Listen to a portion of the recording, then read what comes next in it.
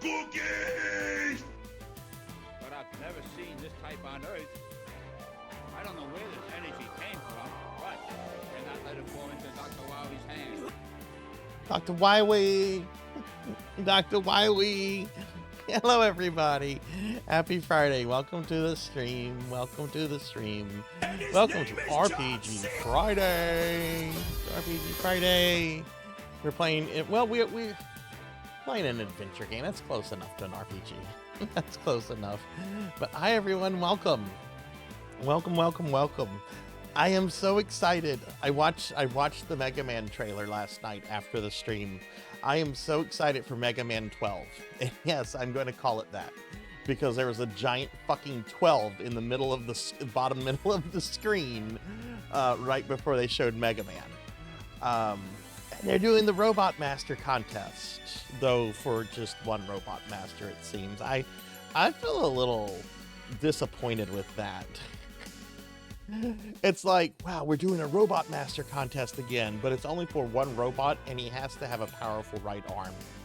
It's like, okay. So you probably have the level and you probably have pretty much everything figured out. But welcome in, everybody. Welcome in. I hope everyone's having a good day. We're going to be playing some King's Quest 6 tonight. If I finish that, we're going to start a playthrough of Ultima 8 Pagan. But we'll have to see. We'll have to see. We did start King's Quest 6 last week, but we didn't get far. We didn't get far. We're still on the main Isle of the Crown. And I think the last thing we did was to talk to a ship captain.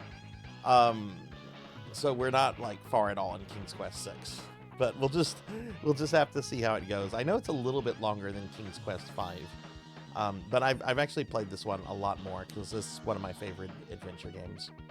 Anyway, let me scroll up. Let's see what's going on. Looks like Finley Fish got first. Congratulations, Finley. You are first.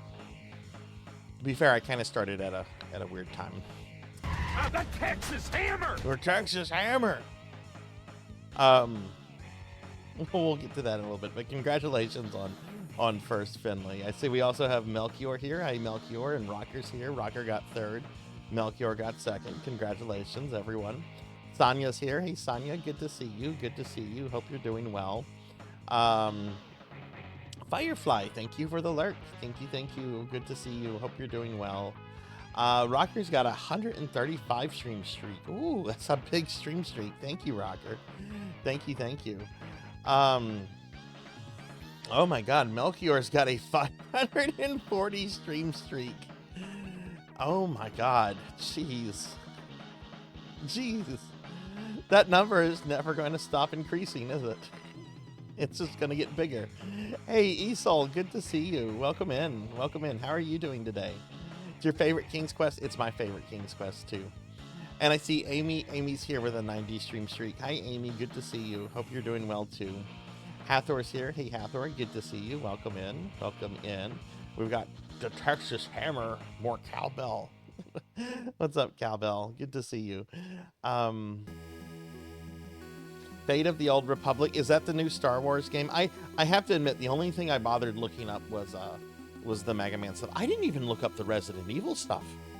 And I'm planning to play Resident Evil 9 the day it comes out. I haven't even bothered looking this up.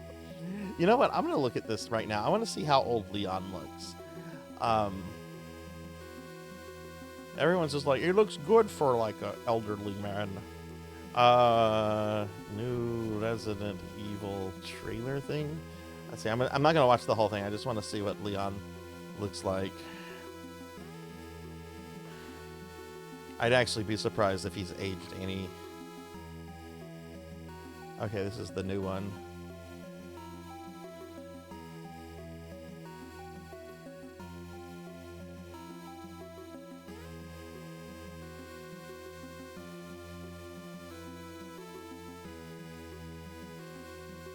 Oh, this looks... Okay, I need to watch this. I want to watch the whole thing right now. Where's Leon S. Kennedy?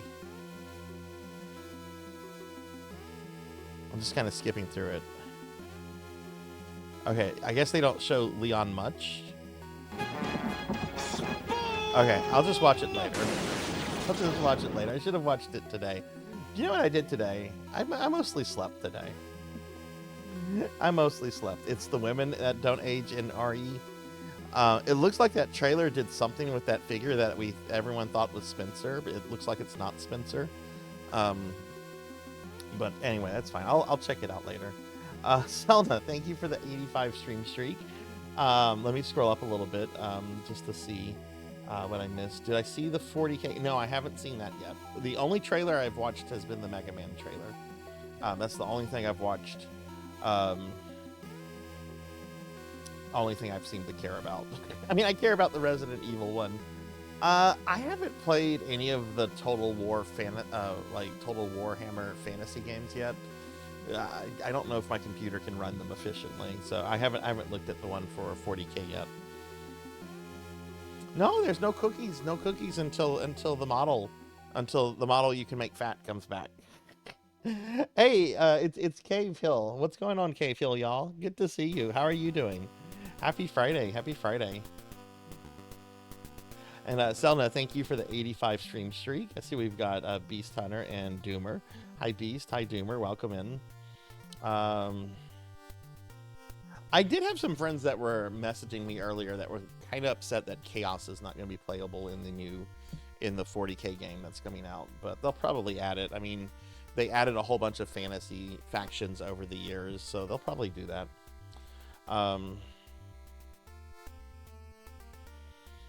I expect like most of the main factions to get added over the years. You know, they're probably going to do the same thing they did with Warhammer Fantasy. Well, welcome in, everybody. Welcome in. It's Friday, thank God. I slept a lot of today for some reason. I was just really tired. I had to get up again early today to go do something that didn't need to be done as early as it needed to be. So I came home and I was like tired, so I just kind of slept. And then I had a whole bunch of stuff I was planning to do today that I didn't get done, but that's fine. It's fine. I'll get it done tomorrow. But welcome in. Welcome in. We are going to be playing some King's Quest 6 in a little bit. Before we do that, we're going to be looking at a retro MS-DOS gaming magazine, and I have some exciting news. We have a new game magazine we could possibly look at. For the last few weeks, we've been looking at Gamers Players PC Entertainment, a magazine that back in like the 90s covered like DOS games and stuff. Well, I've got about a year's worth of Computer Gaming World, which was a very, very long-lived PC, I guess you could say, gaming magazine that lasted from 1981 until 2006. That's right, from 1981 to 2006. And I downloaded about a year's worth of their issues from like the early 90s, since that would be kind of like, the DOS games would be kind of at like, the forefront of everything. So that's gonna be a possibility that we could look at tonight, and I'm excited because this is another magazine I haven't looked at. But yeah, how is everyone doing today, and what is everyone most excited about of all the games that were shown yesterday or announced or whatever? Like, what are you most excited for? I didn't watch the VGAs. I don't watch I never watch that kind of stuff. I could care less about AAA gaming for the most part, but like it's the announcements of like things that are coming out that I always am kind of like, ooh, and then like I'll watch a trailer or something for it like a few days later. Hey Degenerate, welcome in. You just woke up? Oh my goodness. I hope you slept good. But I'm excited about Mega Man 12. That's what I'm most excited about. Well, I should say, I am excited about it, but it looked exactly like Mega Man 11, which is fine. I don't have a problem with that, except the fact that it'll have been 9 years. Have been 9 years from Mega Man 11 until Mega Man 12. If you're gonna make this, sequels that look the same as the previous entries, put them out quicker. Mega Man 12 should have come out like maybe 3 or 4 years after Mega Man 11.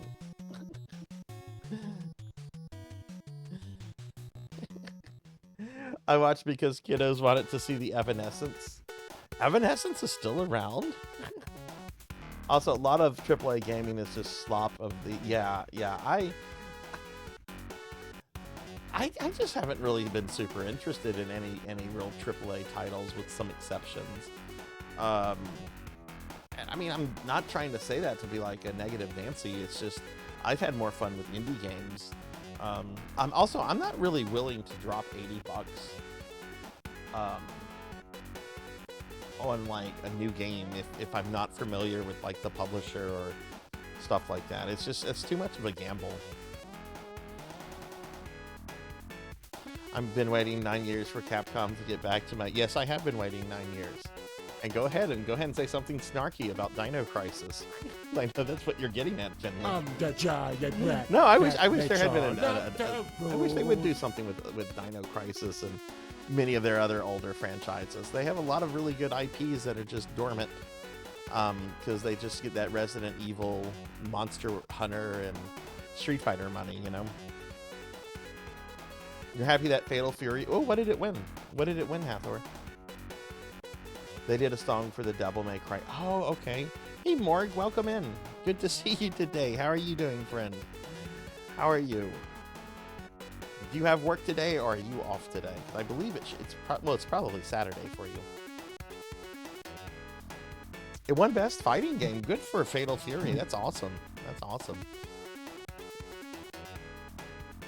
But yeah, I was pretty happy with like the Mega Man thing. Like, people were posting about it last night when I was streaming, and like they're like, it's called Mega Man Dual Resonance or whatever it's called, and someone's like, it could be a cell phone game, and I'm like, all right, I'll just watch the thing later. No, it's Mega Man 12. Like, if you watch the beginning of the intro, like there are these numbers on the side of the screens that like represent like the previous titles and the years they came out. And it gets to the end of the corridor, and there's like a giant 12 like on the ground in front of the door. It's Mega Man 12. I guess they're finally not wanting to use numbers for Mega Man anymore. People are still going to call it Mega Man 12, just how people still call like Resident Evil Biohazard as RE7, and oh god, what is 8? What is Resident Evil 8 called? Village. People are still going to do that. Still recovering from being sick. Oh, well, I hope you feel better soon. EA may be selling off their old and unused IPs. Did they say anything about Ultima in that, Finley? Hi, Queen Veronica. Welcome in.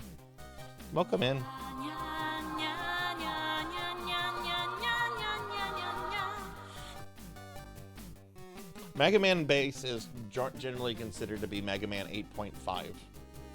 Because there is a Mega Man 9, there is a Mega Man 10, there is a Mega Man 11. People used to call it Mega Man 9 until 9 actually came out. I wish that game would be re-released. I like Mega Man and Base a lot. I would really love a re-release. Hey Pokey, welcome in. Welcome in. Good to see you today, friend. I hope you're doing well. None have been named, but it's part of them buying themselves out by going into debt. Ah, I see. Maybe they'll sell Ultima back to Richard Garriott. That would be funny if they sold Ultima, all the origin stuff, back to Richard Garriott. That would be very funny. I wonder if he would even be interested. He probably would be. He's a bit of an egomaniac. But he's like a harmless egomaniac for the most part.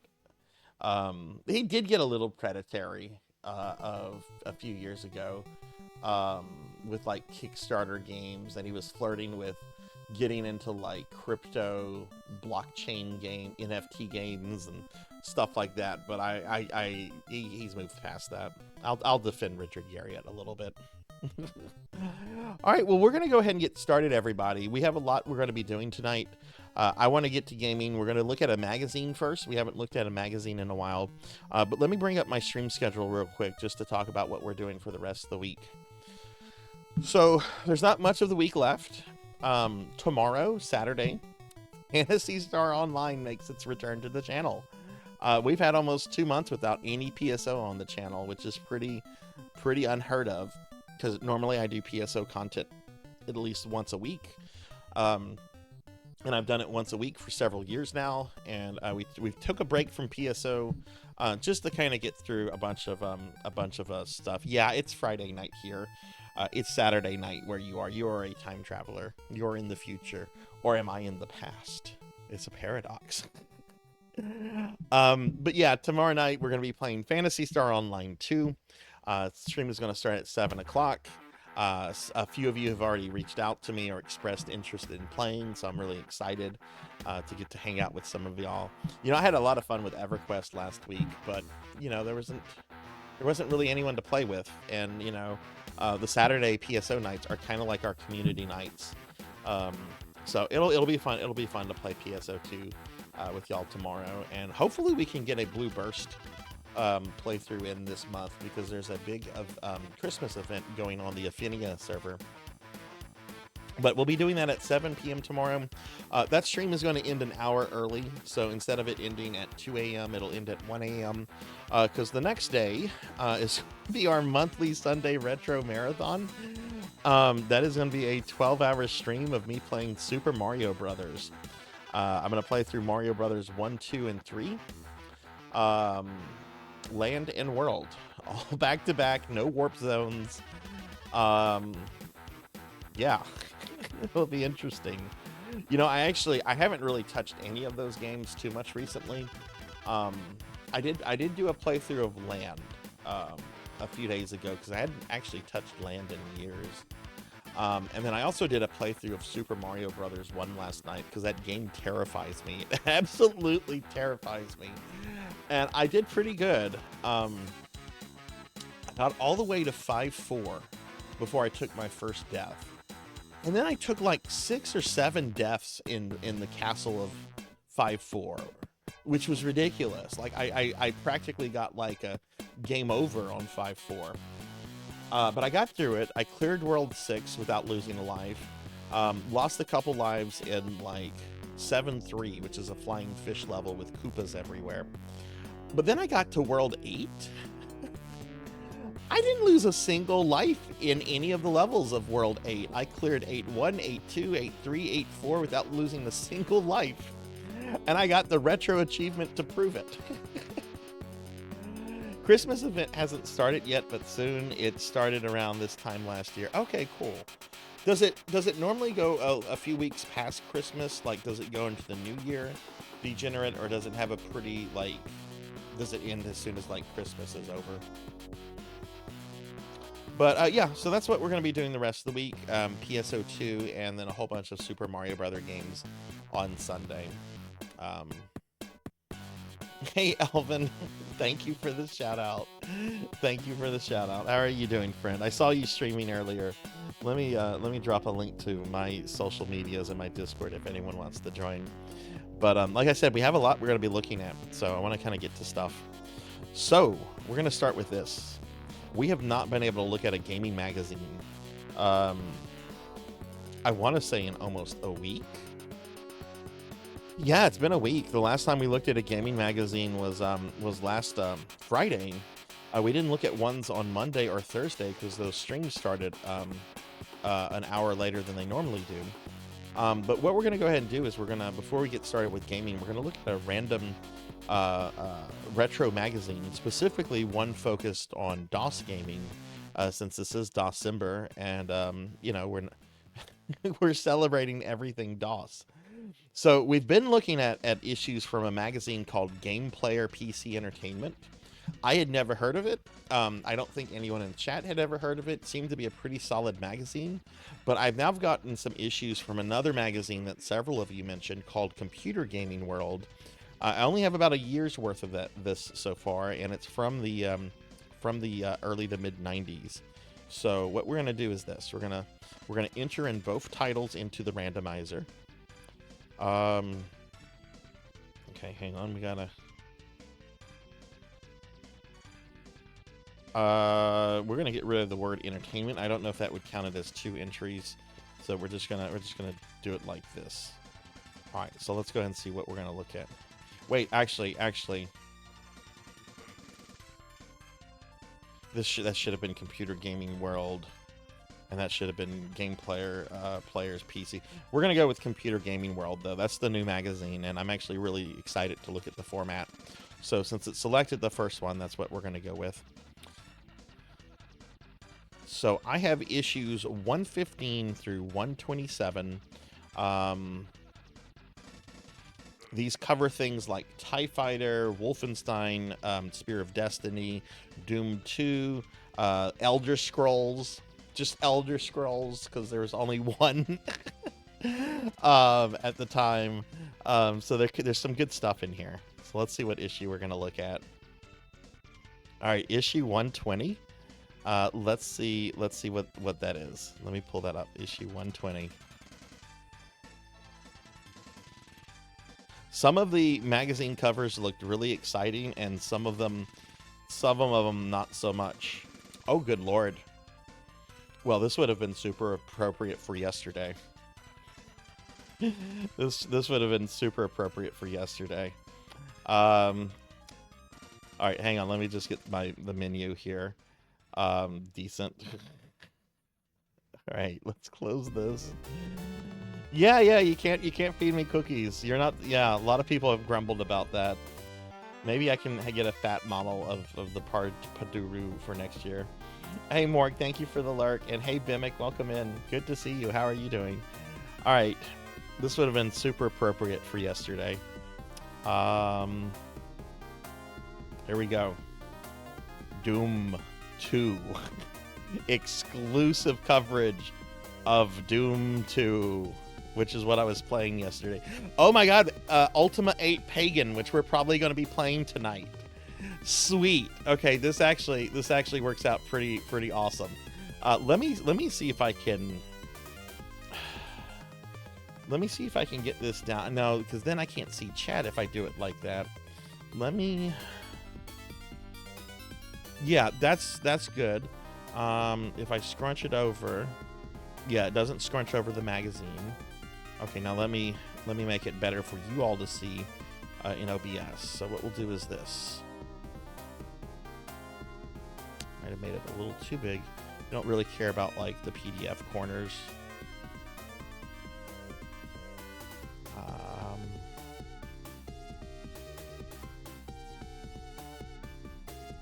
Okay, I think that looks pretty good there. Can you guys see that pretty decently? All right, so exclusive coverage. Look at that pinky. Look at that pinky. That's great. Feature reviews: Ultima 8 Pagan, Dragon Sphere, Great Naval Battles 2, and Aegis. Did I say naval or naval? Okay. Naval, as in like ship combat, not as in a belly button. Okay, cool. And then it's secrets of the computer game developers. Ooh, game developer secrets. All right, let's see what we have here. All right, new Spear of Destiny mission packs, mission disc. Okay, so if you don't know what Spear of Destiny is, ow, Mubina, Spear of Destiny is the sequel of Wolfenstein 3D. So it's in the Wolfenstein army. You're still fighting the Third Reich, but it's a bit more like it's a lot weirder because you're fighting like zombies and undead and all kind of like really weird stuff in it. But it's pretty good. I like Spear of Destiny a lot.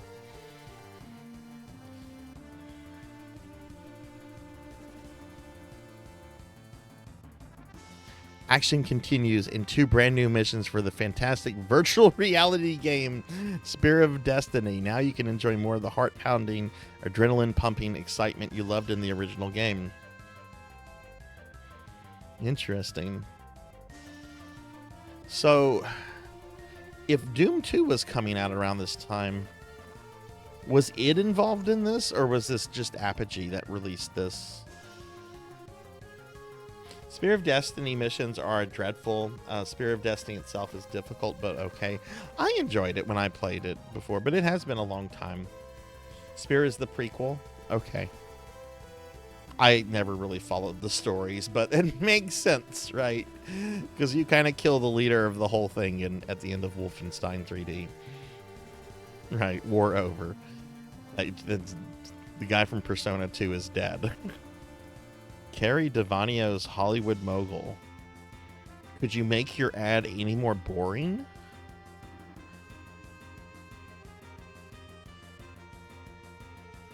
This is possibly the most boring ad I've seen.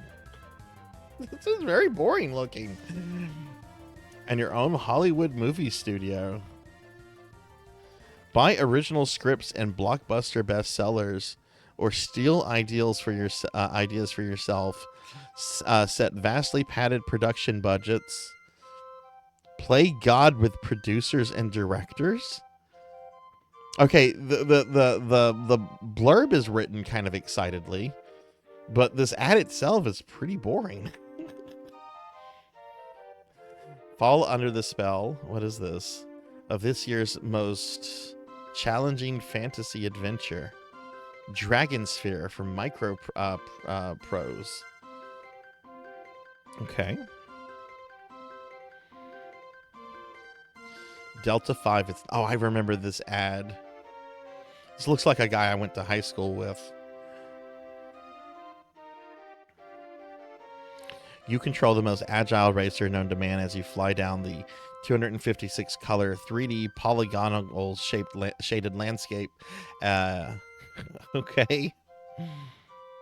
Wow, those graphics are actually pretty damn good for the time. If I didn't know that this was DOS, I would swear that this is like late PlayStation. These are actually pretty fantastic looking graphics here. It's Sewer Shark. No, don't say that. No, not while I'm praising it. So, chummer, you want to know about running? The net's the most dangerous cyber dream you'll ever have. Except it's not a dream. You gotta be ruthless and quick, hugging the latex like an Othian lungworm on a Borean air grazer. Once you jack in, it's just you and your trace. Like I always said, net running is like a drug. The speed gets you higher than a jack of cellophane blue, but a mistake will leave you deader than a jacked out straight liner. That chum is as permanent as it gets. Okay, it's one of those, if you die in the internet, you die in real life cyberpunk things. All right, so here we have our features. This is July 1994. Page 20, Doom 2, Hell on Earth. Mesquite, Texas may not be hell. What? But CGW editor Chris Lombardi visited the city's own id Software. Right, that's where id was located. In order to find out the secrets of their upcoming Doom sequel and to battle BFG to BFG with John Romero. Fortunately, he managed to survive long enough to fill this story about the past, present, and future. Okay, cool. It looks like we have an interview with John Romero in here. Those are always fun to read. Designing persons.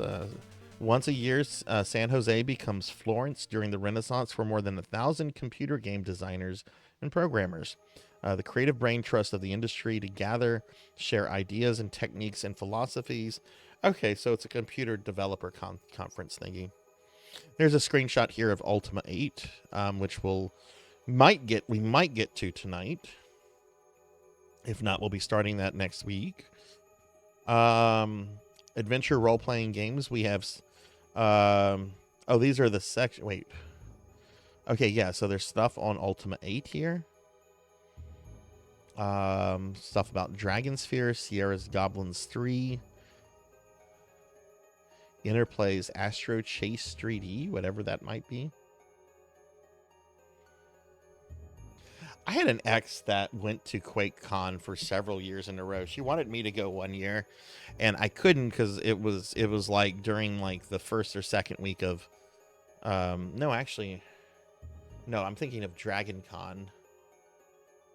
That's held like at the beginning of whenever like a college semester would start. I'm trying to remember why I couldn't go to QuakeCon with her. Okay, and then we got some simulation. Bogey's Bar and Grill. Okay. Okay, strategy war games. What do we have here? We have something from Avalon Hill, The War of the Roses. Okay.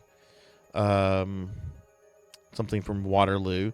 These aren't really labeled too well. Like the bold titles are like the title of the section or the article title, but they don't necessarily say the game. You kind of have to like read the description, and even then it's not. Like sometimes the title is in, like the game title is in the article title, but like not always. Like here we have Avalon Hill Kingmaker. Okay, what Avalon Hill game is that about? Hey Raven, welcome in. Good to see you. Can we get a shouty for Raven, please? Let's see. Electronic Arts Power Poker. Okay. Mastering Romance of the Three Kingdoms. Okay, we will just have to see.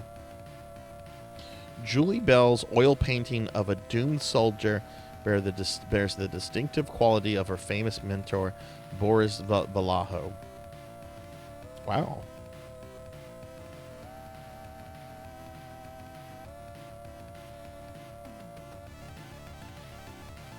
From the publisher. Wow, this guy takes computer gaming very seriously. He's in a full suit and tie and everything. Hey Ramses, welcome in. Good to see you. How are you doing? All right, so I don't know how many pages this whole one is. 170 pages. So I will kind of move quick through some things, but if you see something really interesting, if it looks like I'm moving through it pretty quickly, say something and I'll be happy to kind of go back and look at it. Like we're not going to read. I have no idea what this is other than editorial remodeling. Oh my god, that looks like one of my coworkers. That looks like Jim. Oh my god, is that Jim? Hang on. That so looks like Jim. Oh my god, that looks like one of my coworkers.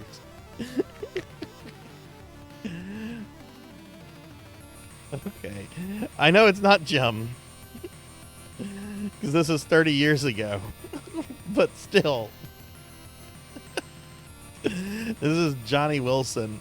Oh god, this is the guy that pissed off this is the guy that pissed off Richard Garriott. He pissed off Richard Garriott with his review of Ultima Online.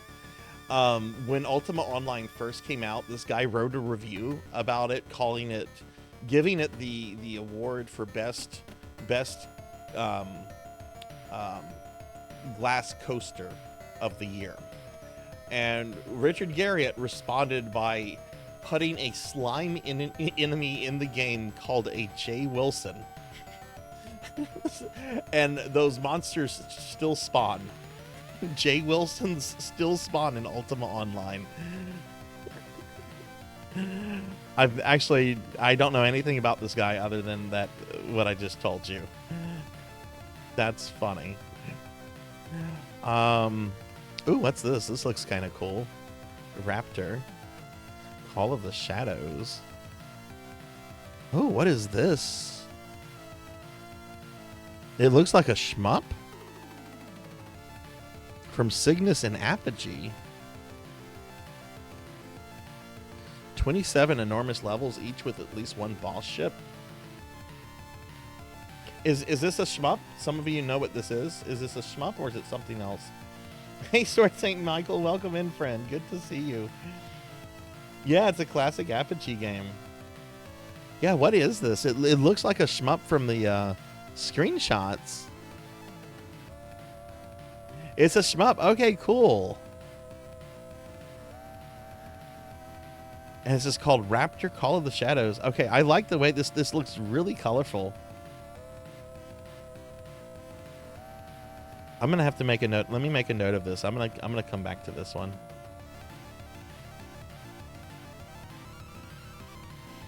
But hey, Sword Saint, how are you? But with really good progress. It says it has like 20 some odd levels. That's a lot of levels for a shmup. That's a lot of levels. But I'm sure they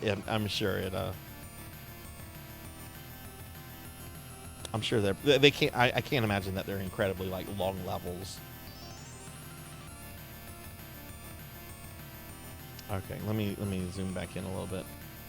I'm doing okay. A little tired today, honestly. A little tired, but doing pretty good otherwise.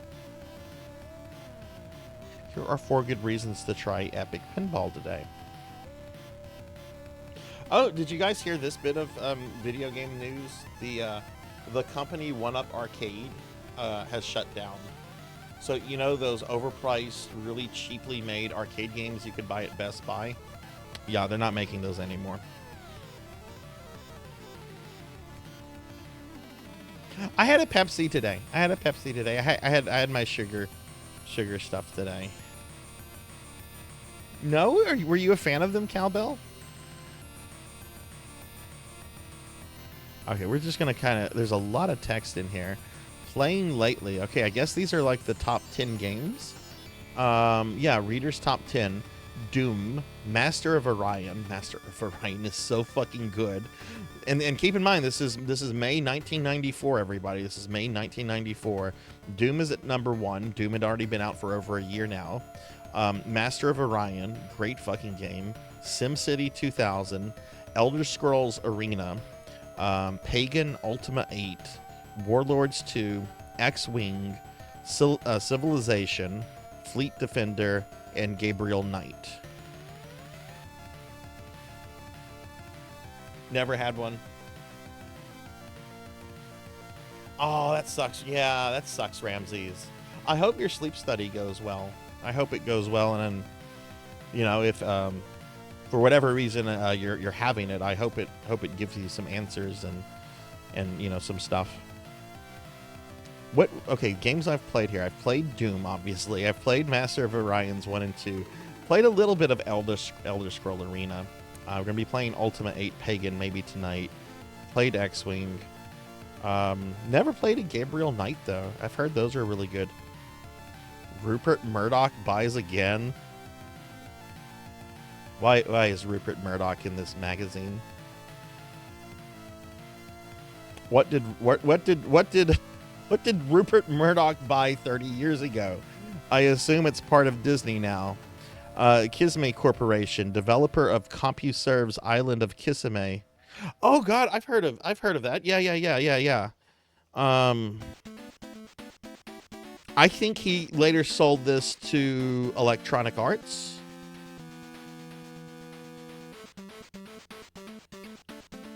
Ion Fury. No, I have not. I have not played that, Sword Saint. I think this later got sold to Electronic Arts, who then shut it down. Legend of Kisame. Yeah, it was a discontinued MUD. Yeah, it originally began in 1985. It was on CompuServe. We're being attacked!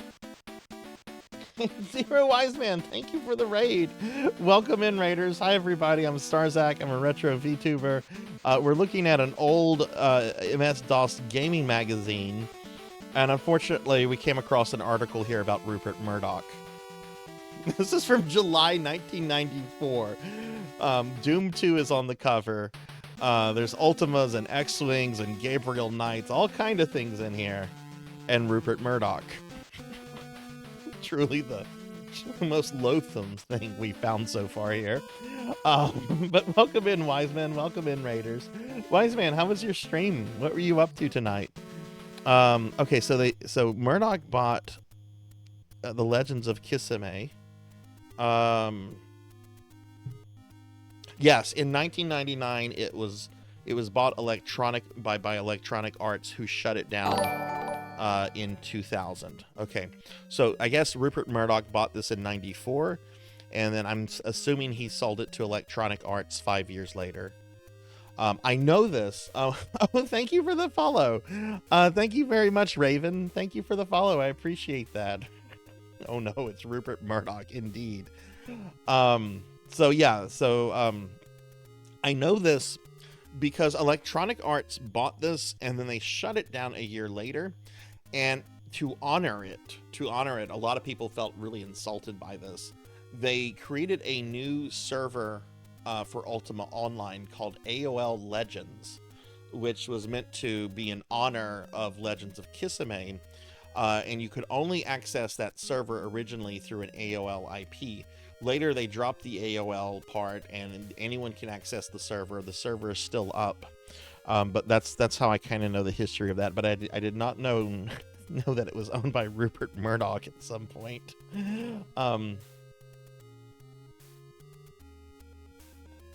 Hey, it's your birthday? Well, happy birthday, Raven. What are you doing anything fun this weekend? It was a nice stream. I just had 2 brain cells to work with, so I was kind of slow. You've got more than 2 brain cells. You've got more than me. But that's awesome. Wiseman, thank you for the raid. Everyone, if you're not following Wiseman's a dear friend of mine. They're heavily participating in December this year, streaming some really, really neat, really, really obscure stuff, which has been really awesome, the streams I've been able to catch.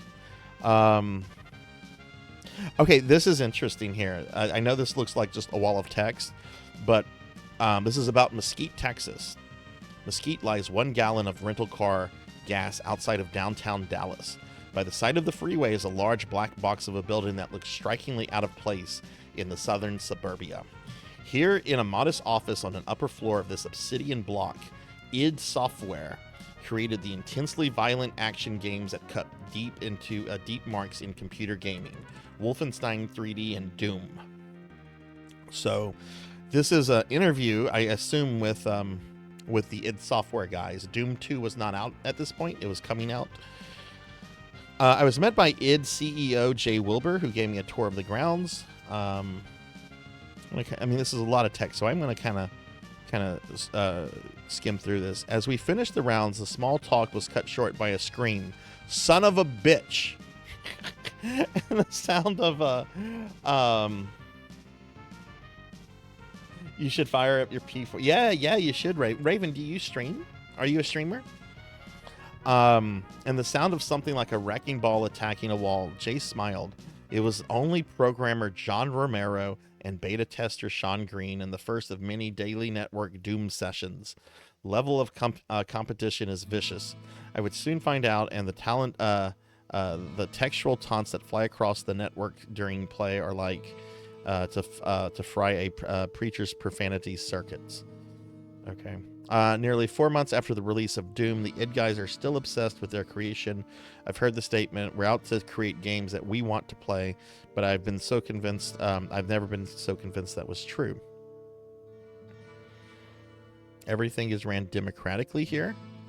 Yeah, for a little bit anyway. I shot the breeze with 26-year-old John Romero, tool programmer, level designer, and the best Doom player in the world.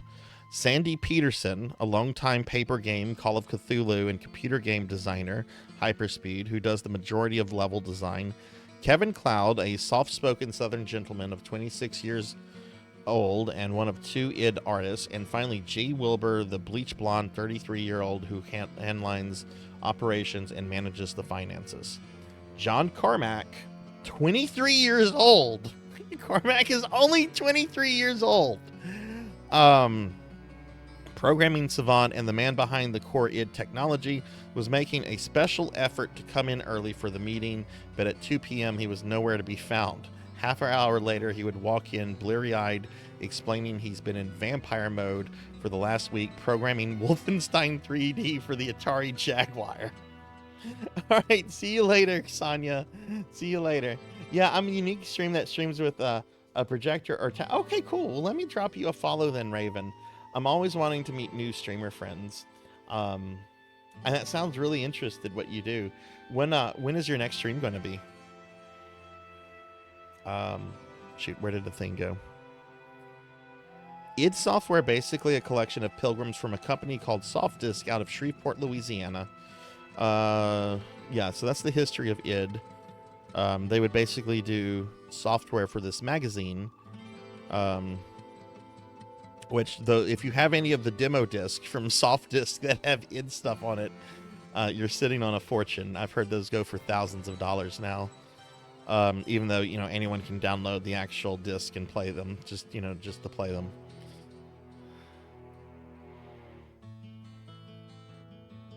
Oh God, is this Carmack's famous Ferrari? This is Carmack's famous Ferrari. I think it's a Ferrari. My mom stopped hassling me to get a real job when I bought my first car. His other car is a Testarossa 2. So, I think it's Ferrari. I'm not super big on cars, but I'm pretty sure this is a Ferrari because Carmack would later get blackmailed by Ferrari for modifying his car, which apparently Ferrari is very strict against. They don't want you modifying their products in any way. And Carmack modified his and then got blackmailed, or I'm not blackmailed, blacklisted from buying from them in the future.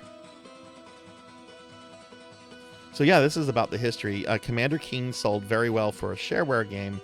And when they got their first check from Apogee, Romero Carmack and Adrian Carmack, no relation, decided to leave to form their own company, which became id.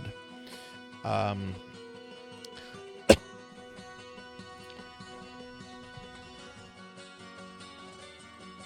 a hard winter of programming the remainder of the Commander Keen series, the group moved to their current location. Wolfenstein 3D followed a Carmack project called Catacombs 3D.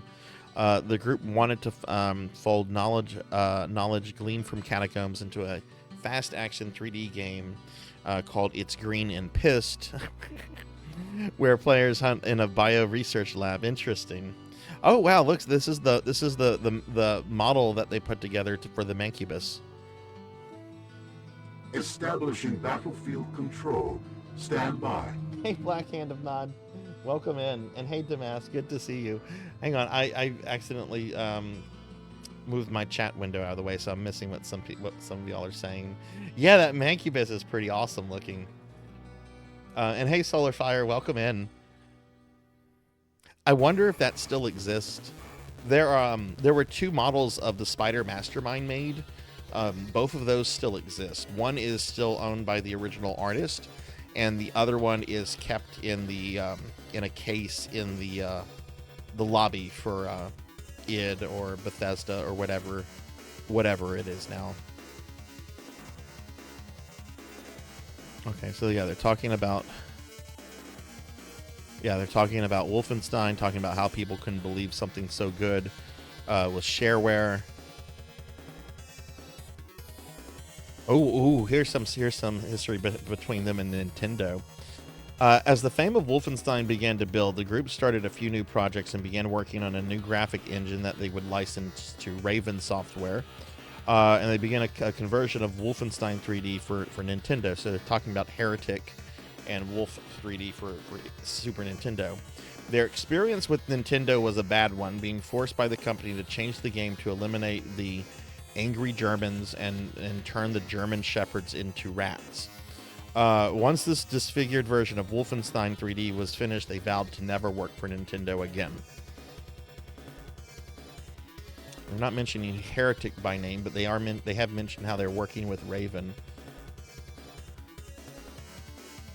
which I believe Heretic came out after Doom 2. That's funny because they would later make Doom on Super Nintendo. Wow, this is a really, really intense. This is really informative about id. And yes, it confirms here that Carmack owned 2 Ferraris.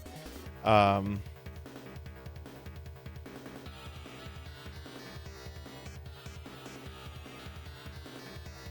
god, there's the bane of my existence yesterday, the chain gunner from Doom 2.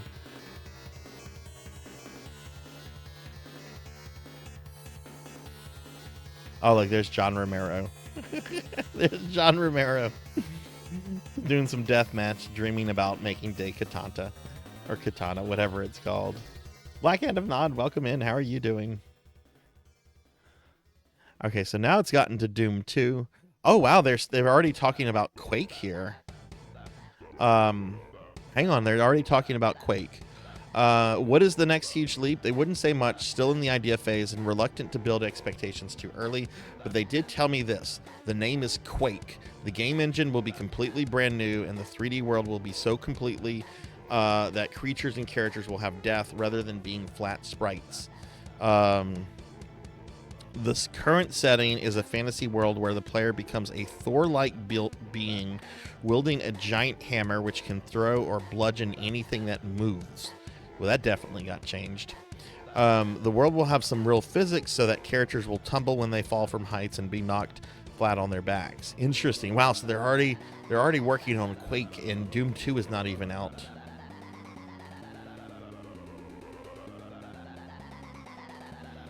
The Archvile is a truly hideous thing that attacks by conjuring fire. Yeah, talking about the Archvile. It's talking about Doom 2 here. Oh, look at the Revenant model. Look at this Revenant.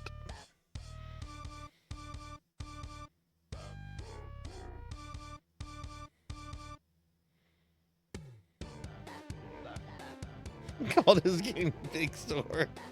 I think the story goes that SNES Doom was an external team. They showed it to Carmack and he liked it. Yeah, this did mention how Carmack was working on the Wolfenstein version, or the Wolfenstein port for the Jaguar. Did that ever come out? Was Wolfenstein 3D on the Jaguar?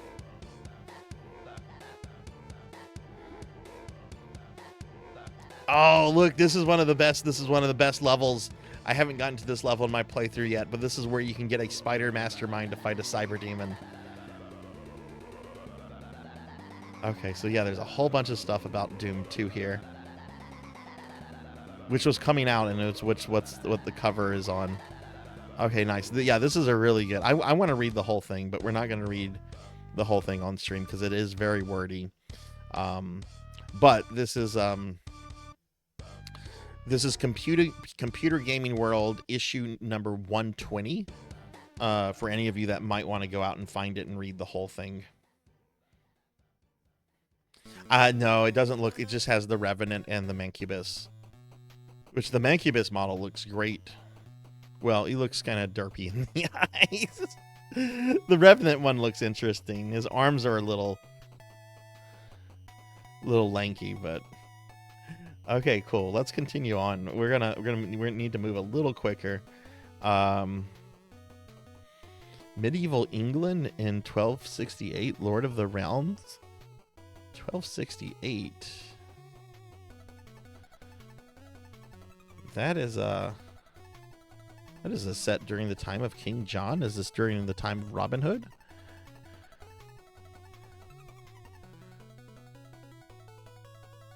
No, it looks like it's just kind of a war simulator where I guess where you play as like different barons and lords.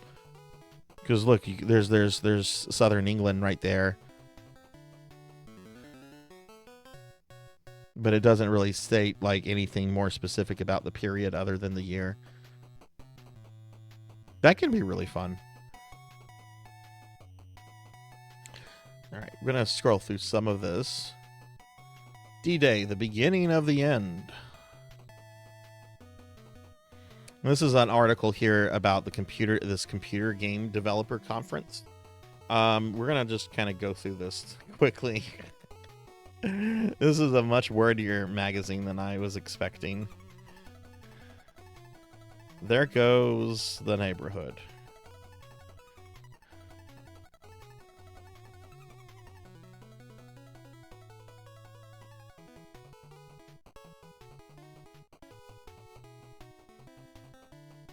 Here we go. Here we go. Okay, we got to look at this because I might be playing this game tonight. Virtues and Vices. Let me scroll in a little bit. Pagan, the purported Ultima 8 is unlike any other Ultima you may have played, and that includes both Underworld games. If you were expecting characterizations, rich story, role-playing, you're expecting it from the wrong game. Uh-oh. There are, in fact, so many things wrong with Pagan that it's much easier to start with what is right. First, most of the technical problems associated with the previous Ultimas are gone. The Voodoo memory manager has finally been dumped. As a result, the game runs under any regular system configuration, DOS 5 and QIM, without a hitch. While a few people have mentioned configuration problems, by far the majority of players I've talked to have been able to run the game with standard setups. The game itself is remarkably bug-free. It never crashed or locked up on me, although there were a couple instances where the avatar became stuck and couldn't be moved. I'm not sure what caused it, but it was very rare. Overall, Pagan is a very clean game. Yeah, it really would, Tenchi. It really would.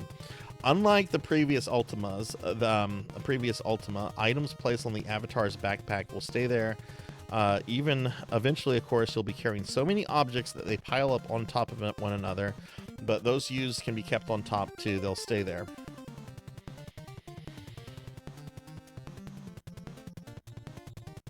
Oh, here's a blurb about Elder Scrolls.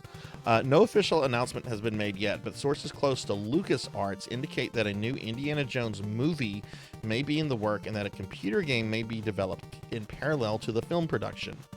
Bethesda Software has announced the sequel to Elder Scrolls Arena will not be Elder Scrolls Mournhold. Instead, the next installment will be Elder Scrolls Daggerfall. Okay. And there's other stuff here. For the first time since Ultima 2, the Avatar goes solo. Strange experience for an Ultima. At least we are spared the idiot parade of companions that blithely walked into oblivious traps and campfires. Oh my goodness. Touring the Den of Skulls is a vacation only a necromancer could enjoy. You see, do you understand why I like this game? After that, sad to say, it's all downhill. You'll probably heard that that there is running, jumping, leaping, climbing, and dodging in Pagan, and that's true.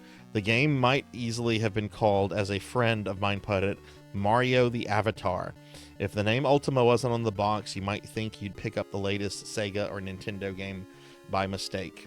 In fact, after a while of playing, I couldn't help feel that Origin had ideas of marketing this on Sega or 3DO, and put in the ludicrous arcade action to appeal to the console crowd. Certainly doesn't seem to be any other reason. Magic is cumbersome and awkward. You want to be a necromancer? First, you must be tested. You want to be a thurgerist? First, you must be tested. You want to be a sorcerer? First, you must be tested. Necromancy spells require reagents, an empty bag, and a mat. Why is this game not... Why do I not have this game set up for necromancy school? Why do I not have this? You can become a necromancer in this game. Why do I not have this for necromancy school? Hey, Monkey Deshaun, what's up? This is my favorite Ultima. Why, how did I... Hey, Monkey, how are you? Okay, so yeah, it's obviously they're not a fan of Ultima 8, which we will probably be playing tonight. All right, let's continue with looking at the magazine. Okay, they're still going at it. Get used to a lot of combat as the Avatar is a veritable magnet for creatures with a bad attitude.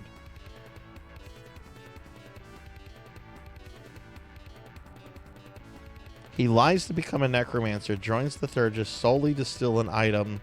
Oh, that's right. The Avatar does all kind of questionable things you wouldn't expect the Avatar to do. Overall, Pagan is a disaster and an embarrassment to Origin, Lord British, and Ultima fans everywhere.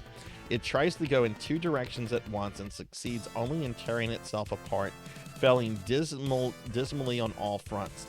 It may have Ultima on the box. There may have been an Avatar of sorts in it. That does not make it an Ultima. Given what I experienced here, I am not looking forward with any eagerness to Ultima 9. If there is one, we can only hope it will not be anything like this. Jeez. And I'm playing that later tonight. Maybe. Hey, Bubble Monkey, welcome in. Oh my god, there's still more coverage of Ultima 8 here. Hey, look, it's Dragon's Lair. Okay, now they're providing like some walkthrough stuff. That was a review we just looked at, and now this seems to be a bit of a walkthrough. Okay. Wow, this magazine is loaded with content. This is a much better Necromancing the Throne. What is this? One of the most interesting, yet less read journals of the modern age is The Legal Necromancer, a review of satanic, demonic, and other unspeakably horrible powers. Was that an actual thing?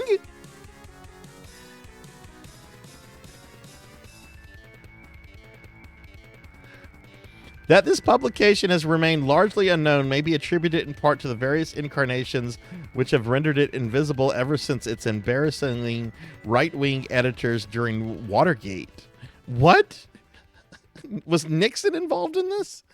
The main reason, however, for the journal's anonymity is it is large number of contributing hellspawn demons who are reluctant to reveal that they are also practicing lawyers and politicians. What the fuck am I reading? What am I reading here? What am I reading? It should be no secret to fantasy game players, however, that government leaders and sorcerers have often attempted to use each other to advance their mutual quest for power, and that this almost invariably leads to the death of either one or both parties. Dragonsphere, an engaging adventure game from Microprose, provides yet another example of explosive results when magic is carelessly mixed with political ambition. I'm not believing anything from this paragraph. The legal necro. I'm not believing that was real. Yeah, who was that joke aimed at? I don't know what that was. I'm gonna assume this writer was on something when they wrote that paragraph. That's the only answer I'm going to accept here. All right, let me scroll out a little bit. Oh, that's not scrolling out.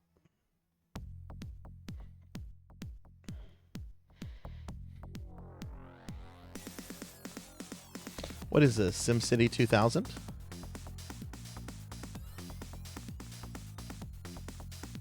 Oh no, it's Dragonsphere. Dragonsphere.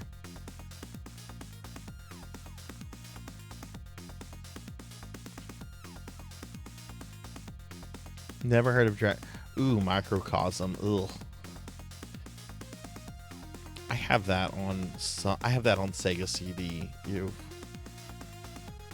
right, let's move a little bit quicker through this magazine. Oh, it's that Goblin game we've seen. Goblins 3.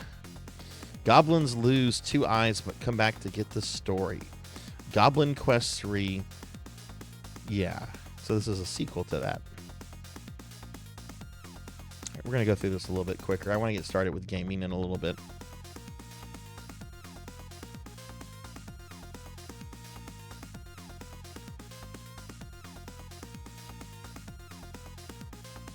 Again, if you see something that you think is interesting and you want me to go back to it, just say something. TIE Fighter! Sequel to the acclaimed X-Wing, players fly under the direction of the Dark Lord himself, Darth Vader. Defy the Rebel Alliance in training, combat missions, and tours of duty that strengthen the Emperor's hold on the galaxy. 6 Imperial starfighters to fly under the strategies of the Empire.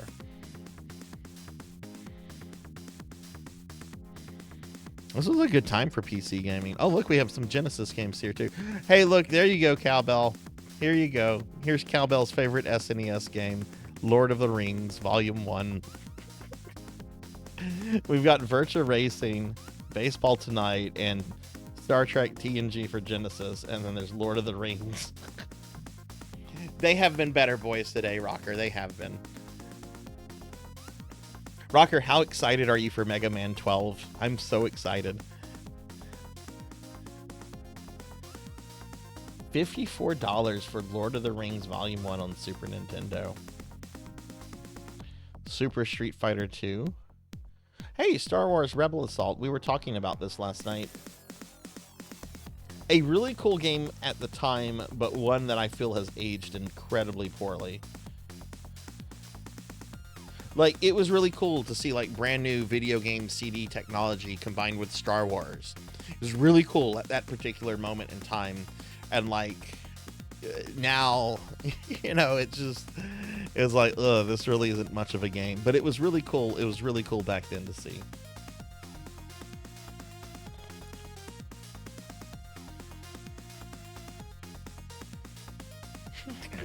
Cowbell.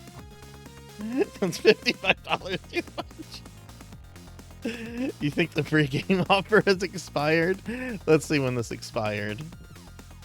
If it doesn't have an expiration date, I'm going to send in for it. Let's see. Visa, MasterCard accepted. Checks held for 4 weeks. Money orders same as cash. COD. Most items shipped same day. Overnight shipping in the U.S. is $4 per night. $4 for overnight shipping? Now it's like $50 for overnight shipping. The fuck? I don't see this expiring. Rebel Assault. I liked Rebel Assault. I guess maybe I'm in the minority with that. No one seems to like that. SNES shooters, Contra 3. Okay, so they've got a whole bunch of console games. This is an ad, obviously. We have something called Disciples of Steel. Again, you're going to kind of move quickly through some of this. This is a very, very beefy magazine. I think there's some Elder Scrolls stuff in here, though. We'll look at that if we get if it is here. The Star Wars You've Never Seen, Beyond Screensavers, Film Secrets Revealed. What is this? Star Wars screensavers with like trivia? Did you know episode 4 was edited by George Lucas's wife? We have a screensaver for that. These are more ads here. What the hell kind of game are they selling for $300 here? What is this? I see a game for $300. What is this?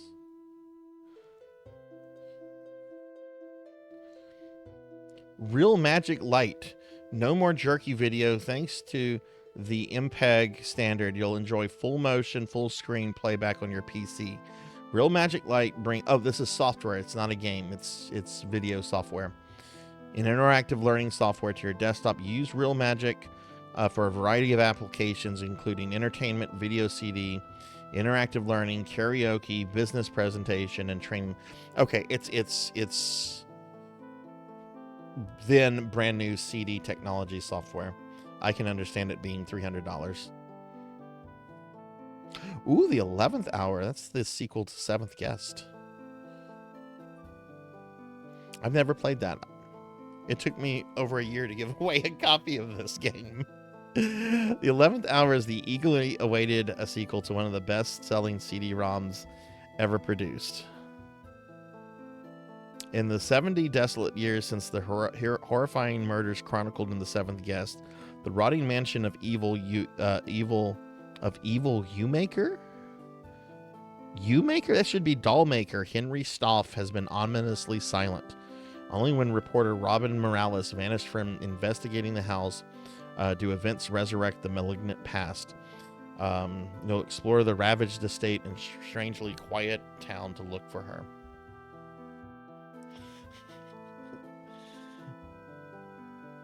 I'm bummed out I missed that, and I'm also bummed out to hear that it kind of sucked. What was kind of the issue with it, Cowbell? Request your free America Online membership. Includes 10 hours online with any purchase. Could you imagine paying a monthly fee, like $30 a month, only to be able to use the internet for 10 hours a month? All right, we've got more games that they're trying to sell. Did this magazine just become a...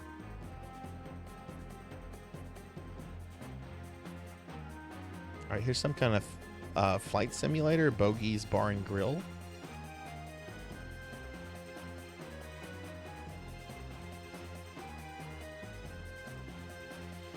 Hey, look, everybody. It's a cartoon Bill Cosby. Doesn't he look friendly and wholesome?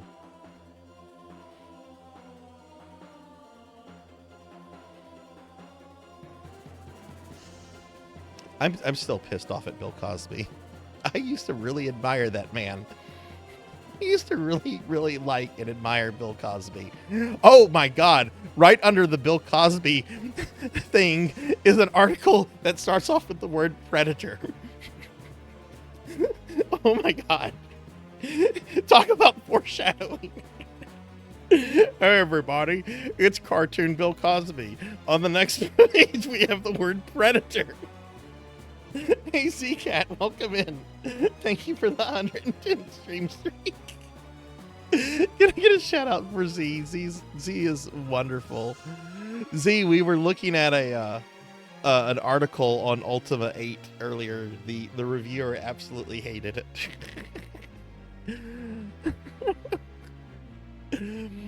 Okay, moving on from Bill Cosby. Gee, we've had Rupert Murdoch and Bill Cosby in this magazine.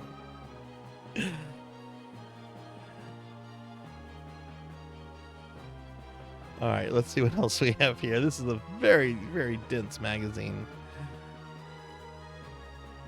Very interesting to compare this to Nintendo Power. You can definitely see how consoles were very much considered, you know, gaming computers for kids, and this is where the adults would you know, do their gaming.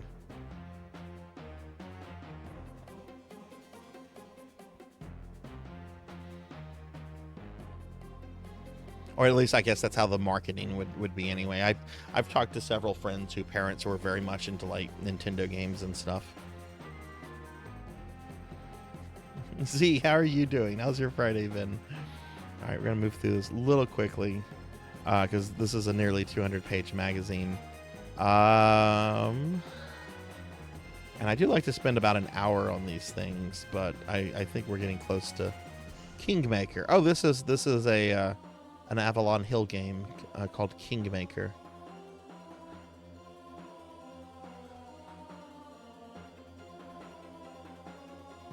William Shakespeare? Will Shakespeare sets the stage as you engage in the gleeful pilfering of royal heirs from the York and Lancastrian houses. Ah, okay. I see what it is. Yeah, it's the War of the Roses, and it's told through Shakespeare's version of that history.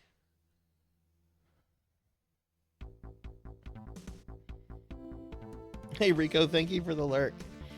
That's kind of how it is even today. Games themselves are largely the same on PC and consoles. PC gaming supports stuff like simultaneous gaming and game dev modding. And hey Rain, good to see you. SSI's Great Naval Battles.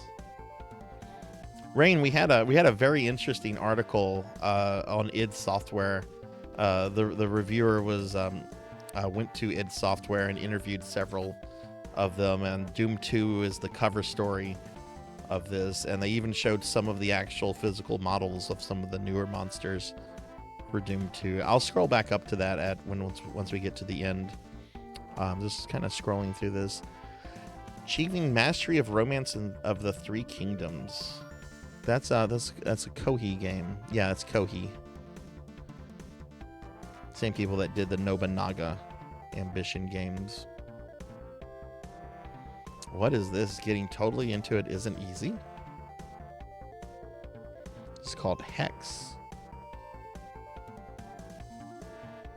Looks like it's some kind of quasi 3D role-playing game. The Great... Oh my god, I read that as the Great Orgasmo. The Great Orgasmo Sweepstakes. What got you hooked on Orgasmo?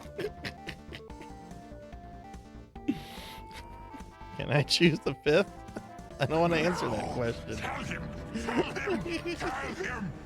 Yeah, the Mancubus is in here.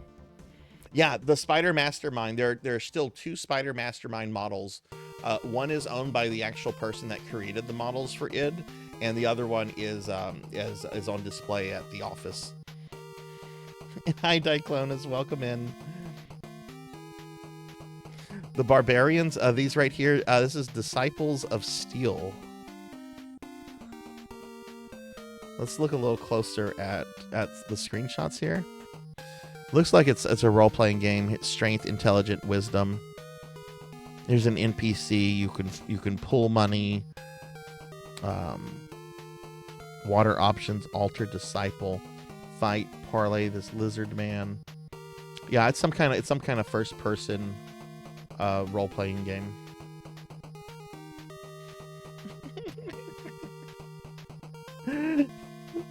Machiavellian machinations.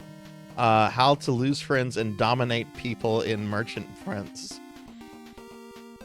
So wait, it's a video game adaptation of The Prince? I would play that. Operation Crusader. That's another World War II simulator. Oh, from Avalon Hill.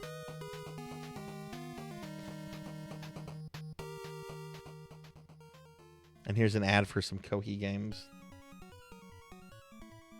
I was in the middle of inhaling something when you dropped. I'm sorry, Calvel. I misread it as Orgasmo. Oh wow, check out this magazine cover. Oh wow, and they would give you free software every month too. You'd get free software from the you would get a disc every month with a subscription to this magazine. But yeah, it looks like Gabriel Knight is on the cover here. I've never played Gabriel Knight. I've heard they're very good games. How to win at Strike Commander, Class of Steel, Space Hulk. Want to talk about an early 40K video game, Space Hulk, based on the board game Space Hulk. Blood Angels versus Tyranids. I could have sworn that we saw something in here that they were going to talk about Elder Scrolls Arena. The Game Zapper? Bring your favorite games to life on the big screen. The Game Zapper. What is this? Zaps computer games from PC to big screen TV? What is this? Did this require like some kind of hardware?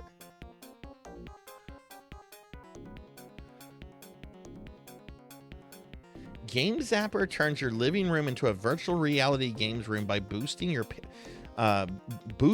favorite PC games from your VGA monitor onto your big screen TV. Game Zapper converts your PC's VGA output to a video signal and supports 640 by 480 VGA resolution. So plug in Game Zapper.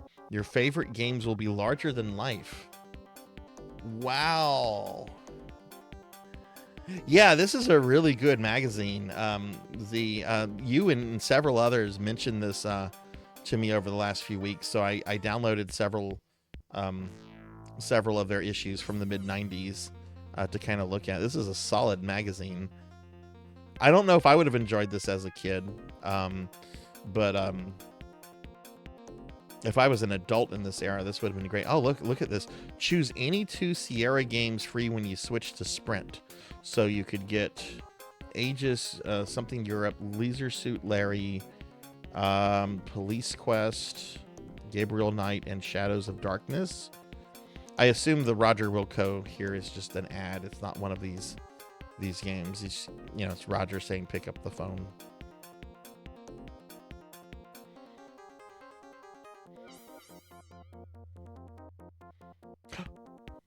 What is this? Anime waifus. Metal and Lace, the Battle of the Robo Babes. Oh, sweet. Do we have some kind of PC 98 hentai game? Give your joystick a thrill. Give your joystick a thrill.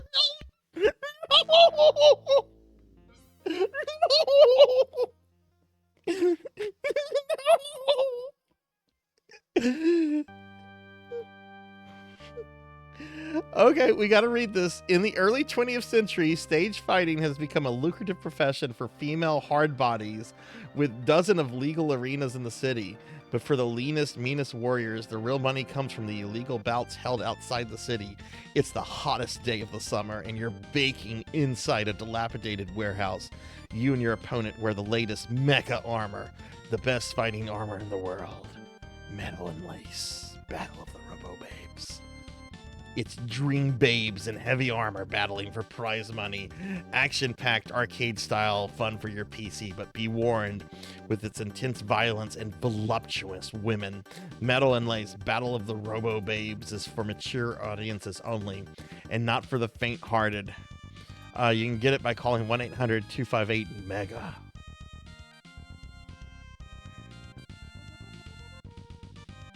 This has to be a port of a PC 98 game.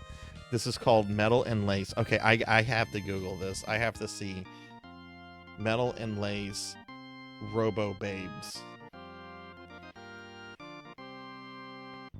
It's a fighting game. It was released in North America for MS-DOS. And yes, it was originally a PC 98 game. I've come to expect, if you see sleazy anime for MS-DOS from this era, it's probably a port of a PC 98 game. We didn't care back then. Hey, Kettle, welcome in. Welcome in. Now, this is the Orgasmo section. She looks like Angry Sailor Moon. She does. Came to the real good. Cobra Mission. I think was Cobra Mission on Sega CD. I have a Cobra game on Sega CD. Do I have that? I have Cobra Command on Sega CD. That's I think that's a different one.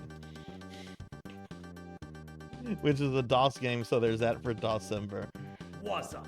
Can a vamp come up in Oh my god, this is great. Give your joystick a thrill. Here's an anime waifu. This is over 30 years ago. Hey, welcome in, Renegade. Free digital lube and tune at the Gigabyte Garage. We're gonna just skip over that. What is this, real estate lady? Okay, it looks like we're kind of at the end of the magazine. First wonder of the cyber world, Virtual Vegas.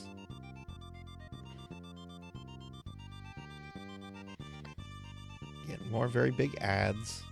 I'm gonna go back and because I know some of you are missed the beginning of the magazine. There's actually some really cool content in this magazine. I'll go back and kind of just real quickly show some stuff in it, but I think we're at the end of the magazine. Doom, here we go. Want to be a hero? Go to hell. You want action? You want gunplay? You want gore? Doom has it all. The graphics are superb, with lighting effects and art that could only come from the dark and demented minds. Call 1-800-ID. Renegade, thank you for the 3-stream streak. Hey, System Shock. Wait. System Shock is the very... This magazine is almost 200 pages. System Shock is only mentioned here as an ad. That's really kind of disappointing. This is an amazing game. Hey, Pig Knight, welcome in. All right, so Pig Knight, you missed this, by the way. We were just looking at this. Hang on, where's our anime porn from this old DOS magazine?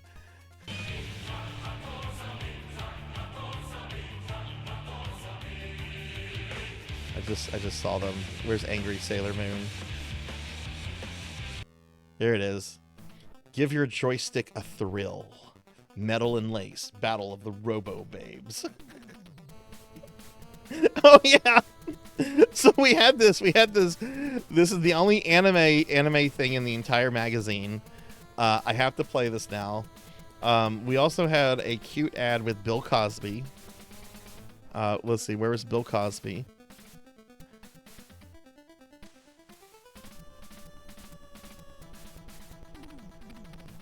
I could have skipped it already. It was very brief, Bill Cosby.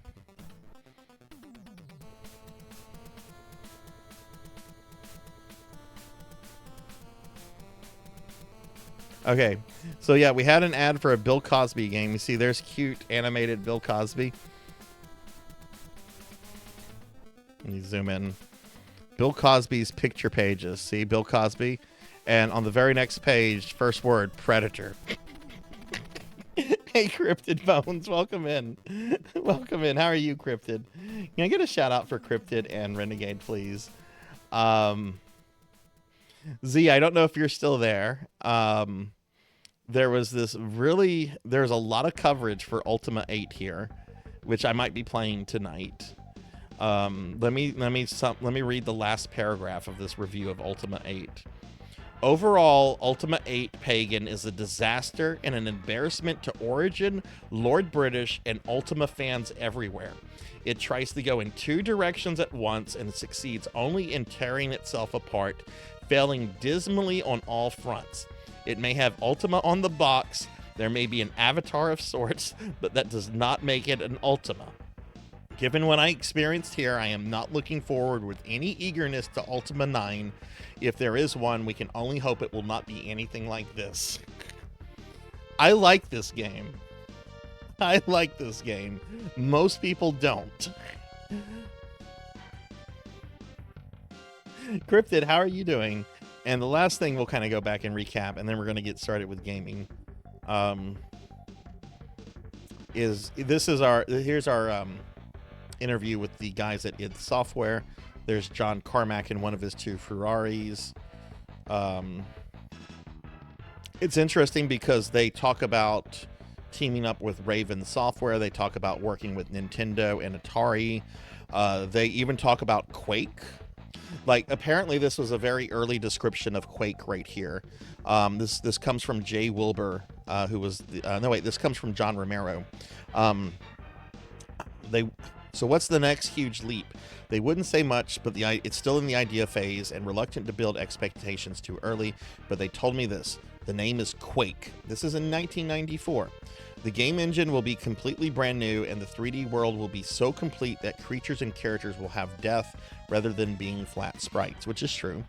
The current setting is a fantasy world where the player becomes a Thor-like being wielding a giant hammer which he can throw at or bludgeon anything that moves. The world will have some real physics so that characters will tumble when they fall, blah, blah, blah. That's really interesting. That's really interesting that you apparently want to play as like a Thor-like character in Quake. Wait till it plays Ultima 9. Hey, TLVG, welcome in. Welcome in. Can I get a shouty for TLVG? Oh, we're in an ad break right now. Okay.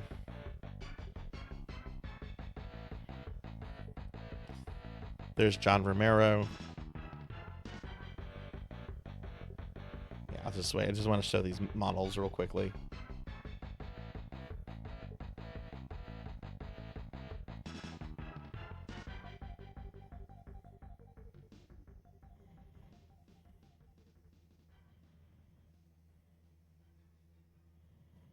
Quake itself doesn't resonate much with people anymore outside of classic FPS communities. It remains one of the most important games of all. Quake actually did when they re-released it or remastered it a few years ago. I know it brought in a bunch of new people that were playing it and everything. I don't think it really stuck too much though. But it was nice to see Quake get some attention from more modern gamers, if for a little bit. Hey Broily, welcome in. Welcome in. Anyway, here's welcome back. I'm sorry about the ads, everyone. Here's the model, the actual physical model that they made for the Revenant. This is from id Software. Hi Broily. There's John Romero. And here's the model that was used for the Mancubus. I love the eye. Okay, so we're done with this magazine. I guess the last thing I just want to go look at the cover art, which was for Doom 2. Doom 2 and Ultima 8 Pagan received a lot of coverage here, which is interesting because I'm playing both those games for December. Yeah, here's the magazine cover. Exclusive coverage, Doom 2, Pagan, Ultima 8. They also mentioned in the oh, here's Wolfenstein Spear of Destiny. They also mentioned some stuff about Elder Scrolls Arena, but I don't remember seeing Arena really discussed here. So, but anyway, that's our magazine for the day, everybody. This is something we do at the beginning of most of our streams, not all of them. Hey Chen Lily, welcome in. How are you? Good to see you. Good to see you. All right, so we're gonna close that. Zombie Dude has the same arms as the RoboCop puppet guy. I really liked Quake Live. Oh yeah, Quake Live was good. Making the models is an art in it. Yeah, it really is. It really is. You know, one thing I've always enjoyed, I don't know if any of you have ever been into this. I bet Ramses has, if Ramses is still around. But there's a whole like niche subculture around making your own custom action figures, like characters that don't have action figures. Well, you take and you basically kit bash other action figures and you paint them, you mod them, you use green stuff to mold new parts, and there's entire websites to people doing stuff like that, and it's really, really cool. Like really cool stuff. I tried to do something like that probably 15-20 years ago, and it came out looking bad, but there's some really, really awesome stuff out there that people have done. You've done that too, Ramses. Yeah. Oh, hey Riku, good to see you too. But yeah, I've been doing really good. We're actually going to get started with some gaming right now, so let's go ahead and switch over to our gaming scene. King's Quest 6. Yeah, I just paint. I actually have done a little bit of kit bashing with Warhammer 40K stuff. I actually have a really cool, I think this turned out really well. Really cool Necron Destroyer Lord that has like a spider body kind of thing. Oh, watch out, Graham. We're not playing anything with Cedric tonight. All right, so we're going to go ahead and get started with our playthrough of King's Quest 6 here, which we started last week and we didn't get too far. Let me know if the volume on this is too low or too high. Are you ready to die? Ferryman is a disgruntled-looking man who is probably a lot younger than he appears. Despite his tired air, he watches Alexander patiently. Tell me more about the ferry. I remember when I used to ferry Queen Ilaria and Princess Cassima themselves. There was no thought of danger back then. They used to go visiting to care for the needy and to keep up the friendly relations between the islands. I remember their last trip. Things had started getting nasty by then, and when they came back aboard, I gathered that the Queen and the Princess had been received a bit coldly. Princess Cassima was such a pretty thing, and she was terribly upset. But who could be spreading these lies, she asked the Queen, but the Queen had no answer. Okay. What do you do now that the ferry no longer operates? Me? I'm out of a job. The job my ancestors have held for generations. I'm the only one trained to avoid the reef and the rocks. but that knowledge does me no good now. Is there no other boat on the island?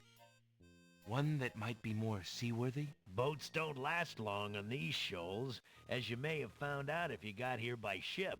You can be quite sure that this old ferry is, or was, the only craft on the island. I haven't watched the trailer yet for that Diclonus, but I've heard it looks really good. I've always been really impressed with the Warhammer Fantasy Total War stuff, even though I've never played any of the games. Tell me more about Princess Cassima. Ah, such a beautiful child, and so pure of heart. Why, a contrary thought has never crossed her mind. Her mother was the same. The king and queen, they served the islands, not the other way around. Always thinking about the people. Ah, they are sorely missed.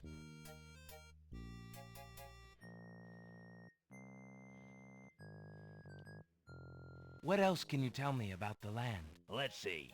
The Isle of Wonder's a lovely spot. A bit crazy, mind you. Gotta have a good sense of humor to enjoy a tour there.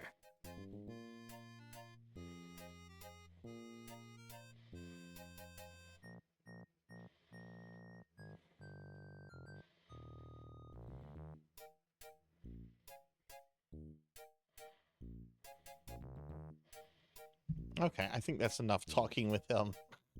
Well, no, let's see how much dialogue we can get out of the NPCs. What else can you tell me about? No, that's it. Okay. He's repeating himself now. Okay.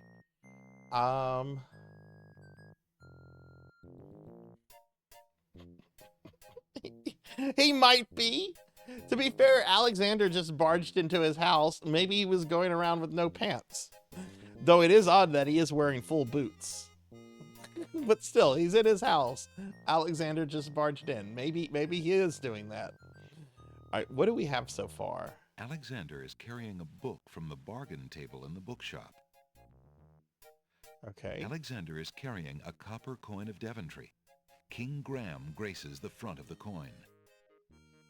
The rabbit's foot has long, soft fur. Alexander's ring is made of the purest gold and has the insignia of the royal family of Daventry on its face. Well, I think I'll be going now. Thanks for allowing me into your home. Posh, not at all. It breaks the boredom, if you know what I mean. Okay, let's save. Again, it's a King's Quest game. It's very easy to die in these games.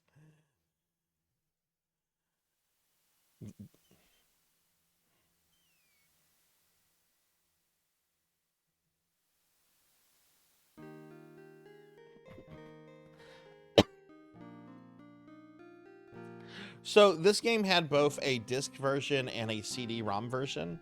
The CD-ROM version came out a year after the disc version was out. I originally played the disc version that did not have any of the voice acting here. And I will say, like, I do enjoy the voices, but I actually kind of miss the character portraits from the disc version. The character portraits were very different. Good day again. How may I help you? I don't feel like I did everything in this guy's house. An odd-looking man is reading in the stuffed chair. He wears a vest, balloon-style pants, and pointed shoes. There's something deliberately silly about the man, as though he were a performer of some sort. Good day, sir. Is there anything you can tell me about the land of the Green Isles? I'm sorry, but I have no time for idle conversation. I'm too worried about the princess. Oh my god, what is that voice? That's either someone really famous or an impression of someone really famous. Oh my god, it sounds like King Candy from Wreck-It Ralph. Excuse me But again, sir. of course that You can't mentioned be... the princess. I told you I'm not interested in talking to strangers. Of course that's not King Candy. It sounds like King Candy. Who was King Candy based on?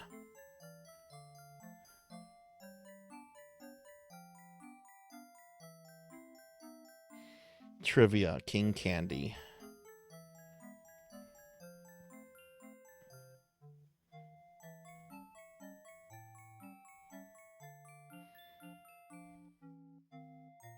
Edwin, thank you, Kettle. Thank you. Yes, Edwin. Thank you. Yeah. Excuse me again, sir. You mentioned the princess. I told you I'm not interested in talking to strangers. Right, yes, thank you, Kettle. Yes, that's right, the Mad Hatter. Yes, the original Alice, yes. There's no way he was alive here, is it? I mean, they have a bunch of celebrity voice actors in this. When did Edwin die? Oh yeah, this is an Edwin impersonator. Edwin died in the 60s. Okay.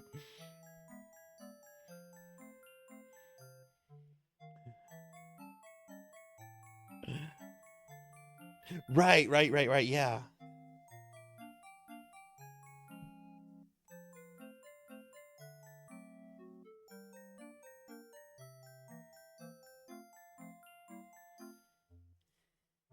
An antique leather-bound book is displayed on a little stand on the counter. On the elaborate cover is the title, Ye Useful Book of Magic Spells. Oh. How much for that book on the counter, merchant? It is a fine book, is it not?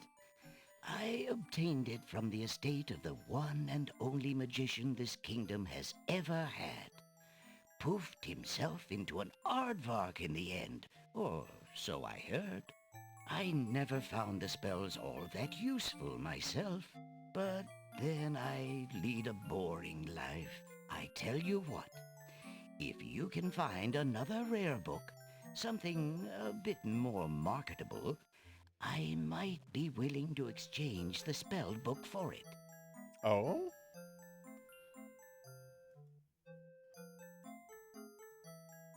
Might I return this? Please, I had a hard enough time getting rid of that book in the first place. There's no reason to use that on the spell book. How might I obtain that spell book again? As I said, I would take another rare book in exchange.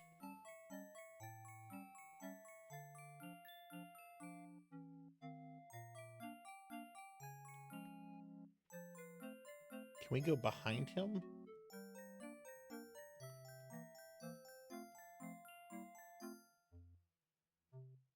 Thinking of Cosima, Alexander decides to leaf through one of the volumes of love poetry. He reads, Thy hair, thy lips, thy beauteous face, and all thy studied female grace have won for thee anon a place within this broken breast. Not bad. And another. Upon the shore the lilies bend, untouched by worldly care, where shadow they her earthly bed, oh, that she were not there. Yikes. And another. What was it when I looked at you? What power has chained me through and binds my heart with links so tight I cannot live without the sight of you? What nameless thing has captured me and made me powerless to flee? What thing is it without a name that brings my mind e'er back the same to thee?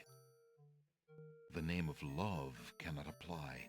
Its commonness does not decry the haunted, hunted, painful cry that my heart makes for you, that e'er my soul eternal makes for you.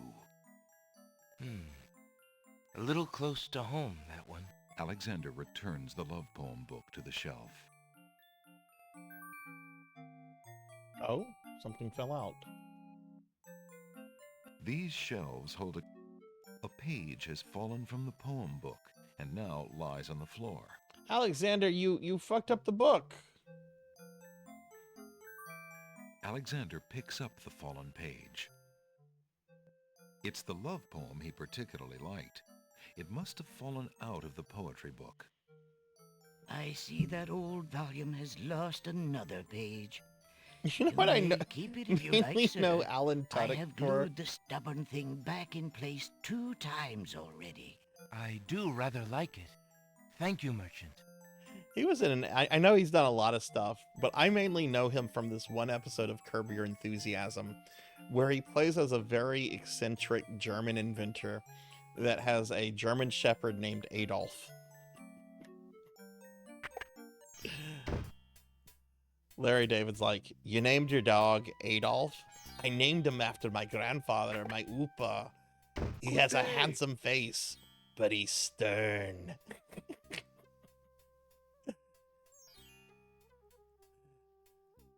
A mysterious old man also patronizes the pawn shop.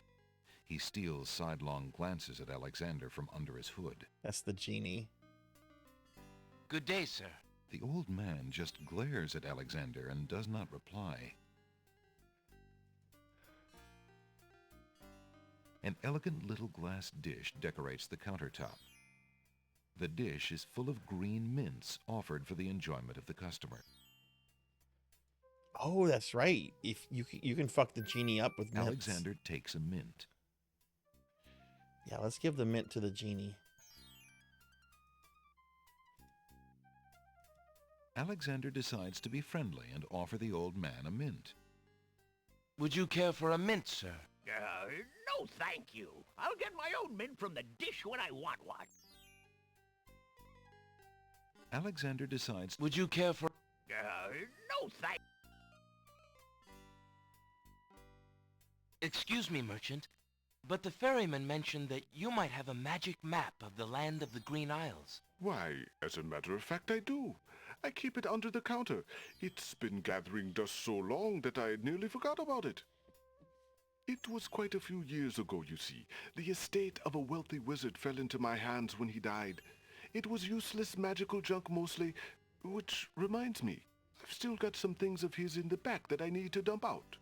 Anyway, the magic map was the one true treasure in the lot.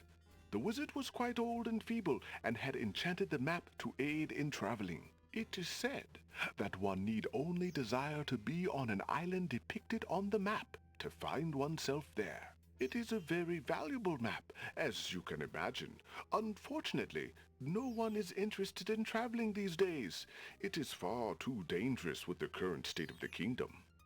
What would you take for the map? I would normally want something magic in return, but since I am hardly overrun with prospective buyers, I would be willing to take anything of equal value in exchange. Okay. Let's give him a mint. I took a mint. Help yourself. That is what they're there for.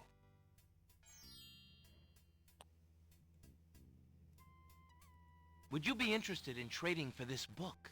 I am afraid not. Books are more my neighbor's line of work. After all, I would not want him selling curiosities. Fair enough. I have this copper coin. Will it serve in exchange for the map? An interesting enough piece, but it is not nearly valuable enough to trade for this map. Fair enough. In fact, I would say it is about the worth of our own copper. The only items in the store that I could let go for the price of a single copper are the 4 simple items I normally display on the front counter. Oh yeah, we need to get to that. Well, if I can't have the map, then I suppose one of the counter items will do. As you wish. Alexander looks closely at the items on the counter near the map to make his selection. Okay, so what do we have? I see you have noticed my mechanical nightingale. She is made of plain tin, but she sings the sweetest song you can imagine, barely distinguishable from the real thing. Okay. The flute is only made of plain wood, but its notes are fine and true. All right, so A magic map lies on the pawn shop's counter. Ah, yes, the painter's brush. It was well used by one of the island's best painters. There's a lot of creativity in that brush, and its bristles are still in good condition. Have you an interest in tinder boxes? This one is only slightly battered.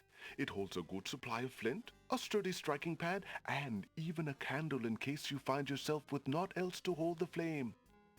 okay, so a mechanical bird, a flute, a painter's brush, and this. I think I'm gonna go with the flute. I'll take the flute. Very well. Your coin is well spent. Remember, this is a pawn shop.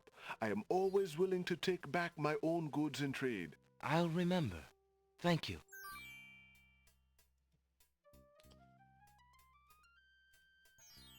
Would you be interested in making a trade for this, merchant? A rabbit's foot. I do not believe I could use that. Okay. Alexander's ring is made of the... Oh, right. It's his Alexander royal is ring. already wearing his ring.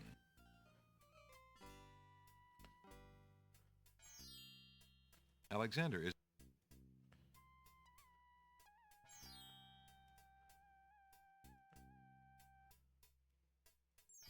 If Alexander wants to exchange one of his possessions for an item in the pawn shop, Would you be willing to take my family ring in exchange for the magic map? Daventry, are you a king then? No, that's my father, King Graham. I'm just Alexander. Well, Prince Alex, she is a beautiful ring. Are you sure you can part with such a unique family heirloom? The ring does mean a lot to me. I didn't always have a family, you know. Still, it is only gold. There are more important things at stake now. Then you now own a magic map, Prince Alex. I will keep your ring out of sight for a few days. If you find anything else of great value in your travels, you can come back for your ring. I would hate to see it melted down for gold. Ah, and a warning about the map. It will only operate when you are out in the open and within sight of the sea. The limitation has something to do with the teleport spell ingredients. You might try the beach. Thank you. You are very kind. And I'll remember about the map.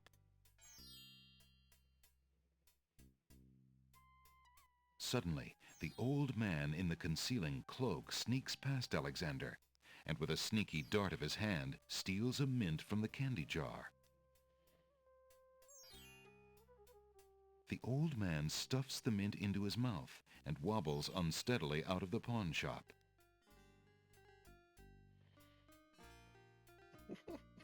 That's how I walk.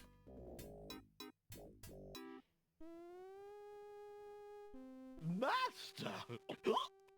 I followed Prince Alexander as you wished. From the pawn shop owner, he just abstained, just reprieved. He just got a magic map. You fool! You've been eating those mints again. I ordered you to stop that. That's what I was thinking, Melchior. Yes. Master. Now, what is this about a magic map? With the map, Prince Alexander could travel anywhere as quickly as I can. I thought I took care of the only means of travel. By my scimitar, I can't have him stirring things up now.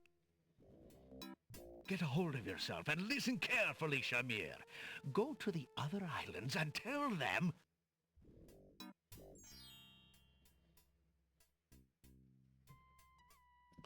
Okay, I think we're done here.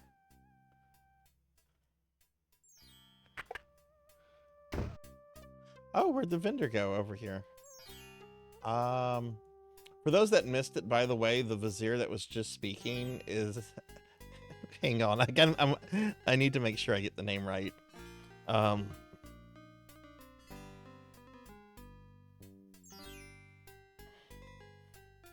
Some of you will recognize this name. Abdul al-Hazarad. Abdullah al-Hazarad. That's right. That's the name of the vizier. So the guy that wrote the Necronomicon is the villain of this game.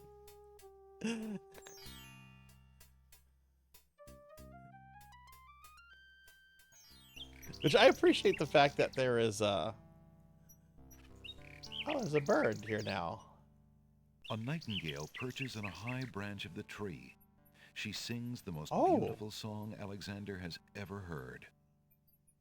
Oh, hang on. Let's go back to the pawn shop.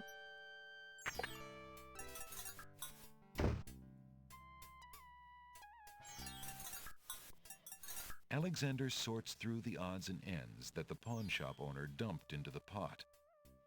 Magic exploding gum wrappers, a shattered crystal ball, a cracked wand, a fake thumb, Near the bottom, Alexander finds a little glass bottle labeled ink. It appears to be empty, but Alexander decides to take it anyway. You never know when a small bottle will come in handy.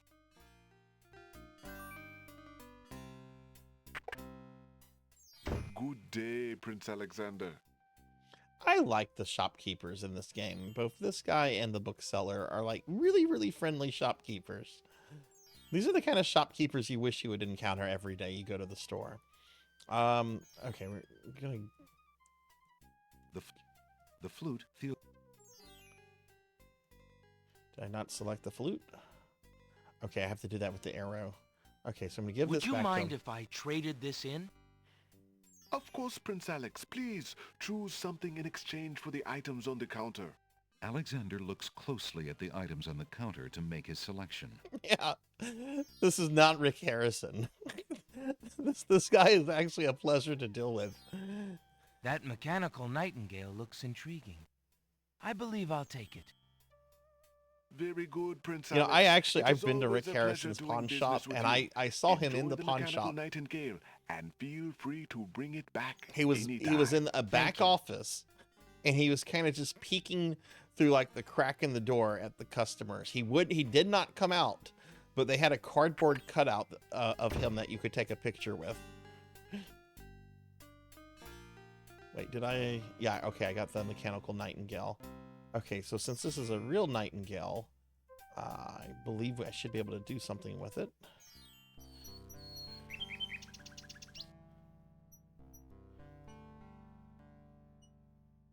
Hey, bird, stop moving. Alexander winds the mechanical nightingale and places it on the ground.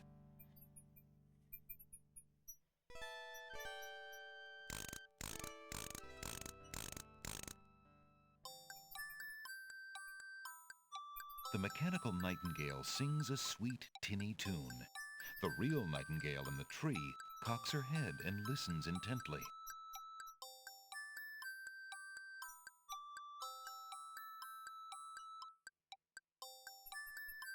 The nightingale flies to a lower branch and looks at Alexander curiously, as if she were deciding that this human might not be so bad.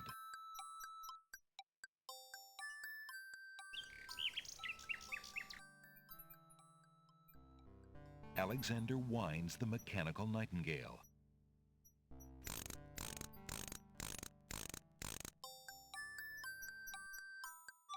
It plays its pleasant tinny tune. The living nightingale in the tree listens to the tune curiously.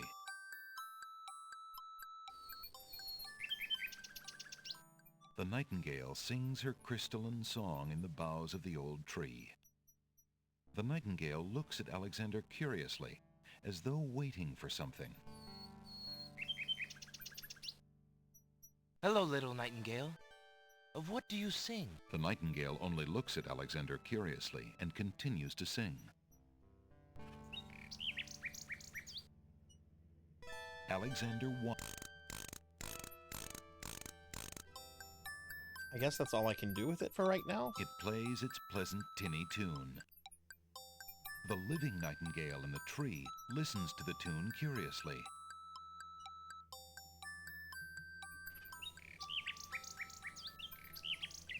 Okay. Well, I heard the little point thing, so I did something correct there. Uh-oh. There we go. Yeah, we've deceived a real bird. I don't give a shit. Fuck birds. Alexander pulls out his magic map. Okay, so let's look at the different islands we can travel to. Alright, so we have the Island of the Crown, which is where we are. The Island of Wonder. The Island of the Sacred Mountain. And the Isle of the Beast.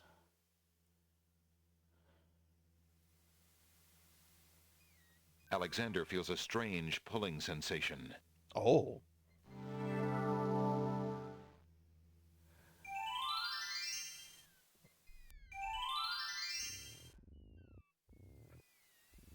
Okay, I should probably save at this point.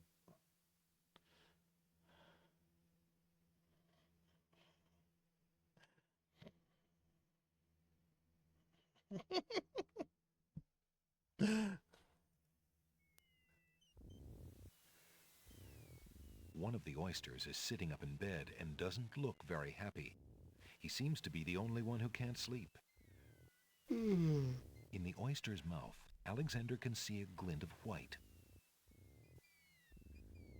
Why aren't you asleep like the other oysters? Oh, I'm so weary, but I can't sleep. I have a terrible ache in my mouth. I think he did. What's wrong with your mouth? No offense, but it hurts too much to talk. What's wrong with your mouth? What's wrong with your mouth? Why don't you let me see if I can help? No way! No one's looking in my mouth. I hate dentists. Alexander doesn't want to... Alexander wades into the sea to get the strange object in the water. The ocean currents tug at Alexander's legs. That object is just a bit out of reach. Alexander wades. The underwater toe is amazingly strong here. It pulls ferociously at Alexander's legs. Oh no! Before Alexander can retreat, the currents grab his legs. The shifting sand vanishes from beneath his feet. Against his best efforts, he is dragged out to sea. How weak is this guy? The currents around the island pull Alexander under. As Alexander struggles to the surface for the third and last time, he finds himself wishing he'd paid more attention to the warning signs of an undertow.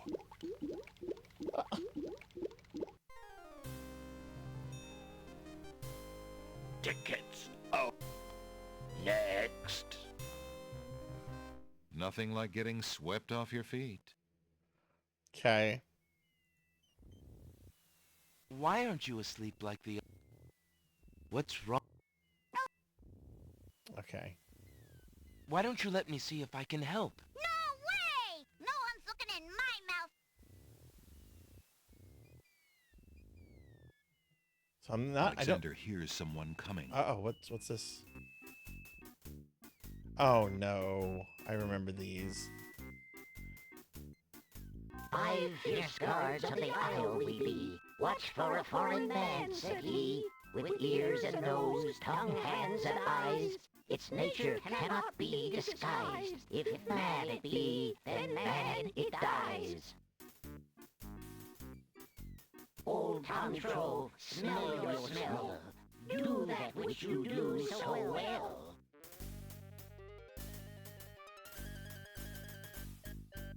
A gnome with a huge nose stands before Alexander.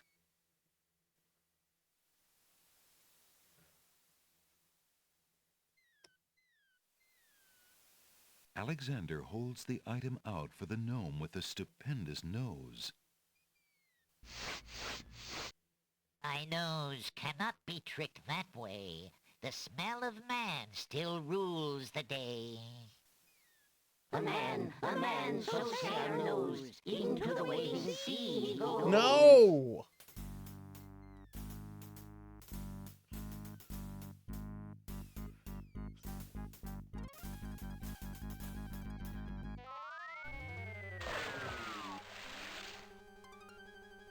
The gnomes toss Alexander too far out Fucking into the sea for him gnomes. to get his footing.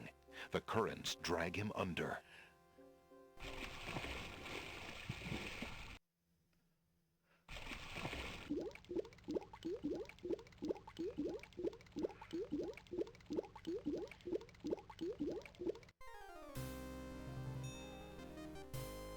Tickets. Oh.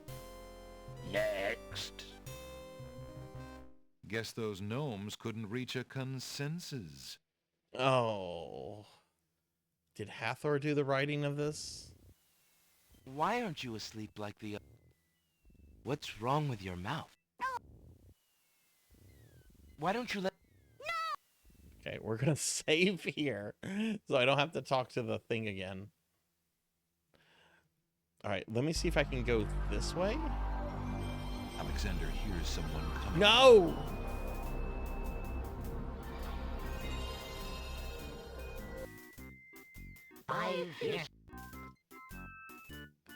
Why don't we just run? Control, smell your smell. Do that which you do so well.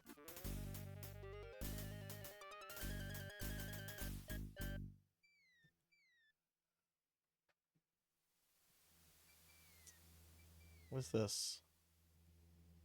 Alexander has a love poem from a book in the book.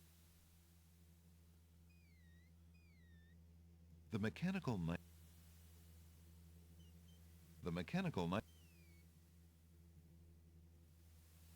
Alexander winds the mechanical nightingale and plays it for the gnome.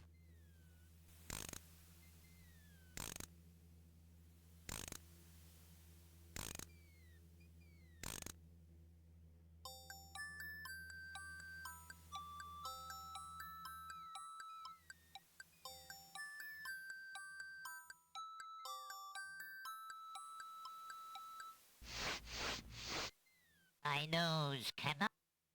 A man so fair knows into the waiting sea. Once again, I've been killed by gnomes.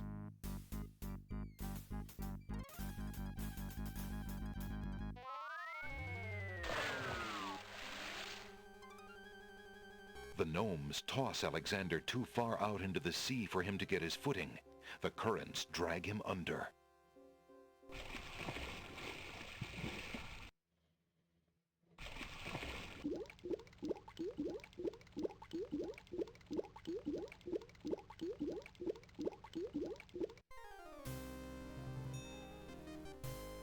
Tickets. Oh.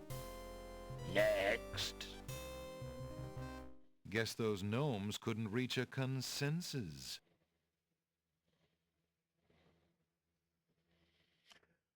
Oh. That's what I get for selecting the horde. Okay. So I thought I could do more here, but apparently you have to be able to deal with the gnomes. I do remember them, but I'm going to have items that can deal with each. And the first one is something with smell. I don't have anything for smell. I could see the rabbit paw for touch. I can see the nightingale for dealing with um, hearing. The mint for taste, but I don't have something for sound yet. So let's go to another island. Alexander reads the love poem. Wait, that's a love poem. The name? I don't want to read a love poem. I want to use a map.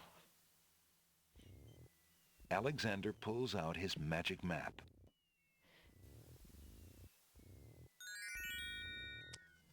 Let's go to the Island of Sacred Mountain. Alexander feels a strange pulling sensation. Oh, Alexander, stop doing that.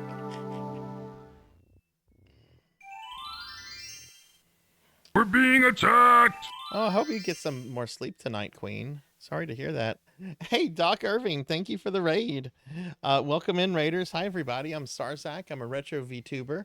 We're playing King's Quest VI, which is one of my favorite adventure games, though I haven't played it in a really long time. Doc, thank you. Happy December to you. Happy December. What were you up to tonight, Doc? Thank you for bringing your community here. What were you playing tonight? Alexander notices an unusually large coal-black feather lying on the beach. Okay, let's get that. Alexander takes the feather. The granite cliffs cannot be scaled by... There's an ugly flower growing near the base of the cliff. Oh, I bet the flower we can use on the first gnome. Alexander picks the flower and is startled by its hideously strong skunk-like odor. For a moment, he can smell nothing else. Burgerous, sort of like, imagine a tower defense game mixed with Shadow of the... Ooh, interesting. Was this your first time playing it? I'm going to Google that real quickly. We were actually just looking at an old DOS magazine, an old issue of Computer Gaming World. Burgess, let's see. I don't think I've heard of this one.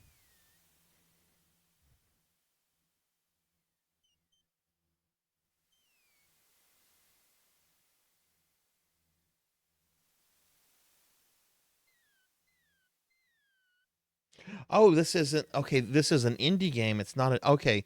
So it wasn't a DOS game originally. It was a more of an indie game that came out recently. Okay, okay, interesting, interesting. What did you think of it?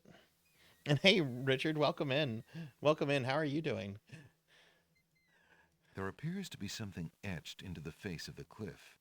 Alexander decides to get closer. Ignorance kills, wisdom elevates. Okay. Let's go ahead and save again.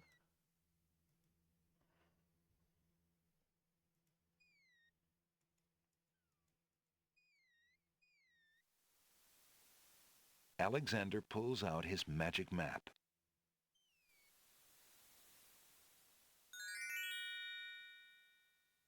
Alexander feels a strange pulling sensation.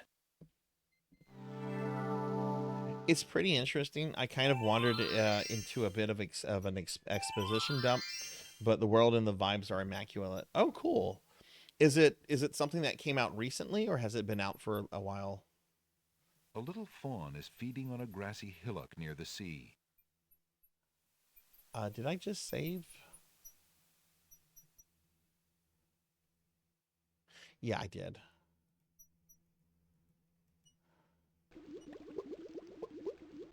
Alexander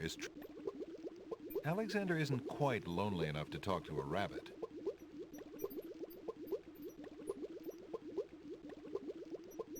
An old abandoned hunter's lamp is hanging on one of the trees. Alexander wonders who might have hunted in these dense woods. Okay. Let's see what happens if we walk into the boiling water here. Alexander decides to brave the boiling pond. And soon realizes a deep sympathy for soup vegetables as he learns the true meaning of being in a stew.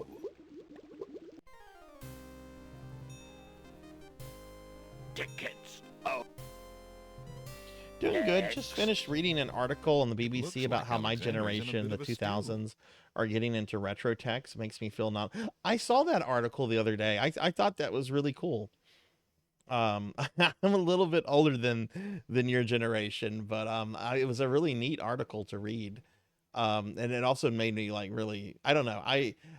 Anytime I find people that like appreciate like older tech that they weren't around to experience firsthand, like when they appreciate that, it just kind of makes me happy. What kind of stuff are you into, Richard? Like what kind of tech specifically, like the older retro kind of stuff? Looks like it's been out for about a year. Well, cool. Well, Doc, I'm gonna drop you a follow. I really appreciate you bringing your community here and rating and everything. What games are you playing for December? I'll give you a shout out real quickly. Video games mostly. Yeah, that's. Oh god, I'm a retro gamer. I love retro stuff. I collect retro stuff. I play retro stuff. It's one of my great loves. Is just like retro video games. We're participating in this event all month called December, where it's all about celebrating these old MS-DOS games. This is King's Quest 6, which is a really, really good game that originally came out, I want to say in 92 or 93. 93 sounds a little bit more accurate. It came out on diskette originally. It came out like on 6 or 7 floppy disk. And then like a year later, it got a CD release where they added all the voices and a little bit of enhanced graphics here and there. Alexander. Okay, so we can't go forward. So we're going to go back Alexander to the feels a Isle strange of Wonder. pulling sensation. Doc, thank you for the follow. Thank you, thank you.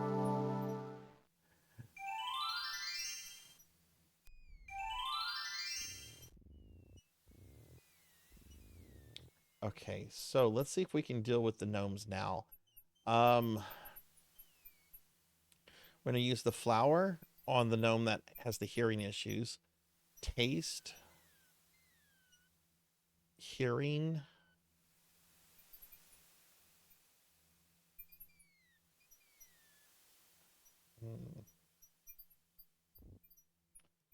let's save. I don't know if I can deal with all of them.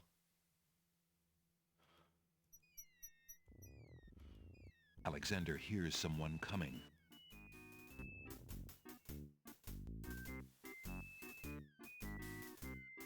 It's about respecting the past. Oh, that's really cool. Fierce guards of the isle we be. Watch for a foreign man, said he, with ears and nose, tongue, hands, and eyes. Its nature cannot be disguised. If mad it be, then mad it dies. Is there any like particular kind of like Control, smell your smell. Do that which you do so well. is there any kind of like retro, like specific retro like console or computers that you really like, or just kind of all of it right now? We're gonna use the flower on this guy. Alexander holds the flower of stench out to the gnome with the jumbo nose. Tom Tro I am, that's all I'll be. My nose knows all on land and sea. A flower of stench has washed ashore. A flower 'tis all, and nothing more. Okay.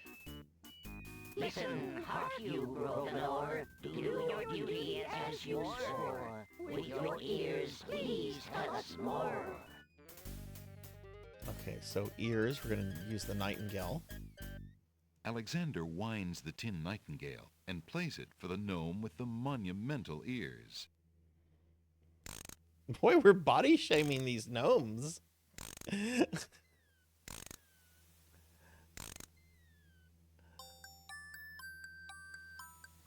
Retro FPS. Oh hell yes, hell yes. I've been playing Doom 2 and Blakestone recently. I was doing some Doom 2 last night. I love the old 90s FPS games. My ears cannot be told a lie. A nightingale is all there be. No man is near, and so say me. Oh my god, I don't ever want to see that character portrait again. That we might know whether friend or whether foe. Okay. Oh, gross. Alexander holds the mint out for the gnome with the gigantic mouth. Grumflump knows a tasty treat. It matters not what others bleat. No danger is this one so sweet. Trilly dilly, use your hands. Is it beast or is it man? Okay, do I use the rabbit's foot or the feather? I'm gonna use the rabbit's foot. Alexander holds the rabbit foot out for the gnome with the huge hands.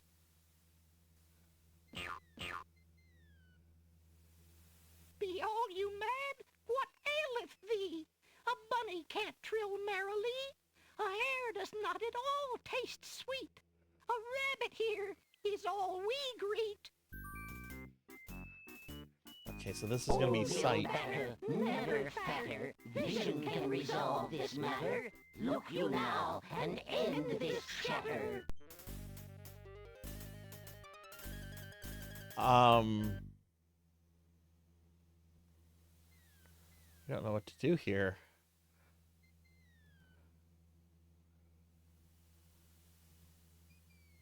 Alexander pours the contents of the empty-looking ink bottle over himself. Oh! By all that's beauteous, fair, and sightly, 4 morons do I sleep with nightly. There's nothing there at all, I say. Enough of this. Let's now away.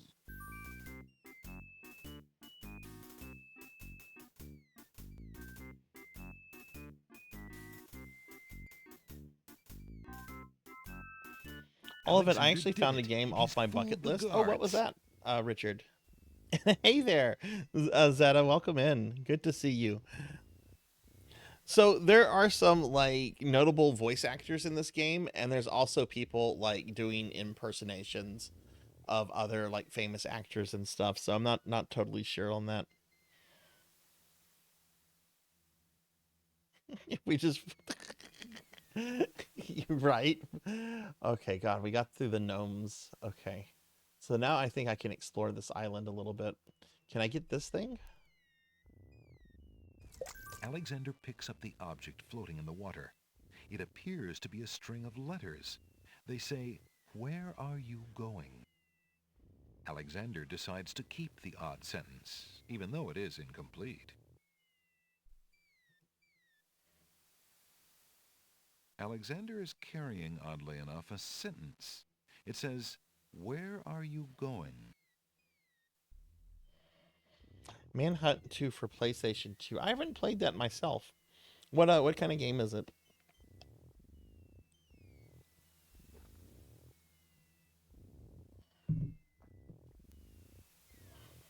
Okay, so I can go this way or I can go this way. Let's go this way first.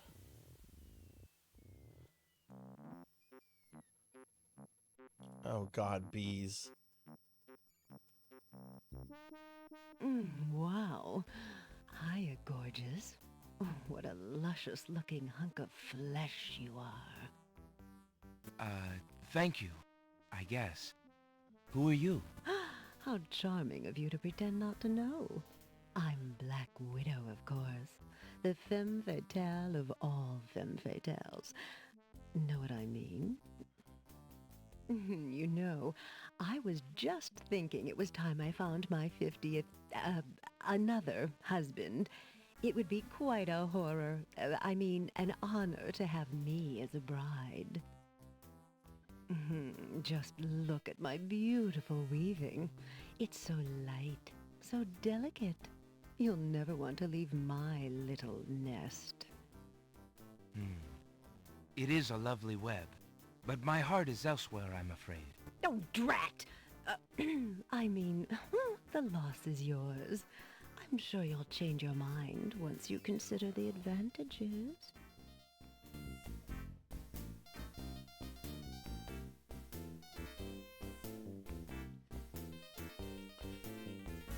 That scrap of paper blew into my web from those books over there. The wind just thinks it can deposit anything here. Okay. A black widow is sitting in her web. She has long legs and an hourglass on her belly. She gives Alexander a knowing look. Manhunt was controversial. It was banned in the UK and almost here in the US. Interesting. Hey Kohi, welcome in. Yeah, I'm not too familiar with that one. I've heard of the Manhunt series, but I haven't played any of them myself. Did they make a movie off of that? No, I'm thinking of Postal. Never mind, I'm thinking of Postal. All right, so if I go to grab this, she's going to kill me. That scrap of paper.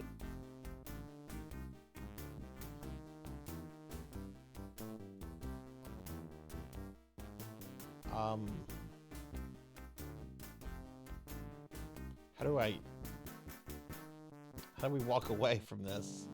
Okay, there we go.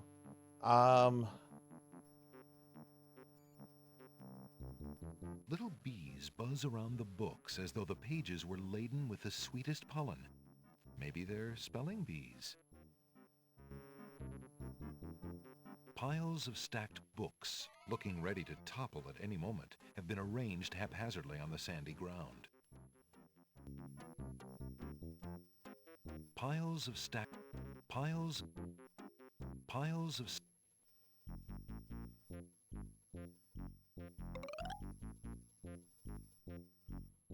What do you think you're doing? I'm sorry, I didn't realize these books had an owner. I'm in need of a rare book. No owner? All books have owners, my good man. And this book owner, bookworm to you, wouldn't part with one of his books for anything. Isn't there something I can do for you to pay for the book? Let's see. Do you have an itinerant clause? No. No clauses at all, I'm afraid. As an exception, you always should.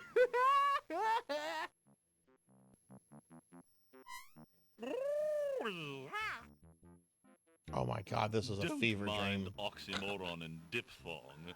They're fairly limited grammatical principles, you know. Let's see. A marsh pig that does Texas? No. I'm afraid not. A dangling participle? I'm fresh out. A purple fiddle whacker? No, I don't think so. Sorry. An idiosyncrasy, perhaps? Afraid not. Ha! Then what good are you?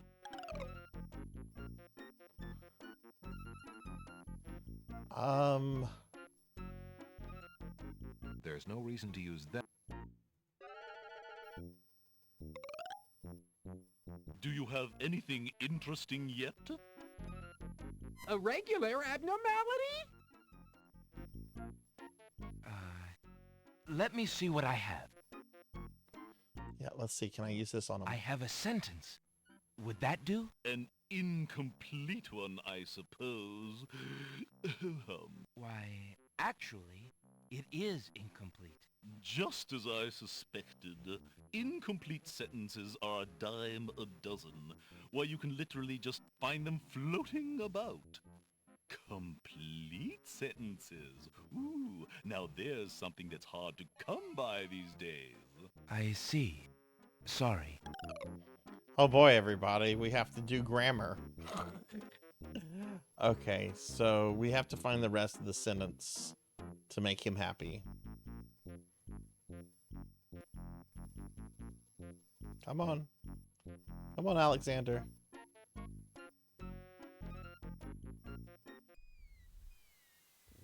Actually, let me save.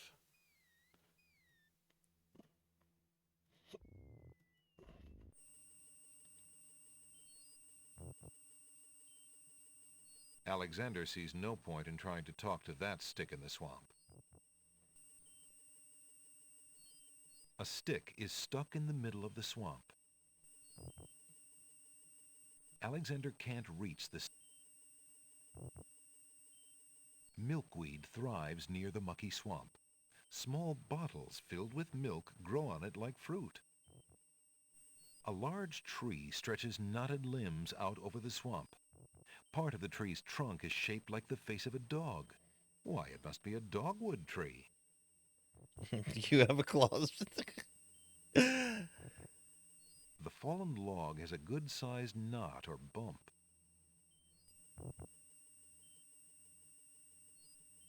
That bump on the log does not look particularly conversational to Alexander. Alexander doesn't have the bump on the log. Alexander considers climbing the tree and quickly changes his mind.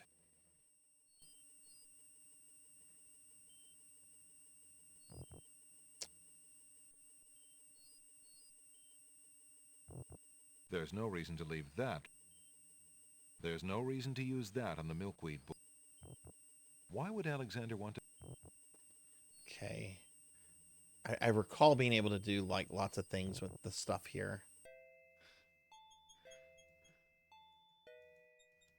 Hello. Aren't you a bunch of fine-looking young plants?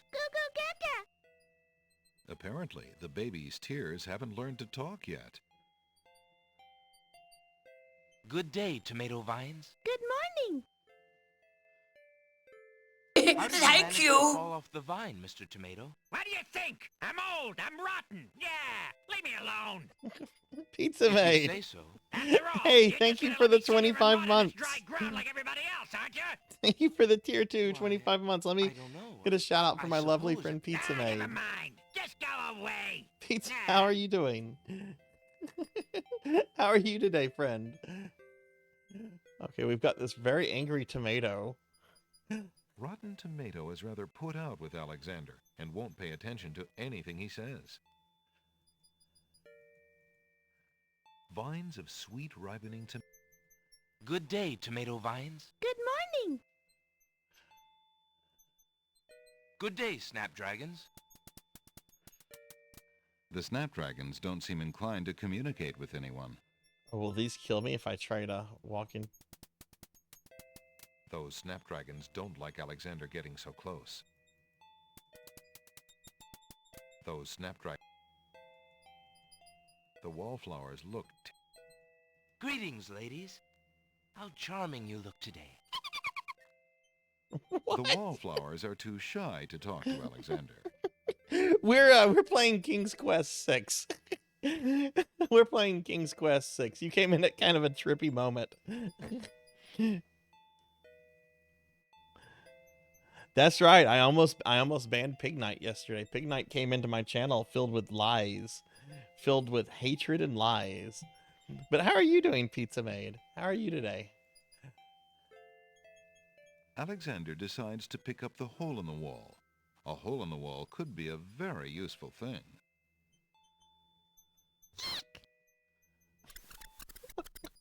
Alexander startled the poor thing. It's run off to hide behind the wallflowers.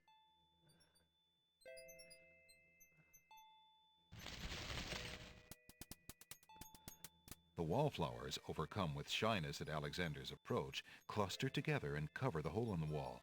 Alexander can't get it. Let's see, what do we have? Let's use the love poem. Would you ladies be at all interested in this? The wallflowers shyly decline.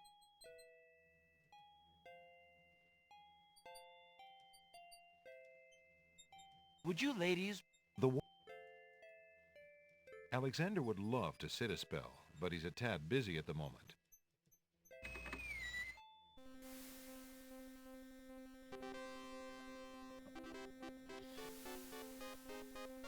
Yeah, how has work been and everything? I know you've been like super busy lately. And how'd your stream go yesterday?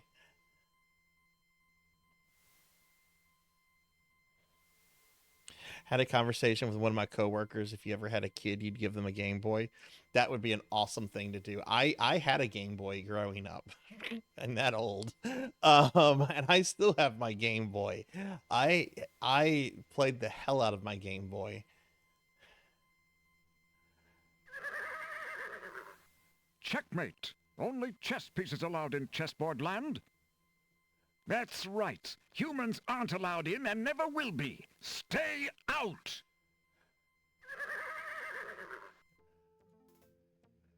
Oh, are these the queens?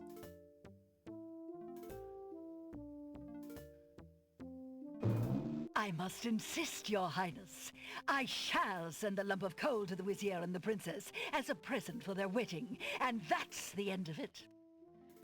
And I suppose you'll leave me with only this stupid spoiled egg to send, Your Highness.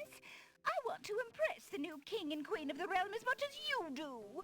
As queen of this island, I have every right to that lump of coal. Who isn't queen of this isle? The lump of coal is in my possession. Therefore, I shall do as I please with it.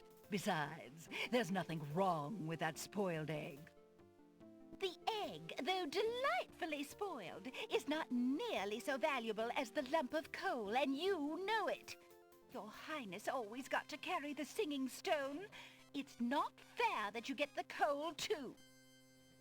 That doesn't count. The singing stone was stolen by that horrid beast. I should get to keep the coal just because my stone was stolen. It wasn't your stone. It belonged to the Isle of Wonder treasury. Your Highness always thinks that everything is hers. Excuse me, my good man, but could you settle an argument for us? Which of us should get to carry the coal and which the egg? Remember, white is the color of deserving truth and virtue. Quiet, Your Highness, and let him make up his own mind. I, for one, shall be more proper, and not even mention the fact that red is the color of love. I'm sorry, Your Majesties. I'm partial to both red and white, but I'm afraid that I don't know how to solve your problem. One of you will just have to be gracious and allow the other the lump of coal. What a ridiculously stupid idea. Quite ludicrous. He was a lot of help, wasn't he? Oh, yes. Obviously a man of high intelligence.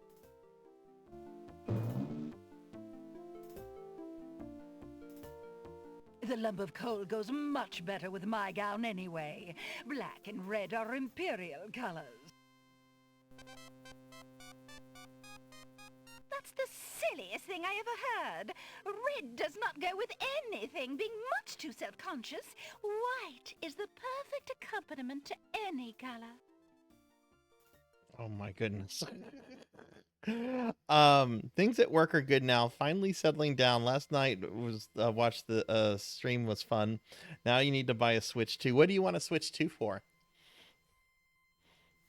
The only thing I heard about the VGAs that made me excited was the new Mega Man game. Like I was very like my chat exploded.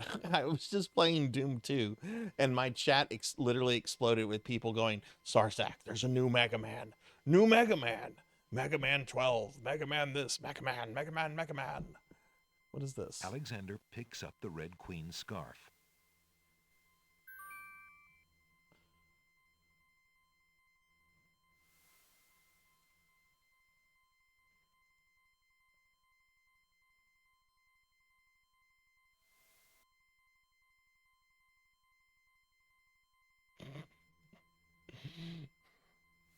There's this awesome retro 90s anime co-op game called Orbitals. Art style and music is right up my alley. Oh, okay, cool. I'm gonna have to look this one up. Let me Google that real quick.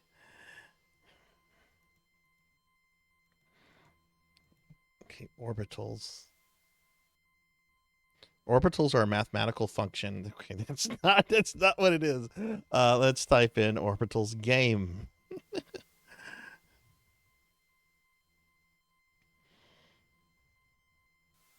Oh, those are cute character designs. I'll have to look at the whole thing later.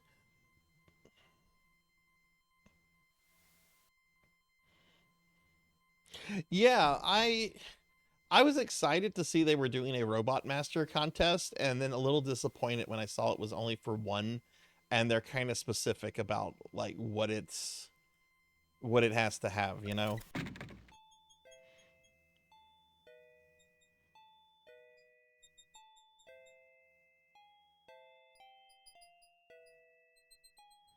What I thought was really cool is the fact that like it looked like Mega Man like takes damage. Like his armor starts to degrade as he gets damaged. Why, it must be iceberg lettuce. Okay, iceberg lettuce. Can I get that? Alexander picks a head of iceberg lettuce. Ye gads! Is that cold? Those grapes look awfully. Alexander gets closer to the sour grapes. Oh no. Back off, bucko! Oh, excuse me. Oh no, it's living grapes. Alexander addresses the grapes. Why are you so sour, if you don't mind my asking? Well, we'll tell you. How would you like to have the possibility of being made into wine hanging over your head? And then there's our neighbors, the clinging vines. All they do all day is whine about the Ivy League social climbers that never call. It's really just no fun at all. That's too bad. Well, I hope things start looking up. Thanks a lot.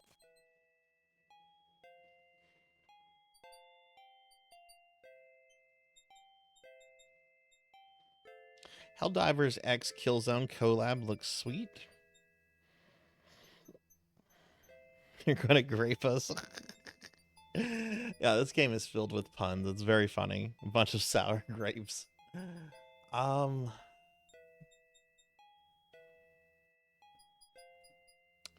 So we have to get that hole in the wall, and if I remember correctly, he's going to go around to each of these groups of vegetables to do things, and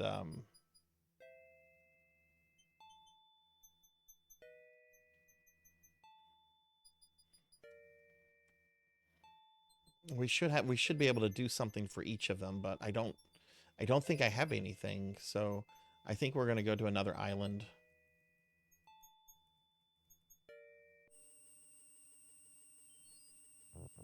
This is the stick in the mud. We do something with him. Something happens with these flowers here, and something happens with bump on the log here. That bump on the log does not look particularly conversational to Pizza Mate, are you streaming tomorrow?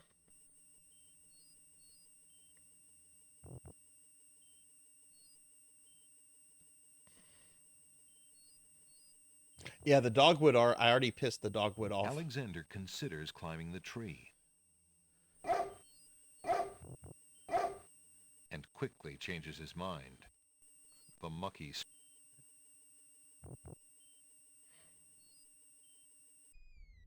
This is such a whimsical, weird game. Alexander... Okay, I remember the mountain being very late in the game, so I don't think I can do anything there. Let's go back to the island Alexander of the feels beast. a strange pulling sensation. No stream tomorrow. I'll be offline working on channel, getting prepped for stuff for 2026 theme for channel. Sent out emails, do some bookkeeping, getting the schedule set up. Oh, what's this little guy? Actually, Pizza, I'm going to send you a DM in Discord real quickly.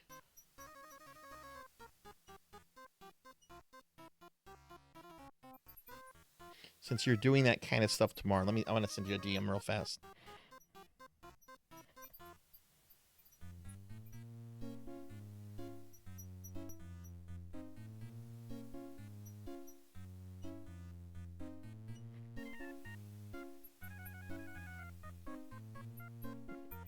Just answer that when you can.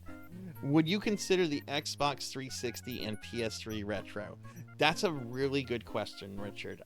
And my answer is, I don't know. I have strong views both ways, right?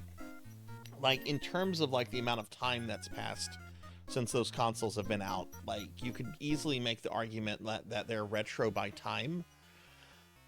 I don't know if they're necessarily retro in terms of technology and style, though, because if you think about all the things that those consoles did, we're still kind of doing the same things, right? Like, those consoles introduced widespread online play. They introduced HD. They introduced virtual storefronts. You know, a lot of the things very common with today's consoles, they're still, are still directly from that generation. And, there hasn't been too much innovation in terms of, the PS4, PS5 generation other than just higher tech specs. So I wouldn't get upset if someone called those retro. I also wouldn't get upset if someone said they weren't retro. I think that's very much still like a matter of debate right now. I think it can be argued either way. Yeah, I'm with you, Diclonus. I am absolutely divided on that. Pig Knight has made some very good points in the past about that generation being considered retro. But I've also had some friends, my friend Azura Vaughn, who doesn't really come around too much anymore. Vaughn had a very good argument as to why they shouldn't be considered retro. So I'm really kind of mixed on that,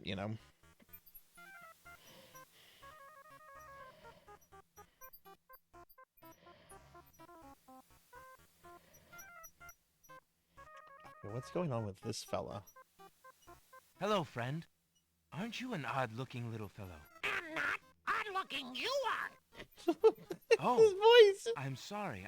I didn't realize you could speak. Speak not. Funny is, speech I am and nothing but. Oh, it's Yoda. You speak strangely, friend. Strange, my speech is not. Eloquence I speak with. Oh my god, it's Yoda. But who are you? And why are you here? Away I fly my home from. Lost I am, therefore.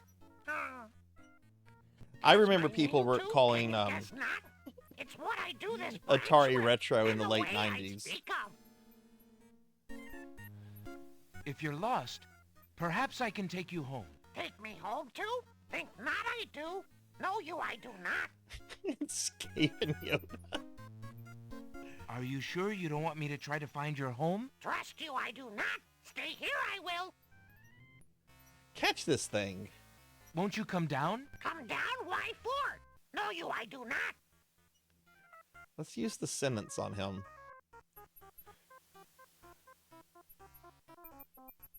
Alexander holds the sentence out to the creature. This sentence seems in need of an ending. Perhaps you could finish it? Where are you going? Where you going? Know what I do? Where are you going to? Like you, I do. Go I with you?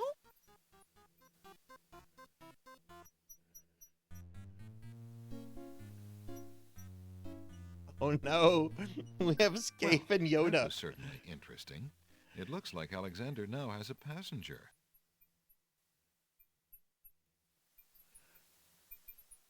One end of the creature resembles a miniature dragon, while the other looks like a possum. What a strange-looking fellow. Oh no, my iceberg lettuce melted. All that remains of the iceberg lettuce is a rapidly evaporating puddle of green water. Oh, you must be on a timer, because I was going to throw that in here. A puddle of green water would have little effect on that boiling pond.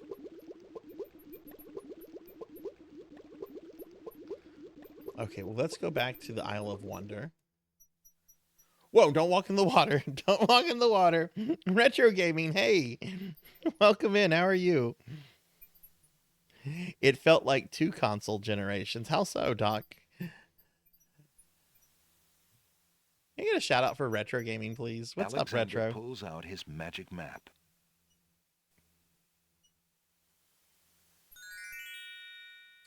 We're going to go here. Alexander feels a strange pulling sensation. Strange pulling sensation.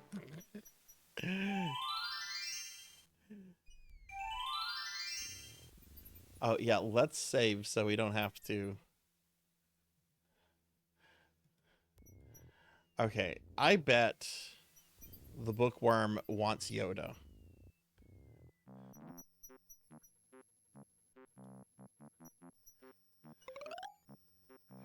Do you have anything interesting yet? Pizza A split me. infinitive. Let me see what I have. PS3 felt like you could call one retro. Yeah, there's always been that rule of thumb, like one generation previously is just like old, but 2 or more is like retro. I found this little fellow lost on another island. Coming home I am too. There you are, you naughty boy. I told you not to leave the island. Glad I am seeing you too.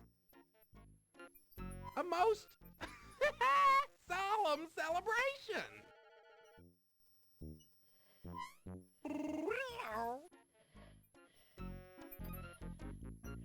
So, you found my dangling participle.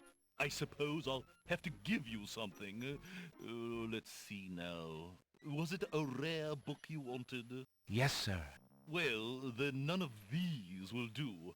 They've been sitting in the sun far too long and must be well cooked by now. This one is far more rare.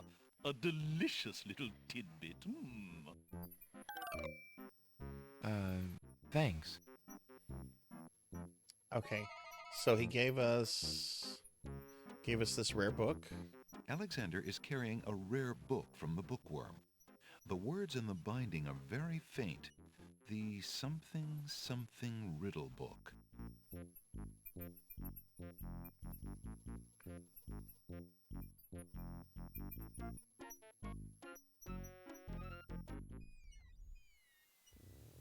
Okay, let's go back to the Island of the Crown, because now I can get the magic spell book. Alexander sees no use for that.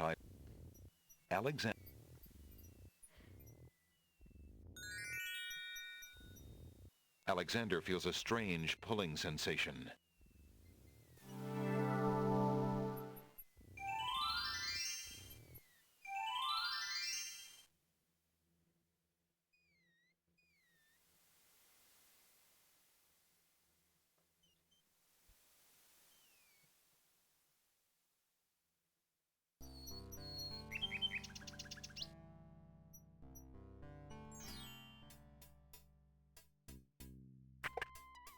Your candy dish is empty.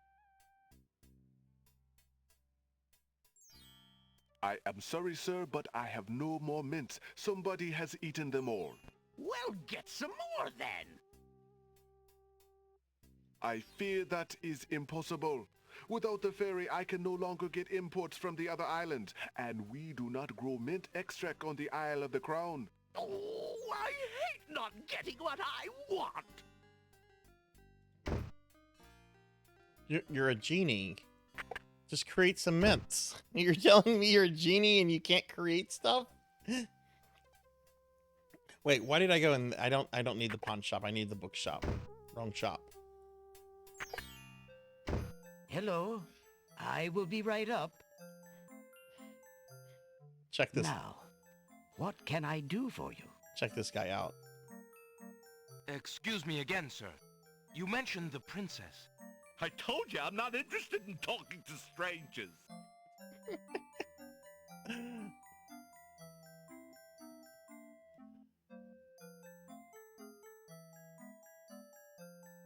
I found this rare book, and I thought of your offer.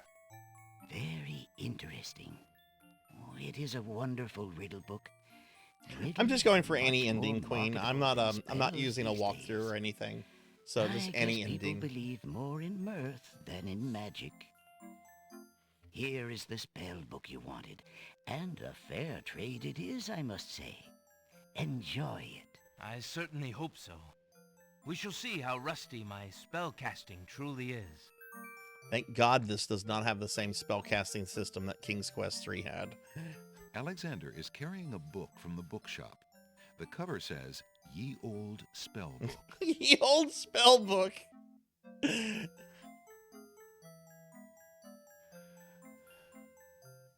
One cup of swamp ooze, river Styx water, one black horse feather. Okay, we have that.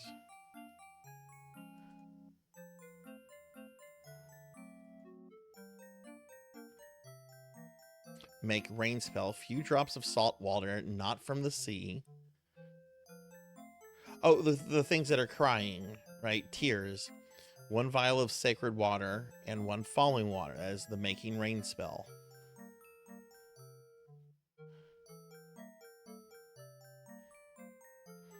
Charming a creature of the night spell. One skull full of hot oak embers. A bit of sulfur. One strand of a pure-hearted maiden's hair. This is the last page. So there are only 3 spells in the spell book? This is the first page. Okay, so there's only 3 spells.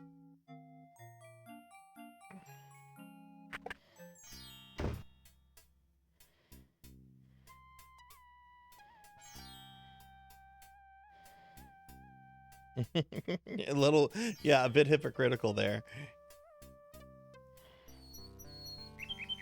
Oh, the spell system in that game is so awful. If you so much as have like a misplaced comma or anything, you just die. Like you miscast the spell and die. It's really weird because you get the sense that it was also like designed to be copyright protection. Alexander pulls out his magic map.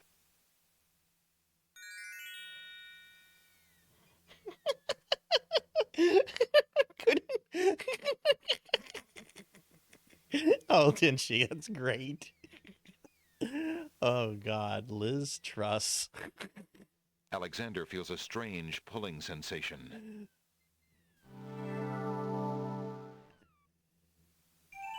There's a video I watched of her. I think it was from a few months ago. She was giving a speech somewhere.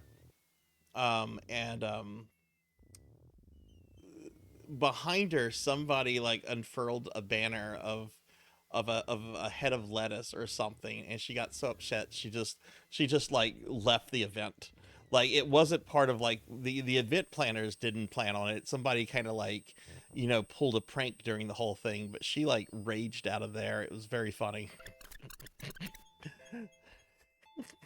Alexander picks a head of iceberg lettuce. Ye gads! Is that cold?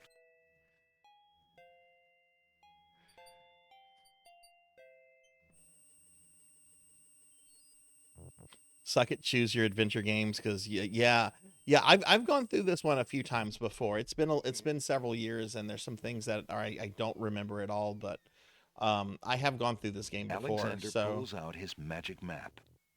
this one is also really well designed. This isn't one of those games that you can get soft locked in easily. I do think you can get soft locked in it, but it's Alexander feels a not as strange bad as pulling sensation. other adventure games like King's Quest V.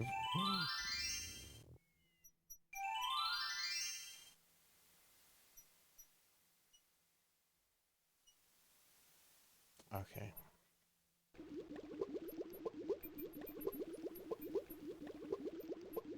Hoping to cool down the boiling pond, Alexander throws in a head of iceberg lettuce. The pond's water slowly stops boiling, cooled by the ice. It still looks hot, but bearable. So can I get this? Alexander decides to brave the steaming pond. Ouch! Ow! Ooh, ooh, ooh, ouch! The pond is no longer boiling, but it's hardly bathwater. Alexander takes the old hunter's lamp from the tree.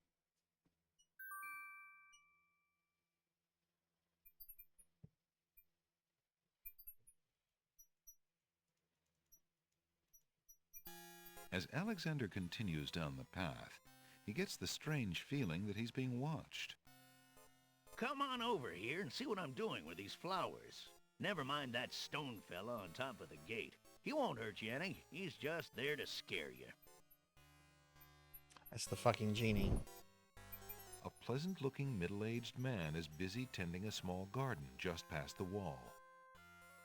Never trust a pleasant middle-aged man. Nobody that's middle-aged is going to be pleasant.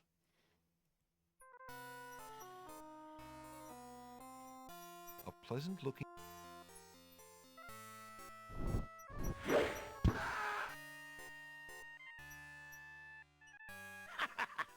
Gotcha this time.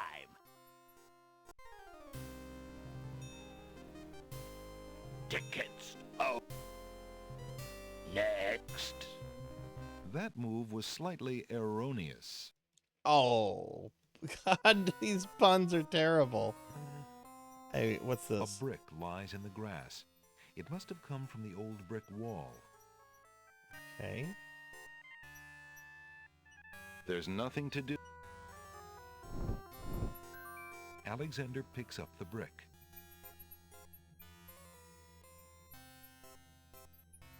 Throwing the brick at the stone archer might scratch his marble, but it won't stop the archer's vigilant watch over the path. The path, like destiny, cannot be altered. Wow, that was very grave. Alexander sees no... Perhaps you'd find this interesting. Hmm? Hmm? Sure, bring it on over to this side of the wall where I can see it better. I guess we can't. Come on through, I say. I can show you a path through the forest.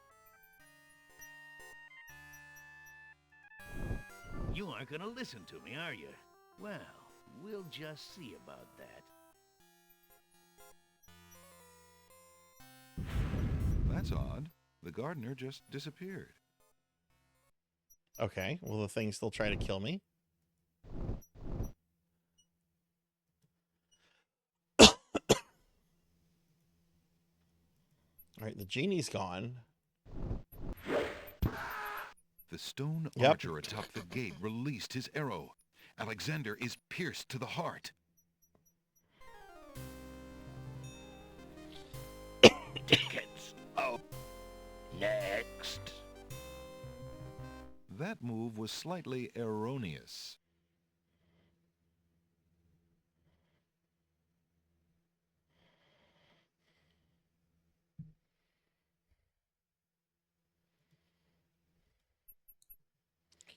You need to hydrate. I do need to hydrate. Thank you, Pizza Maid.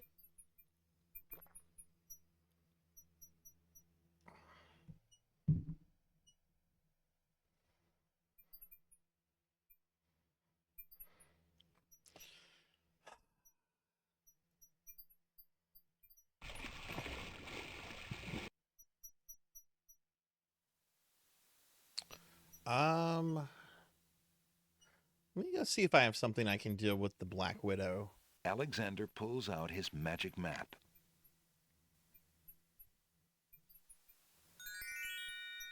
Alexander feels a strange pulling sensation. It sounds so wrong.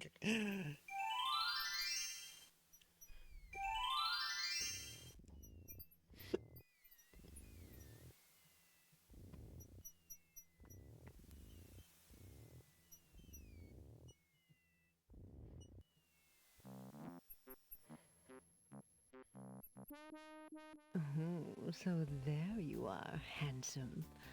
What can I do for you now?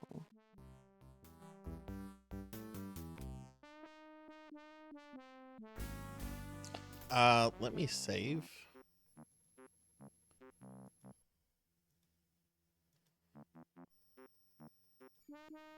Oh, so there you are, handsome. What happens if we just grab this? Alexander reaches out to grab the scrap of parchment. After my goods, are you? What a greedy little man you are.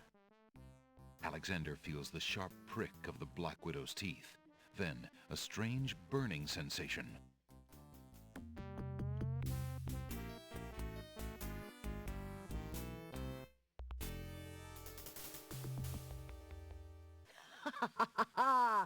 That's what you get for preferring that old scrap of paper to me. Well then. Well then. Dickens. Oh. Next. Why do you think they call her a widow? Oh my god. Oh, so there you are, handsome. An intricately detailed spider's web has been spun between a pile of books and a small tree. An intricately detailed... A thread is hanging from the otherwise tightly woven web. Hey, don't touch that thread! Wow, her voice changed quite a bit. Alexander snatches the scrap of parchment, curious to see what's written on it.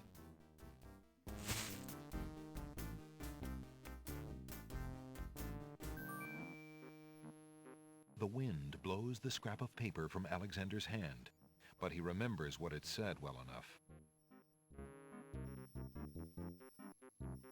Okay.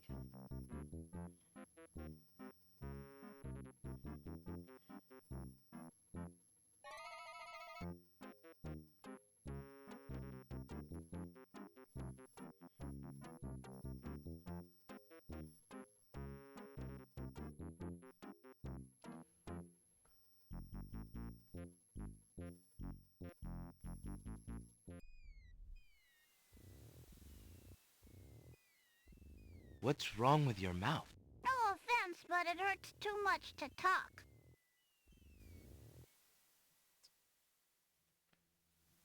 Let's go back to Alexander the island pulls of out his magic the...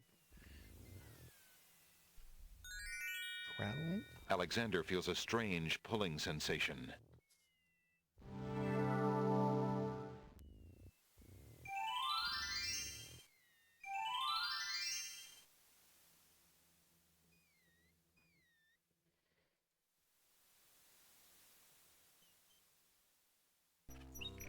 Let's see if anything's changed at the castle.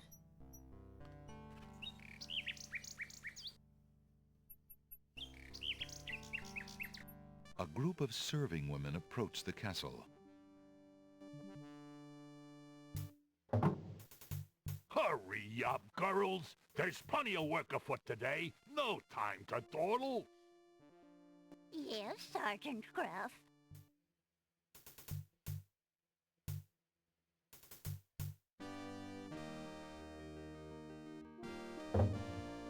It's well that they're here, Wolf.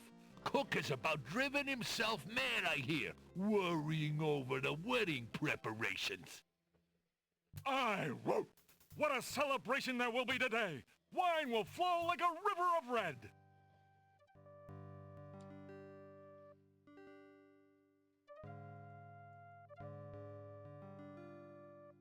Please, if you'll only be reasonable.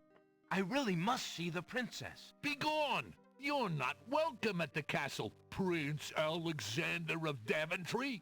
We have our orders, and they are quite clear. Blackhand, have you ever played an adventure game like this before? These used to be really, really popular in the 90s. And they've made something of a comeback recently, especially with indie gamers. I know Kixie, my friend Kixie, has looked at several newer indie adventure games on her channel before. Stained glass windows adorn the castle wall.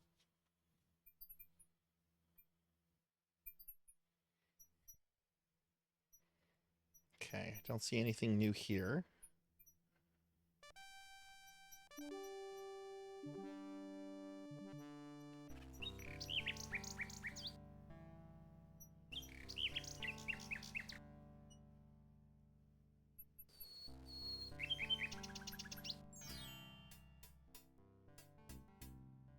Is that new?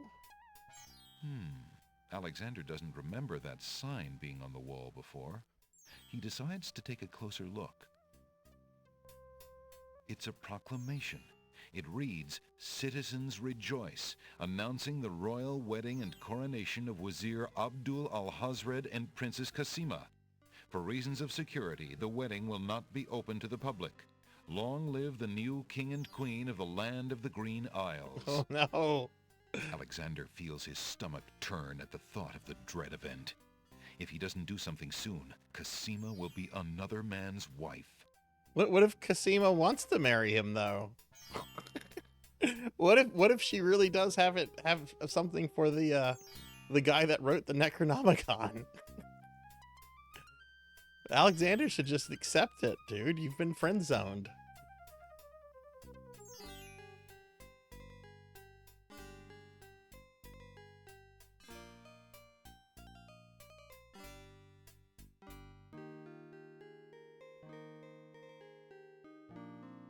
The girl is too far away to hold a conversation with Alexander. There's a young girl in the yard. The girl is dressed in a long, plain orange robe with a thick headdress. From the appearance of her clothes, and from a skittish, fearful look about her, Alexander gets the strong impression that she is a servant, or even worse, a slave. The serving girl appears to be stealing a quiet moment tending the rose bushes. Alexander doesn't want to intrude on private property unless he's been invited. Are you out here again? Have you finished the chores I gave you? Yes, stepmother.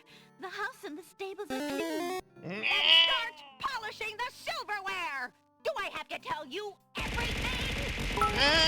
Yes, stepmother. Right away. It's stuck in my eye! Oh, now it's gone. Hi, Kron. Thank you for the bits. Oh, what's this guy doing outside? That boat is...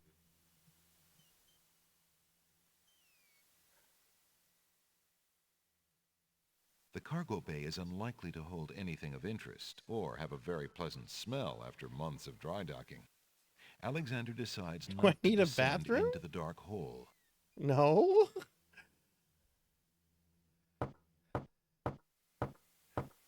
Gotta clean my bathroom tomorrow. Oh, it's I you. still haven't Come fully on in. cleaned it from all the work the plumbers did in it the other day. How goes it, Alexander? What else can you tell me about the land? Ah, he doesn't. Okay, that's repeating dialogue. Well, thanks again for your hospitality. You're always welcome, Alexander. Come back anytime.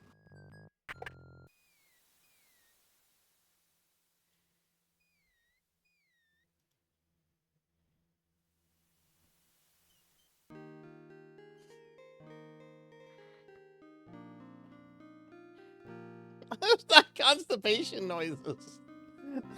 I don't know what kind of constipation noises you make. That's not what I do.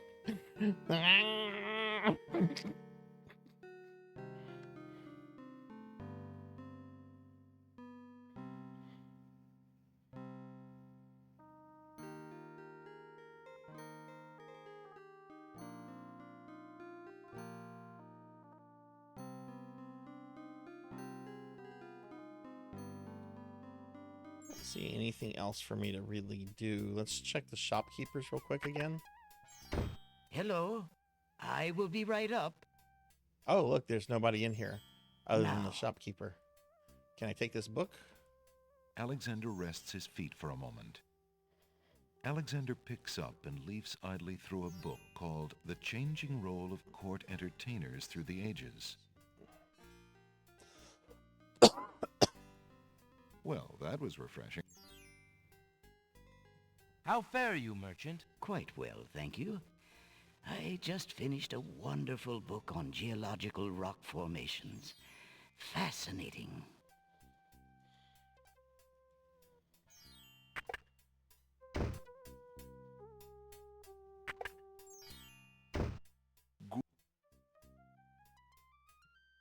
How fare you, good merchant? I could use more business, if the truth be known. Okay, so nothing new with him. I feel like the game... I feel like I need to solve a puzzle that I haven't solved yet. Let's go back and see if I can do something with the clam and some of the vegetables. Alexander pulls out his magic map. Alexander feels a strange pulling sensation.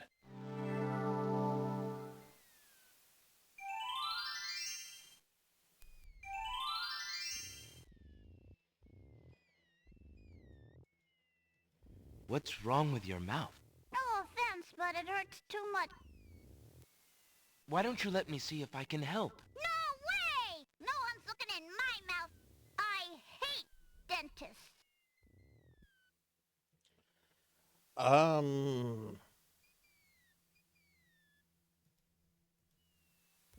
The little oyster looks far too grumpy to enjoy a good tickling.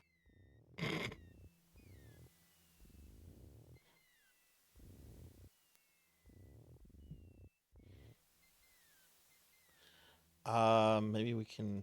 This flower That won't do supposedly anything stinks. for the little oyster. Nope. Maybe I throw a brick at it? That won't do anything for the little oyster.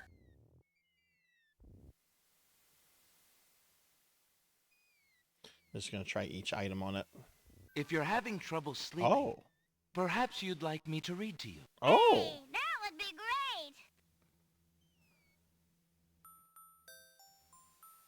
2 dulcimers raised to the degree of 40 half-dulcimers, divided into equal parts by Ow. the third of a cackle of grouse geese, put over the result of 10 fine mackles, albeit small fine mackles, stretched over the total of 53 and an eighth bottles Ow. of wild beast lard.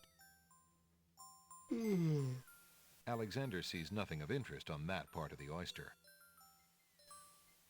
Yields a gilded Oh no, minnow this is of a precise QTE. measurements, 2,069 centidrills by 3,023 and 6/7 puns, not punts, as might be expected.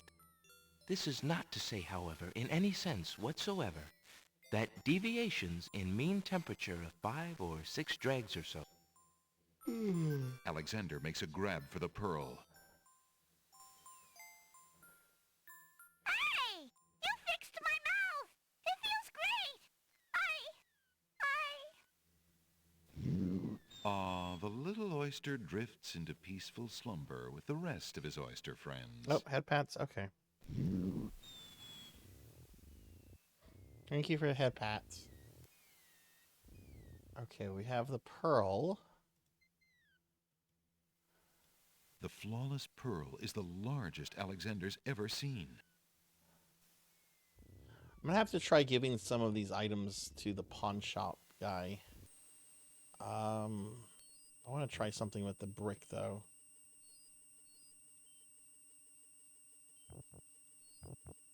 Why would Alexander want to throw that at the stick in the swamp? Alexander sees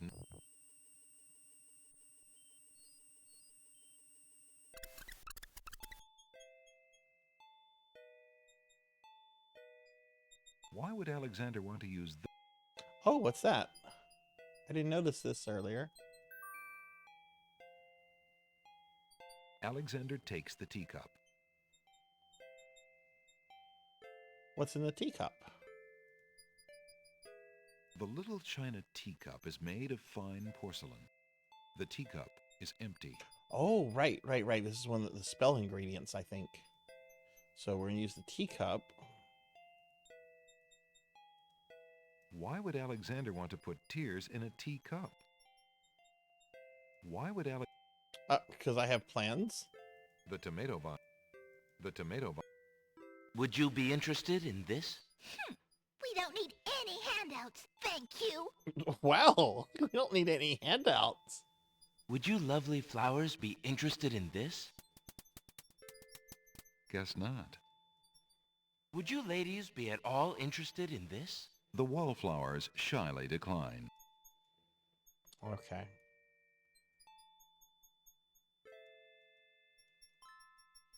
We're going to go back to the Island of the Crown. I'm going to see if I can trade anything to the pawn shop guy.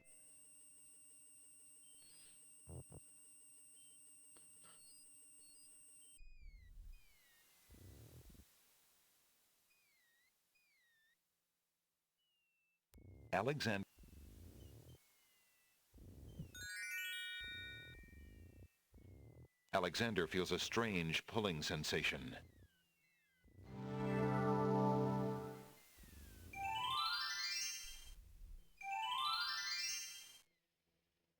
Oh, what's that? Something on the ground. The sand is...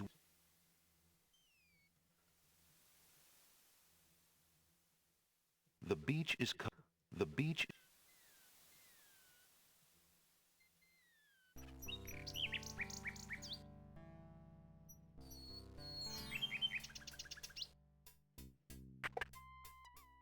Good day. Okay, so let's see. If Alexander wants to exchange one of his possessions for an item in the pawn shop, he'll have to arrange it. Would you be interested in making a trade for this, merchant? I have too many lamps already, thanks.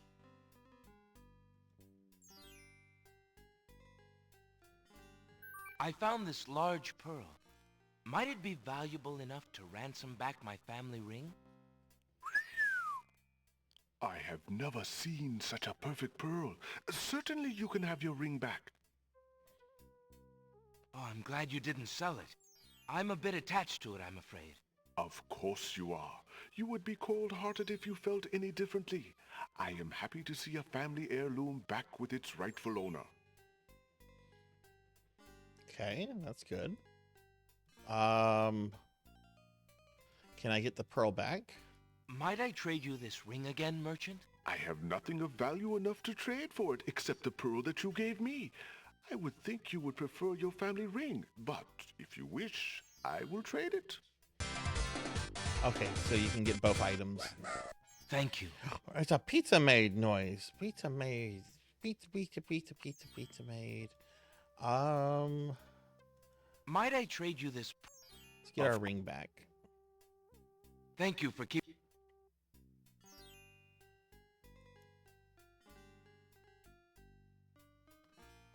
What's this? I don't remember the this. Scarf is made.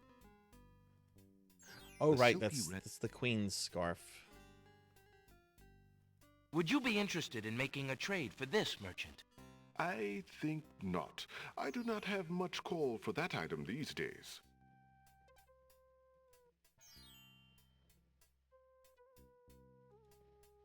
Would you be interested in making a... Okay. Let's look at our spell book real quick.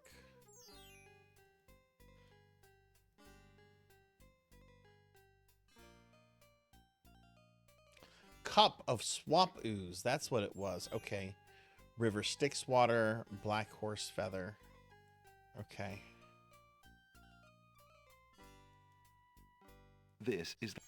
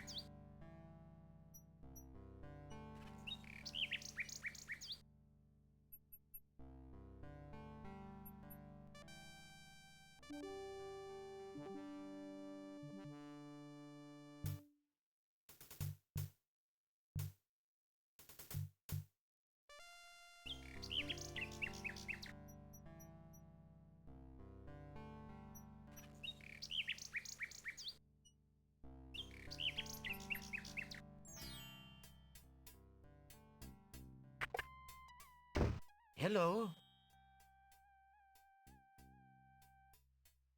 Now.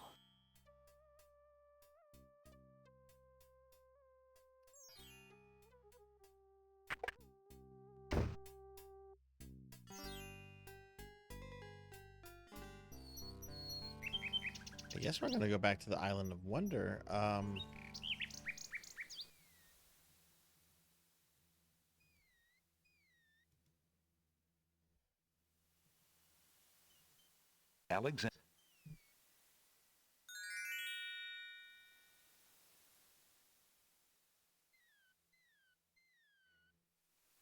Alexander feels a strange pulling sensation.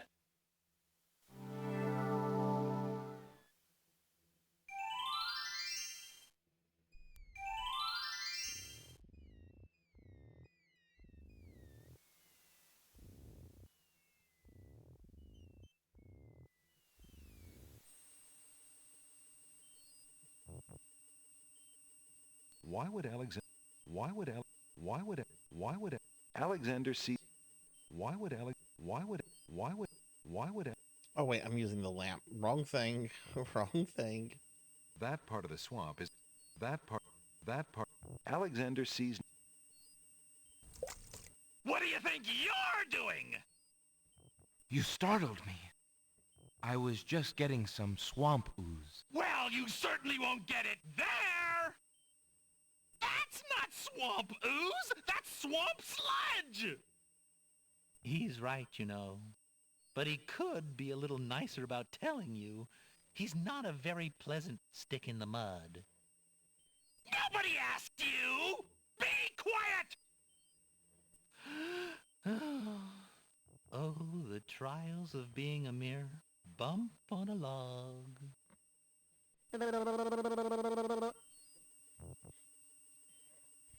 That part of the swamp is up. If Alexander threw the teacup at Stick in the Mud, he'd... Who are you? I'm Bump on a Log, and that's my brother, Stick in the Mud. We've had this thing about each other ever since our childhood. Mom always liked me best. She did not! That is absolutely not true! He's a bit lazy, you see. He's got the only swamp ooze in the swamp right next to him. But do you think he'd move a finger to help you get some? Hardly. He'd try to brain you with it more than likely. His temper's about the only thing that ever gets a workout, and that on yours truly. Oh, like you've moved at all in the last century! Like you're Mr. Physical Activity! Just because I can't This is reach a fever anything, dream. he thinks he can throw gushy swamp matter at me and just say whatever he likes. If only I could turn the tables on that heckler, he might learn some respect. But as you can see, I'm a mere bump on a log and must be content with my lot. Oh, shut up! You couldn't hit the broadside of a barn even if you had something to throw! Just shut up! You see how he is? Is there anything I can do to make peace between you two? You are brothers, after all. He needs a good thrashing, I expect. However, since you cannot go into the swamp, nor can I fight back, he will simply have to be born. Such is the life of a bump on a log. Hey, Armor. Good to see you. Thank you for the Steam gift the other day, by the way. Thank you very much for that. It looks really fun. I'm going to have to give that a shot soon. And Selna, thank you for the lurk. Thank you, thank you. Perhaps you could toss me some swamp ooze, since you seem to be able to recognize it. I can only reach this bit by the path. Well, hoity-toity, look who's Mr. Wants so much. You think I got a job here passing around precious swamp matter? You should be so lucky! He's an utter waste of oxygen. I'd save my breath if I were you.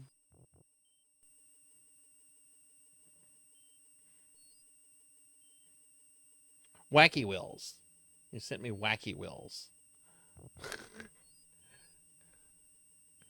Let's see. Maybe we can piss him off by throwing the brick at him. Would you have any interest in this stick in the mud? Get out of here! What makes you think I'd want anything of yours? Would you have... Mm.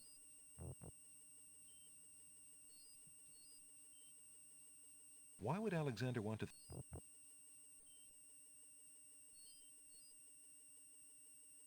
Would you have any... Alexander takes a bottle of milk from the milkweed bush. Apparently, the dogwood tree doesn't like Alexander standing that close.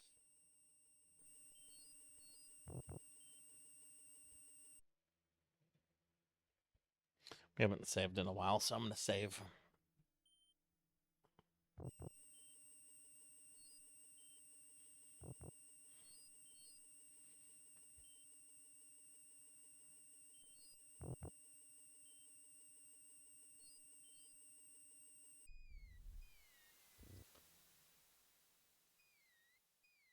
Alexander pulls out his magic map.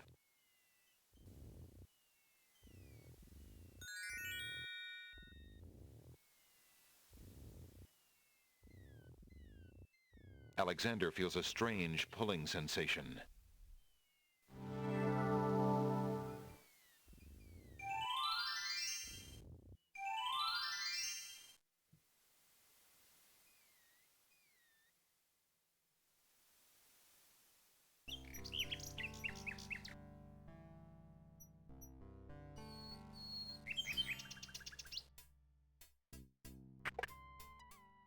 Good day. Let's try this. Let's... Would you mind? Of course. Alexander looks... All right, there's the flute, there's the brush, and there's... battered tinder box is... Tinder box. Let's take the flute. I'll take the flute. The flute? Very good, Prince Alex. May its music always be sweet. Thank you.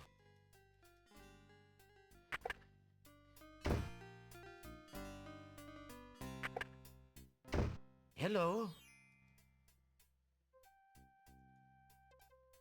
Now. How fare you? Sufficiently well, thank you, Alexander. My only wish is for more time to read. I want more time for video games.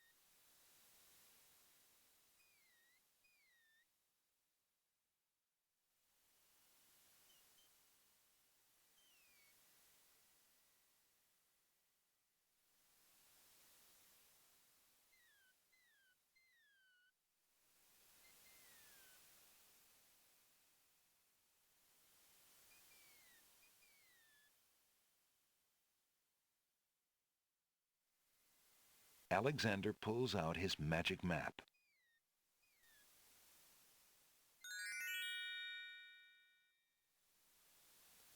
Back here. Alexander feels a strange pulling sensation.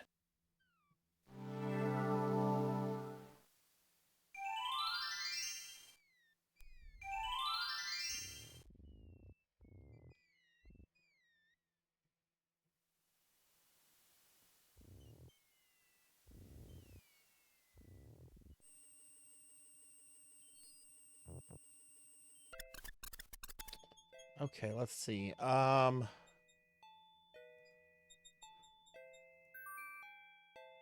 May I have this dance? Oh, my!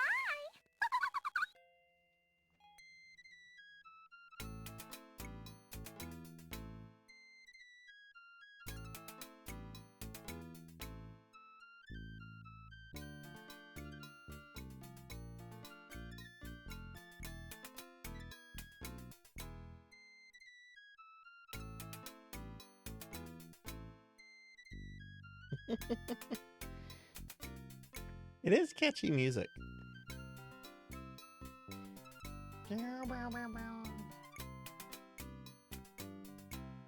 Alexander stops playing the flute, but the wallflowers and snapdragons continue to dance, caught up in the music and oblivious to everything around them.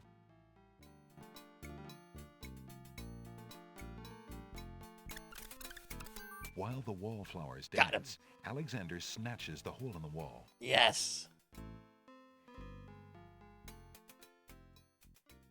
Now let's see. Can we use the bottle of milk on the babies? Alexander gives one of the baby's tears a bottle of milk. The other baby's tears seem to resent Alexander's gift for some reason.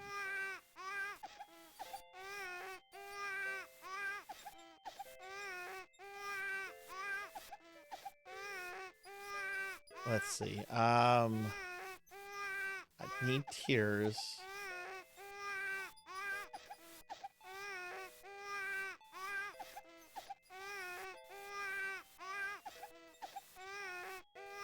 Oh my god, it's worse than Baby Mario.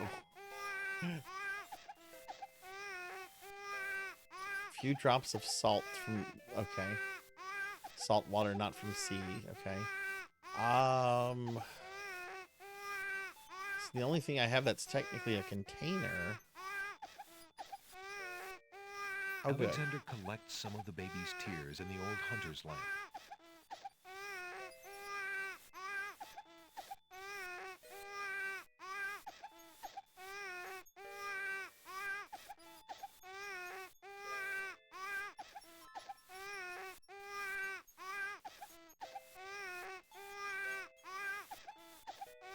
How did you manage to fall off the vine, Mr. Tomato? What do you think? I'm old. I'm rotten. Yeah, leave me alone.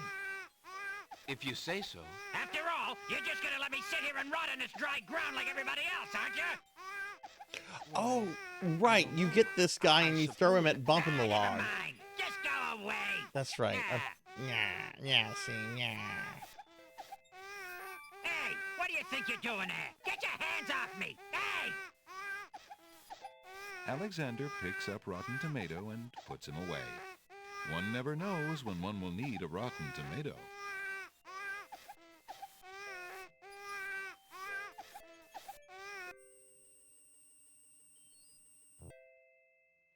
Okay, good. They're not crying anymore. Yeah, I'm pretty sure we throw Rotten Tomato. Where's Rotten Tomato?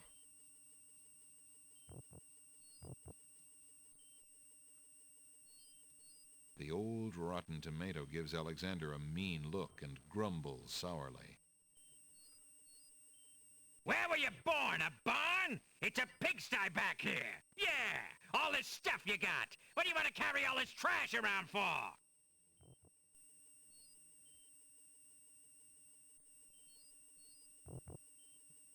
Perhaps I can help you out by throwing a rotten tomato at Stick in the Mud for you. Really? I appreciate the gesture, but the swamp is broader than it looks. Only a native like myself would be able to hit him from here.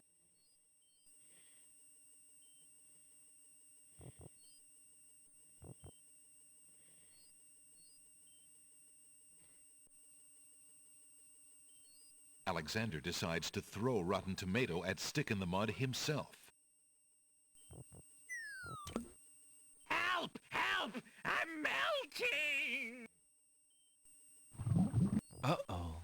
Gee, great arm you got there.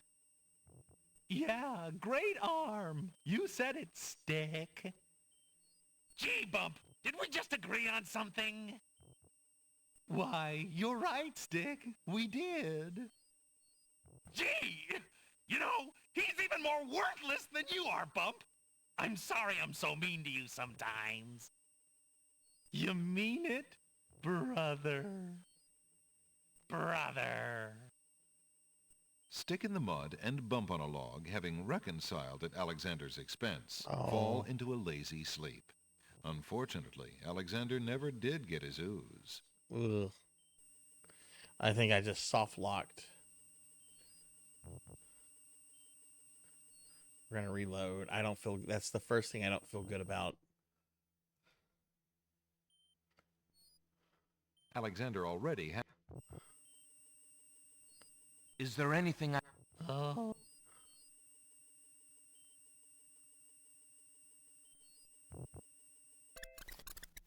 Okay, so let's see.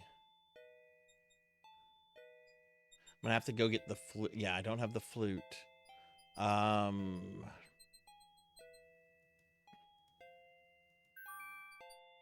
Alexander gives one of the baby's tears a bottle of milk. The other baby's tears seem to resent... There's no... Alexander...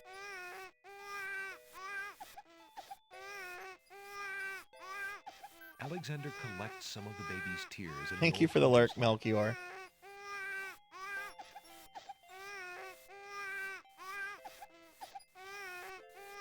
Hey, what do you think you're doing there? Okay, we already listened to that.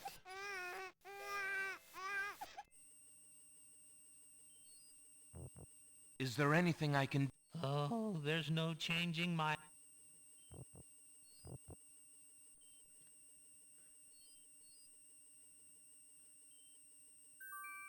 I thought this might come in handy the next time your brother starts picking on you. Aha! Finally, old Bump on the Log's not so defenseless, is he? Hey, hey! What are you doing there? Watch the pulp, would you? Now, Bumpy, remember all I've given you! The only thing you've ever given me is mud. Take this!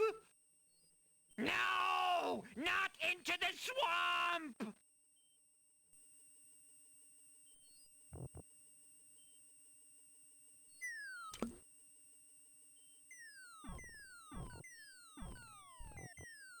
Hey, okay, I give up. Geez, sorry.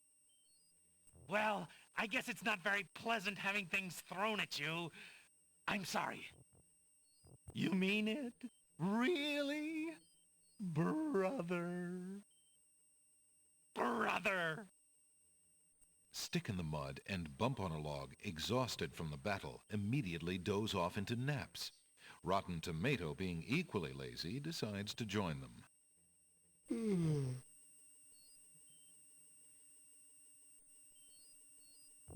According to the spell book, the swamp ooze is supposed to go in a cup. That old lamp... Well, I thought I clicked... Okay. Thought I clicked the teacup. Alexander fills the teacup with the swamp ooze.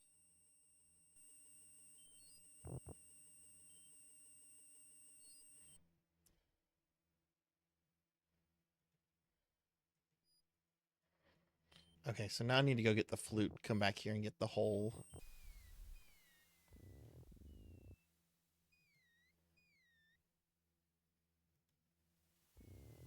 Alexander pulls out his magic map.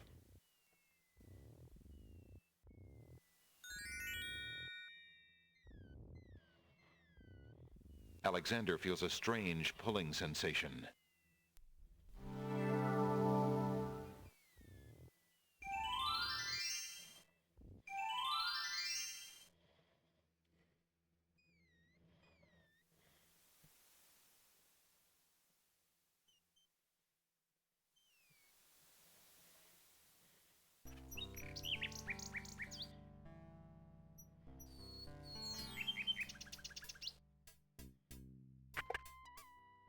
Good day, Prince Alexander.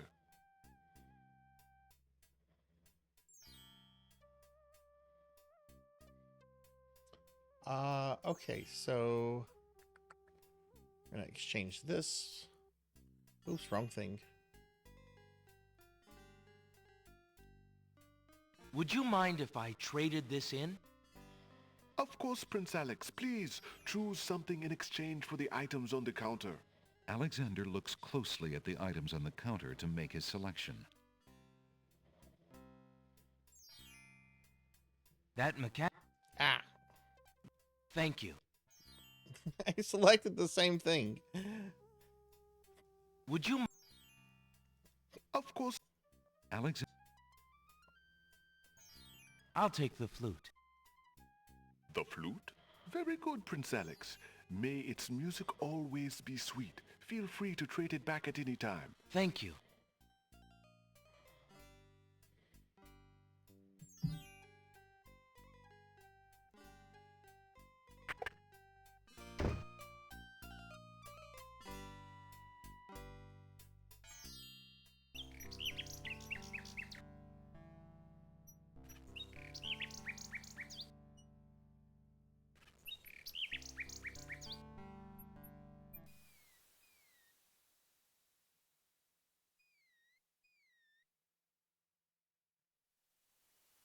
Alexander...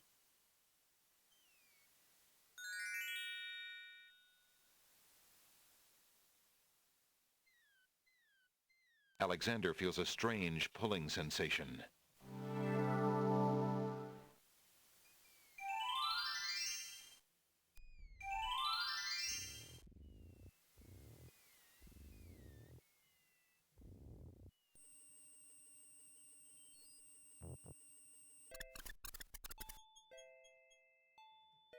Okay, while Alexander does his little flute and dance with the flowers, I need to go put my phone on the charger, so I'm going to get this started and step away for a second. So, BRB. May I have this dance?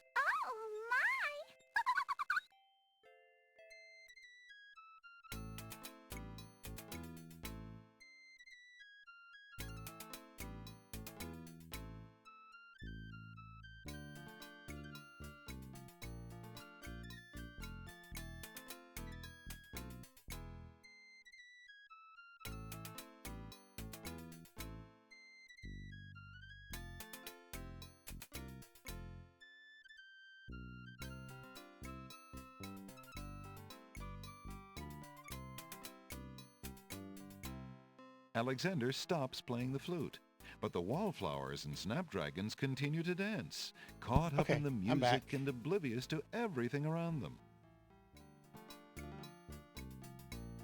Oh shoot, I forgot to shut a door. 1 second.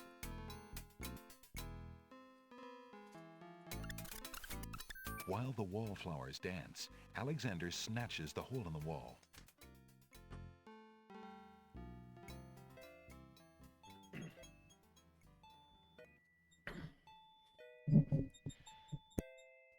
Okay, back again. Okay, we got that. Let's save. I'm going to save on a new save file. It's still possible to get soft locked in this game, but it's generally the game is kind of obvious about it. Like whenever I messed up with the tomato here, it was like, unfortunately, you did not get the thing that you're going to need, you know? So it's like, oh, okay. We need to redo that. Let's go to the Island of the Beast.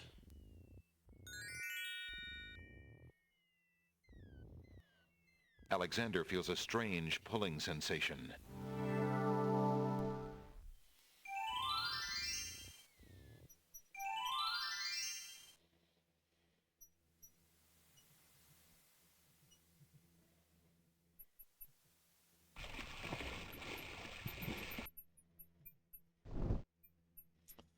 Okay, let's see. Can I use...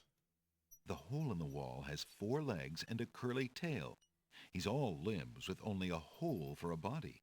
But that doesn't make him any less whole. Can we talk to this thing?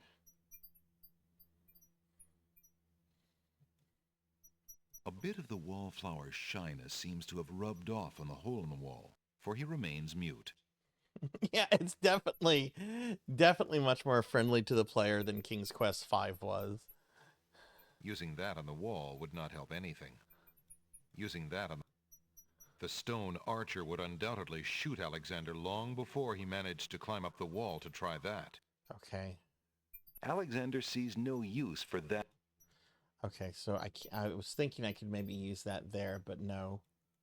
Let's go back to the other island. I've only been there once.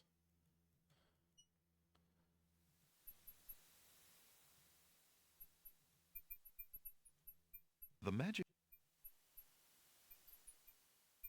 Alexander pulls. Alexander feels a strange pulling sensation.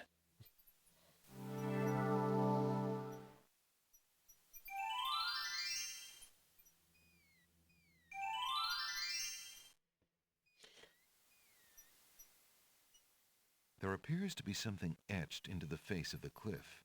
Alexander decides to get closer. Ignorance kills, wisdom elevates.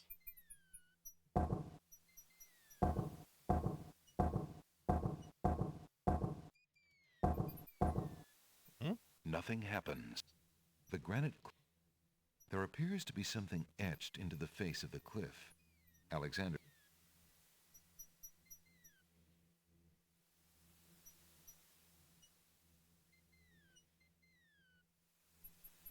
No use, so no up. Well, fly. Hey, thank you for the follow. Thank you, thank you. Welcome to the channel. I hope you're doing well.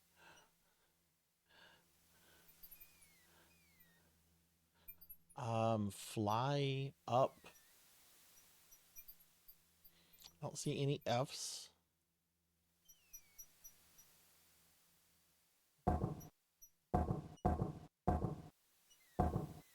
So you can practically select everything, it looks like. Nothing happened. There appears to be something etched. Ignorance kills, wisdom elevates.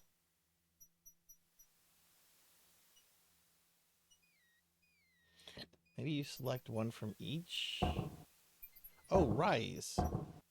Huge blocks of stone erupt from the granite cliffs. Whoa!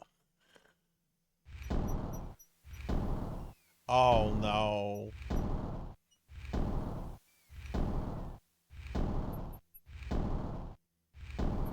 Alexander stares with wonder. That's quite a way to welcome a guest, if indeed it is a welcome.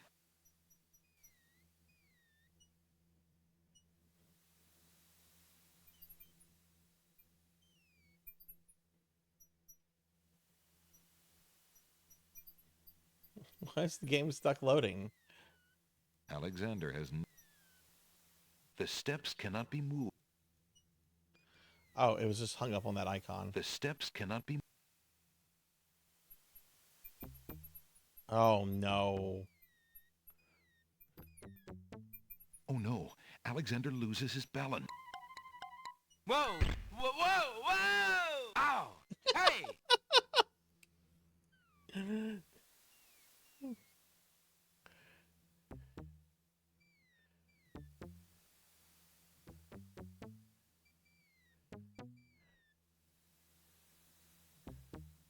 Okay, now we're probably in the territory of him dying if he falls.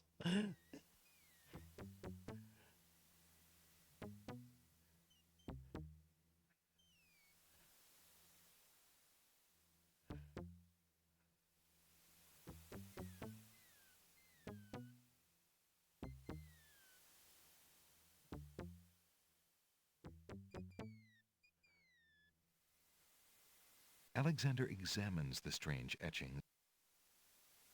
A master of language will... What?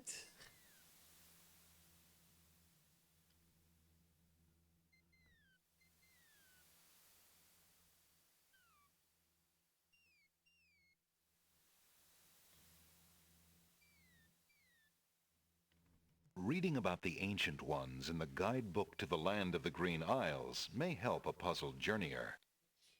Reading about the... Wait, what? Reading about the Ancient Ones in the guidebook to the Land of the Green Isles may help a puzzled journeyer. Okay. Nothing happened. So let's go back to the book guy.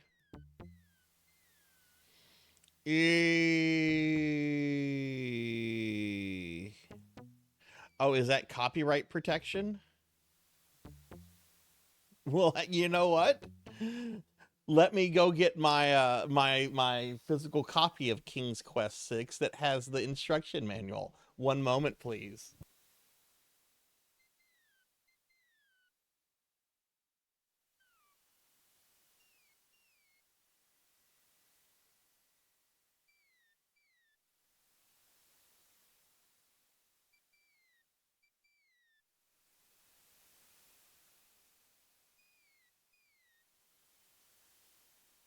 Okay.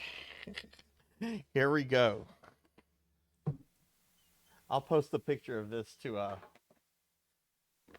Discord later. My phone's charging in the other room. This is the disc version, so it could be different. How many diskettes was this? 9. Wow.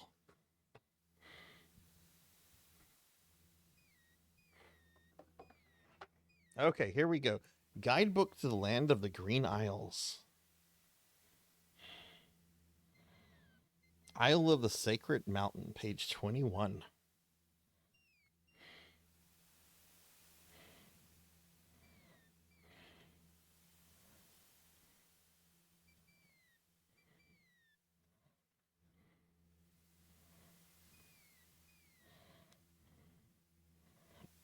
Oh, here we go.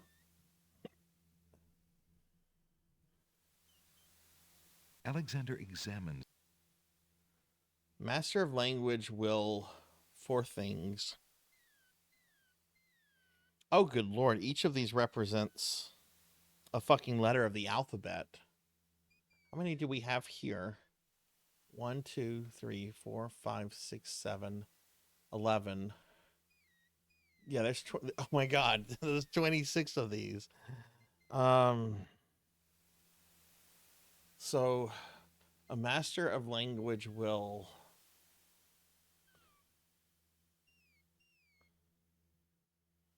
four letters.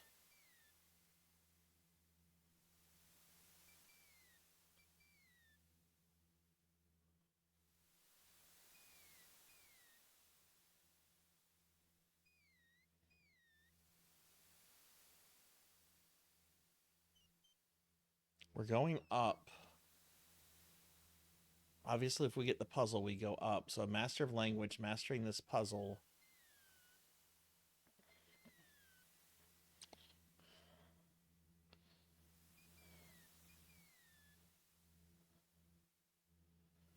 Is it soar? That's a 4-letter word.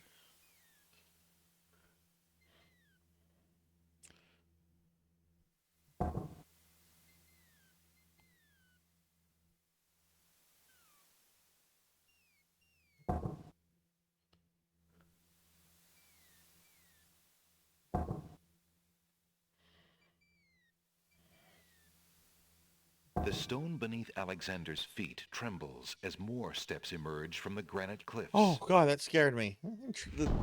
Okay.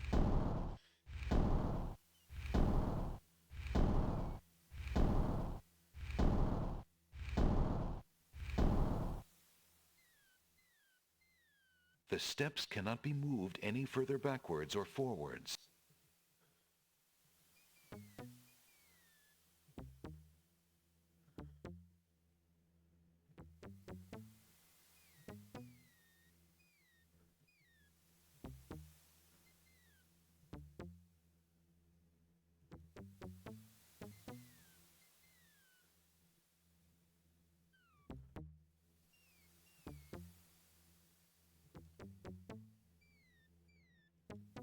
They should have removed this or changed it for the CD version of this game.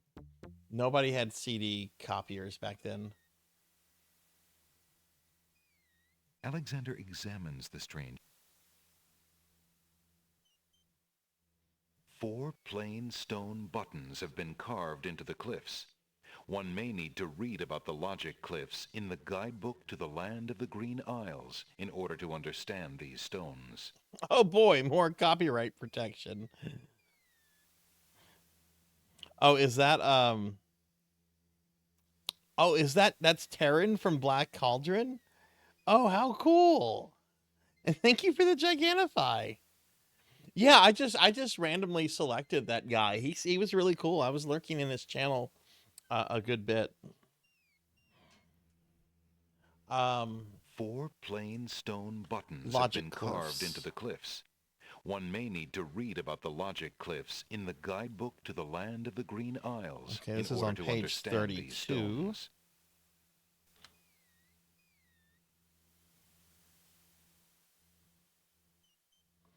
This does not. This just gives me a paragraph. The first challenge, only those pure of heart will be able to rise the cliffs of logic. The third challenge, the stones of stealth are associated with this riddle. 4 men standing in a row.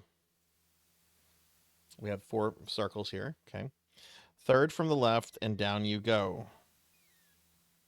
The rest in order move you on. Youngest, oldest, second son.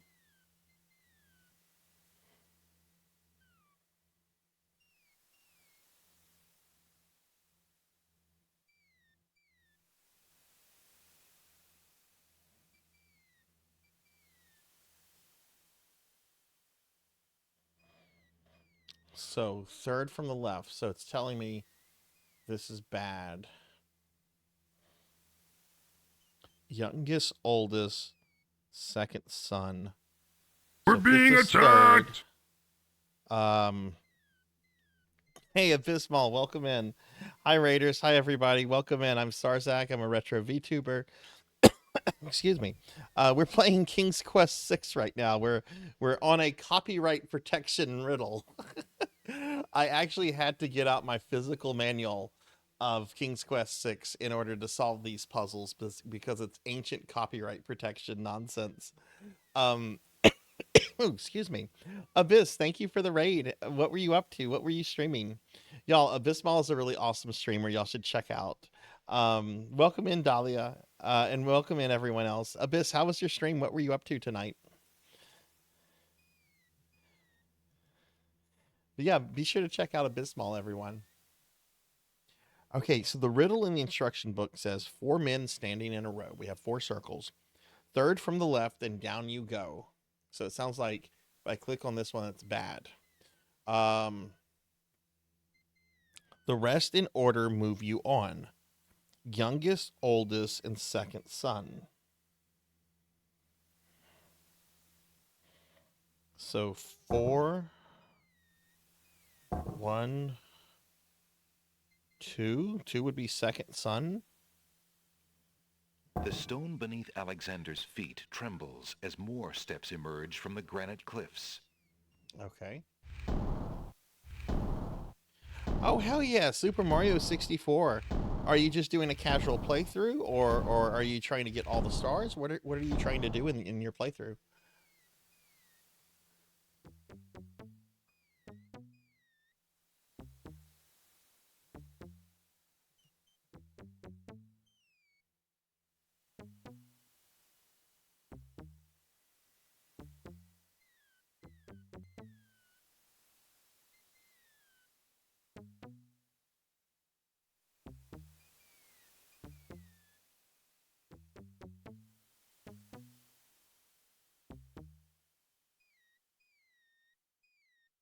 Alexander examines the strange etchings in the...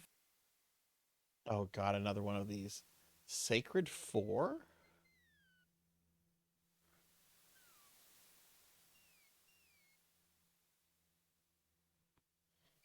Sacred 4?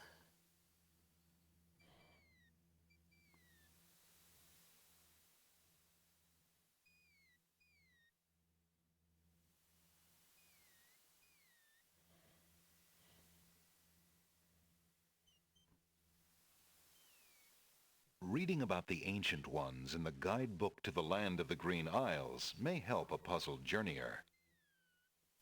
The Ancient Ones, okay.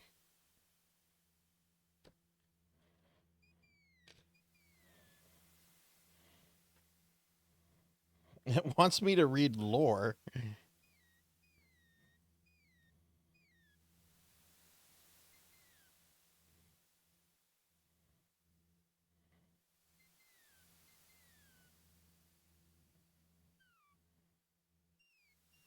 This is the Sacred Four.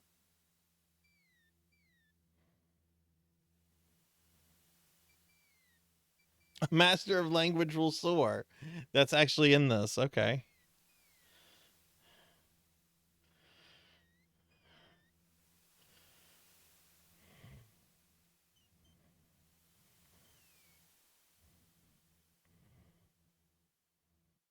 Okay, here we go. At the top of the scale were the Sacred Four. The emotion Tranquility, the color Azura, the creature Caterpillar, and the element Air. Okay. So Tranquility, Azura, Caterpillar, and Air.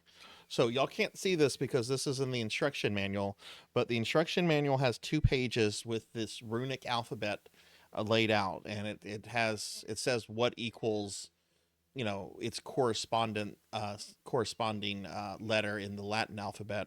So, for example, this one right here, that looks like a tennis court thing. This is right next to A. Okay, and then this one, where's B? This one is right next to B, and so forth. And then to the right of the Latin alphabet letter is something that says what the symbol represents. So A, it says this symbol represents harmony, the cat, the color sienna, and earth.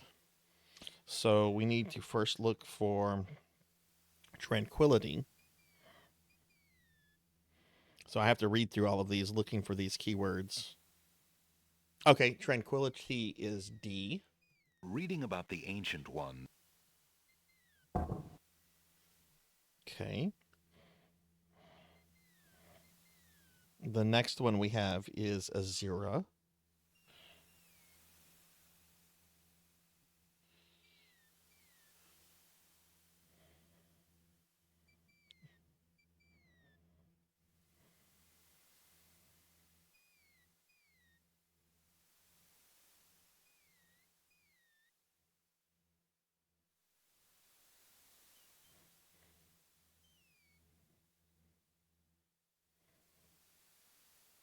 Okay, Azura is O, which is what symbol? It looks like a goofy face.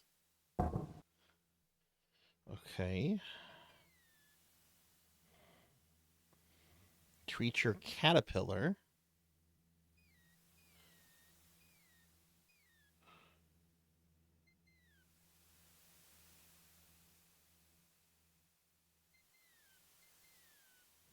Okay, that's going to be G. I'm sorry, that's Q. And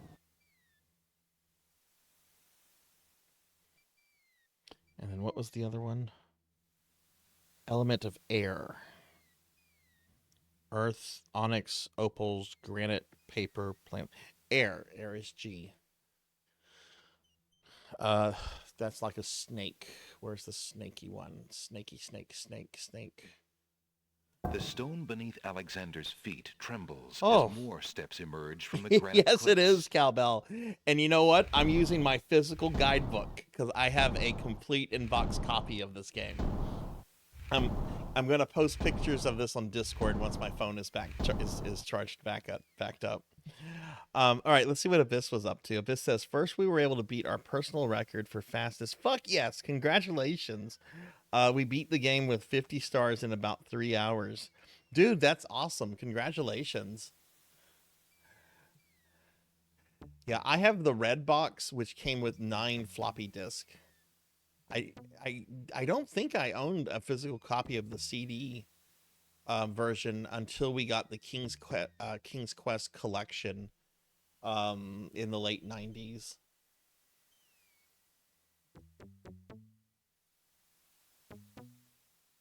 Is there any reason to have copyright protection in the CD version of this game at the time? No one had CD burners.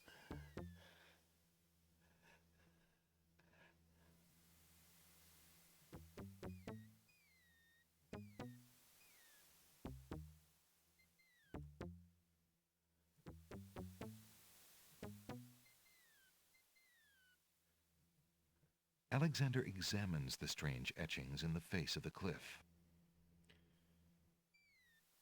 All silent cry the noble boulders. The rock has been etched by some unknown hand. One may need to read about the logic cliffs in the guidebook to the land of the Green Isles in order to understand this mystical inscription. Okay. 4 rows. 1, 2, 3, 4, 5, and 6 words. Okay.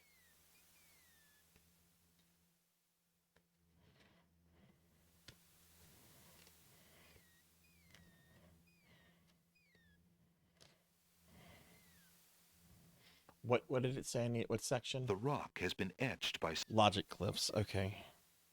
That is page 32.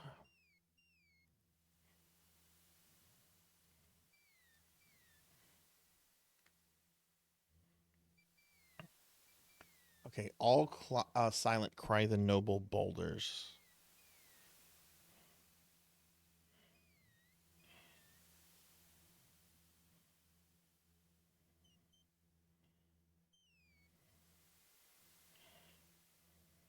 First challenge, only those pure of heart will rise. Rise. Yeah, did that one. Third challenge was the riddle one. Fifth challenge, this is what it says. Fifth challenge, only those of the highest order may ascend the cliffs of logic. And ascend is in all caps. And there's 6 letters, so yeah, that's our thing here.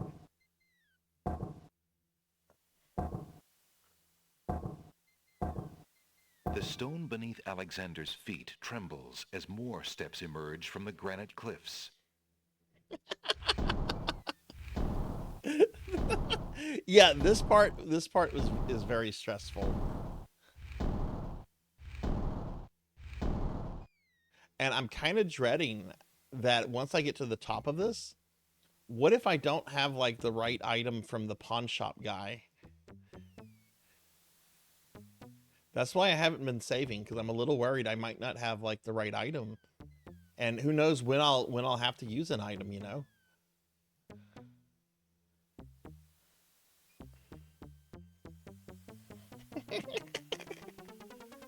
Alexander finds himself finally at the top of the cliffs.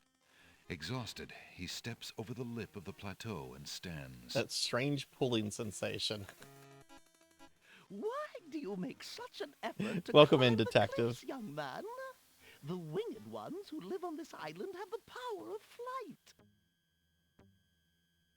You could have it too, if you'd only eat a berry from this magical flying nightshade bush. You're obviously the genie. Fuck off.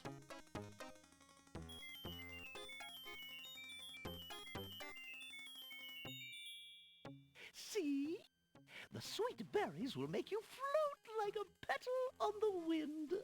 Try some. Last week I played through King's Quest V. Every save got its own save file. It was not getting soft locked in that game. The huge doors are locked tight. Somebody obviously wants to keep something out or something in. The huge doors are locked tight. Somebody obviously wants to keep something out or something in. Young man, you offend me. I try to help you and you insist on being rude.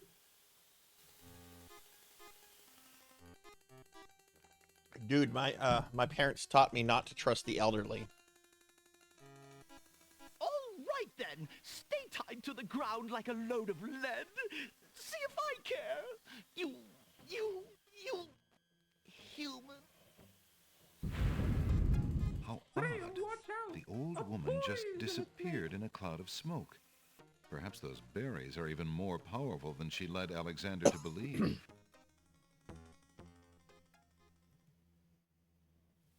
Can we go in that hole? Alexander crawls through the small opening in the rock.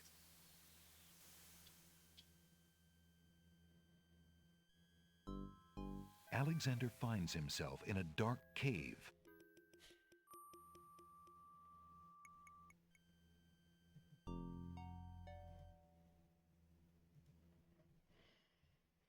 What happens if I try to go through this cave without the tinderbox?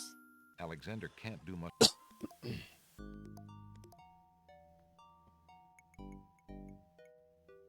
Dead end. Dead end. Alexander can't.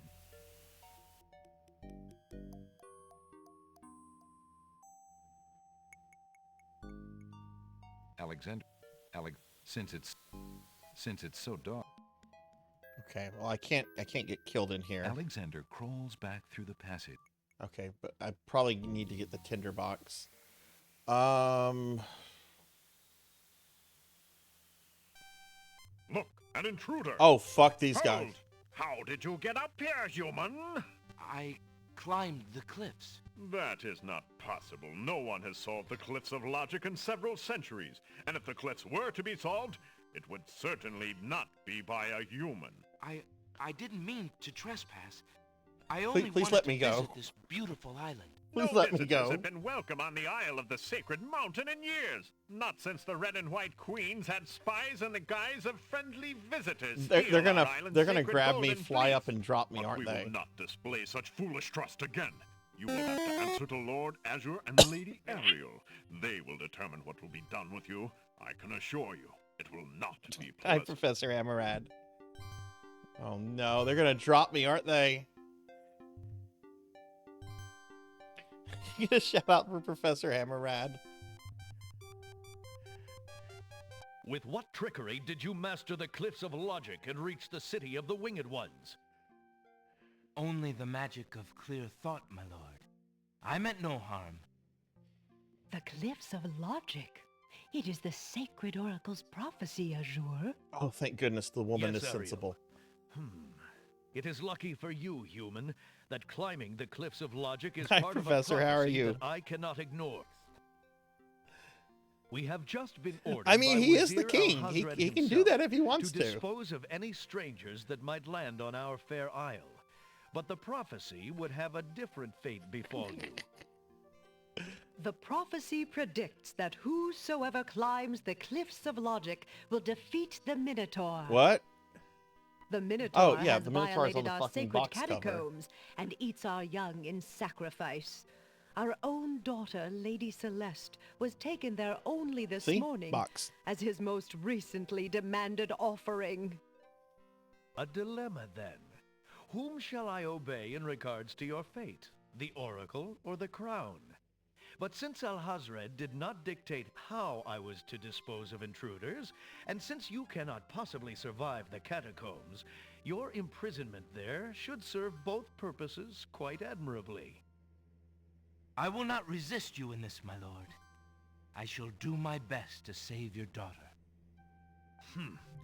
First, I must tell you that the catacombs are a labyrinth of rooms, a place of exceeding danger. You will need many tools and clear wits to survive it.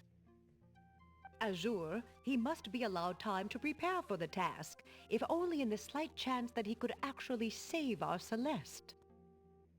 Oh, very well. Intruder, my guards will take you to the beach. Prophesied hero or spy, any soldier must be granted time to prepare for battle.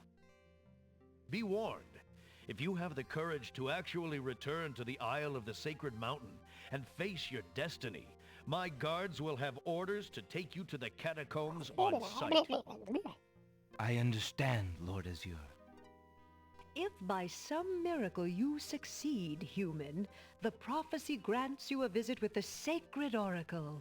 Her powers are mighty, her vision all-seeing. My goodness, these Many two of like our to own talk. citizens would be willing to risk certain death in the catacombs for a chance at a meeting with the oracle. May that thought give you the courage to return. Oh, I will return, Lady Ariel. You have my word. Okay, thank goodness they didn't murder me. I saw bird people and I thought I was dead. I have the worst luck with birds in video games. You know what? I was actually gonna go back and get the tinderbox. So you know they did me a favor here. There's no reason to. Alexander pulls out his magic map.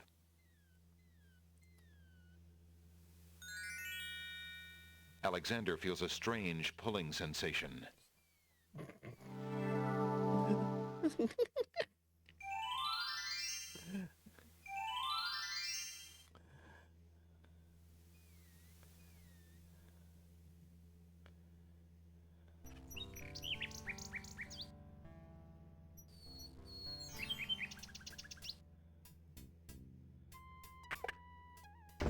Hello? Now. Shop.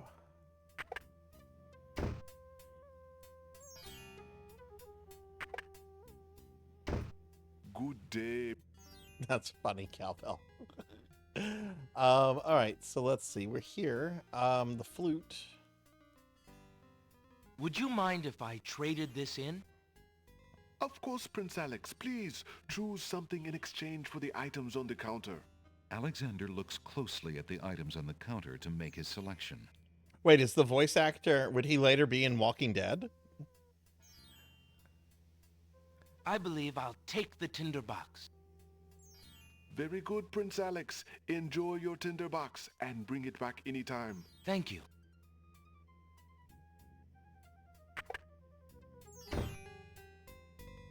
That's too funny. I was actually playing the first Walking Dead Telltale game just a few weeks ago for the first time ever. Lee was the protagonist, right? He is the history professor that killed a guy. I don't remember their names. I got through the first 2 chapters, the ones with the survivors at the motel and then the cannibal family one. Hey, Chroma, good to see you.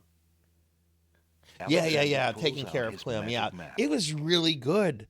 I had never seen anything related to Walking Dead before, and my viewer friend Pig Knight here got me to play the game, and I wasn't really sure what to expect, but I had a lot of fun with it. It was a really well-made game. I'll give a shout out to my good friend Chroma. Oh, it didn't go through. There it is. Hey, Chroma, how are you? All right, so we gotta do this again. Let's save. Let's save.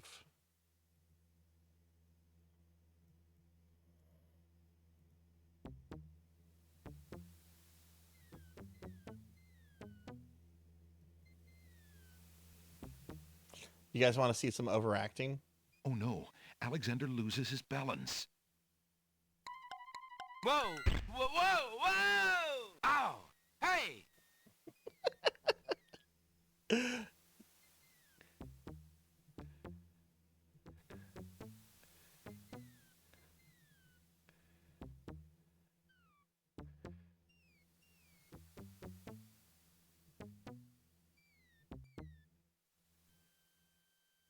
Oh, they don't make you go up the whole thing.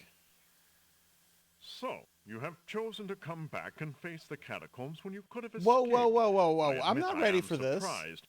You're either a complete idiot or vain enough to think yourself invincible. Whoa, y'all, I'm not ready for this. I want to go use... No. You are far wiser, I suppose. We should... You fucking assholes. The catacombs, it seems. And I just saved over that.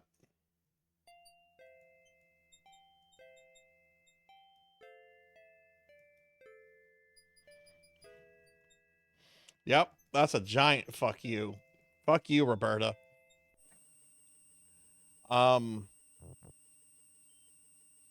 Okay, do I have the hole in the wall? Okay, I have hole in a wall. So what I just need to really do is just go back and let's go get the tinderbox. Those guards should have been at their post. They should not have been waiting there for me. Alexander.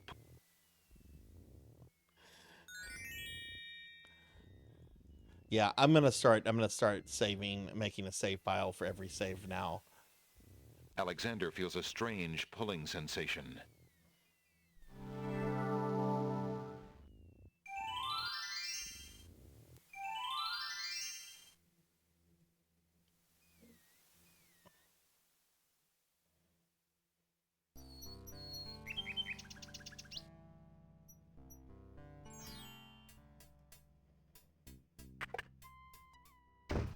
Good day, Prince Alexander. The pawn shop.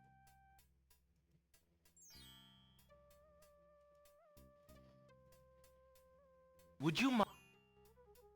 Of course, Alexander. I believe I'll... I'm going to skip Very through the good. dialogue Thank we've you. already sat through. There's no reason to sit through a lot of this again.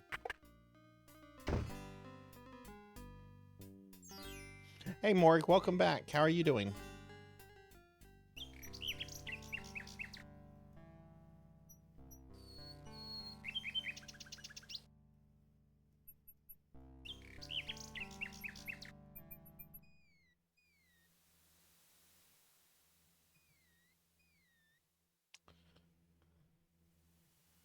Alexander.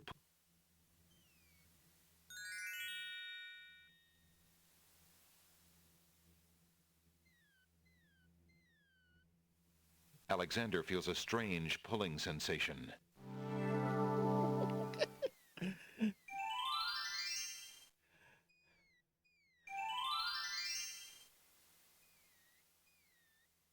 There appears... I remember this one.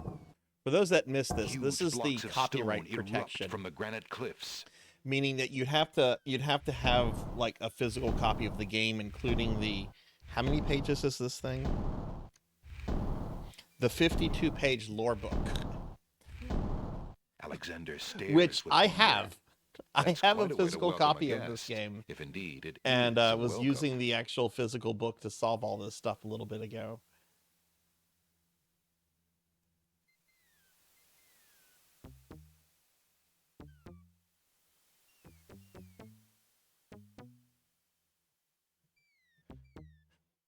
Which, when I get to the top, I'm going to go get my cell phone, and I'll post pictures of the stuff into Discord. Oh, nice, detective. What color box do you have? I have the red diskette box. I never had the CD-ROM version of this until the King's Quest collection that we got in the late 90s, which I think came out after 7 had already come out. Done a fair amount of a sort. Got sidetracked by shaving my dogs.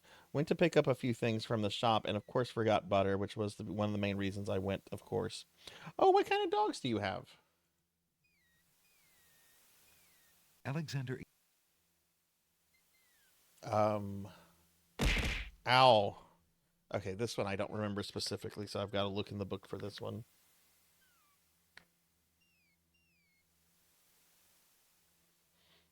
I think this one, Master of Language, will soar. Yeah, it translates to soar. But I have to see what the runic inscriptions are. So let's see. Okay, this is a little dude. There we go.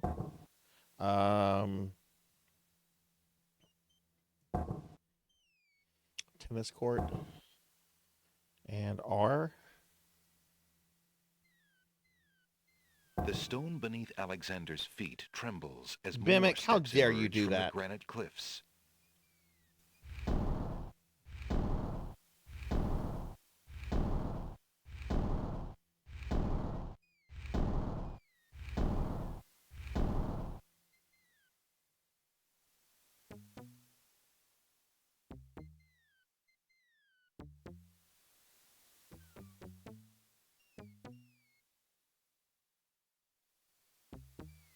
You have the big white box. Nice. There was I'm in a King's Quest collecting, I'm not a King's Quest collecting, but I'm in a King's Quest fan group on Facebook. And one guy was showing off, this is about a year or two ago, one guy was showing off his collection of King's Quest 6 versions. And he had every color copy of the game, including the German box, which had its own like dark shade of purple. Like, damn, that's some dedication. Oh, nice. 2 Maltese Bitzers. Nice. Okay, this is bad. So I think this is 4, 1, 2. The stone beneath Alexander's feet trembles as more steps emerge Which from the is granite actually a really cliffs. easy number for me to remember because I grew up, the house I grew up on as a kid, that was the numerical part of the address, 412.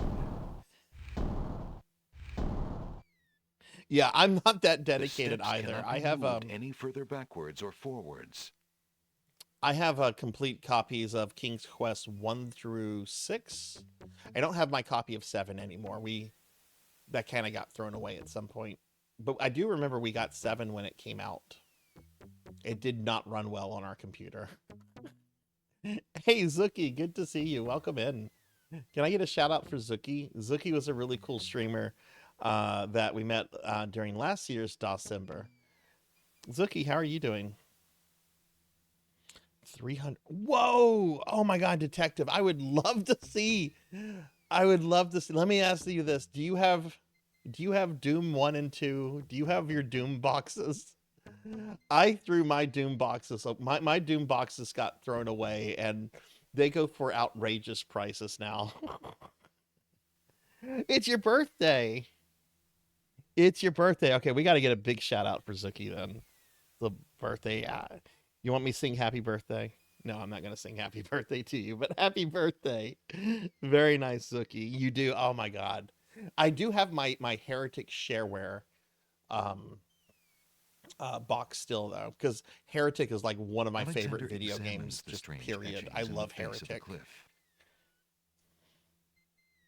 But I still have I have my King's Quest 6 box here.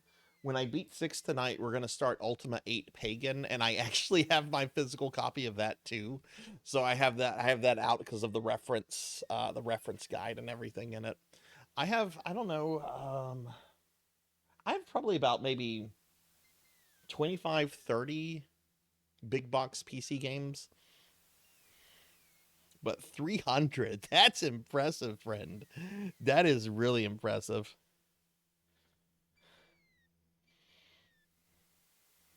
Hexen, though, there's a lot I like about Hexen. I don't like the level designs. The level designs are way too labyrinth-like. I like the quick mission stages, the stage, progression of Heretic.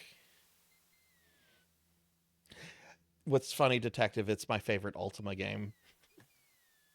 Though my first Ultima game was Ultima Online, which I played really hardcore for several years, and it got me into like the classic Ultima games, and that's probably why I like Pagan the most, since, Pagan is probably the one that closestly, resembles UO.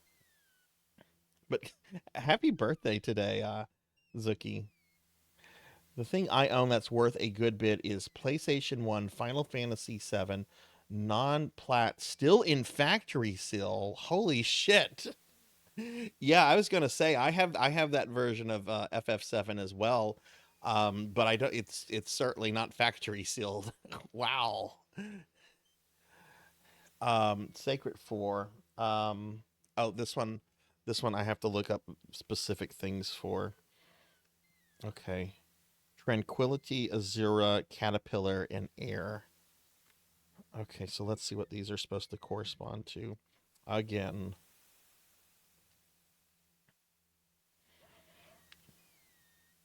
I'm much more of a console collector than I am with PC stuff. The crown jewel of my console collection is Super Star Fox Weekend for Super Nintendo. Paid $40 $40 for it back in the day, directly to Nintendo Power, and I've kept it all these years, and it's worth a lot. It's my, if I ever have a financial disaster, go-to thing. Okay, Tranquility is D, which is a tower. Okay. Azura, I believe, was O. Yeah, that's a face. Where's this face? Where's the face? Where's the face? That's kind of a face. That's not the face I'm looking for. Oh, there it is. Okay. caterpillar. That's Q.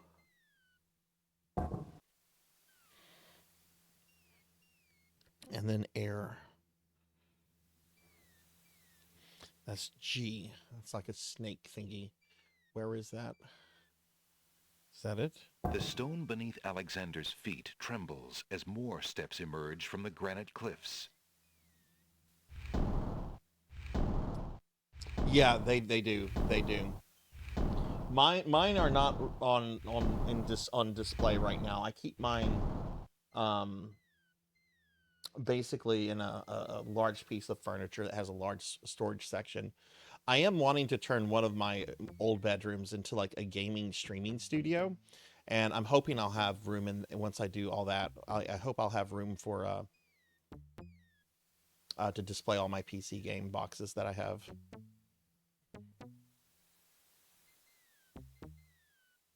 Let me ask you this question, Detective, since you're clearly into like collecting those kind of things. We were talking about this last week. EverQuest. Okay, EverQuest. The original release of EverQuest goes for a lot of money. Do you know why? Like that was a mass-produced game.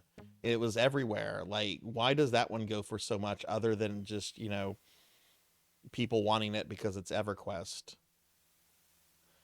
Alexander Okay, and this is Ascend. Okay, do you guys want to see something funny? The stone but Do y'all want to see something funny?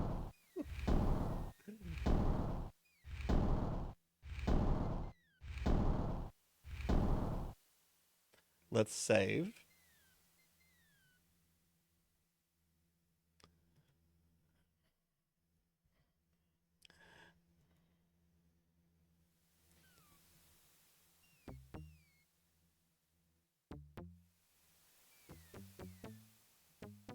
And let's see how many screens we go down.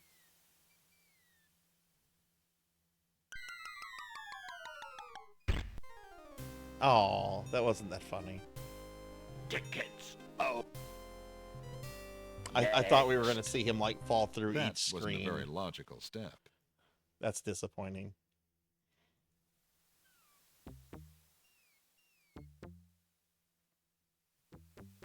Not sure. Okay. I was just curious if you might know or not. I've been kind of perplexed by that because I wouldn't mind having a copy of that. I didn't play a lot of EverQuest, but that box is really iconic with like the elf and everything, and I thought it would make like a good display Alexander piece. finds himself But it's finally it goes at the for like top of the $300 cliffs. or $400. Exhausted, he steps over the lip of the plateau I'm and not stands. spending that. Why do you make such an effort to climb the cliffs, young man? Good night, Vimic. The winged Have a good ones one. who live Good on this seeing you. island have the Sleep well, power of friend. flight. All right, we're gonna let her. You could have it too, if you'd only eat a berry from this magical flying nightshade bush.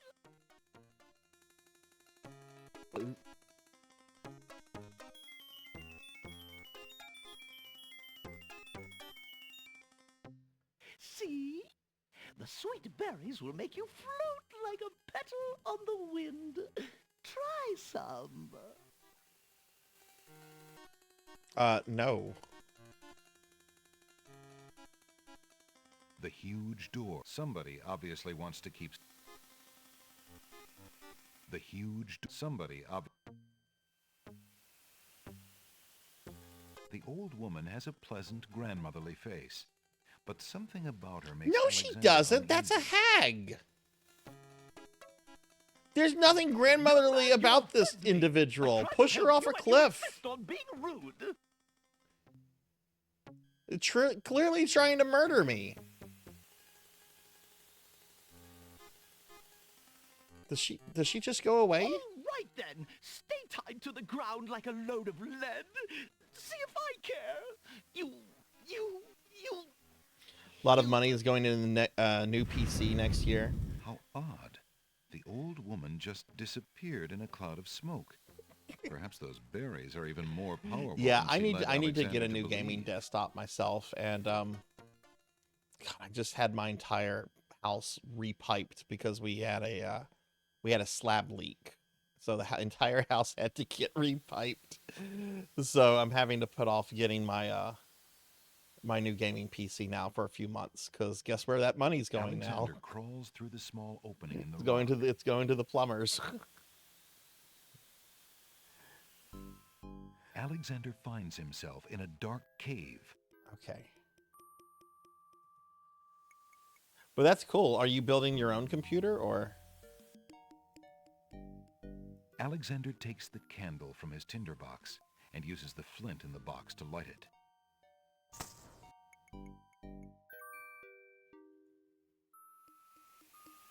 Okay, so we should be able to go in here. Alexander crawls through the opening in the rock.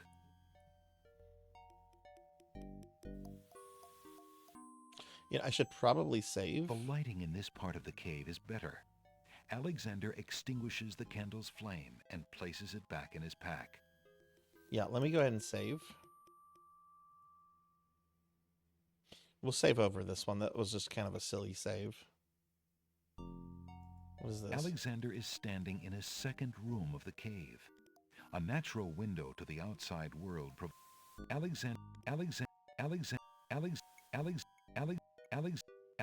This is clearly something right here. Do I need to light this again? There's no need for the... Alexander sees...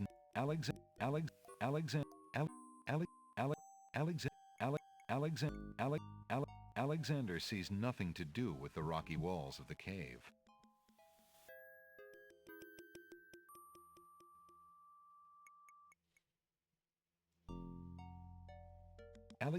The floor of the cave... The floor... Alexander is...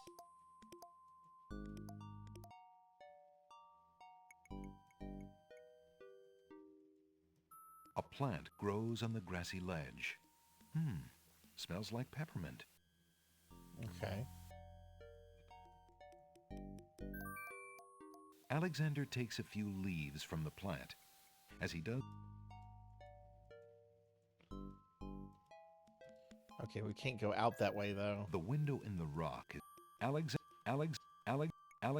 Okay, I guess that's nothing.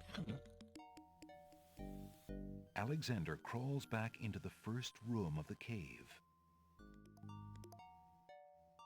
Oh shit! I'm sorry to hear that, Alexander detective. Can't see a thing. I hope you're able to put it together. Alexander crawls.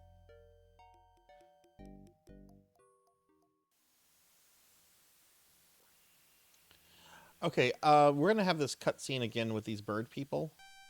Look, an intruder. I'm gonna go grab my cell How? phone off the charger, How did you and I'm get gonna up post there, some you pictures mother? of my King's Quest climbed the cliffs. 6 That stuff is in not Discord. I'll be right back. possible. No one has solved the cliffs of logic in several centuries, and if the cliffs were to be solved, it would certainly not be by a human. I didn't mean to trespass. I only wanted to visit this beautiful island. No visitors have been welcome on the Isle of the Sacred Mountain in years. Not since the Red and White Queens had spies in the guise of friendly visitors steal our island's sacred golden fleece. But we will not display such foolish trust again. You will have to answer to Lord Azure and Lady Ariel. They will determine what will be done with you. I can assure you, it will not be pleasant.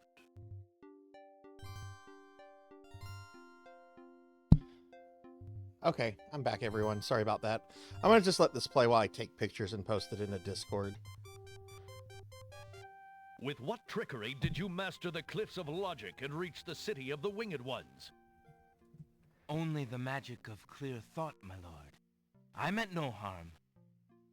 The cliffs of logic.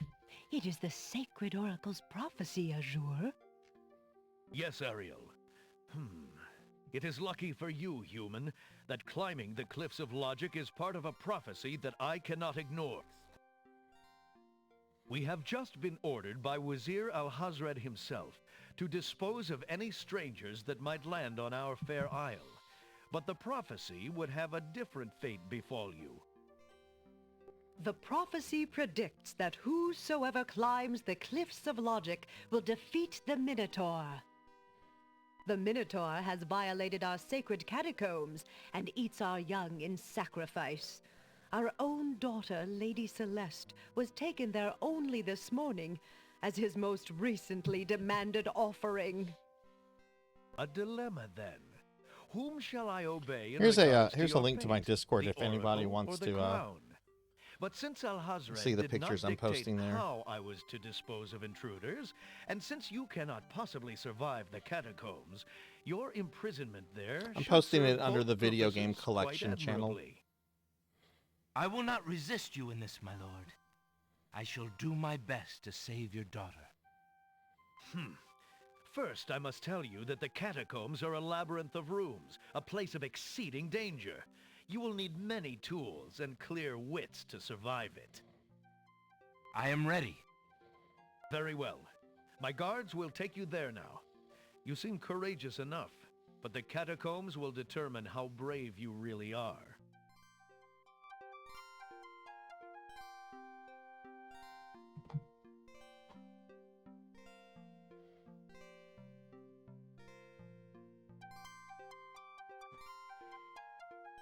Oh my god, there's an insert in my King's Quest 6 box for free service for Prodigy Internet.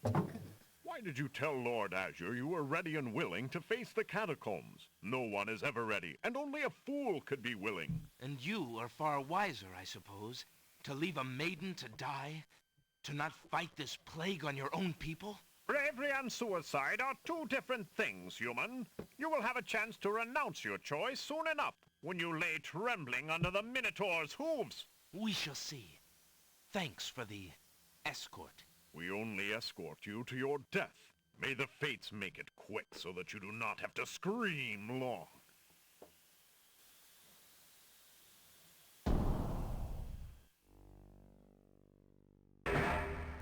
The catacomb's entrance door is locked from the outside by the Winged One's guards.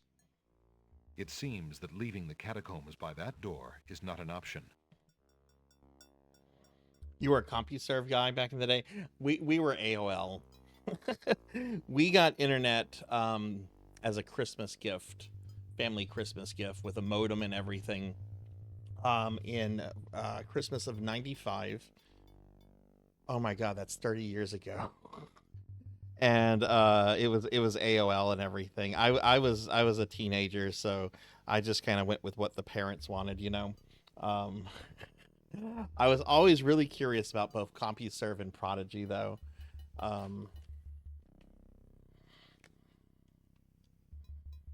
Okay, so let me go ahead and save this.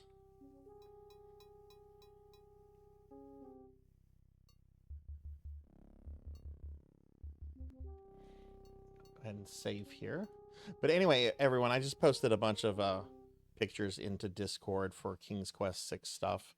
If you want us to see the copyright book I was using and just, you know, other pictures of the thing. And Detective, thank you for the follow. Thank you, thank you. Do you stream yourself, by the way?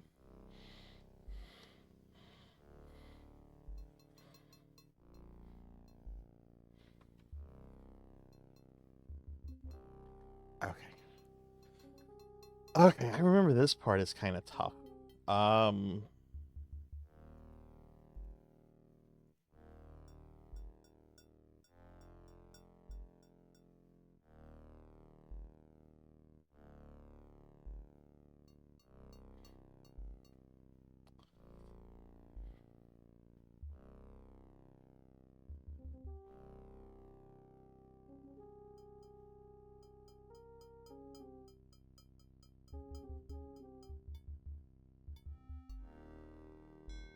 So if I remember correctly, this is an actual map. Burial beds.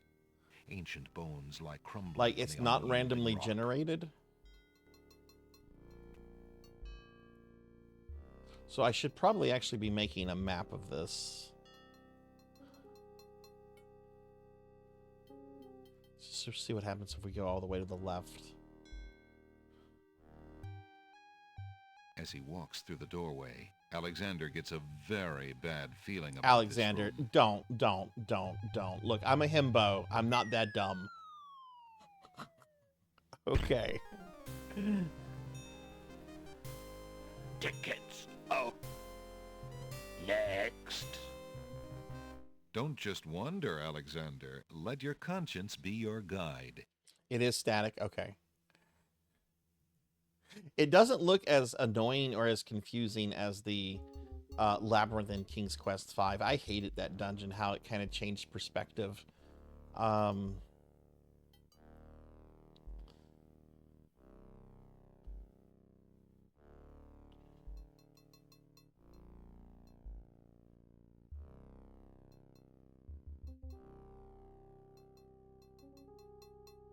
guess we go this way.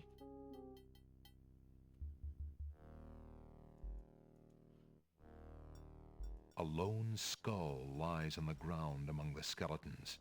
Where the skull came from Yeah, is a mystery, that was I since played other the remains King's Quest seem to V have their last week, skulls and intact. oh look, I missed your comment about you streaming everything. Let me drop you a follow then, Detective. I don't care if you're a small hobby streamer or not. I love finding new streamer friends and checking out other people's content. So I'm gonna follow you as well. You seem really cool. Alexander picks up the skull. We're being attacked! Hey, DreamyTube, thank you for the raid. Welcome in, raiders. Hi, everybody. I'm Sarzac. I'm a retro VTuber. We're playing some King's Quest VI tonight as part of our December celebration. Unfortunate souls haunt the room. Dreamy, thank you for the These raid. Thank you bones for seem bringing your more community recent than here. the What were ancient you up to catacomb tonight? bones that Alexander has seen so far. Perhaps they were victims of the Minotaur. Or perhaps Flicky they Pug, died thank while you for the wandering follow. lost in the maze. Thank you. That's a great Three name. of the skeletons are completely intact. Dreamy, thank you for the raid. What were you up to? What were you doing tonight? Also, I love that emote. That is a great emote you have.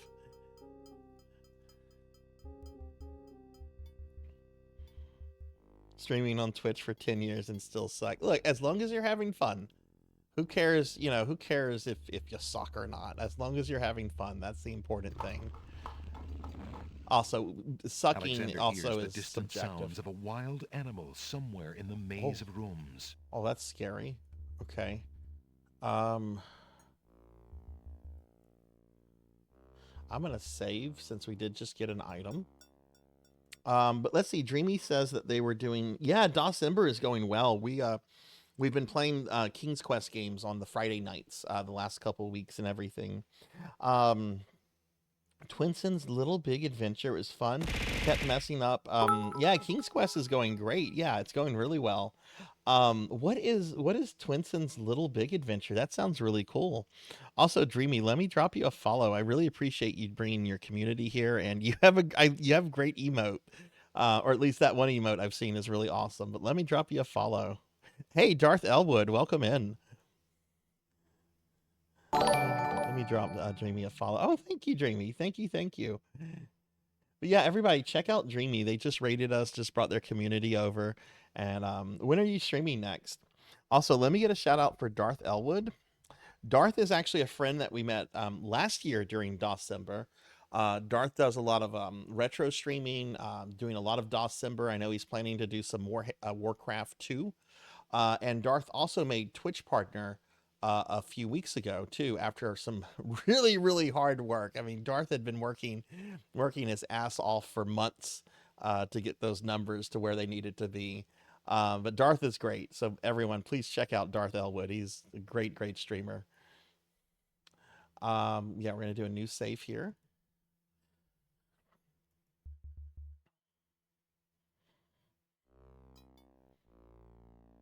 LBA. I don't know what LBA is. This is my first time hearing about it. I'm going to have to check that out.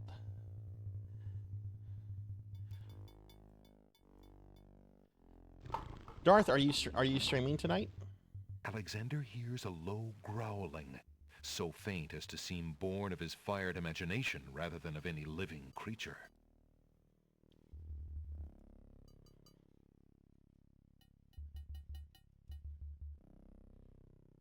Now, can the Minotaur just find you here?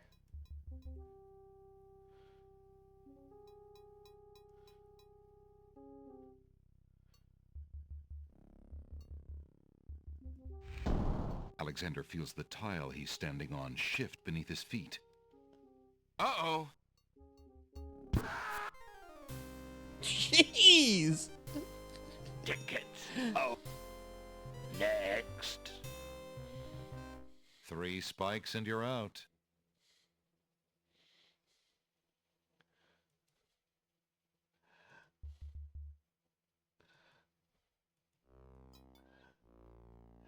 Yeah, Tenchi, do you still think that this is a nice game?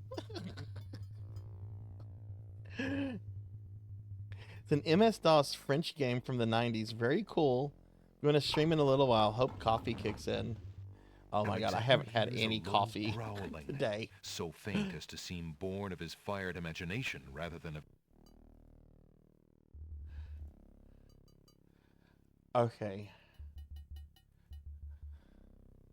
We're going to save. I'm not going to do a separate save file. I assume you have to walk on these in a certain order. So we've got rose, a scythe, a rose, and a skull and crossbones. Yeah, I'm not stepping on that. Let's start with this rose and then just work our way around. Okay, that's good. Alexander feels the tile he's standing on shift beneath his feet.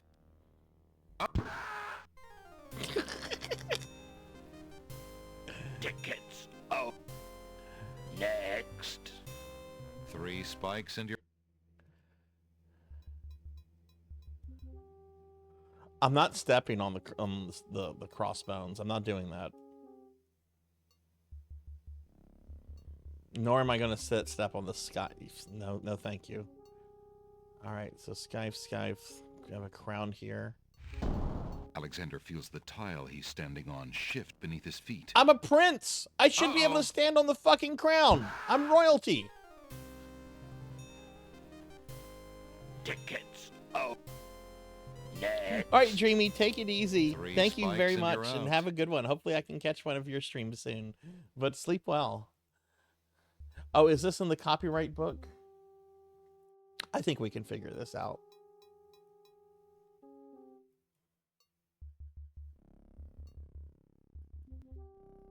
I guess I have to go on either the scythe or skull and bones. I'm gonna go with the scythe.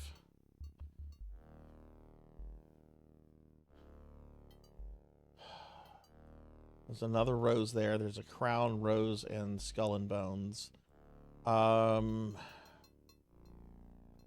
gonna go with this rose, and hopefully it's what I need. Alexander feels the tile he's standing on shift beneath his feet. Uh-oh.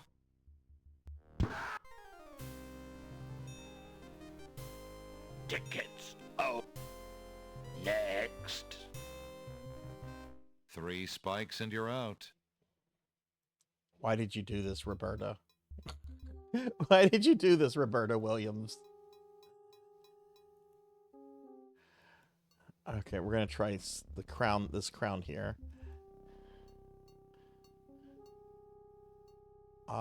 That's a skull and bone in front of me. Is that a fish? Like a dolphin?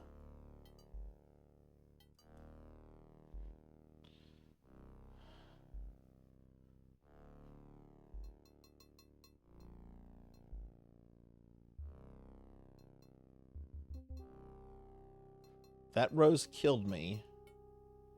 I'm gonna try the skull and crossbones. Okay, cool. All right, we got through that.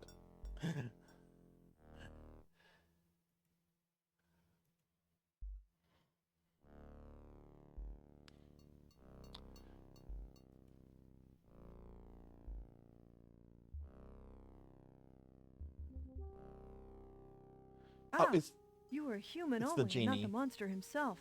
I heard you coming and thought you were the beast. Did my father send you here to save me? Why, yes, he did, but how did you... Hush, there is no time. I think I have discovered the Minotaur's secret exit from the catacombs. Follow me, and we'll both be saved.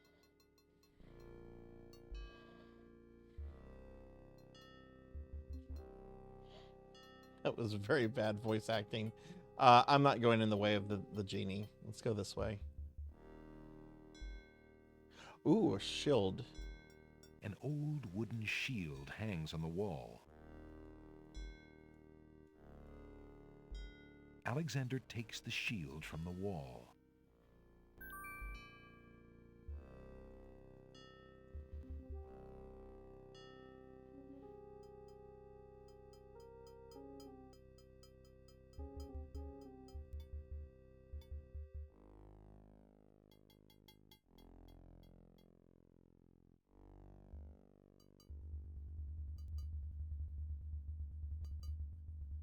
There's a poem in the copyright book that gives you the pieces you need to step on.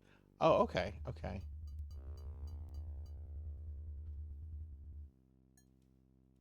That skull right here looks out of place. Niches in the wall form stone burial beds. Ancient bones lie. Alexander finds 2 coins on the skeleton's eyes. He takes the old coins. Don't do that!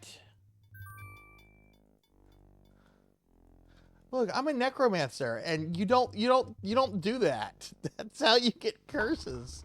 That's how you get hauntings. You don't do that. Far off into the catacombs, the sounds of hooves faintly echo.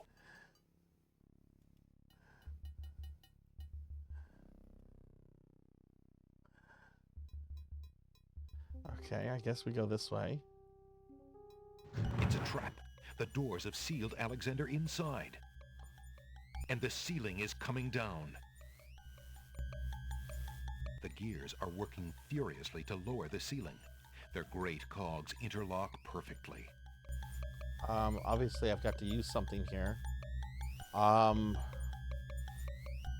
book would never hold those gears. It would just be ripped to shreds. Just gonna use items. In a desperate move, Alexander throws a brick into the grinding gears. Okay. The brick is caught between 2 cogs. The gears shriek and shudder. The mechanism I was just gonna go down the list trying each item. Is stuck. Oh man, look at these skulls, by the way. These are fucking sick. Especially this one on the right with the sword going through it and coming out of its mouth like a tongue. That's fucking sick. I don't remember that at all. Can I take my brick back? Even if Alexander wanted to retrieve the brick, he'd be unable to get it out of the cogs now. It's tightly wedged in place.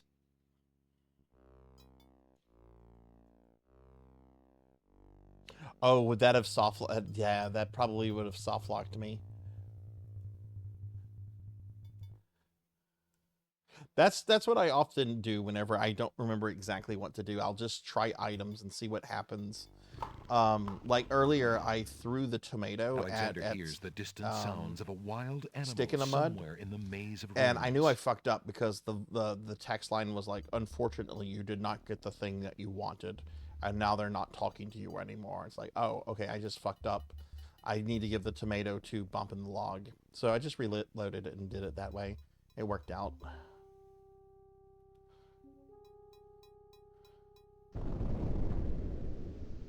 Sounds! A trap floor! Sounds? Are you from the fucking 18th century? Alexander seems to have fallen to a lower level of the catacombs. Wherever he is, the place sure is dark. Alexander can't even see his hand in front of his face. So, if I didn't have the tinderbox, I would be fucked at this point. Alexander takes the candle from his tinderbox and uses the flint in the box to light it. Aha! So that's why it's dark in here. A torch is out. Alexander lights the extinguished torch and puts his tinderbox away.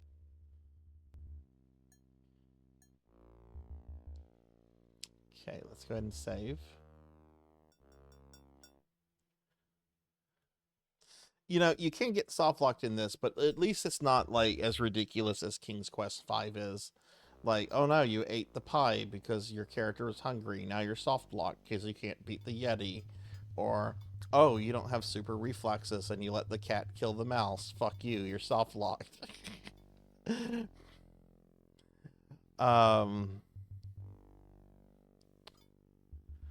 Okay.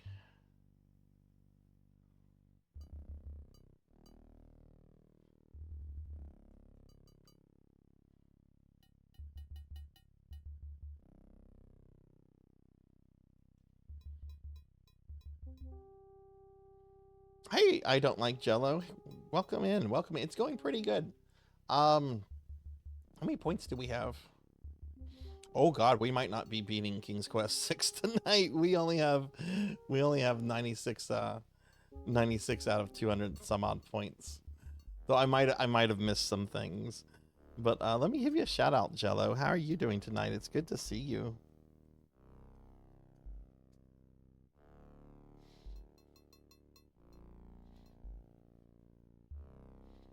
Okay. So we have a dead end here.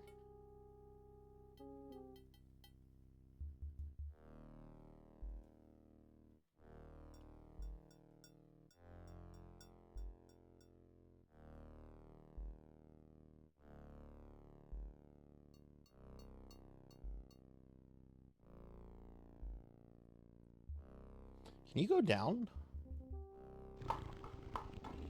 Oh, okay, you can.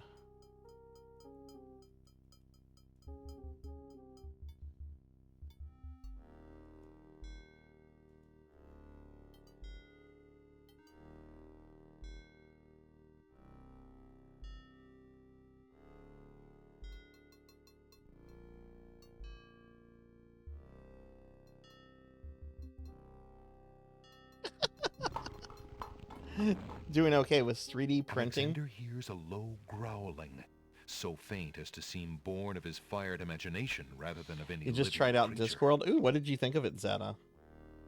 You came out for King's Quest 6 to hate on Jalo.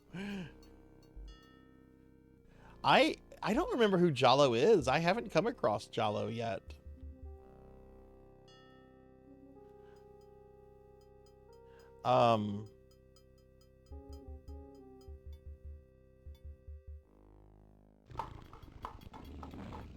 What were you 3D printing, Far Jello? off into the catacombs, the sounds of hooves faintly echo.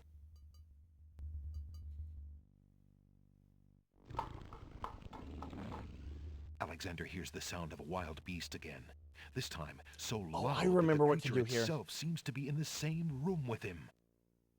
The noises are coming from the other side of the east wall. Yeah, don't I use the hole in the wall here?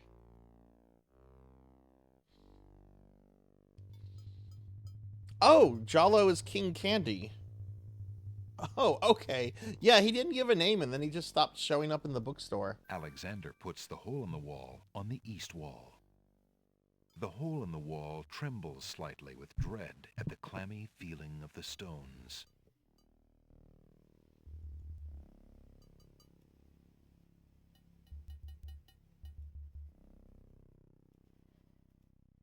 Alexander puts the hole in the wall on the east wall. The hole in the wall trembles slightly with dread at the clammy feeling of the stones.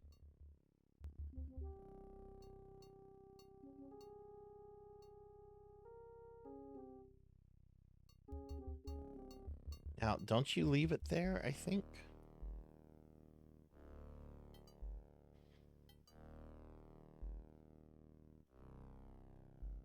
The hole in the wall must have been startled by something on the other side of that wall. Before Alexander can look through it, it runs away in terror. Oh.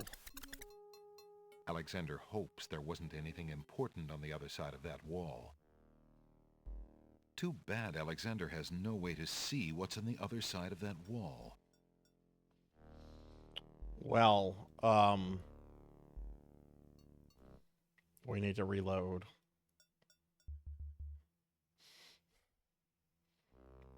Oh God, where even was this?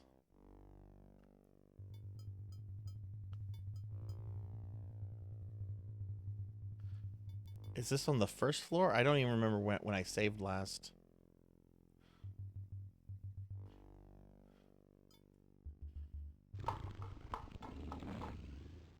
Alexander hears a low growling, so faint as to seem born of his fired imagination rather than of any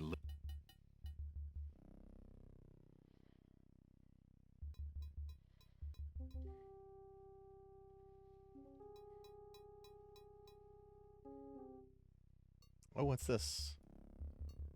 Alexander does not see anything unusual about or under that tapestry, and the tapestry itself is much too heavy to take. Oh, well, I was supposed to look through the hole in the wall.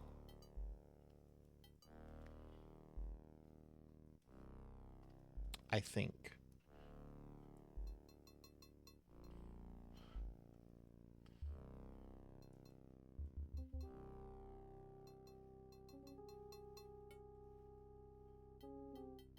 I probably should just reload.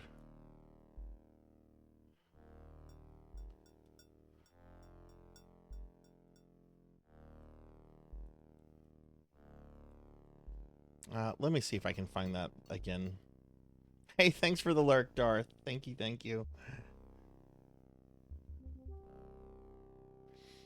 Okay, it was to the east.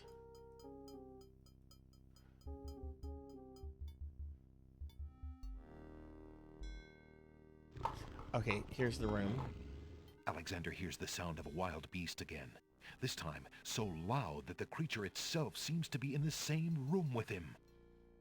The noises are coming from the other side of the east wall.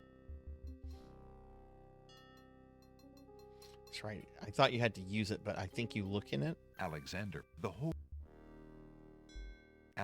Aha, peers that's what through you the do. hole in the wall and sees just another room in the catacombs. Aha!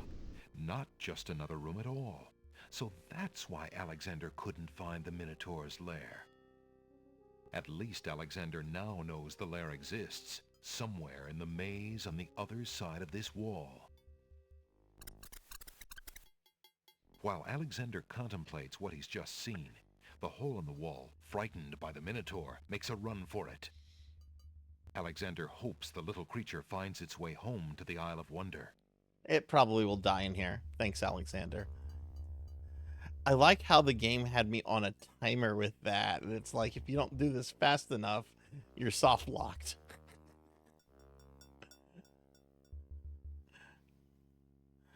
Okay, so I should just, if I go back the way I came.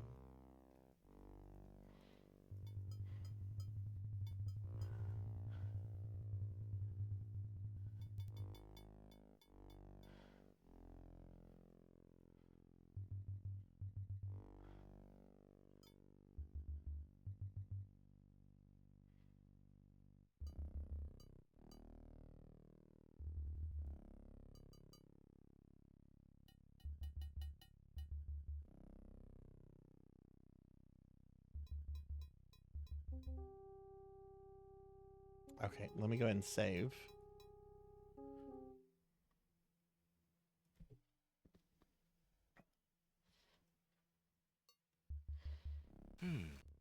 This tapestry looks familiar. Now let's see. I don't feel anything. Aha! A hidden latch. Alexander triggers the little latch. A secret door rolls open.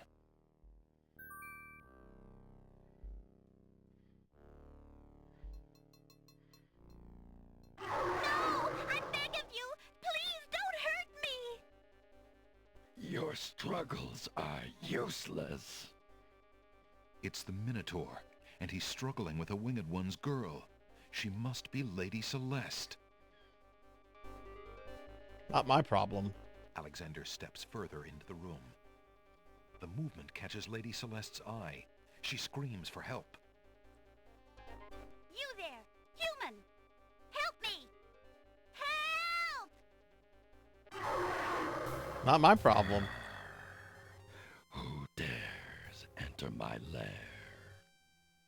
I ask you to release your captive or suffer the consequences. Never. You die, human. Until he can back away no more. Now where to, little man? Oh, it's not. Okay, I know what I need to do. It's a bull man. So we have to show it something red. Alexander, his back inches from the fiery pit, tempts the Minotaur with the Red Queen's scarf. I'm falling! going. Look here, and you I bully. Can't get up. Nice, bright red. Red. Now you die.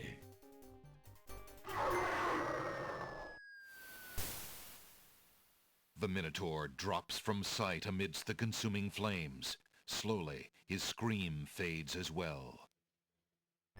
Have you been harmed, Lady Celeste? Are you all right? No, I am not all right. I assume you do not intend to leave me tied up on this vile monstrosity. Of course not. She was Mouse from Sorry. Reboot. Let's see. Interesting. If you'll give me a moment, I'll have these untied in no time. I don't want well done steak. Well done steak belongs in one place. The garbage can. It should be enough to cut the rope. It's like Hank Hill famously said. I've got it, Lady Celeste. If someone wants, well, okay, Bobby's just like, what do we do if they want the steak well done? You may keep the dagger. We as a tell gift them for saving politely my but life. firmly That's to very leave. generous. Forget it. Do you mind if we just get out of here now? I love a rare steak, but I went to several steakhouses and had chefs refuse to do that, so I just got in the habit of ordering medium rare.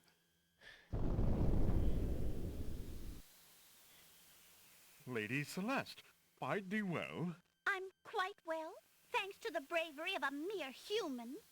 So much for your superior intellect. Yes, me lady. Now They're bring just him fucking along. grunts. I'm going home. Jeez. It's got the fucking personality of former Prince Andrew. I see you have proven yourself the hero of the prophecy. Well, I am expected to thank you for saving my daughter's life, so I thank you. I am obliged to thank you for the restoration of our sacred catacombs. It means much to our people. We have already begun the process of clearing the deadly traps from its rooms. It is also my duty to grant you a visit with the Oracle, so this I do. I will grant you the freedom to leave here unharmed, despite my orders to the contrary from the Crown. But there, my obligations to you end. I have no love for Alhazred, but he is my liege, and if Princess Cassima trusts him and wishes to wed him... Oh, my he's guards not will your take you to liege. the He's Oracle fucking now. Grand When your Vizier. time He's with not her is royalty. through, I want you to leave the city of the Winged Ones and never return. I don't know who you are or what you want here, but I will not disobey my crown further. I thank you, Lord Azure. I will respect your wishes.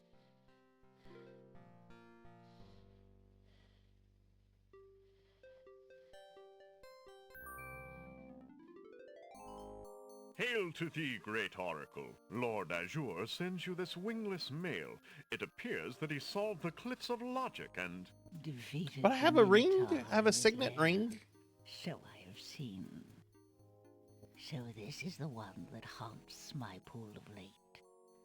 Welcome, young seeker. What knowledge do you desire? Princess Cassima, whatever you can tell me, great oracle.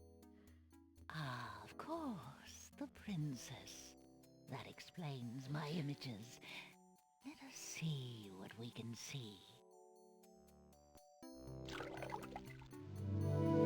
I see a maiden, lovely and pure, but surrounded by evil. She is a rose set amidst bitter thorns. It is her fate to be the pawn of dark powers, and yours to try to redeem her. How? This is such a good game. How do I redeem her? Fate is not like the cut of a blade, young one, but rather like the myriad of paths I kind of formed want to when do a King's hammer Quest cracks 7 ice. after this, but I think we're going I to will save tell King's you Quest what I 7 for can. next December. But what will actually come to pass is up to you. I see that any attempt to reach the girl will What does force everyone you here into think battle. of King's Quest A 7 if you've struggle played it? against a dark force. If you lose, your life will be forfeit. Who must I fight? A great darkness surrounds your adversary, preventing me from Yeah, I've heard Quest for Glory is really good, Ramses. I've never played any of those. I want to, though. I think I'm going to do one of those next year, too. I really want to do Ultima 8 Pagan this year. Game of 7 is special. in corridors filled with enemies. Moved on to something different after 6, yeah. But it is the only way to reach the I remember we got 7 when 7 came out. Me and my sister, who are very different people. One thing we bonded on very early in life over were the King's Quest games. Oracle? And when 7 came out, like, we had it pre-ordered and everything. Such pain. And our computer really struggled running it. And I also think there was like just a lot of like performance issues with the out-of-the-box game. Destroy the dark force if they were to be brought back from their spirit. So I've actually never beaten 7 before because it just couldn't run well. And I was really turned off by the fact that the game is like beautifully animated, but a lot of the animations run at like 4 frames per second. About the afterlife. I can only advise getting counsel from the druids. Jello, you should check out the NES Ultimas. If you find the OG ones are a little too primitive or a little too hard. The NES ones were designed by Japanese teams that kind of made them like Dragon Quest. They're really good. At least the NES ones of 3 and 4. 5, I think, was done by a different team. It is water from the sacred. Oh, I need that for a spell. That and my blessing. I do hate that I missed out on early PC gaming and DOS Thank stuff. you, I was a Great console Oracle. player up until my early 20s when I got my first PC. Yeah, my family, despite issues with my mom and dad, they were very keen to introduce us to computers very early on. They kind of had a feeling that computers were going to be like a big deal later, and I mean they were right, obviously. So they were happy to get us games for the computer and everything because they felt that computer games were like somehow more educational than console gaming. Which there's an argument you can make about that, I think. Yeah, it's really slow paced. It has a very much a fairy tale like Disney vibe to it. It's a very different style. Rosella's personality is very different from earlier games. I will stream it next year. Just because I've never beaten it and I'd like to beat it, but even Lord British likes them. I was reading an old interview with Richard Garriott from several years ago. His favorite Ultima that is not like a port or anything that that he made or that Origin made. His favorite Ultima that was like made by a completely third party is the first Game Boy Ultima. Have I ever played Darkseid on DOS? No, I haven't. What is that? You really had to have a good 386, 486 system to run those games. Yeah, and I don't remember what we had. It could run the 7th Guest. It ran the 7th Guest fine, but it really struggled to run King's Quest 7. Marty version, which is in English, but on a Japanese PC. I was lucky enough to have a computer strong enough to run FF7. Computer gaming is what got you into... Yeah, you mentioned that. You mentioned that your parents were also really, really big into introducing to you that kind of stuff. Got my first PC so I could play Warcraft 3. Nice. My mom was an accountant, so since the 80s there was a PC. My parents are both accountants. My dad is a CPA and my mom is a retired corporate accountant. And my entire family is made up of accountants. I have an aunt and uncle that are now retired full professors of accounting. I have another aunt and uncle that have their own CPA firm. I have a cousin that's an accountant. Mom and dad are, CPA corporate accountant. There's a lot of accountants in my family. I should have gone into accounting. Instead, I'm going to study literature, which has worked out okay for me. Okay, anyway, we got through all that. Let's save.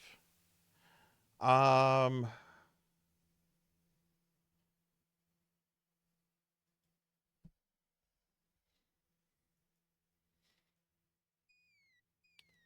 really didn't pay too much attention to the exposition Alexander pulls out his magic map.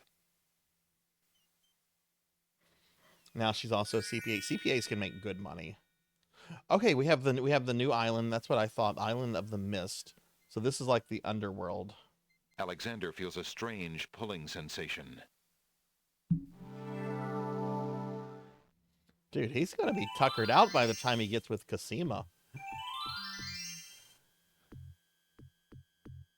From the northeast come the sounds of mysterious drums and chanting.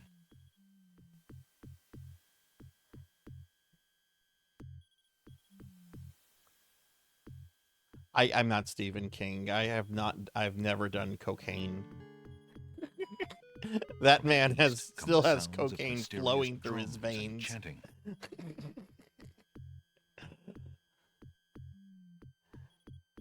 Love my parents, but they never did anything great career-wise, which I guess explain all. Ooh, there's a scythe over here.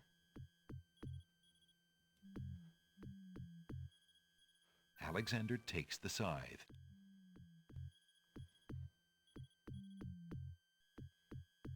Coal. One of the queens want that. Alexander reaches into the fire pit and takes a lump of coal. From the east come the sounds of mysterious drums and chanting. All right, I'm gonna save.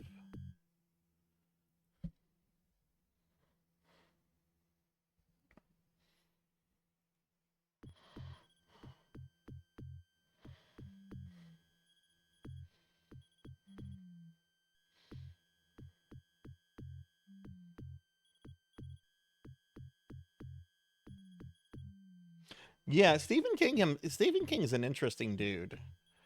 I've read a fair amount of King.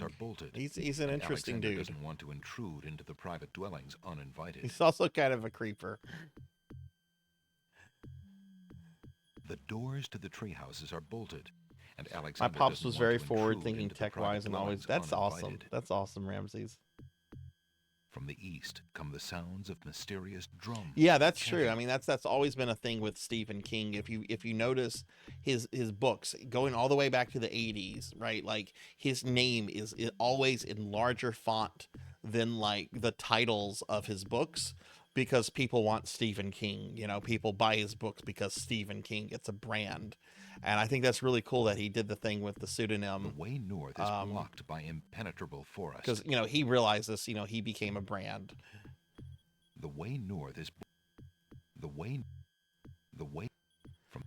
Is there nowhere we can go? There's here? no reason. I thought this was the underworld. Maybe it's a different island I'm thinking of. I know if Alexander is frozen at the spectacle before him. Robed figures are gathered around a bonfire. Some mystical ceremony is taking place, but as to its purpose, Alexander has no clue. Brothers, look! Uh-oh. Alexander's been seen. Druid cannibals? This must be the foreigner we were warned about. How appropriate that he should come during our rain festival. Oh, it's Place him in the Megabyte. sacrificial cage. Wait! I must rescue the princess! There's an ancient druid saying, a man who would save others must first save himself. Alexander I got is that pushed advice into too, the Morg. confining I got that cage. advice too in the early 2000s. Don't feel bad. I got that as well.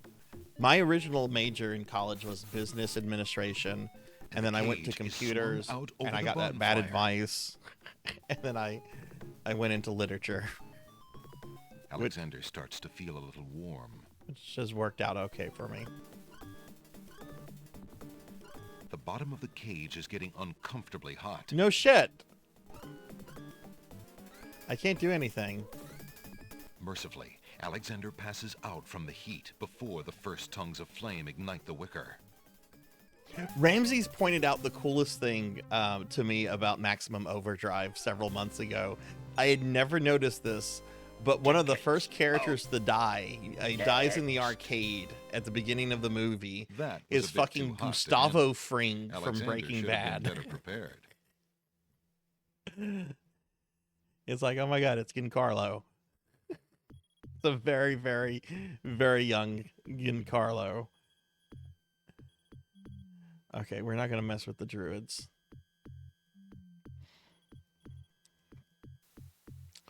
Okay, we have... From the northeast come the... Yeah, there's murderous druids here. I don't want to mess with them. We have the call, so let's go see the chess queens.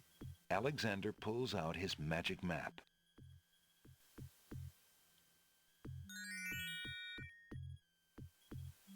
Alexander feels a strange pulling sensation. I was very disappointed with his acting in The Mandalorian. He's a very good actor, but he really felt like he was just phoning in his performance in Mandalorian, which has some very good performances in it.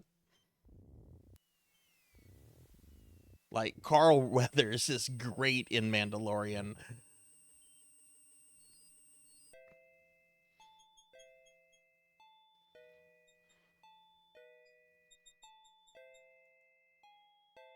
Whoa, what's that? That's something new.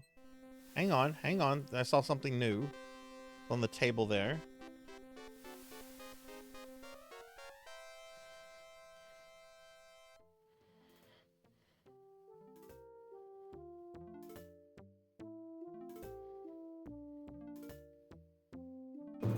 Your Highness may as well spend her royal time contemplating something else. The lump of coal shall be sent to the Castle of the Crown under my name, and that's all there is to it.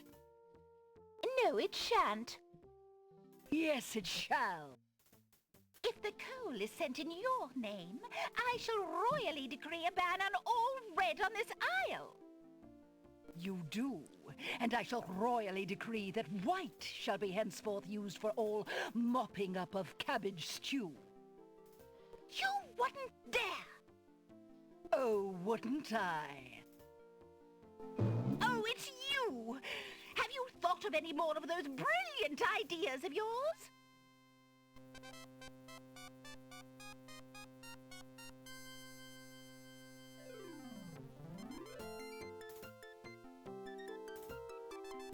I found the two of you another lump of coal so that you can stop fighting over the one you have. Oh, let me see! A lump of coal! And what a beauty it is, too! Oh, marvelous! Now we can stop fighting, sister. Your Highness can just keep the old lump of coal, and I'll take this new one. Quite right. That settles everything. As a token of our endless esteem and royal favor, please accept this magnificent and truly incredible spoiled egg. Thanks. Thanks.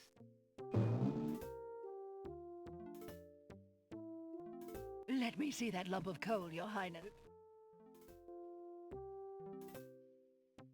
It is a beauty, isn't it? Why, it's bigger than my lump of coal. Let me have it immediately. Oh, no. Over my dead body, Your Highness. It's my lump of coal, and it is indeed larger and much grander. Just look at that sheen. Oh, my I God. demand you exchange with me immediately.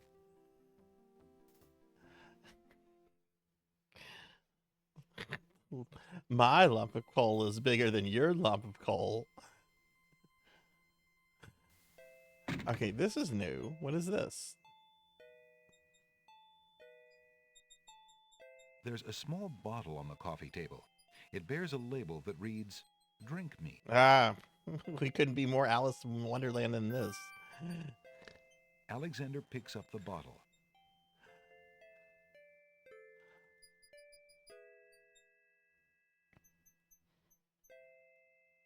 The little bottle. You know, I think contains before I some go sort to of bed tonight, potion, I've actually been and craving there's a this. label As saying, I might "Drink make a me." fried egg before I go to That's bed. I rather like forward fried of it. eggs. Okay, all right, we're gonna save.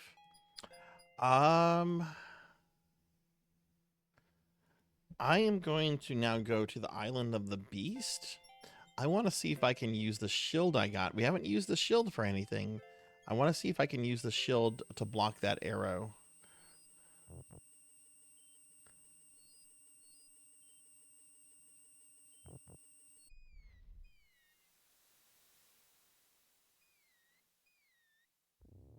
Alexander pulls out his magic map.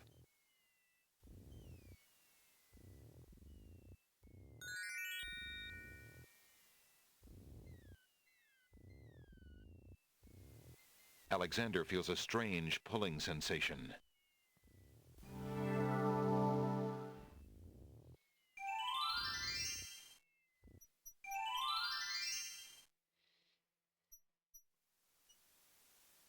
Okay.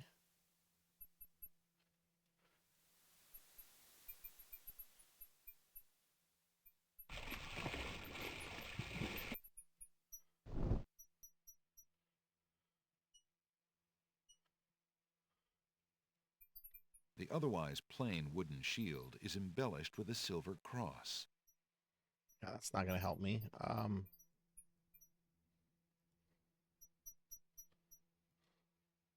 Alexander decides to pass through the gate, preparing the shield just in case. The magic arrow completely shatters the shield. Good thing the arrow didn't hit Alexander. You're a fuck you, statue. Alexander walks forward to step onto the gazebo. But the rose hedges on either side of the path, sensing an intruder's presence, reach out their vines and blend together. The path is blocked.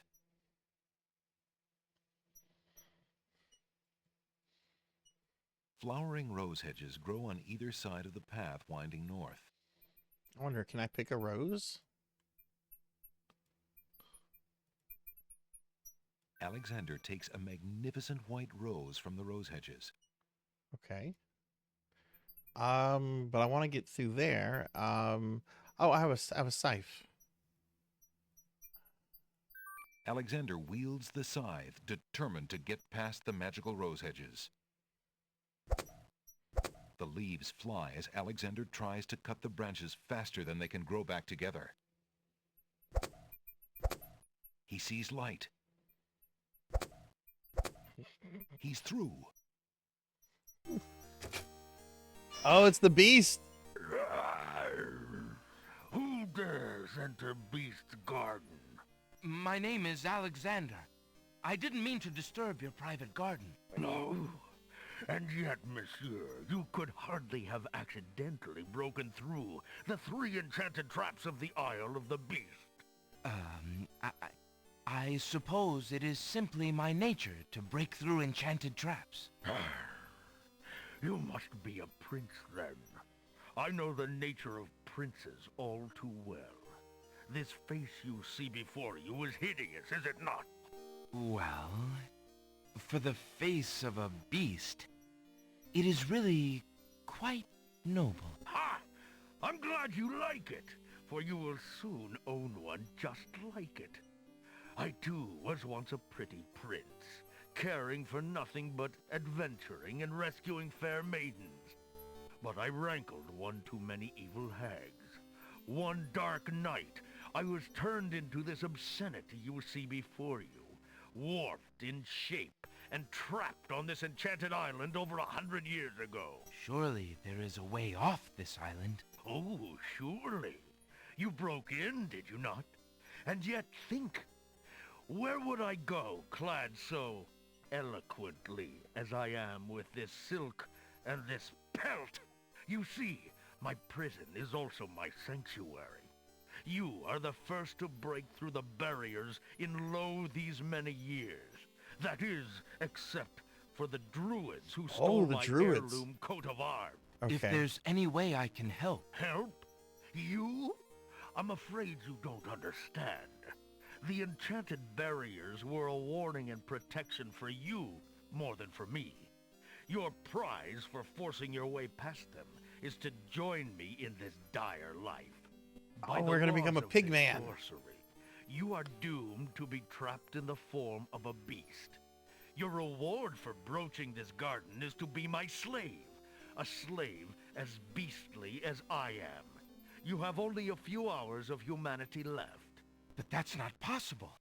There must be some way to break the enchantment. Spells always have a weakness somewhere. The enchantment you are under is tied to my own. Oh, the sorceress left me a way out. But I'm afraid it was only her final bitter joke. You see, I need only find a maiden to join me here, to share my castle, my life, willingly. Take another look at me. You can't help but admire the hag's terrible cruelty and cunning. I shall try to find such a maid, for Casima's sake. Cinderella! How determined of you. I personally would not waste my last few hours as a man on an impossible errand. However, you may do as you please. I give you this token. It's my family ring, and the only heirloom I have left. If perchance you should... if you think you have found a maid... I shall give her this ring. Yes, she must accept it of her own free will. By doing so, she accepts me. Not that you shall find anyone, mind you. Your time is short. Count the minutes on your fingers while your fingers you have, pretty prince. Your master will await you. So I think I have to go get Cinderella from the village. Alexander doesn't need...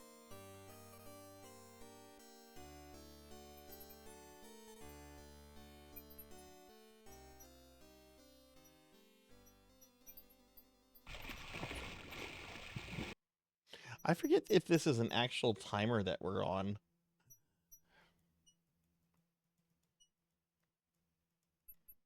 Dude, walk down. You're on a timer.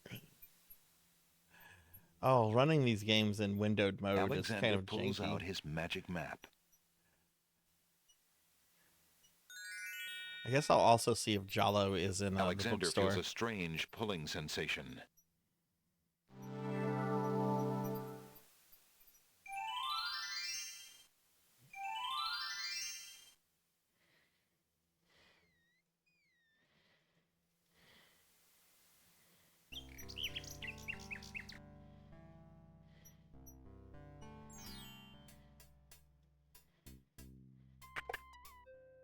Hey, there he Hello? is.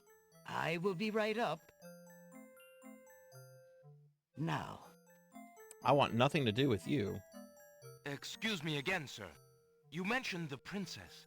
I told you I'm not interested in talking to strangers. Okay.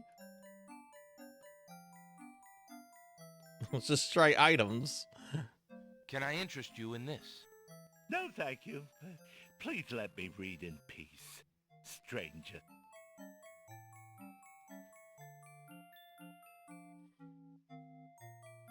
Can I interest you in this? No, thank you. Please let me read in...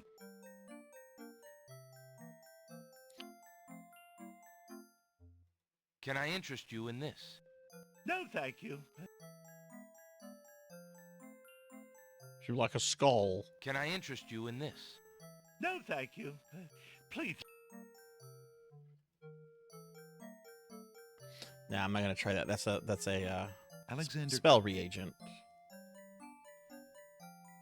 Can I interest you in this? How thoughtful. Now get that thing away from me. Okay, King Candy. That has spell stuff in it. Can I interest you in this? No, thanks. I find mint rather repulsive. I like mint. Can I interest you? Oh, no, thanks. I don't care for any food or drink.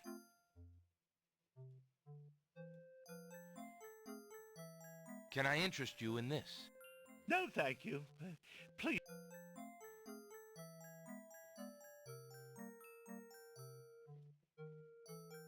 The odd man might be able to amuse Beast, but he would otherwise be a sad choice of recipient for that ring.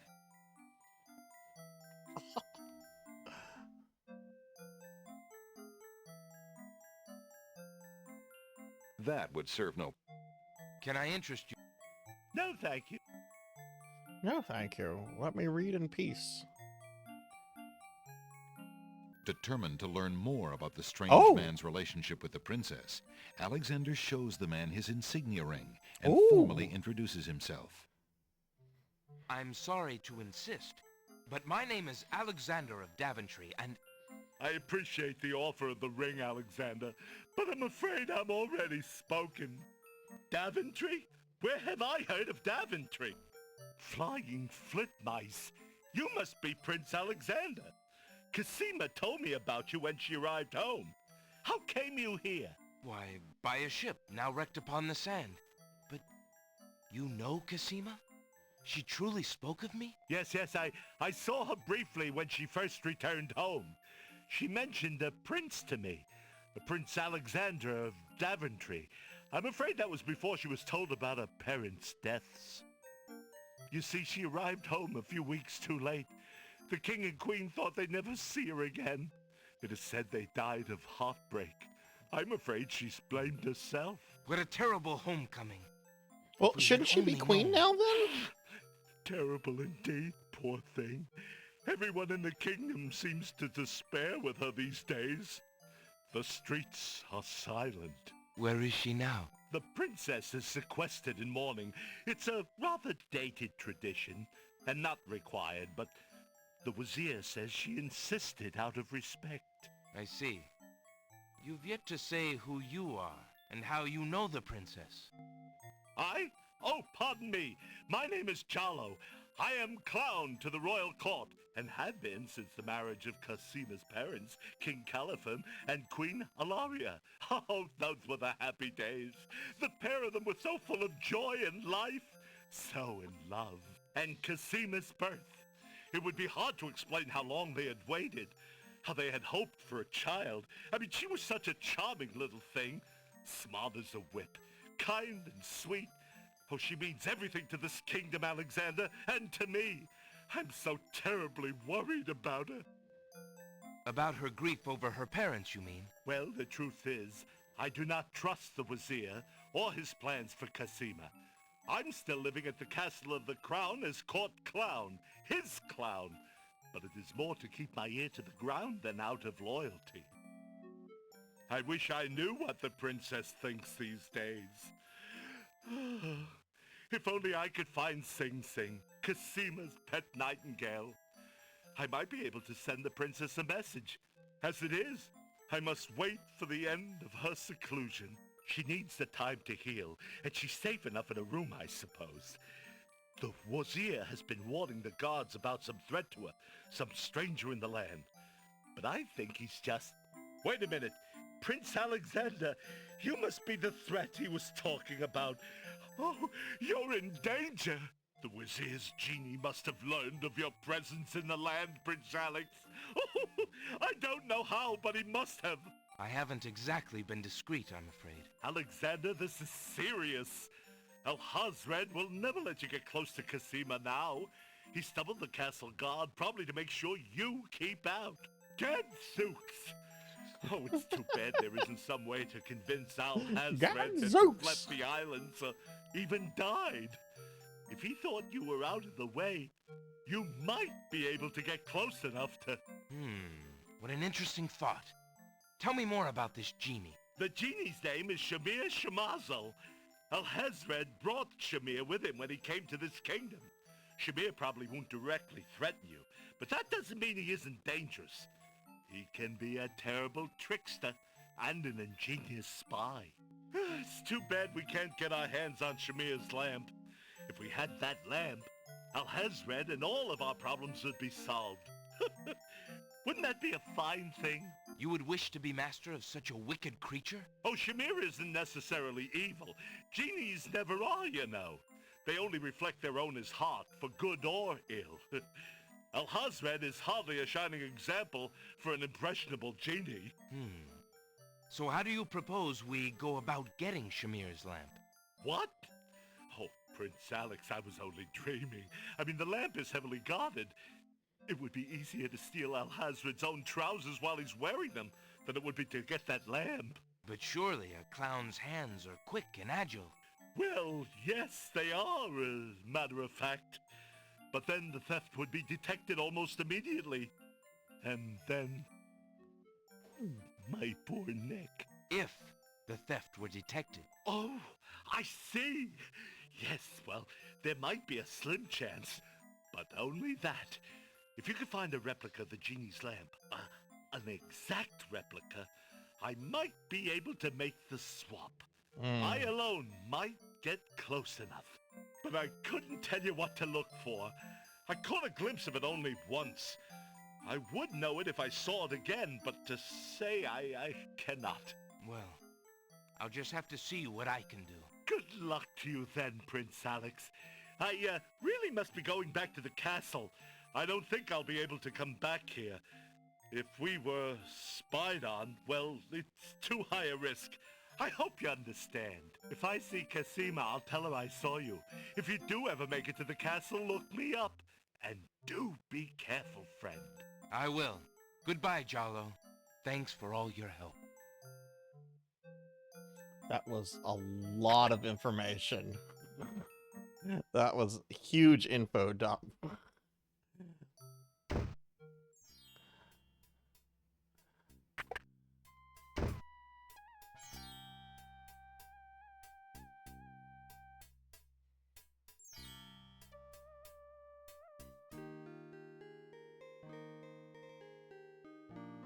The girl is too shy and fearful to talk to a stranger, especially a tall, handsome one such as Alexander.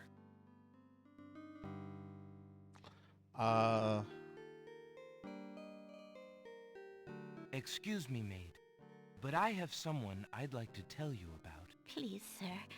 I'm not allowed to talk to strangers. Alexander feels a strange sensation come over him. His skin begins to itch.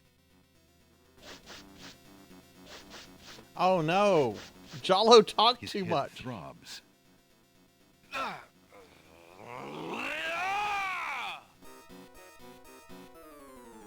Wee, wee, wee, wee! What the fuck? Was that the beast you could do? Oh no, Jollo talked too much. Or maybe it was because I just chose poorly?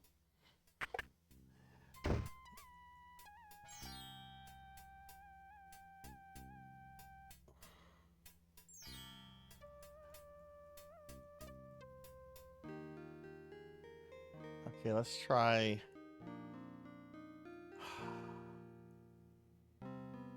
What do women like? Okay, I don't have any food. Flowers. Maybe this will warm her up. Pardon me, maid. I hope you don't think me forward, but I see that you like roses. I thought you might, perhaps, like a fresh white rose? Alexander can see the conflict in the girl's pretty face as she fights between her distrust of him and her desire for the white There we rose. go. The rose wins. Oh, I shouldn't, sir, but it is so lovely. I've never seen a rose of white. It looks so pale and delicate.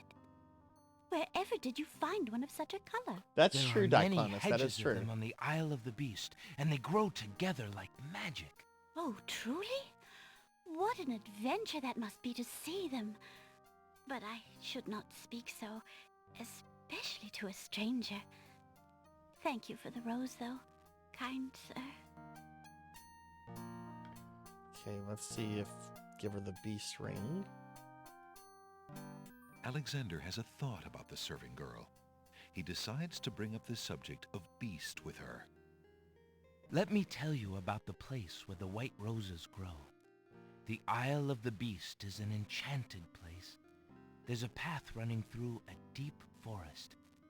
The path crosses 3 magic blockades, set to keep all visitors away. At the center lives a tremendous beast. Really? Magic blockades? How exciting! What kind of a beast? Is it very terrifying and ferocious? It is a beast that walks on 2 legs and dresses like a prince. It speaks with the voice of a man. A beast that talks and wears clothes? How is that possible? Is the beast magic too? not magical, enchanted. Beast was once a prince, but a witch trapped him in the form of a beast. Oh, I wonder if I could have set him on used the island. There he the lives in rain a spell castle to stop the in midst druids. of a maze. How terrible. Imagine how lonely he must be. It is a very lonely prospect, isn't it? Oh, I have met him, you see. He is indeed ferocious, but who would not be? He really exists?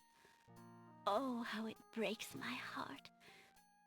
If I could, I would tend to such a beast. Such a beast might find comfort in a kind face. Do you not think it so? Oh, I think it's so. I very much think it's so. You would not be afraid of him? Afraid? Maybe at first.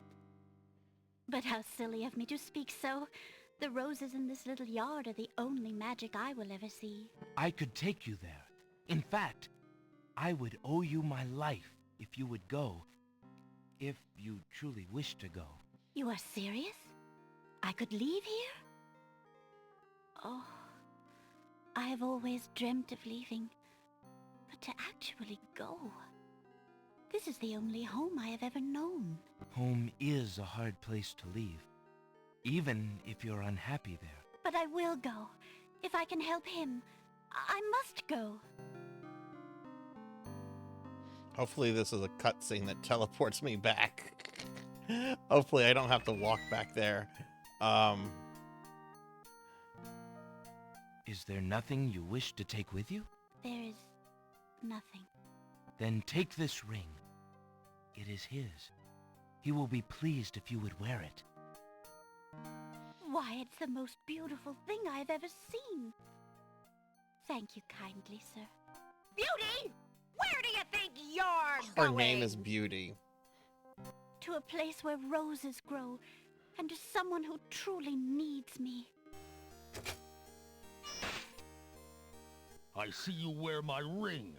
You willingly agreed to spend your life here And thus with me? Jane Seymour You was know what introduced that to Henry means. VIII. Yes, my lord, I do. I have been touched by your story. Pity alone need not sentence you to endure this face. Oh, but it is a gentle face, and kind. You look at me so sweetly and are not Is that a reproved. mongoose? Oh, by the light of your eyes, my spirit soars. The enchantment! It is broken! I am pleased to have served you, my lord. Do you still wish me to stay? What? Speak not such nonsense, Beauty. Do you think that I learned nothing of true love during my time here? You are my queen. Oh, my clothes! This gown! How well it suits your noble heart. Alexander, how can I ever repay you? I have nothing to offer except my gratitude. But please, take these old clothes. Perhaps you'll find someone in need during your travels. You have already repaid me by your example of courage, Beauty. And by your friendship, I hope. You will always have our friendship and loyalty, Prince Alexander. But from a fellow adventurer, take some advice. If you find your true love, protect her with your life. Fear all beasts without the redeeming humanity of love. And to aid you, accept my mirror. Now that my life is no longer hung in false shadows, I have no need for it. Give it to someone with nothing to fear from the truth it reveals. Thank you. I wish you both well. Come, Beauty. Let me take you home.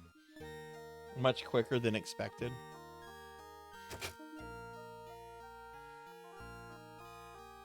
I mean, there wasn't a lot of options.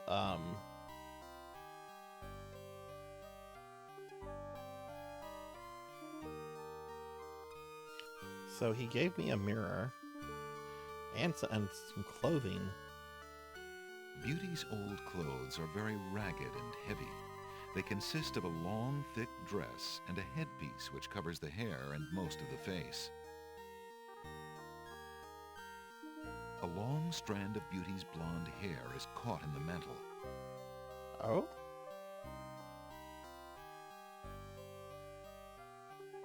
Alexander searches through Beauty's clothes and finds a long strand of blonde hair.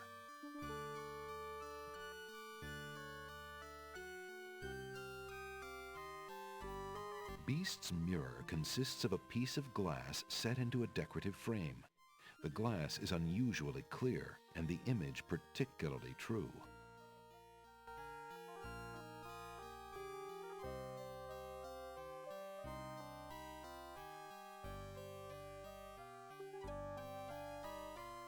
Alexander opens the bargain book and reads a paragraph at random. Oh, that's not the book I wanted to click.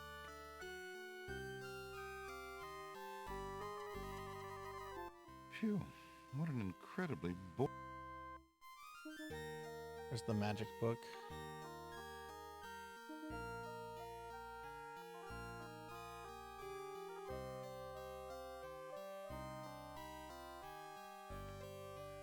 Swamp ooze, we have that. We do not have the river Styx water. We have the black horse feather. Okay. We have that. We have sacred water. We don't have falling water, though. I don't think we've come across like a waterfall or anything.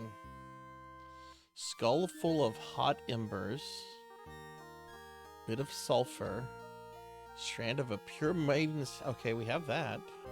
This is... We have the skull, we just don't have oak embers in it.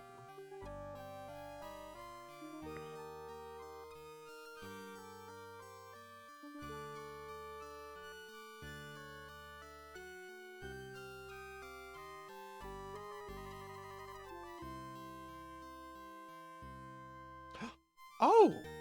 Falling water! A fountain in the middle of the clearing bubbles with fresh, glittering water. I wonder.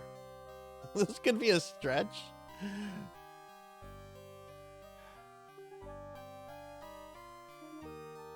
Let's see.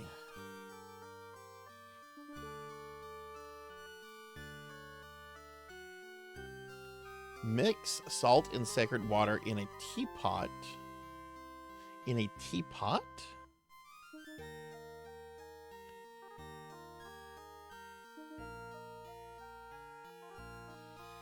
Then add falling water. Speak the incantation over teapot to enchant.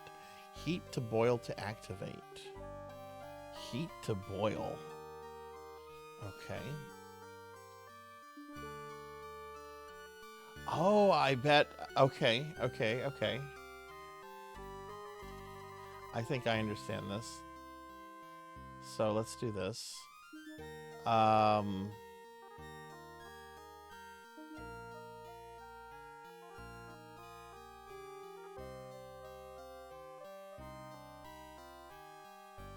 Alexander pours the contents of the oracle's vial into the hunter's lamp with the baby's tears. The vial, now empty of its sacred fluid, disintegrates.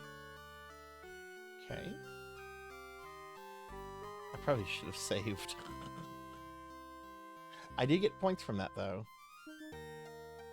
Alexander fills the hunter's lamp to the brim with the fountain water. Okay. Alexander is carrying an old, battered hunter's lamp. The lamp contains sacred water, baby's tears, and fountain water. Ah, baby's tears. Okay, let's save. Let's see. I'm going to stream for about another hour. I hope we can finish this.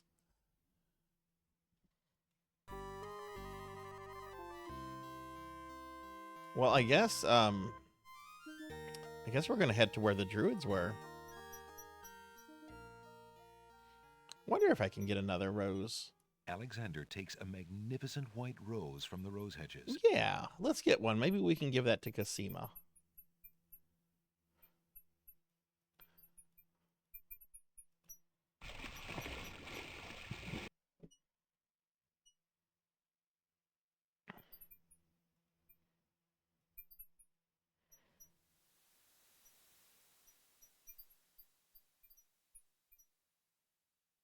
Alexander pulls out his magic map.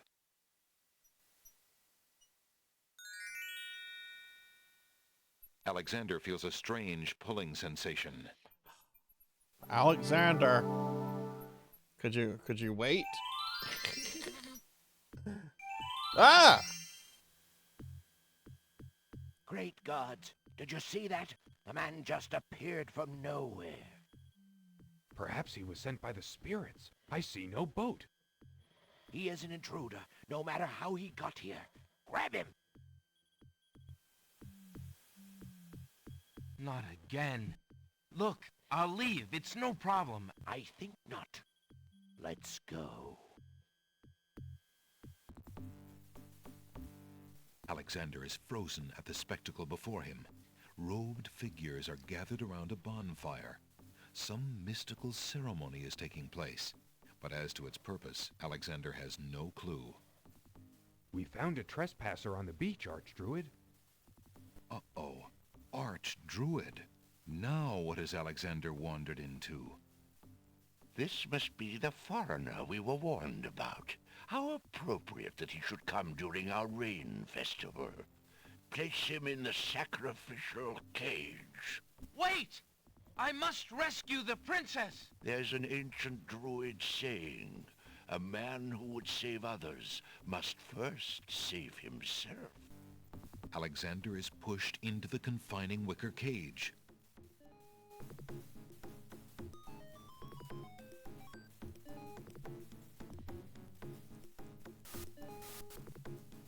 And the cage is swung out over the bonfire.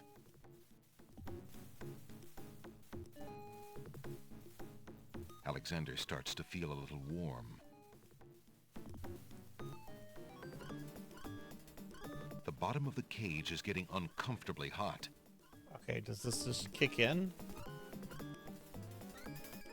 Mercifully, Alexander passes out from the heat before the first tongues of flame ignite the wicker.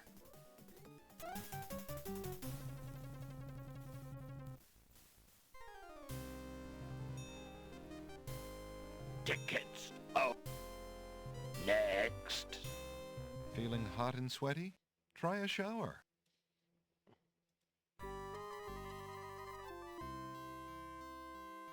Huh. Oh, I didn't cast the spell. Alexander rubs the lamp.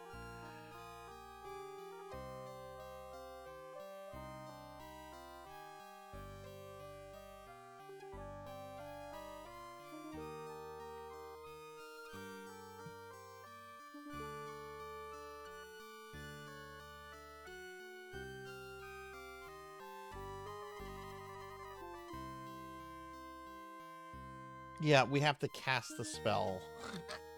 Alexander prepares to enchant the hunter's lamp with the Make Rain spell. Make it incantation. rain. Clouds of thunder, shafts of light. Oh my god. Come and sup with me tonight. Waters 3 have I for tea. Brew a tempest now for me.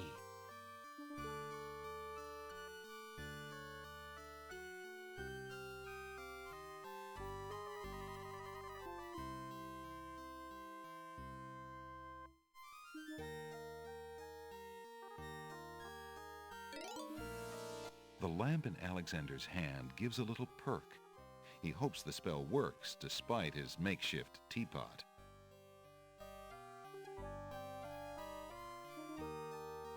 Okay, let's go see the druids again. Alexander takes a magnificent white rose from the rose hedges.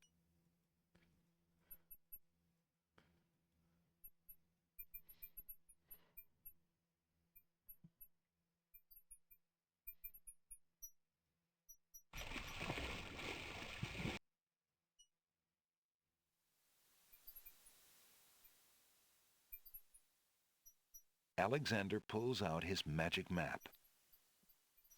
Guess what he's going to fill, everybody? Alexander feels a strange pulling sensation.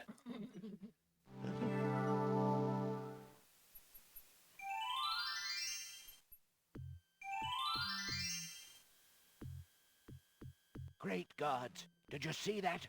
The man just appeared from nowhere. Perhaps he was sent by the spirits. I see no boat. He is an intruder, no matter how he got here. Grab him! Got him! Not again. Look, I'll leave. It's no problem. I think not. Let's go. You have achieved enlightenment indeed, Chroma. Congratulations. Frozen at the I have to go into the web browser to do a gifting thing. Let me get control over Alexander again, and then I'll gift it as soon as I can do that. But as to its purpose, So we have to sit through a cutscene, I think. But after that, I'll gift it to you. We found a Congratulations. on the beach, Archdruid. Uh-oh. Archdruid. Now what has Alexander wandered into? This must be the foreigner we were warned about. How appropriate that he should come during our rain festival. Place him in the sacrificial cage. Wait! I must rescue the princess! There's an ancient druid saying, a man who would save others must first save himself. Alexander is pushed into the confining wicker cage.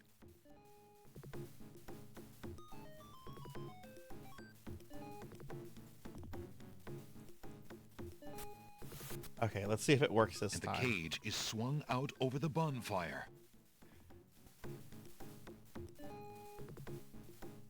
Alexander starts to feel a little warm. Ooh, I bet I can get hot embers from that fire if we survive this. The bottom of the cage is getting uncomfortably hot. Oh no. This cage is really hot. Fire in the cage. Alexander pulls out Beauty's old slave clothes, desperate to beat out the flames. The flame is extinguished, but the clothes themselves burn to cinders. Alexander won't be able to keep the cage from igniting for long. Did I get her hair out? The heat and movement must have jarred something. Something that Alexander's carrying is starting to jiggle around. I don't know. Oh god, did I save? Egad, something's really percolating. The water in Alexander's lamp is hot. It's just about boiling.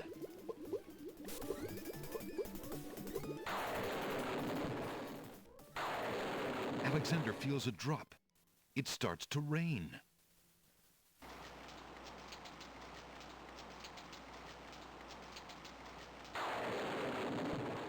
That man is a powerful nature wizard.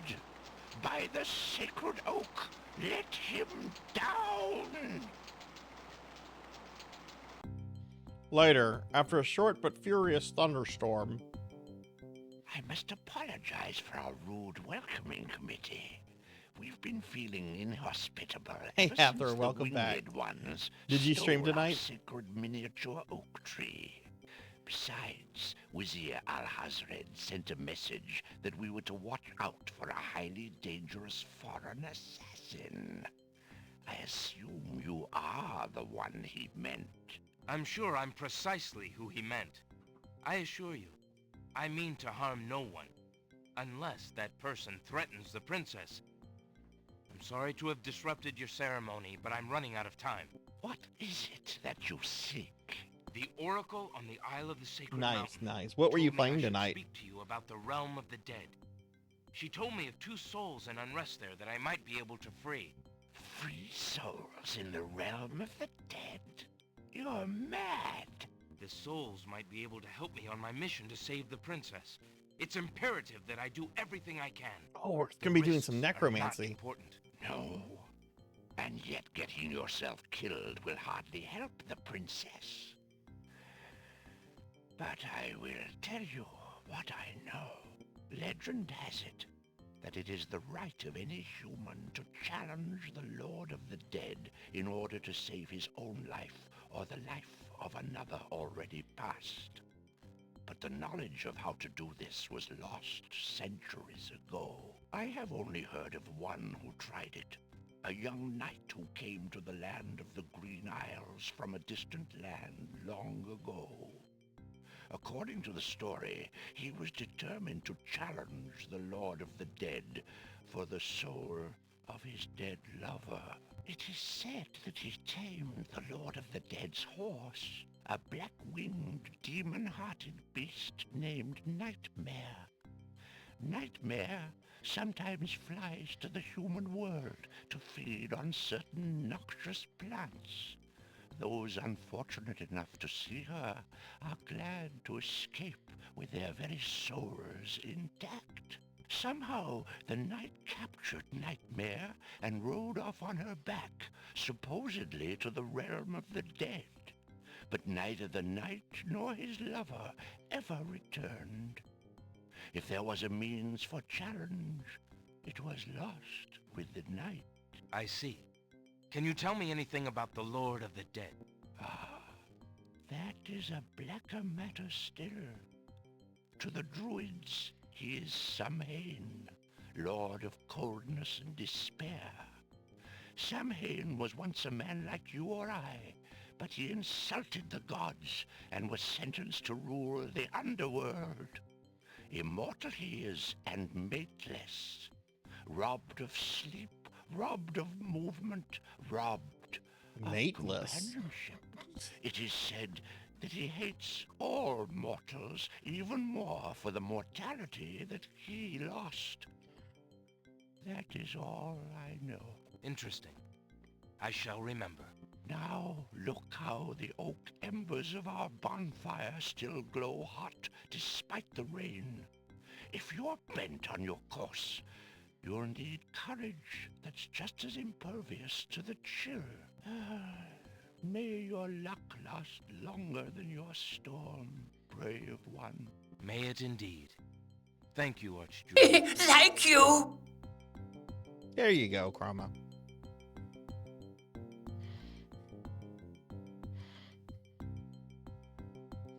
Okay, so despite all that exposition, did we burn up? Oh no, we didn't. I think that's her hair. Alexander has Yes. a single Okay, strand yes, of yes, beauty's yes. golden hair. No, thank you. That takes a lot of viewing to rack up that many points.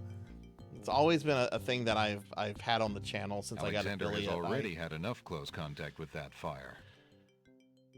I think we need to use the skull here.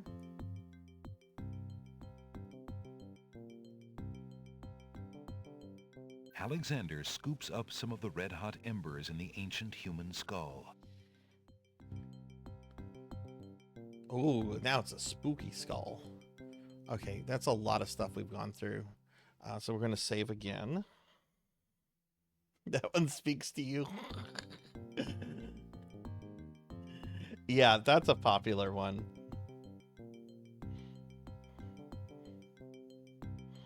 I'm going to go ahead and gigantify that one.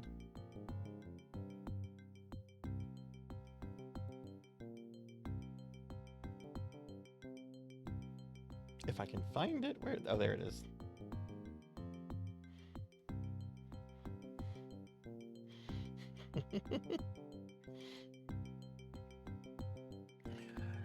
Okay, so all right, cool. We got control over Alexander. I didn't burn the thing. We are good. Okay, so let's look at the spell book again.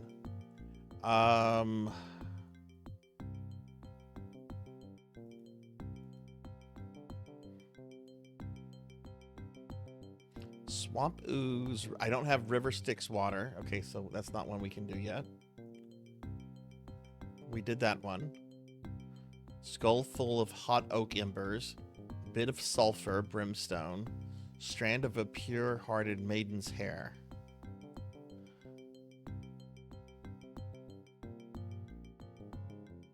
Add hair and brimstone to skull of embers in presence of creature. Creature speak incantation over skull.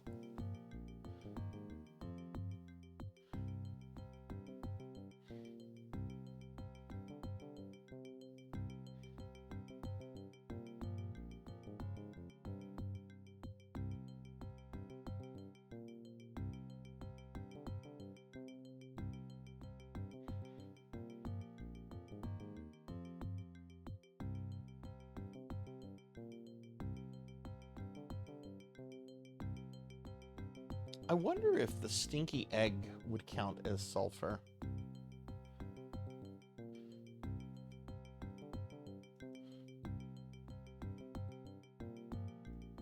We're being attacked! Alexander cracks the spoiled egg and dumps it into the skull containing the embers. Hey, Ark, thank you for the raid. Welcome in, raiders. Hi, everybody. Hi, I'm Sarzac. I'm a retro VTuber. We're playing some King's Quest 6 tonight. Sounds the steam. Phew, the smell of sulfur. There we go. Okay, that worked. That worked. Okay, cool. Let me get a shout out for Ark before we continue. Hell yeah, that worked though.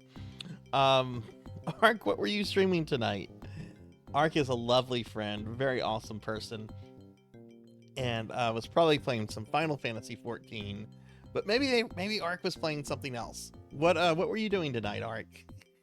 And again, welcome in everybody. We're playing King's Quest 6. We're playing MS-DOS games all month long to celebrate DOScember.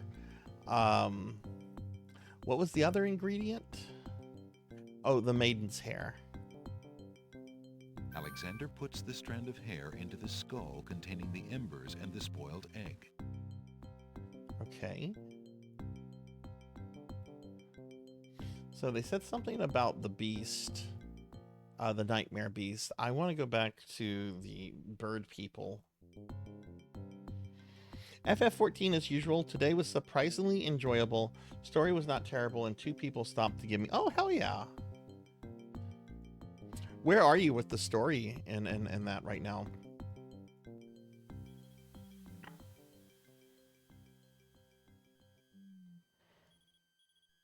Alexander pulls out his magic map. Yeah, let's go back to the island of the Sacred Mountain. Alexander feels a strange pulling sensation. That pulling sensation.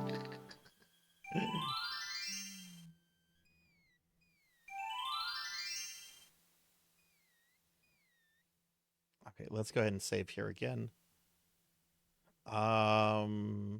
New save is going to be 26, I guess.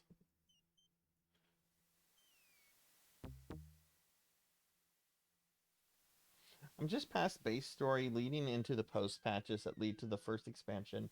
I stabbed a giant Moogle to death. No! Why would you do that? What did the Moogle do to you? Oh, King's Quest is going great. Great. I love this game. I haven't played through it in many years, but this is my favorite King's Quest. This is my favorite adventure game, point and click adventure game.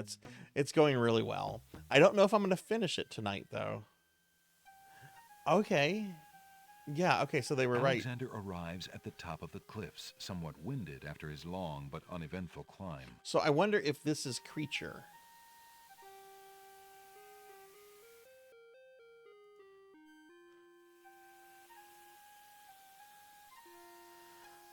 Okay, so...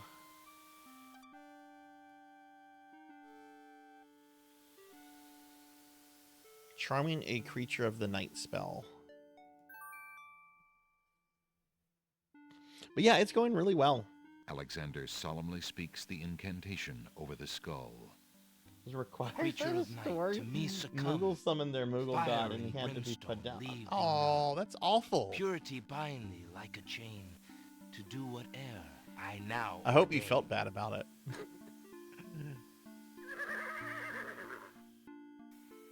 Nightmare flares her nostrils at the scent of the fire and brimstone. That's it. Come on. I need passage to your homeland, fiery one. Unable to resist the power of the enchanted smell, Nightmare approaches Alexander. Her eyes appear glassy and sightless. In her hypnotized state, she is unaware of the humans so close to her flank, or of anything at all except that marvelous smell. Now ride! It was an evil Moogle, so it was justified. I don't believe that. That sounds like propaganda. Nightmare deposits Alexander on a strange, cold world. And some of the inhabitants don't look too friendly.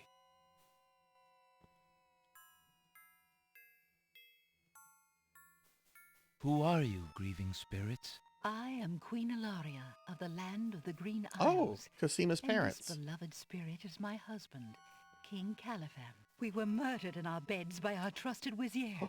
like a viper. Oh no, the He Grand slept Vizier late truly enough is and evil. stabbed us in our He sleep. committed Now regicide. my husband's soul is broken, and he will not speak. Then you are the ones I seek. Are you not the parents of Princess Cosima? Our daughter! Have you news of the princess? I know that she is alive and safely back in her kingdom after being rescued from Mordak. But I'm afraid I have not personally seen her. Alhazred is keeping her in her room in mourning for you. I am glad to hear of her return, but she will not be safe alone with that devil. Oh, that we could be there to protect her. Cosima, how I fail thee. My poor husband will never rest while This our is some murder Hamlet goes shit. unavenged, and our daughter is in danger. I came to take you back with me. Your people are still loyal to you. They need to know about the Wazir. Cosima needs you too. But this is the That's a realm of good the dead. reason why the jump button cannot should not leave be it. up. Why can't it be one of the fucking buttons? Having the fucking The up only button one jump who is might fucking be able fucked to up. return us all to the land of the living is the Lord of the Dead. But he would never help us. He has no mercy. I might be able to convince him. I must try. Then take this. It is my ticket to the underworld. There you will find the Lord of the Dead. I cannot use the ticket as long as I'm chained here. And if we cannot be avenged, I will never be unchained. Thank you. Perhaps it will save us all. Okay, I need to watch out for this zombie Be right here. careful, young man. If you can ease my husband's torment and help our daughter, we will be most grateful. I will do my best. Goodbye, Queen Ilaria. Oh my god, it's Smee.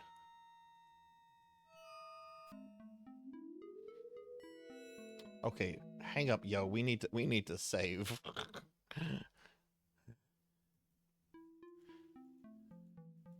Why do you not rest, sad spirit? Rest? I cannot rest. My son is lost. Lost?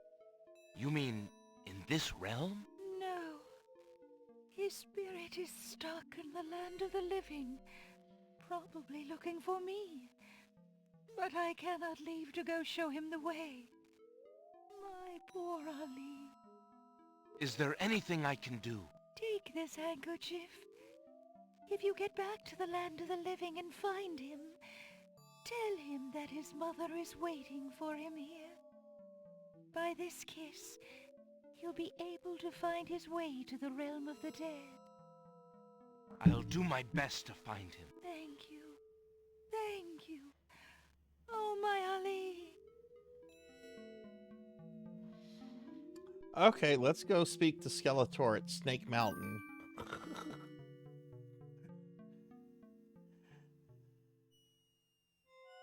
Oh god, Smee is still after me.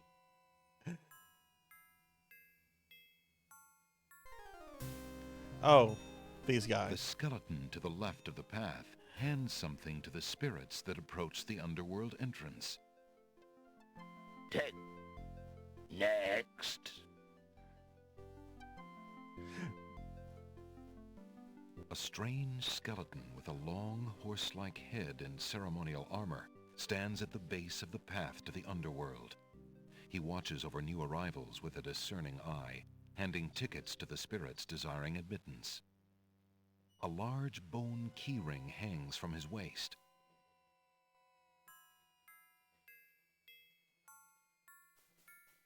Might I get one of those tickets? The skeleton with the tickets must not approve of Alexander's less than ghostly looks. He refuses to give him a pass. A strange skeleton with a long horse-like head, a large bone keyring hangs. Okay, let's save.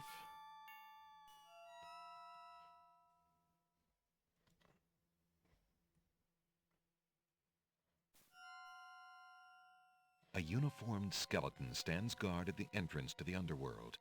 He takes something from the passing spirits and then waves them on into the underworld.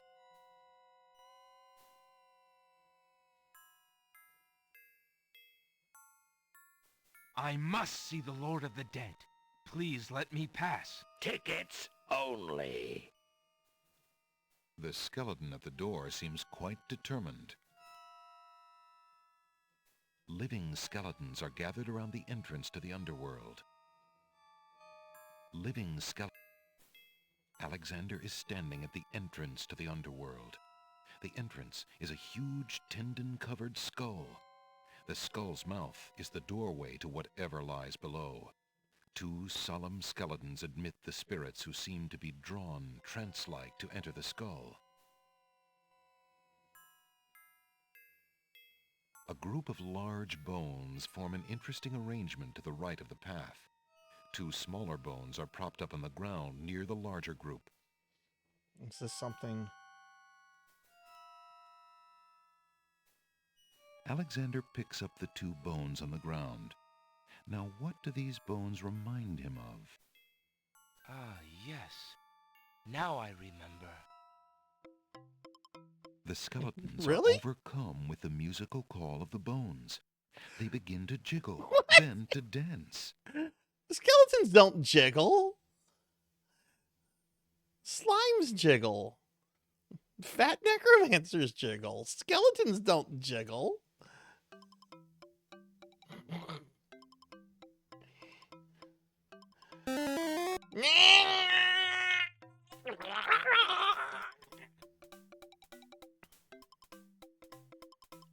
Jiggle, jiggle, jiggle, jiggle, jiggle, jiggle.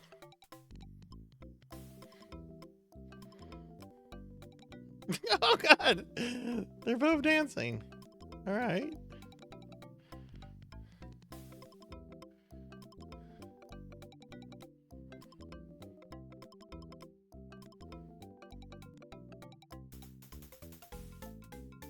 Oh, my God.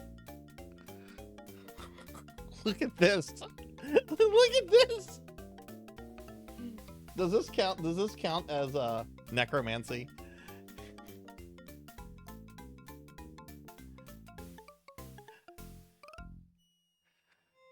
Alexander finishes his tune, and the skeletons resume their posts. Despite their frolic, they don't seem any friendlier. Alexander picks up the skeleton key. Let's look at the key. What is this? Is this the skeleton key?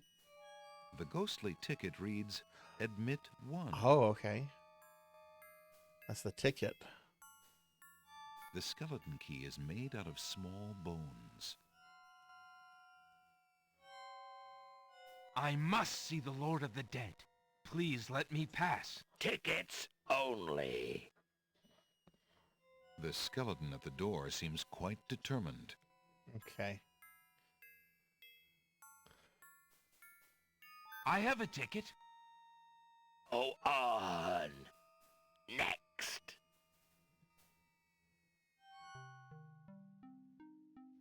Oh, geez. Okay, it's this kind of navigation section that these games are kind of infamous for. So if I just want to go here.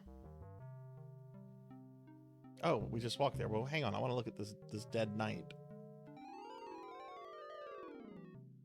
Apparently, Alexander's not the only one who's curious about the body on the path. A knight's remains lie abandoned on the path. The knight, like Alexander, must have been alive when he entered the underworld, but for some reason he never reached his destination. Alexander wonders if this is the knight the druids spoke of. The knight is wearing an old, tattered ribbon. It must have once meant much to him as a sign of his lady's favor. The knight is wearing one black gauntlet. There appears to be some writing on the gauntlet, but Alexander can't quite make out what it says. Alexander takes the knight's black gauntlet and examines the writing on it. Flesh may cross the portal and seek its master, death. Flesh may go where death is trod, and challenge, like Scheherazade, he who reigns beneath the sod, to spare a mortal's breath. Zounds, that sounds serious. Stop saying zounds. This is not the 18th century. The ribbon is so old, it would crumble at Alexander's touch. Okay.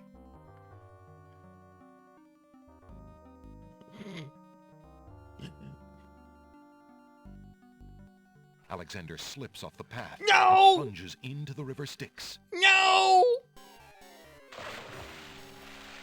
As soon as the water touches his skin, Alexander's mind and body go numb. He sinks like a lifeless stone. Tickets. Oh. Like true bureaucracy, you have to go through the line Hey, again. hey, what a fix. Bathing in the river Styx. Oh my god, that was terrible.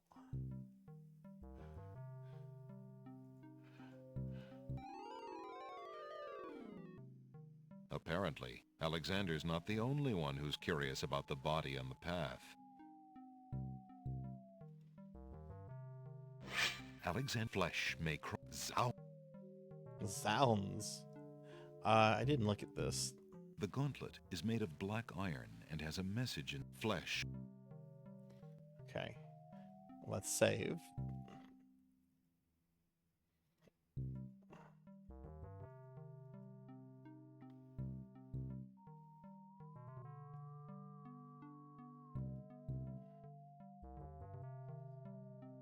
Alexander You slipped idiot! as soon as Tickets. Oh. Next. Hey, hey, what a fix. Bathing in the river Styx. Oh, boomer humor.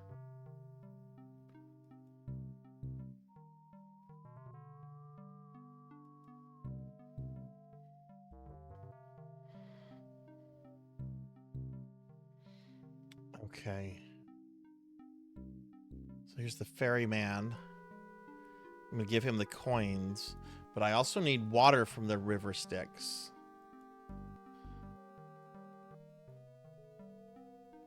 Alexander doesn't want to experiment with using that on Charon's. Alexander scoops a little of the river Styx into the teacup with the swamp ooze, being careful not to get any of the black water on his skin. Okay. Give the coins to the ferryman. Will these coins do as fare for passage? Charon accepts the fare and waves Alexander onto the boat.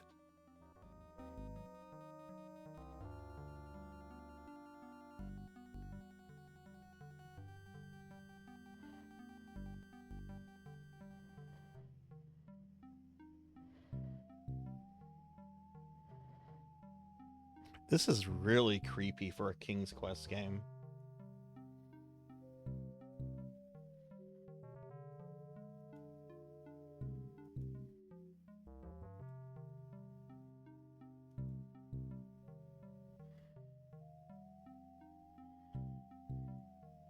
Alexander reaches out to open the gate. Suddenly, the wood trembles beneath his fingertips. Oh, what the fuck? Ah! What touch has awakened my sleep? Oh, it's smell the elder the god blood from of a Legacy of Cain. mortar. Reach out thine hand again, fleshy human, that I might devour it. It has been centuries since I last ate. Oh, I'm sorry. We have to see this.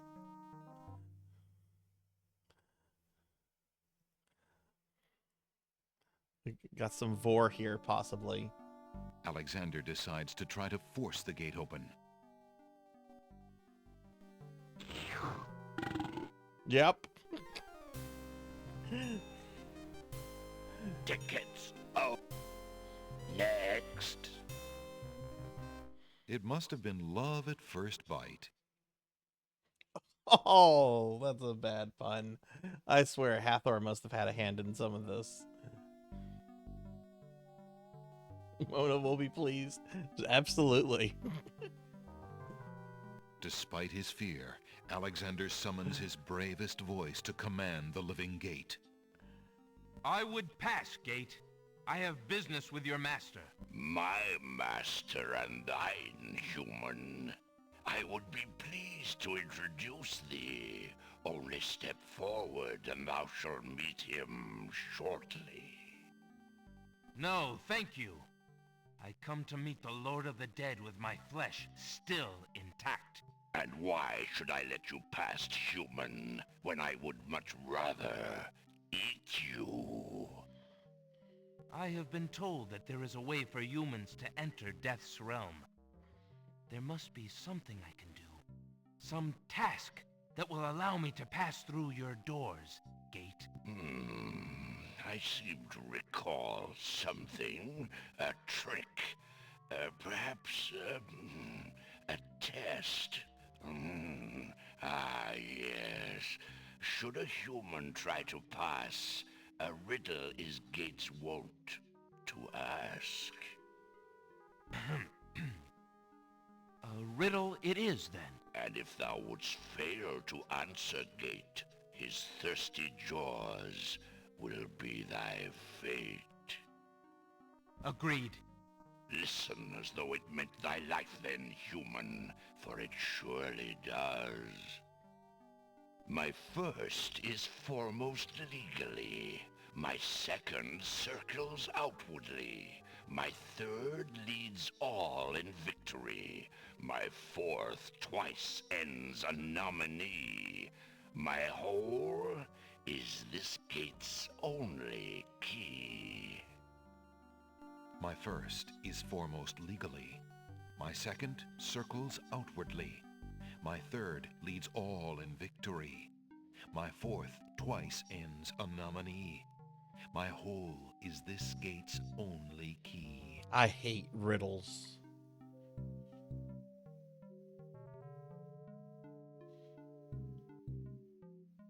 Think of the King's implication. Fairness, it was the 90s. Yeah, I wonder, like, how well known, like, certain niche kinks were, like, pre-internet. You know, post-internet, you can find out everything everyone's into. But, like, pre-internet, I don't know. I mean, I would imagine that these game developers were online, you know, BBSs and, you know, yeah, I kind of wonder. All right, I gotta focus on this riddle. First is foremost legally. My second circles outwardly. Third leads all in victory. My fourth twice ends a nominee? Ends a nominee? My whole is this gate's only key. Right, the answer to the riddle is the only way to get through. It's 4 letters, I'm assuming. All right, let's look at this linguistically. All right, subject, my first is foremost legally. My second circles outwardly. Circles outwardly. My third leads all in victory.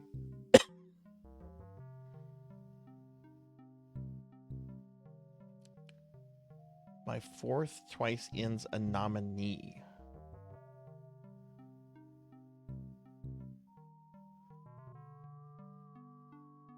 Legally, outwardly, victory, nominee.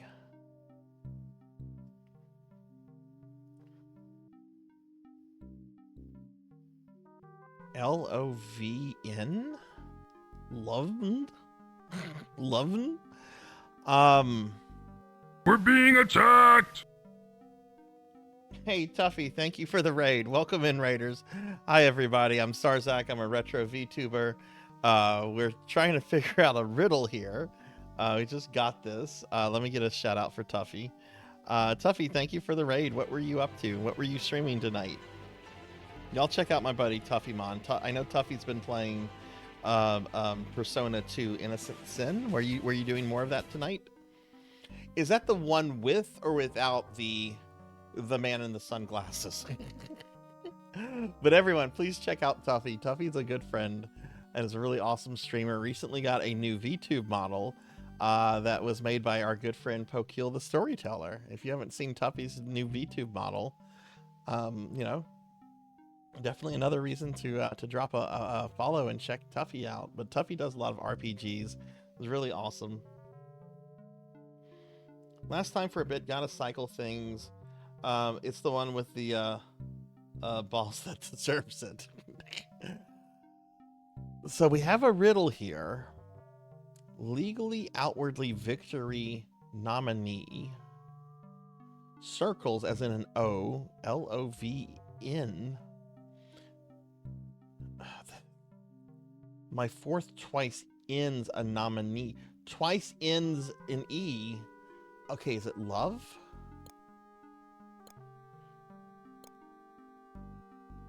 The answer is love. Yes! Thou traitor of the mortal plane, how didst thou guess love? That riddle should never have been solved. We defeated the Elder God from Legacy of Kain. Love cannot be banished, even from this place. There are spirits still pining of it on the surface above. Still less can it be banished from my heart. Enough! Burden me not with thy poetry. Pass through, and quickly, before I change my mind.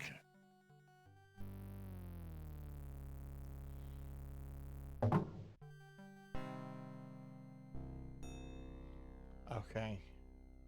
There's the Lord of the Dead. Let's go ahead and save. This is getting to the end of the game. I normally would start wrapping my stream up in about 5 minutes, but like after this, it's basically we go back to the Island of the Crown to save Cosima. So I'm gonna finish this game tonight, even if it goes on longer than usual. Alexander approaches the throne of the Lord of the Dead. Why have you entered my domain, still wearing your flesh? If you are so anxious for death, you might have found it easily enough in the land of the living. But since you are here, you are most welcome to stay. That's not why I came here. Kiss my hand, and you will be one with the spirits. Not why I came here. No pain. I seek a boon, my lord. Why should death grant you anything, mortal? I seek a boon, my lord. Why should death grant you anything, mortal?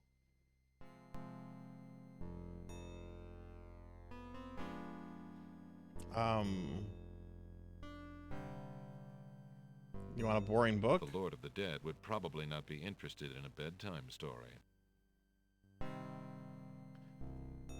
The will to live is strong, is it not? Never mind. I will reach out to you. Oh no. The Lord of the Dead's touch fills Alexander instantly with a numbing cold and blackness. Oh, jeez.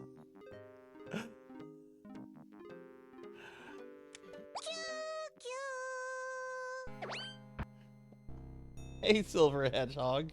Welcome in. How are you? Let's talk to these guys. Excuse me. I'd like an audience, please. The shrouded guards escort Alexander to the throne of the Lord of the Dead. Oh, it's probably a little bit... Why have you entered my domain, still wearing your flesh? If you Hey, Silver, are good so to see you. anxious for death, Can I get a shout out for Silver Hedgehog, you might please? have found it easily enough in the land of the living. But since you are here, you are most welcome to stay. Kiss my hand, and you will be one with the spirits. There will be no pain.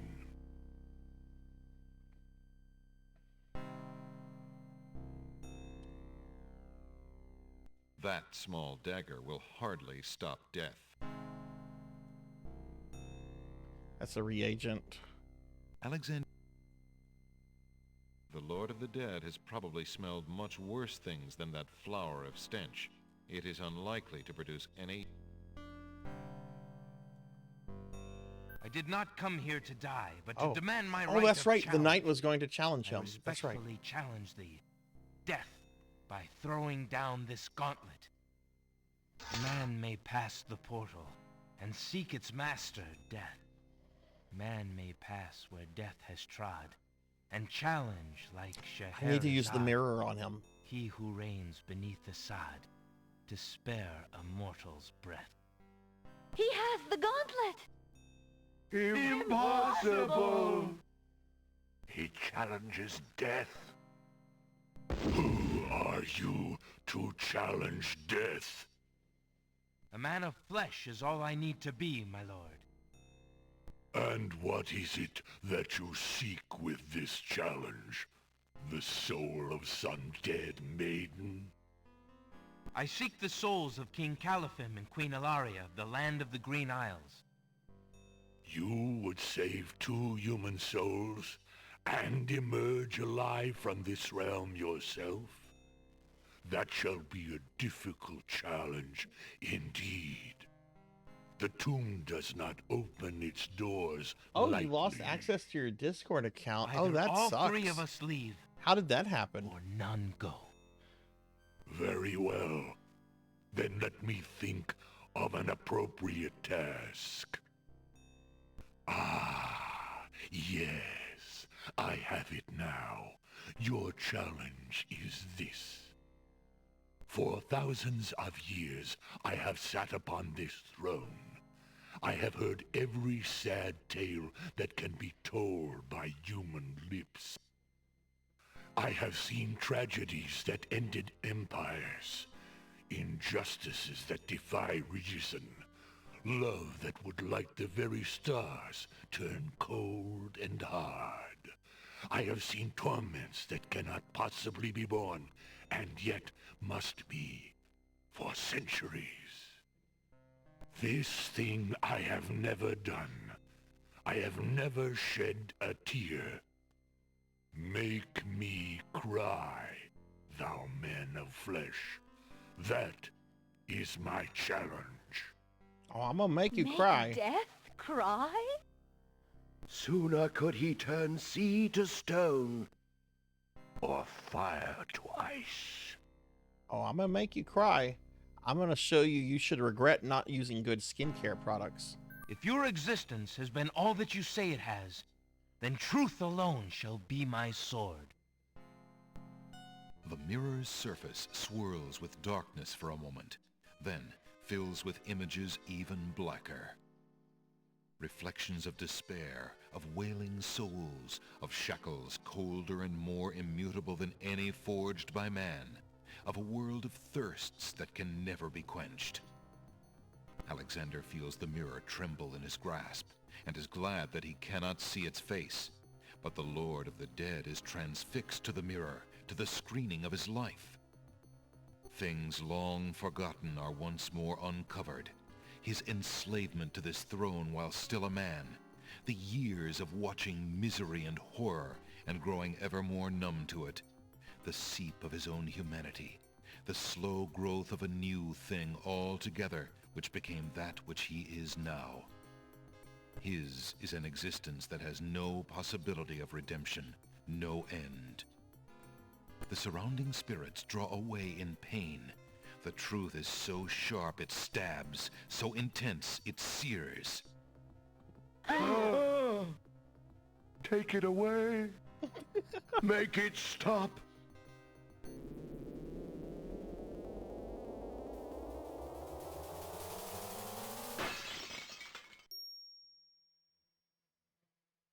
The mirror of truth cracks from the strain, and death sheds a single gray tear. Truth is indeed a terrible thing. I have worn this mantle for so long, I had forgotten its dreadful weight. You shall take the souls and leave as I agreed. You have been granted to stay from this inevitable reality. I almost envy you. Find the souls he has claimed, and bring them to me. King Caliphim and Queen Alaria, I presume.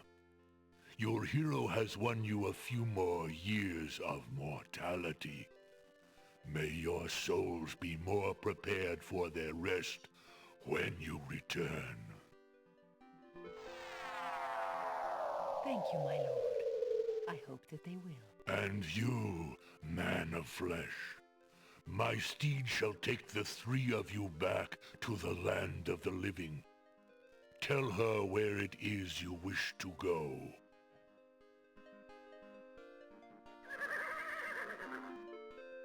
Until we meet again, then, I assure you, we will meet again. No offense, my lord, but I hope that will be many long years from now. It is never as long as you might wish, mortal. Now, begone. Yes, my lord. That's a lot of people on one horse.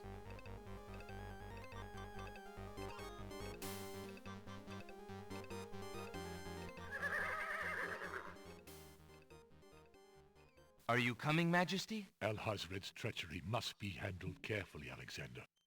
Alari and I must go gather our allies and form a plan. Watch over Casima. Make sure she comes to no harm. We will return as soon as we can to take back all that has been stolen from us. I will keep her safe until your return. Thank you, son. Your love for our daughter must be deep indeed for you to have undertaken death itself for our sakes. Indeed. May we succeed in what awaits us, and live long together as a family. Hell yeah, I'm gonna be banging your daughter in about 20 minutes.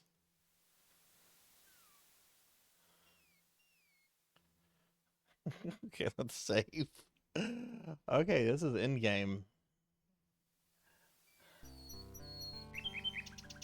I haven't done anything with this nightingale. The nightingale sings her crystalline song in the boughs of the old tree. The nightingale looks at Alexander curiously, as though waiting for something.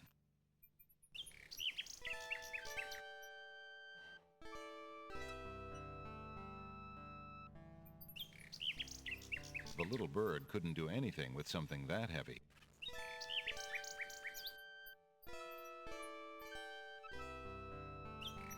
Alexander shows the object to the bird, hoping to interest her. The nightingale doesn't like the smell of that flower at all.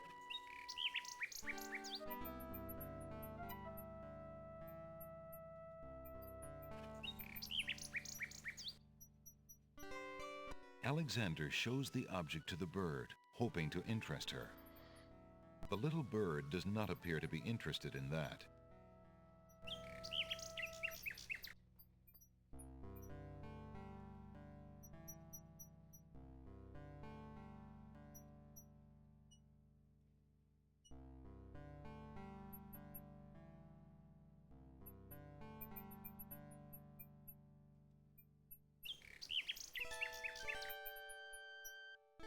Alexander holds out the love poem to the nightingale, hoping that she perhaps is the nightingale that Jallo spoke of, and that she might be able to take the words. I don't remember Jallo speaking of a nightingale.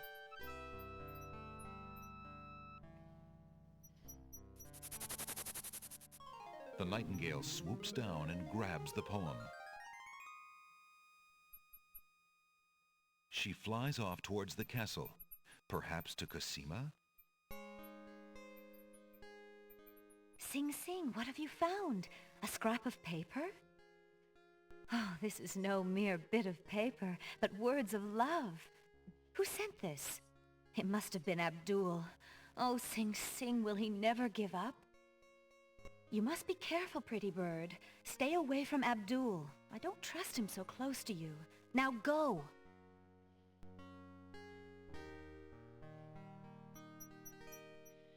Doesn't seem right.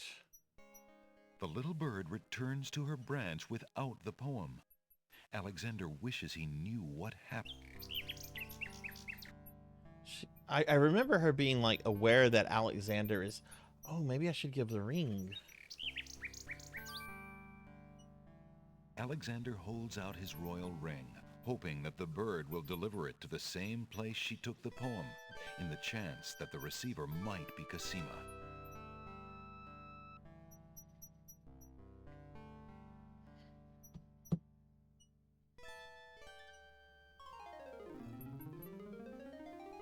The nightingale swoops down, grabs the ring, and takes it towards the castle.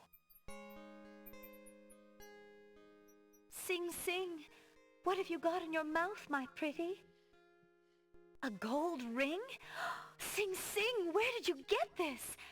Realm of Daventry. But this is Alexander's ring. Oh, my soul, he must be here. Sing Sing, I wish you could tell me what you've seen. Is he really here then, on this very island? Oh, if only I could leave this castle as easily as you. Take this ribbon, Sing Sing. If you know where he is, return it to him. Please be careful, Alexander. It is so dangerous, and yet I could not wish you away.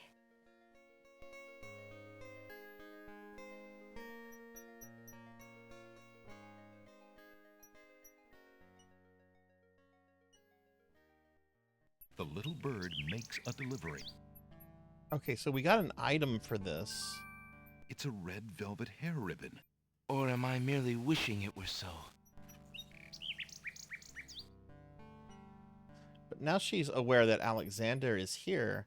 I wonder if I send the ring first and then the poem, if it'll be different. Ribbon is made of the finest red velvet. Let's reload this.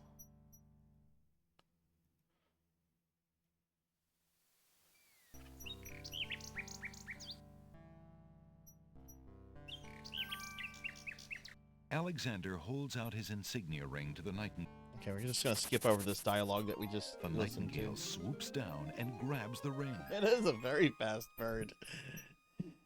She flies off towards the castle. Sing Sing, what have you got in your... A gold ring? Sing Sing, Yeah, this is the same dialogue we just had. Take this ribbon. Please be careful. Okay, so let's see if we get different dialogue for sending the poem next. The little bird... It's a red velvet hair ribbon. Or am I merely wishing... Okay, so we got a ribbon.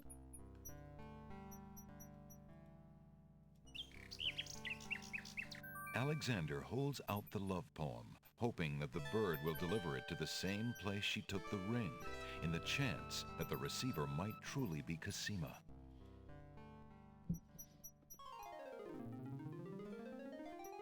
The nightingale swoops down, grabs the love poem, and takes it towards the castle. Sing Sing, my sweet, you bring another present. Let me see.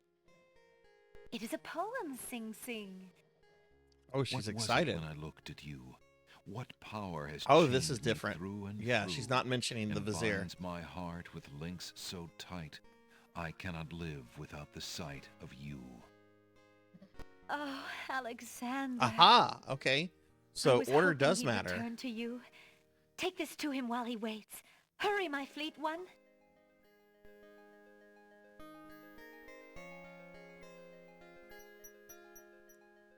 Okay, what else do we have that girls like? Well, give me this. What is this?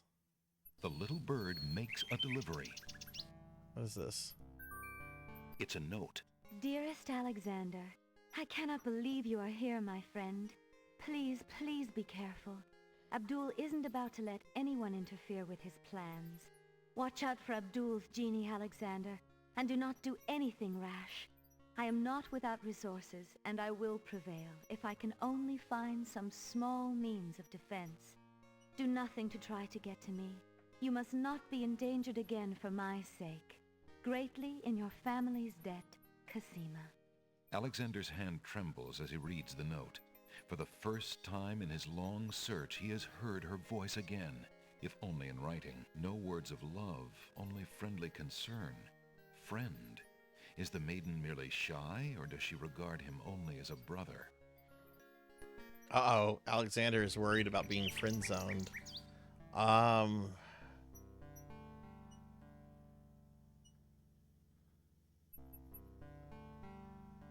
let's send the rose. There's no reason to... Alexander holds out the rose, hoping that the bird will deliver it to Cosima.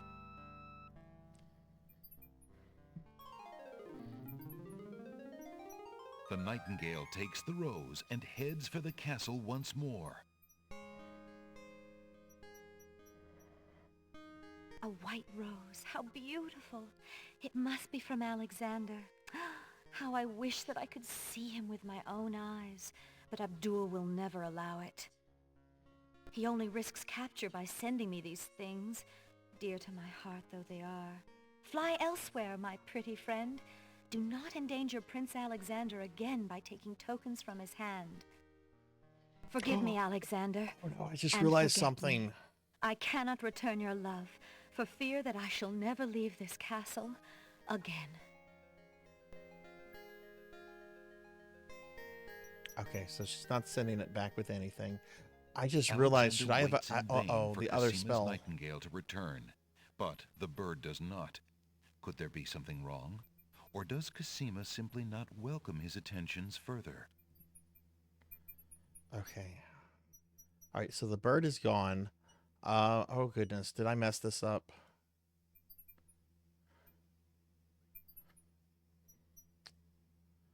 Magic paint spell, swamp ooze, river Styx water, black horse feather.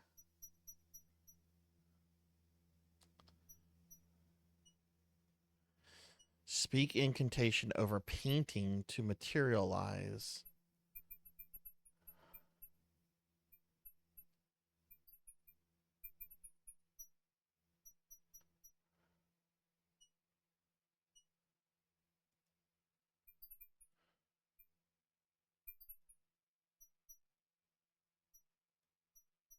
Alexander dips the large black feather into the teacup and stirs the contents gently.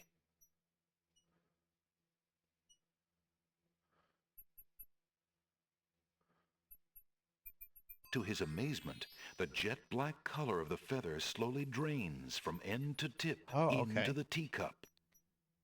The teacup mixture blackens and thickens to a paint-like consistency.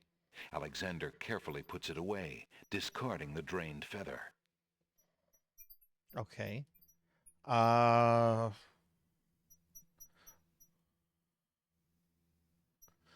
I'm supposed to cast it. Speak incantation over painting to materialize the magic paint spell. Okay, well, I haven't seen anything to do that yet. Okay, let's save.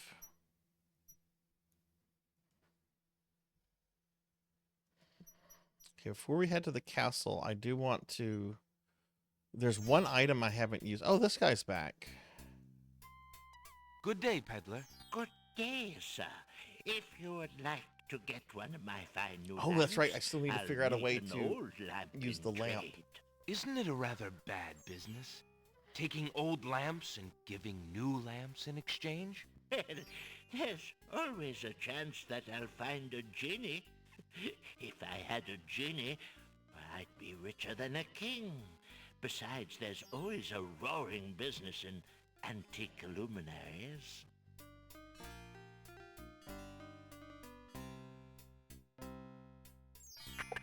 Let's see if no Jalo.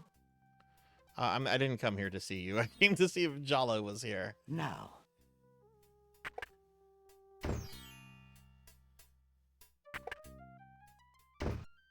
Good day, Prince Alexander. Okay, the genie is here. Haven't I seen you somewhere before, sir? No! But I'm quite sure. Perhaps on some cliffs. No! Isle of the Beast? No! Dockside? No! Leave me alone! Not very friendly, is he? Yeah, that's the genie.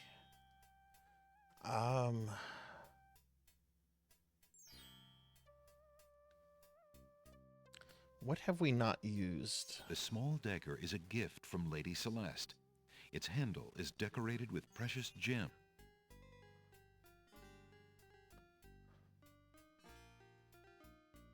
Alexander rubs the lamp. Why would the old man be interested in that used hunter's lamp from the Isle of the Beast?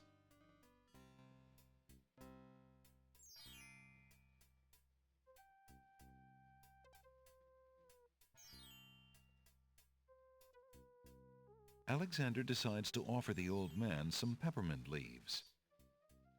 Can I offer you some peppermint, sir? Mint! Yum!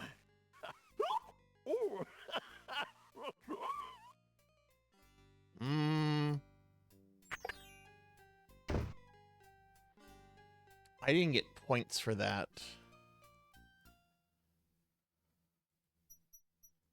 That doesn't seem right.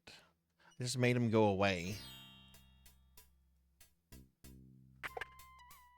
Good day. It didn't give me any points.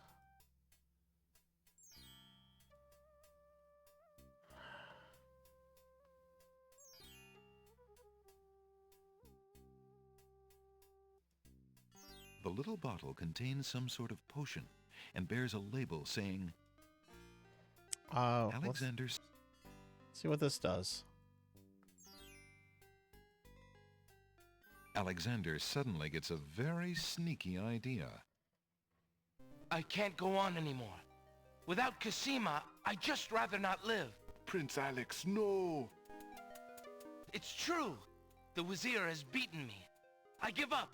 Poison is my last resort. Stop. I am no more. Oh, that poor shopkeeper.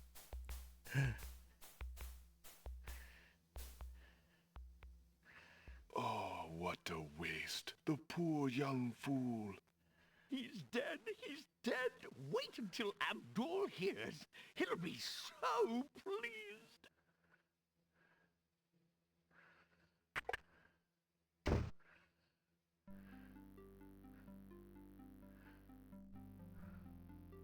I told you not to pop in like that. You can learn to knock like I bet that's the everybody genie's lamp else. right there. Sorry, Master. I couldn't help myself. I have great news. Well, what is it? Prince Alexander is dead. He killed himself in despair over losing Cosima. What? Are you positive? That young man has proven to be most devious. I saw the whole thing myself, Master. He was really and truly quite dead. If what you say is true, it shall be most convenient. You've spent enough time on that little irritant. We must start thinking about the wedding. Anything, Master? Oh, I do love weddings. Well, we do want you to look your prettiest, don't we? Now, Shamir Shamazel, to the lamp with you. Prepare yourself, as we discussed.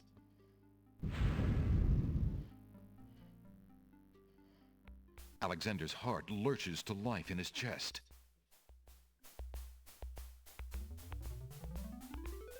Prince Alex, but you were... Sorry, friend. I was doing a little acting, I'm afraid. Ah, of course, the strange cloaked man. You are quite clever, and a bit too exciting for an old man.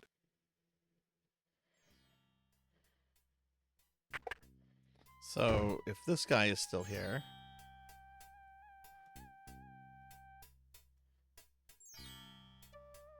Excuse me, peddler, but I have an old lamp that might interest you. An old lamp. And what a nice traditional design, too. Take your pick of my new lamps.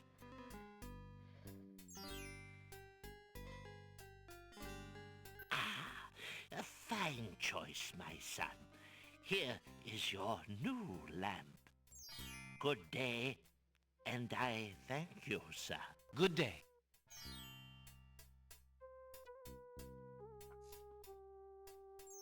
Okay, cool. We have a replica of the lamp. Drat, another dud.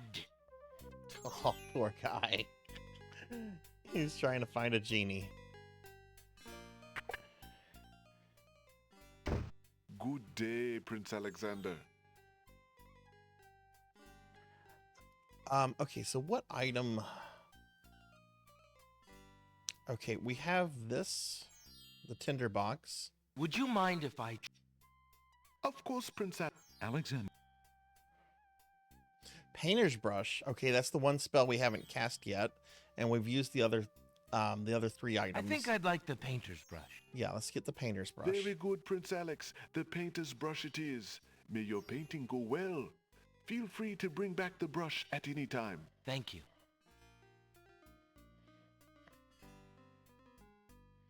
Okay, let's go to the castle and finish the game.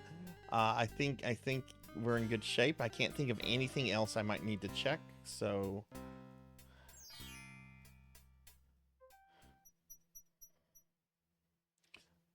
Let's do save before we head to the castle, though.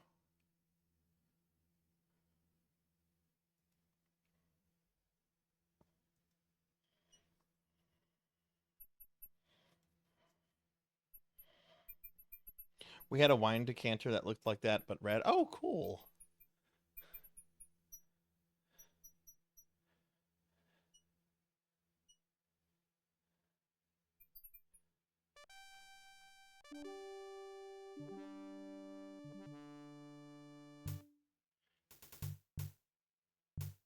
Please, if you'll only be reasonable. Be gone! You're not... Okay, I believe we do something over here on this side now.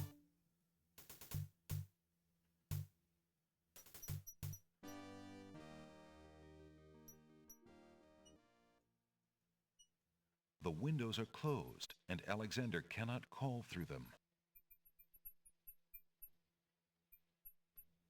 Alexander's voice simply... Alexander's...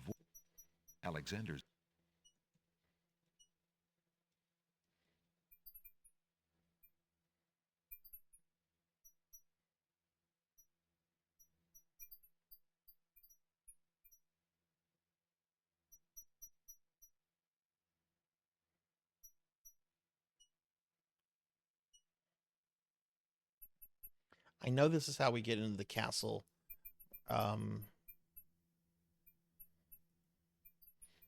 Let me look at this spell again.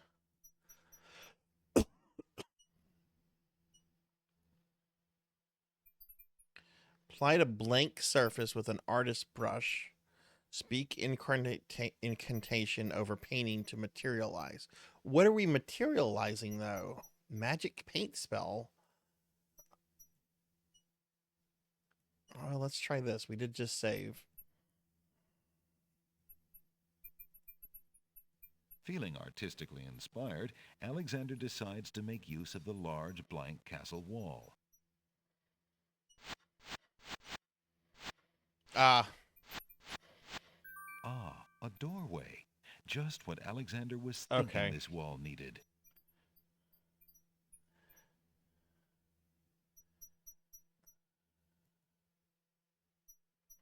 So now we're going to go to this. Alexander opens the spell. With trepidation, Alexander gathers his strength for the enchantment of the painted door. Magic paint, black as ink, bring to life what I think, make it real what I draw, according to this spoken law.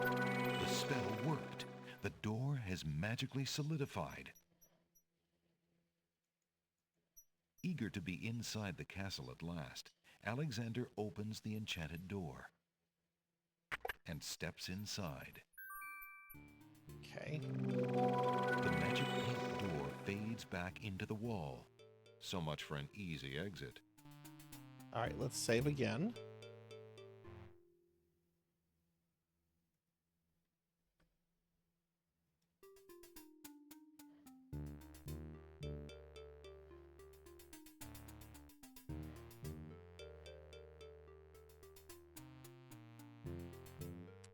Let's go this way.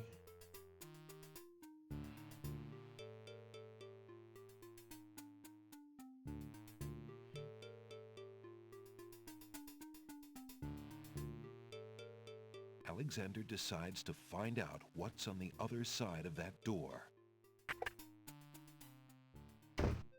Oh, it's Jalo. Prince Alexander, I can't believe it. How did you get into the castle? Well, actually, it's a little hard to explain. I bet. You run the terrible risk of being here, though. The castle is crawling with guard dogs, especially today. The Wazir will have your hide if he finds you. I know that, Jalo. But Cosima is being married today. What greater risk is there than that? Of course you're right. Young love. I forgot what heartburn it is. But what are you supposed to do about it? I've got to try to see her. Maybe even stop the wedding. Is that all? And here I thought you would try something dangerous. Don't worry about me, friend. Just tell me, where is Cosima? As far as I know, she's still in her bedroom upstairs. You'd never make it up there, though. The guard dogs are everywhere, and they're very loyal to the crown. Unfortunately, right now the crown means Al-Hazred. If we had proof of something truly He's not foul, royalty, the guard though. dogs might listen. As it is, they're your enemies, not his. I understand. I've had no lack of enemies since I got here. In fact, you'd almost think I wasn't welcome. And they say princes have no sense of humor. Well, I can see there's no putting you off. For Cosima's sake, I wish you luck. I'll be here if there's anything you need. Thanks, Jalo. Actually, I do have something for you. We talked about this.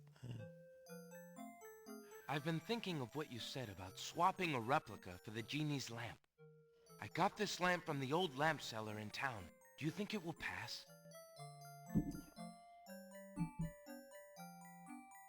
Why, yes! It's an exact replica. That's amazing. How did you guess? I suppose it was intuition. I'll have to wait for the right moment, mind you. But I should be able to get close enough to swap this for the real thing, and none shall be the wiser. Now you shall see Jalo's skill. I'm sure your hands are mightier than my sword, my clever friend. Go ahead and do as you've planned, and let me worry about swapping the lamp. If I accomplish the trickery, I'll manage to get the lamp to you somehow. You never fear. I have faith, Jalo. You are a true friend. Oh, shucks. I'd do anything for the princess.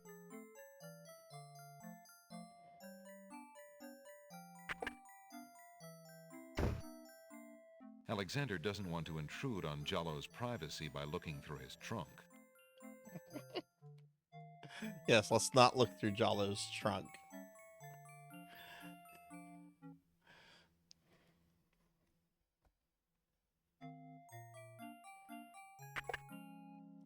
Okay, so they said she's up here. There's a door at the top of this. The door has a doorknob and a key. Okay, and it's apparently locked.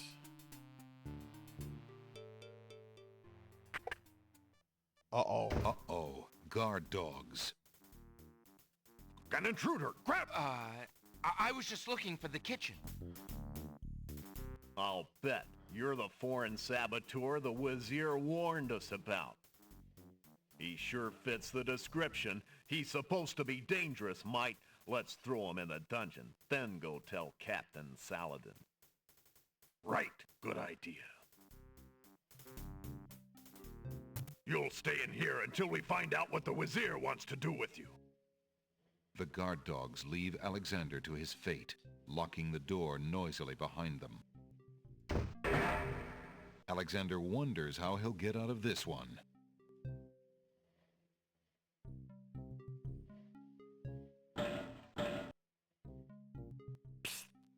Prince Alex. Jallo, what are you doing here? Never mind. Quick, before the guard dog patrol comes around again. But how did you know I was... This is no place to talk, Alexander.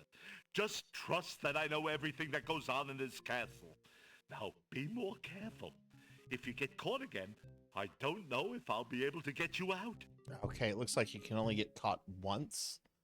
I'm going to restore that. I'm going to reload the save. I'm just not going to go that way.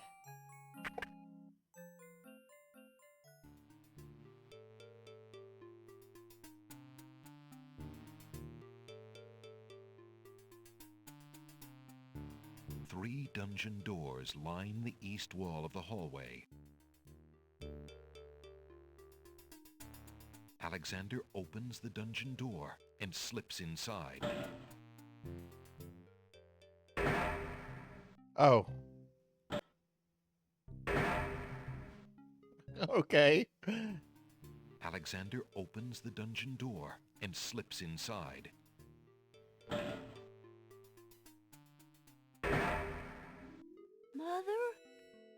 Mother, where are you? Is it it's the ghost lady kid. Let's use the handkerchief. What's the matter, little boy?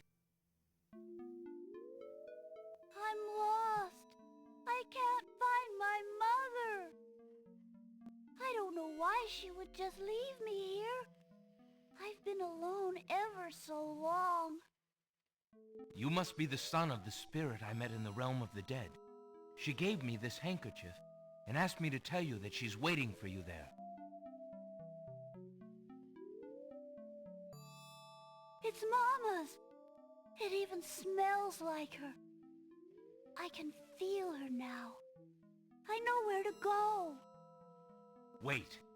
Before you go, is there anything you can tell me about the castle? I like to play in secret places. In the basement behind the Man of Steel is a door. Nobody except me knows it's there anymore.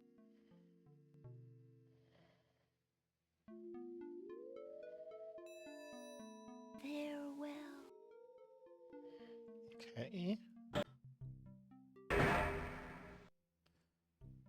So there's a suit of armor down here.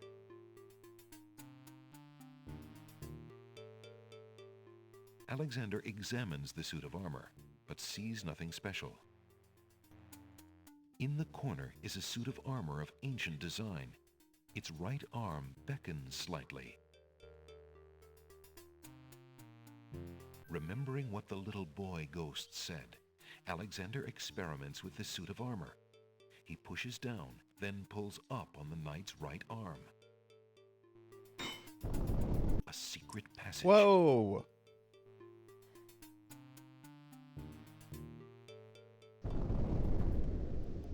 Alexander hears the sound of voices coming from nearby. Oh, we got a hole here. Let's look in that.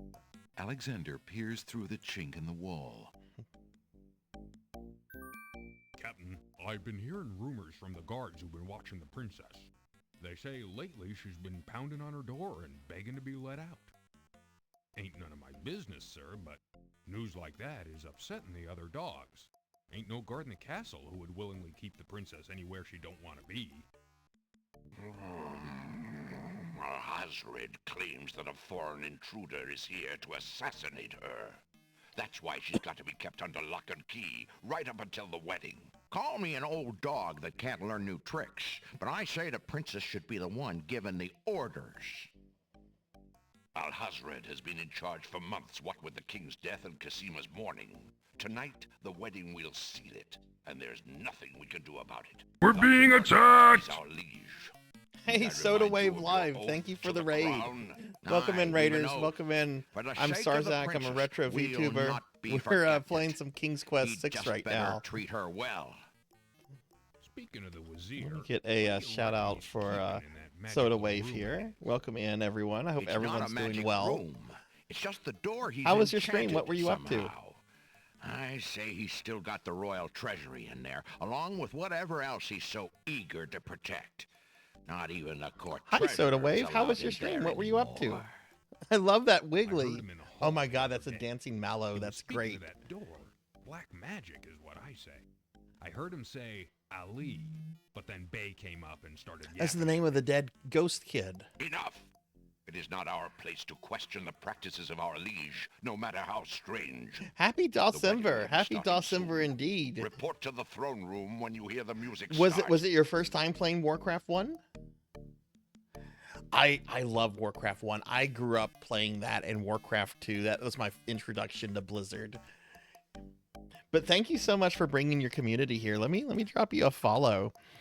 Really appreciate that. And we're at the end of King's Quest 6 here, everybody. We're going to be beating this game in just a few minutes, I think. I've beaten this game several times before, but it's probably been a good 15 years since I've played through it. So a lot of it I don't remember well. And hey, Power Party, thank you for the follow. Thank you, friend. I appreciate that a lot. Okay, let's go ahead and save again. First playthrough ever. Were you playing as orcs or humans? God, I was actually playing some Warcraft 1 a few months ago. I was playing as orcs, and I got to the one mission where you have to assassinate Blackhand's daughter and like an ogre chieftain, and oh my god, I had a hard time with that. Oh, orc campaigns. Did you get to that mission?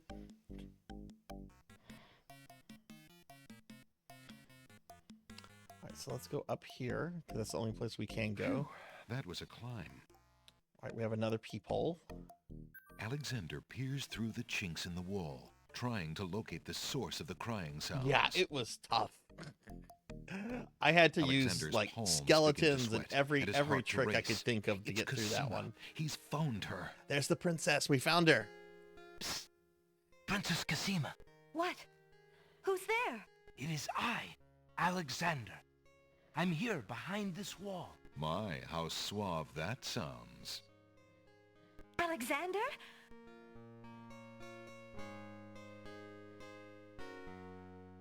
It really is you.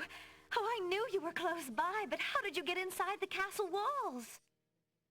It's a long story and not important now. You did get my ring. Oh, yes. It has brought me such comfort, Alexander, to know you were close by and had not forgotten. But you shouldn't be here. You're only endangering yourself. I don't care about the danger.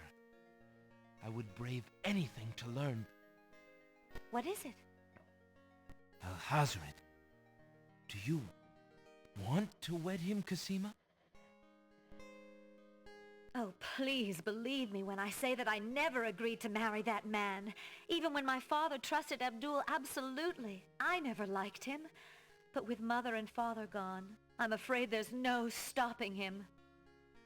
If you do not wish to marry him, Cosima, you shall not. I promise you. Only come with me now, and we shall escape. How? I cannot fit through this wall. Besides, do you think I could leave my kingdom, my people, in Abdul's hands? But Abdul would tear the castle apart if I were to disappear from my room. You shall have to do what you can to delay his plans from your end. I can't just leave you here. Alexander, do not despair for me. I have been safe in this room for nearly 6 months now. Abdul can be in no hurry, whatever he plans. After all, I'm to be his bride, am I not? I have been planning too, you see. I believe I can escape. If I can only get a chance to lay my hands on a weapon, there might be an opportunity in the I have a hustle of the knife. wedding. I can give you a weapon. Shh, just a moment more, then you must go. Let us not waste time with words. Please, let me just look at you, dear Alexander. And let me arm you. Here, take this dagger. It's not much, but it might come in handy. Why, it's perfect. This is just the sort of Sweet. thing I've been looking for. Thank you, Alexander. I'll keep it close and use it if I must.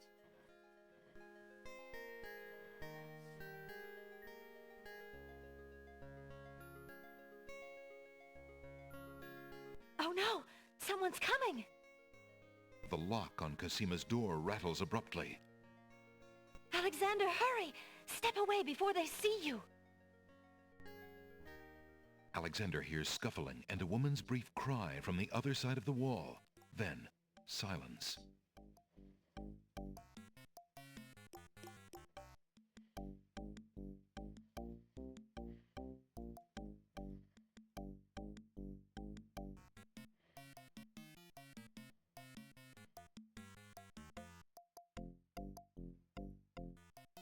Oh, Alexander hears the sound of scratching we have another coming hole from the other side of the wall. Alexander looks through the chink in the wall.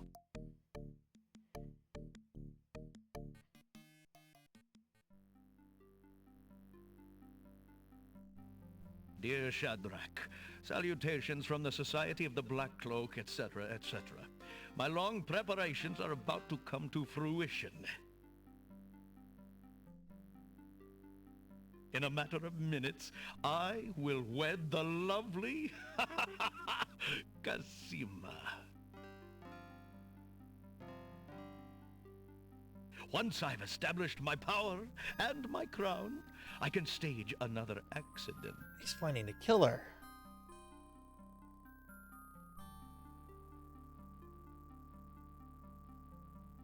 The princess has proven infuriatingly stubborn, as you know. She's becoming quite a dangerous little thorn in my side.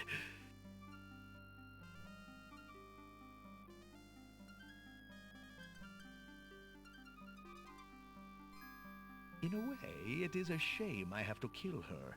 She is lovely and would be amusing to keep around, but I can't risk her talking treason to one of the guards. So far, I've managed to keep her locked away, but I can't continue that forever. Well, on to it now. I'd send her to you, but as you know, I had no luck in doing so with Mordak. I close in triumph. King Abdul al-Hazred.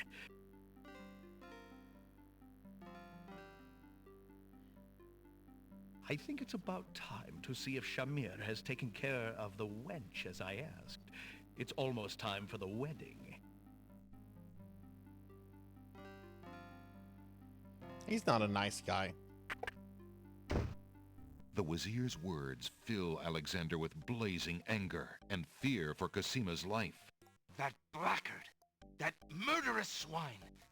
He'll not have his way if I have anything to say about it. Yeah, Mordak was the wizard in King's Quest V. He was the brother of the wizard from King's Quest III, the one that got turned into a cat. What was his name? Mananan.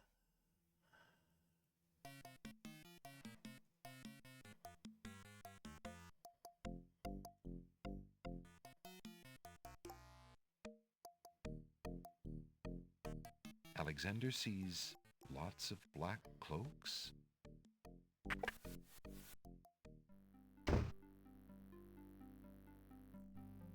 There's a box of ebony on the table. Alexander opens the ebony box and looks inside. Inside the ebony box is a piece of paper with the word Zebu printed on it. Zebu Ali? Ali Zebu? The box contains various trinkets and a scrap of paper with a word. Finding Cosima is... Alexander can read the piece of paper. The brush is old and small. Okay. The trunk is... What? And burn a perfectly good hand? A fire in a small hearth warms the bedroom.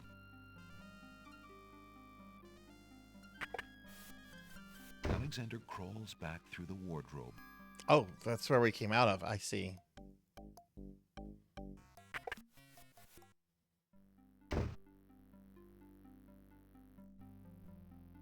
The trunk is... Oh, don't I have a key?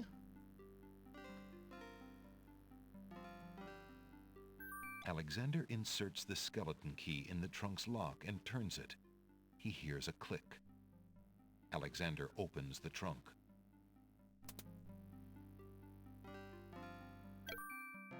Alexander picks up the most recent letter and examines it. The letter is addressed to Abdul al-Hazred from the wizard Shadrach. It reads, "Greetings to a brother of the Black Cloak. I was sorry to hear of great Mordak's death, though he was a bit of a ninny at chess. It seems the plans for that little kingdom of yours are coming along. I must congratulate you on your handling of the king and queen. Isolating the island so that no protest could develop was another brilliant stroke. It looks like there's not much left to stand in your way. Do as I recommended with the girl, and you shall have your crown." That fiend! Alexander The books look interesting. Alexander isn't... There's undoubtedly more unnerving information in those letters, but Alexander has already... Okay. Let's go ahead and save again.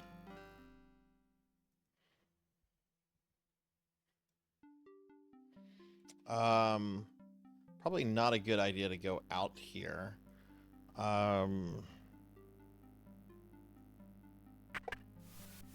Alexander crawls back.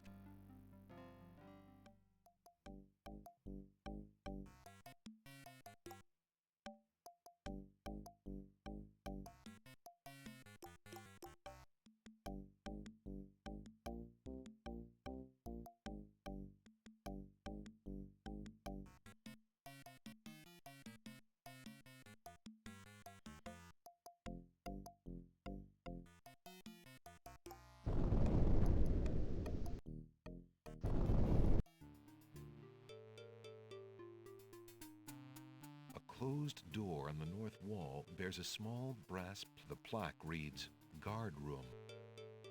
Oh yeah, let's not go in there. Well, that's where we were spying on them, so that makes sense. Oh, come on, Alexander.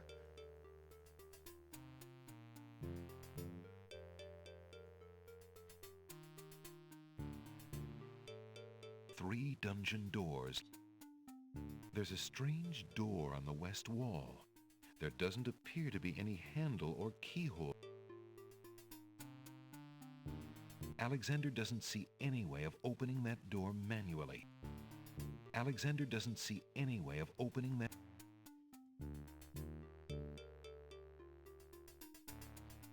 Since the door on the west wall has no visible knob or handle, Alexander decides to try to open it with his voice. He composes his words carefully.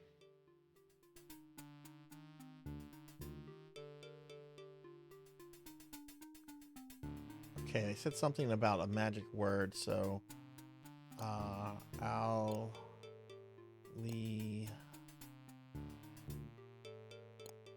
Zebu, I think. Listen, door. I would have you open. Ali Zebu. It worked.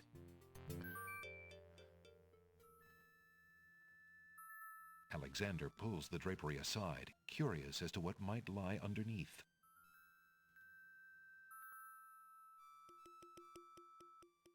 Whoa. On the table is a coat of arms with the head of a beast on the crest. Beast said that his coat of arms was stolen by the druids. Oh! This must be it. On the table is a miniature oak tree. It looks very old. This fucker. That must be the sacred miniature oak that the druids thought the winged ones stole. On the table are 4 unusual items. On the table... That fleece must belong to the winged ones, and they thought the Isle of Wonder had taken it. On the table is a strange-looking stone that's giving off an odd, high-pitched noise. That must be the Isle of Wonder's singing stone. Didn't the queens think that the beast had stolen it? As Alexander looks at the objects on the table, he realizes the depth of the Wazir's cunning. It must have been the Wazir or an accomplice who stole that one thing most precious to each island, and then leaked rumors that one of the other islands was responsible. Oh, this guy's a fucker. What did the Wazir fucker. have to gain by causing the islands to hate one another? You create chaos by turning people against each other, and then you take advantage of the situation.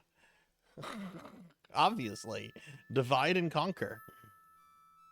Alexander has no wish to steal from the treasury of the land of the Green Isles. It might be under the Wazir's control now, but it still belongs to the people.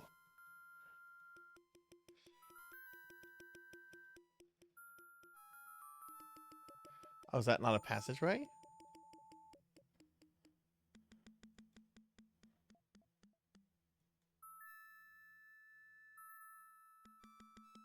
Okay. Oh no, it's wedding music. Alexander hears a door of the North Hall open. Then, the sound of guard dog footsteps. The footsteps are headed this way.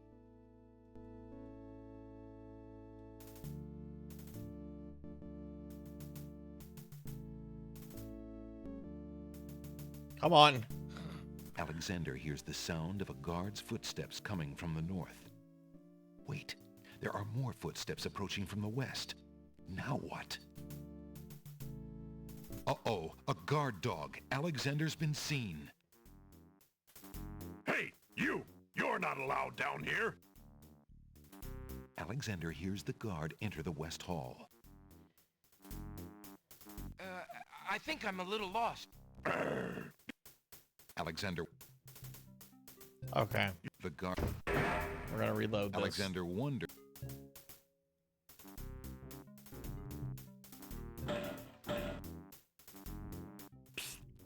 Prince Jal... I'm gonna reload this. But...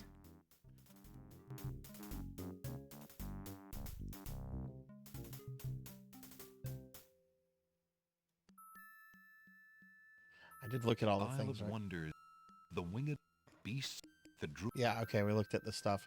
Okay, so apparently I have to play Metal Gear Solid here. Gross. Alexander hears the sound of music coming from the east. It sounds somewhat classical, but... Oh no, it's wedding music. Alexander hears a door of the North Hall open. Then, the sound of guard dog footsteps.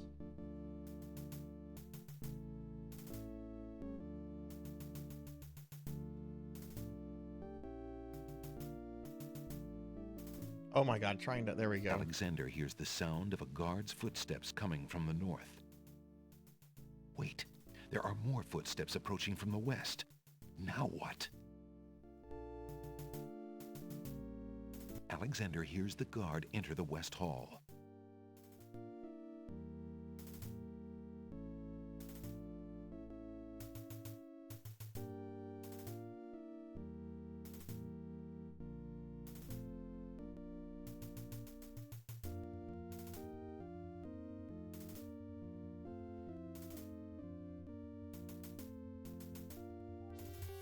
Uh-oh, a guard dog. Alexander's been seen. Hey, you... I think I'm a little Alexander... Okay, so I don't think I'm supposed to go that way. Alexander...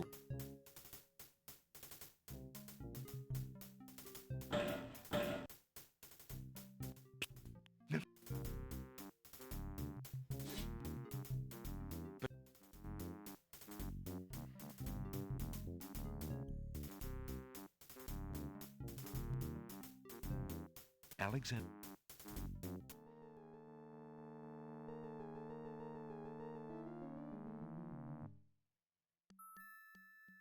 Maybe I'm supposed to take that other door. Let's try that.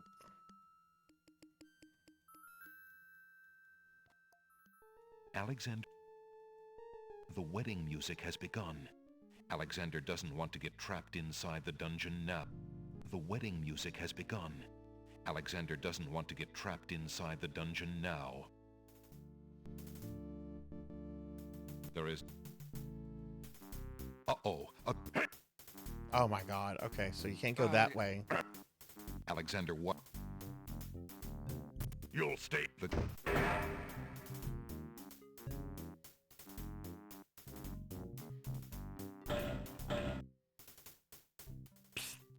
Prince Alex. But...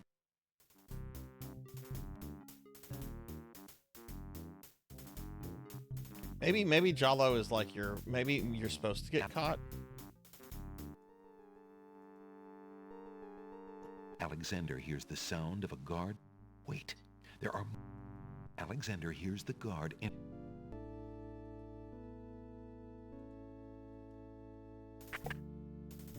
Alexander looks cautiously around the grand hall, but there are no guard dogs to be seen. The wedding music is coming from behind those two large doors. Okay, here we go. Okay.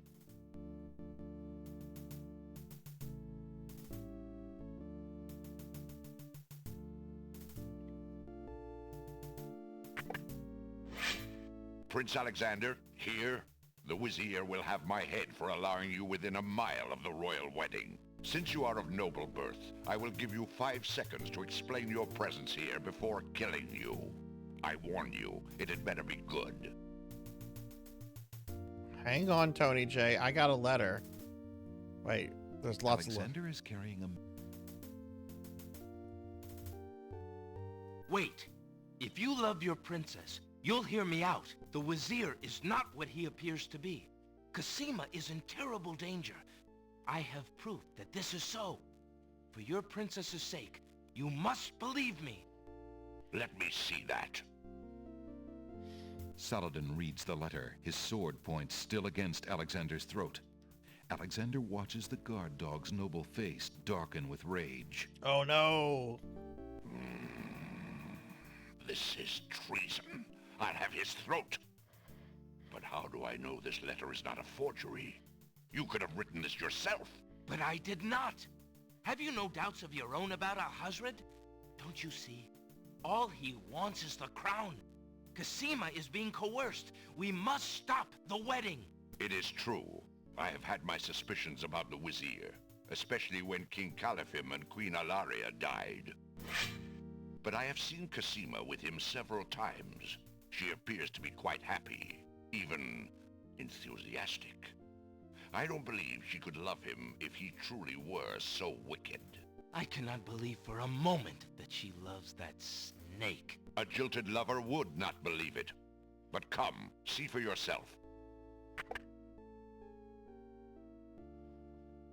The captain of the guard leads Alexander into the throne room, where a ceremony seems to be in progress. Alexander feels his blood run cold at the sight. I, Cosima, declare Abdul al-Hazred as my lawful and beloved husband and king of this realm. But, Cosima, what are you saying? Do you still claim that the princess is being forced? Perhaps it's you that's the danger, as the Vizier has said. Let's talk to the princess. Cosima, stop!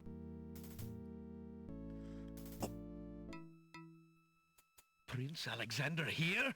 This is an outrage! How dare you allow this traitor to get past you, Saladin? You stupid mutt! Can't you even keep the castle free of assassins during your own princess's wedding? Kill him! Kill him now! Lord Al-Hazred, with all due respect, you are not quite king yet. And this is a wedding ceremony, not an execution. What? How dare you contradict me, you flea-bitten mongrel! I gave a direct order. Obey me, or feel my wrath. Milady, I apologize for my behavior, but I am yours to command in all things. I wanted merely to hear your own wishes from your own lips. Tell me what it is that you wish me to do with this young man, and I will obey. Why, Captain, It's the you genie. heard my dear Abdul. If he wishes this atrocious young man's death, then I want nothing more than to see him get his wish. Obey thy liege now and always. As you wish, Princess. Just as Saladin prepares to run Alexander through with his sword, a shout is heard from the direction of the Grand Hall. Hold! In the name of the true king! King Califim and Queen Alaria burst into the throne room, looking alive and well and full of wrath. Behind them, a line of supporters look prepared to battle, if necessary, for their beloved royal couple.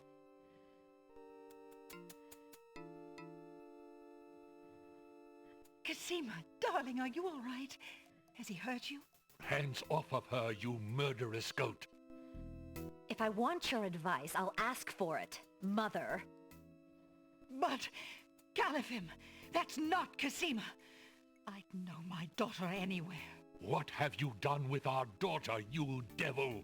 The lovely image of Cosima suddenly bursts into smoke and is replaced by the Wazir's genie. Why, you conniving serpent! Get him, guards! Saladin, your sword! Drat it all! You may have ruined my plans, but you won't get me, or your precious Cosima. Get them, Shamir! I command you! He's getting away! Stop him! Yes, sire, as soon as I deal with this genie. Shamir, the Wazir's genie, begins to throw balls of dazzling light at the guard dogs.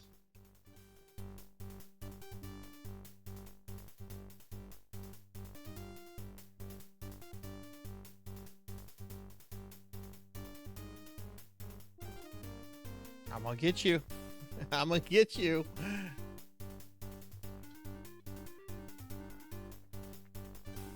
Alexander, be careful. Alhazred has a sword.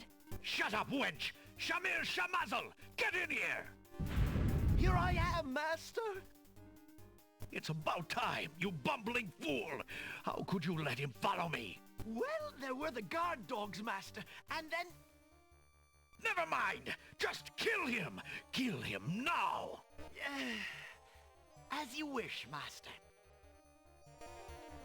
Razzle, dazzle, snap and snazzle! Alexander, I did it! I swapped the lamps! Here, quick, take it!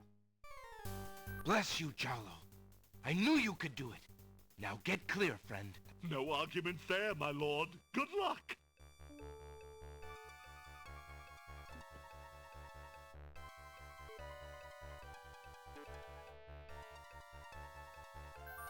Shamir Shamazel, hold your spells. I am your master now. I order you to go back into your lamp. How did you get my lamp? You thief! You've ruined me! My lamp! Oh, thank Valhalla! I hated working for that loathsome creature. I already feel his nastiness leaving me.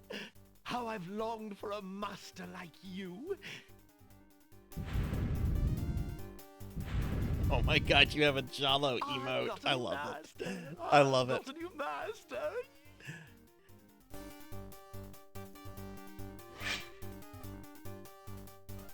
So you are a thief as well, Alexander. Stealing the lamp was very clever, I'll grant you that. But I am the master thief. Face my sword if you dare.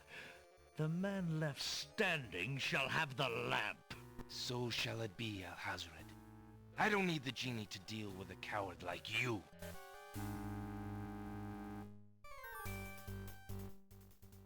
Inspiration, Alexander fixes upon the only weapon in sight.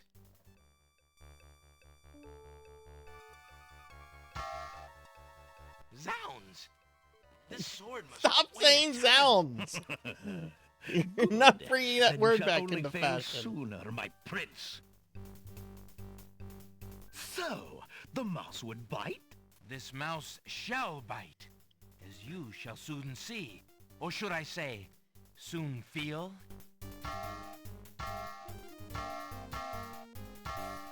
Ha! You can barely lift that sword, my prince. Better to lay it down now. I promise to dispatch you with little pain. A tempting offer. But I think I'll wait and see what this sword can do. Suit yourself.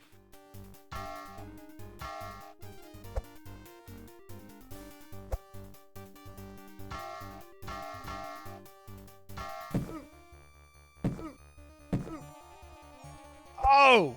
Punch the shit out of him!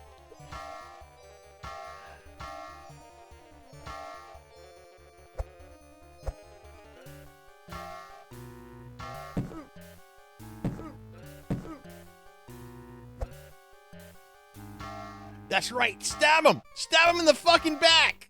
Alexander's arms start to tremble under the effort of wielding the huge sword. His muscles are nearing exhaustion. Ha! And so it ends. Not if I can help it, you murderer. Cosima thrusts the small dagger into Alhazred's shoulder with all her might. Ah! You dare raise a finger to me? You will regret that, princess. Fuck you. Should have kept writing more Necronomicons. Are you all right? I'm fine, I think that's the Alexander. game. I think I just beat it. Afraid for you. There's no need to fear anymore, Princess. Yes, I know. How can I ever repay you? For myself, for my kingdom. It was not in me to let harm come to you. Can you find it in you, Princess, to give me more than your gratitude? Alexander, what are you saying? I love you, Cosima. Would you ever consider... Do you think you could... Hey, Yoshi. Yeah, he has a concussion Could you ever now. have doubted it, my prince? We're just gonna let him die from internal bleeding.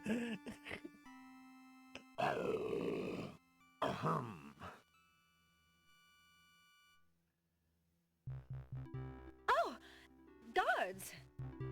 Princess Cosima, are you well? I'm quite well. Oh my thank god, you. the Please vizier take is a duel and put him in convulsing, the dungeon. convulsing He on was the able to ground. He's having spasms. Yes, Majesty. Oh no, he just got up. Run him through.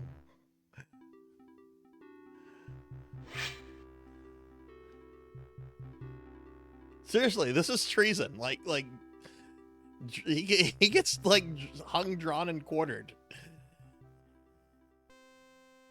1 week later. Cosima and Alexander ask Hey, Captain it's King Saladin Graham. to perform their wedding ceremony. Where's Cedric? Saladin is honored to do so. On this historical day of great joy in the land of the Green Isles, we witness the union of Cosima, beloved princess of this realm, and Alexander, Prince of Daventry. Do you, Prince Alexander of Daventry, take Princess Cosima to be your wife, to love and to cherish for as long as you both shall live? I do. And do you, Princess Cosima of the land of the Green Isles, take Prince Alexander to be your husband, to love and to cherish for as long as you both shall live? I do. Do you have a ring? I have Alexander's royal insignia ring. Very good. Please place the ring on Cosima's finger. Who gives this bride to be wed? Her mother and I willingly give our daughter's hand in wedlock. Who will speak for the groom? I will. Alexander's mother and I recognize his marriage to Princess Cosima with Same gladness voice actor from 5. and sanction this union. Then, Alexander and Cosima, I now pronounce you man and wife. You may kiss the bride. Hooray! Hooray! Hooray!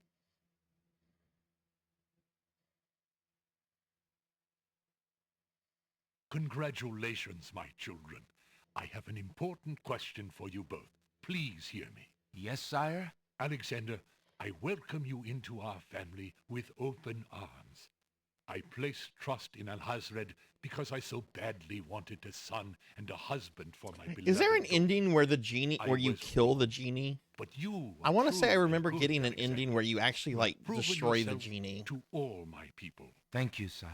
Olaria and I have How do been you do that? through much. Even though we have returned And to thank our you for the kingdom, GGs. I do not think we are able to reign again. Will you two consider the crown? I know as king and queen, you can heal this small kingdom from all the damage that Alhazred has inflicted upon it. Oh, father. Why, I'm honored. What do you think, Cassima? I love my homeland, Alexander. I would be happy to stay and serve it all my days. Father, I believe I'm needed here. Give him Would the you be mitt when very he's disappointed casting. if... Oh, okay. Son, you must follow your destiny. I do believe the land of the Green Isles needs you. You'll be a magnificent king, though dearly missed in Daventry. Then... No, unite I the two accept. kingdoms. Start Oh, my empire boy, building. What a man you've become. And It's how I will Balinese. miss you. She's used a Don't lot of worry, Botox. Mother. With Shamir's powers, we'll be able to visit often. I'm not about to forget my family. Congratulations, Alexander. I'm so proud of you. Thank you, dear sister. Oh, Alexander, I'm so glad. Between the return of my beloved parents and our new reign, you've made me so happy. I'm glad I could make up for some of your suffering. Parents won't be there if you kill the genie. Congratulations, King Alexander. When we return home to Daventry, your crew will be glad to hear that their battle at sea was worthwhile in bringing forth a new monarch. We were so worried when your men arrived home without you, son. Yep. I'm so thankful that you are safe and happy. And I am as grateful that my crew did not pay for my driven heart. You have only brought us all good fortune, sire. We're not With done with Shamir Tony J, saved and his by the power way, used for good, before the night's reuniting over. the I islands have will a be Tony far J easier. surprise He has already for the repaired stream. the ferry. Your road will be easier now that the islands are no longer feuding. Already the wounds are starting to heal. Yes, my love. Discovering the island's stolen treasures has done more to bring peace to this land than anything else. It is now clear that Alhazred had Shamir steal each of the island's most valued treasures, then blame the thefts on others to cause the islands to hate each other. Now let us celebrate our good fortune. The evil that has plagued this land is done, and a new reign begins. Long live King Alexander and Queen Cassima. Long live King Alexander! This was much longer than King's Quest V. Long live Queen Cassima! Long live the land of the Green Isles! Hooray! Hooray! Hooray!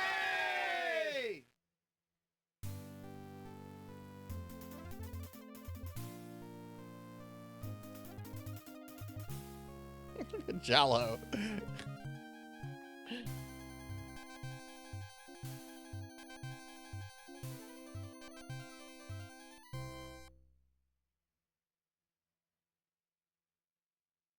Thank you for playing. Written and designed by Roberta Williams and Jane Jensen.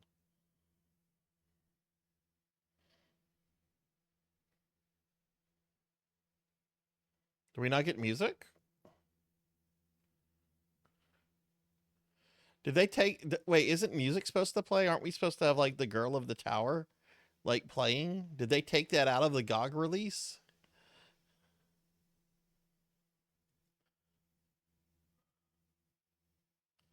It seems that they must... Yeah, Girl of the Tower should play here, unless it's been removed from the GOG release for, like, licensing issues.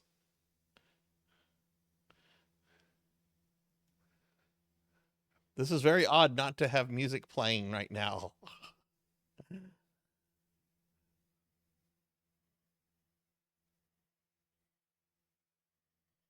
It's on Spotify. But who owns it? I mean, I guess Microsoft would own it now. Girl in the Tower.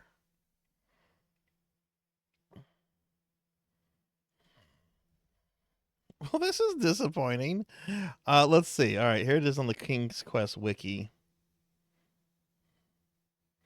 The vocal version of the track plays only in the CD-ROM version, although even this was remarkable in 1992.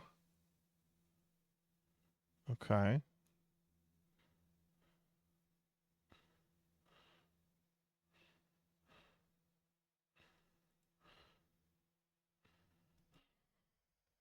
Was this removed?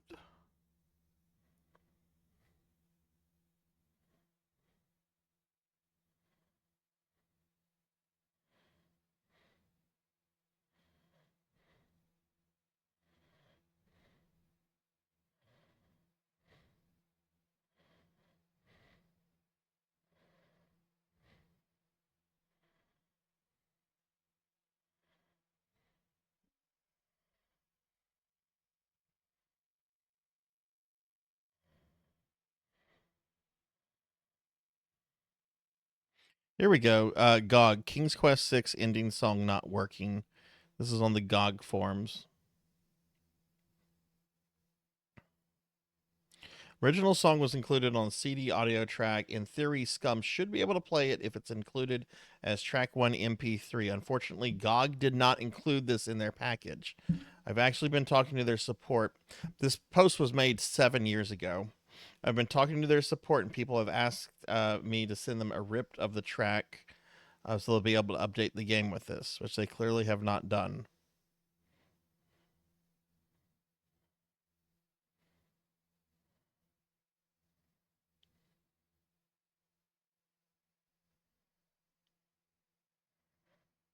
Just put this in your game folder, and you should be sorted. Okay.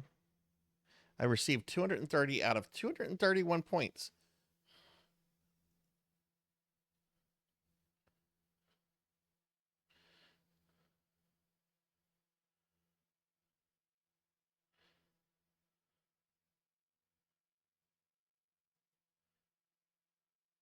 Let me see.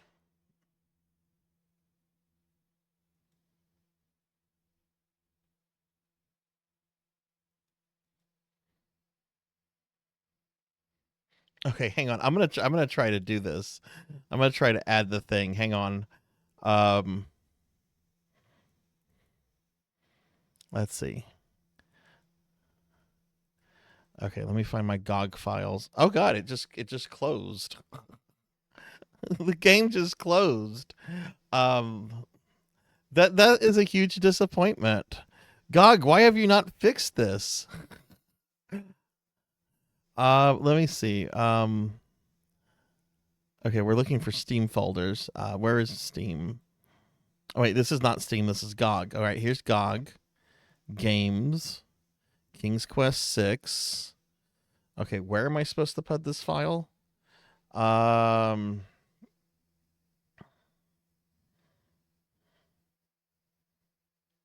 Put this in the game folder, okay?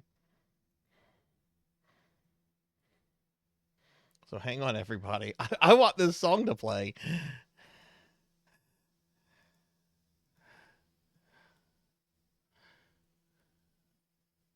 Okay.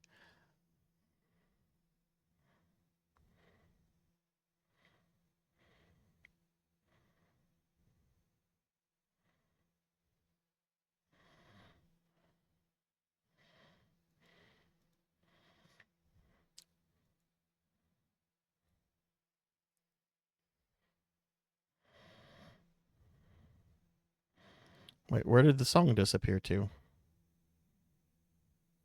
Okay, there it is. Okay, I'm going to reload this.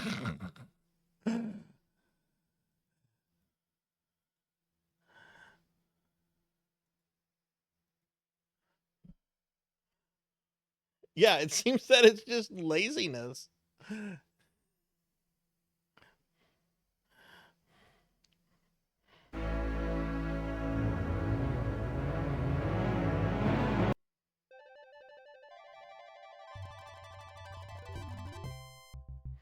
Okay, hang on. I gotta reload King's Quest 7 or whatever this one is. 6? Yeah, this is 6. I should know that. Okay. I have to fix the sound stuff. Hang on, I gotta do some things in OBS. Nothing simple.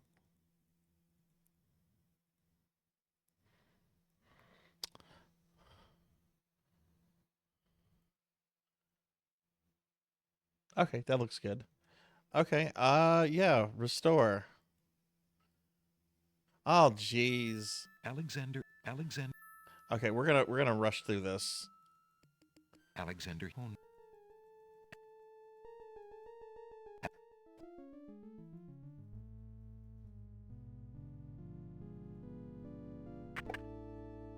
Alexander. The wedding music.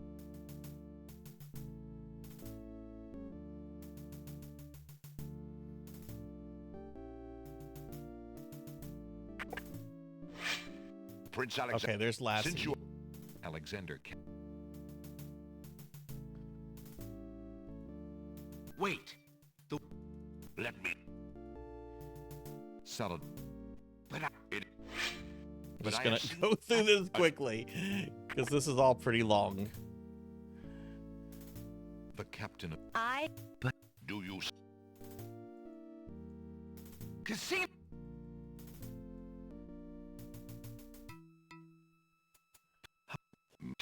What? Just... King Cala...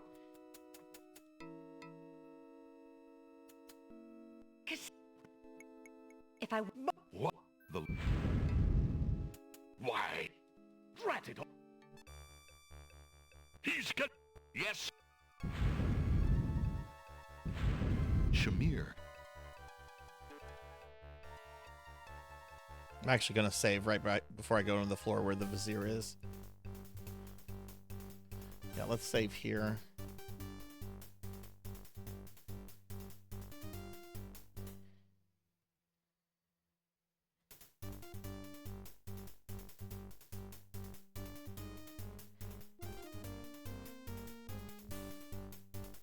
Alex... Here I am. Right. Bless you. No.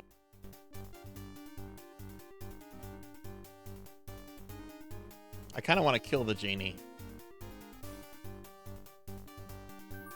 Shamir Shamaz. We won't do that. Hold your...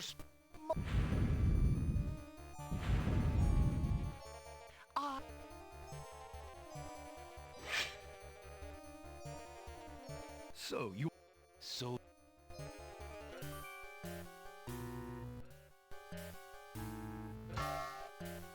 Zow. So... Hopefully we'll be able to skip through the wedding dialogue too. Attempt...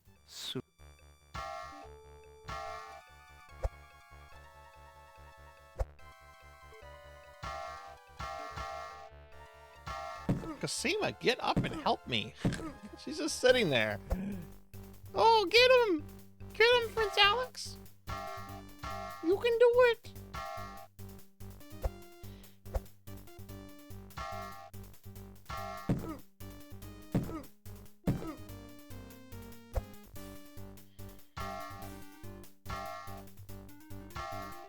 Alexander's arms start to tremble under the effort of wielding the huge sword. His muscles are nearing exhaustion. Not if I... Cosima. You! I'm gonna start saying zounds. Zounds! Let's make love right now. Yeah.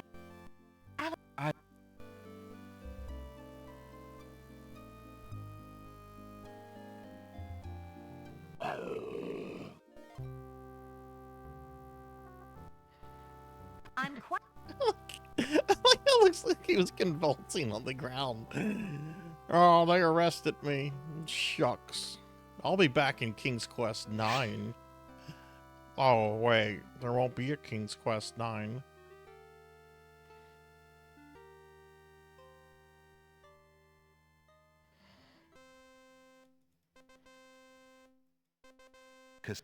Alright, let's see if we can skip this. Yeah, we can. Anyone's just coming in. We just watched the ending, but the ending music did not play.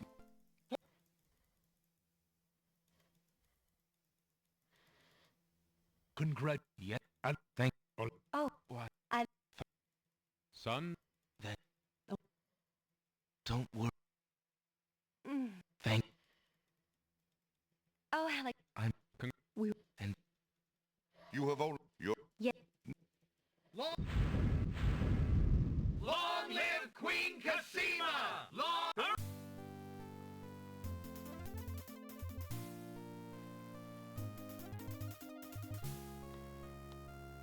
Okay, let's see if the music plays.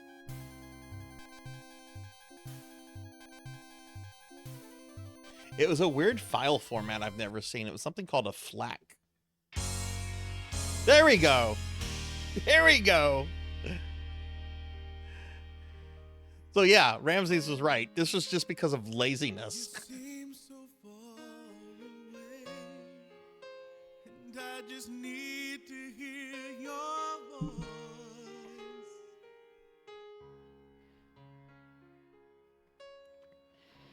Is it considered higher quality than MP3? I just need to hear you say. This was 1992, so this had to be pretty incredible to hear this quality in a video game.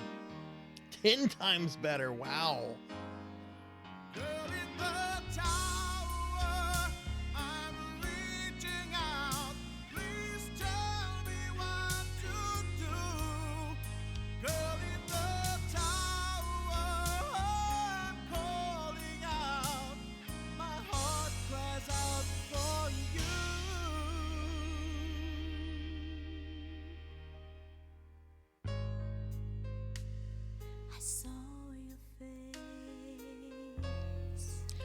MP3 bitrate maxes out at 320 kbps.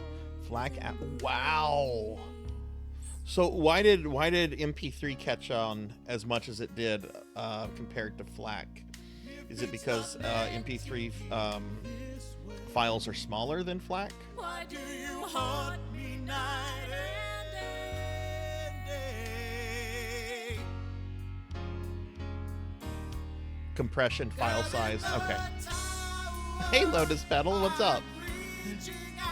Yeah, right. Yeah, especially early on in early internet age. Yeah, I give Lotus a shout out.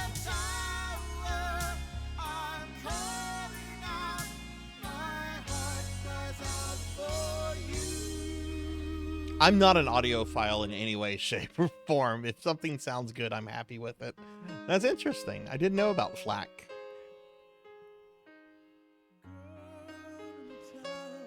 Oh, hell yeah. Congrats.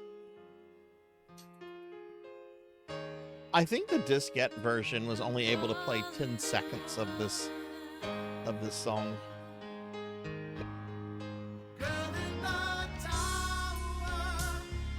Very difficult to hear the difference. Yeah. Unless you have a trained ear or the audio equipment.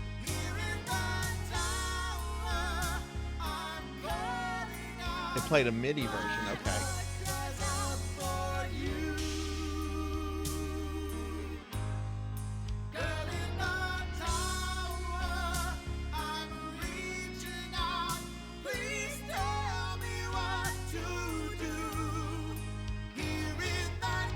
This is the best King's Quest game in my opinion. I mean, I love all of them. I think this is the best one though. What did I didn't do one thing. I wonder what I didn't do. We hope you'll play again. Well, we will play King's Quest 7, but that will be next year.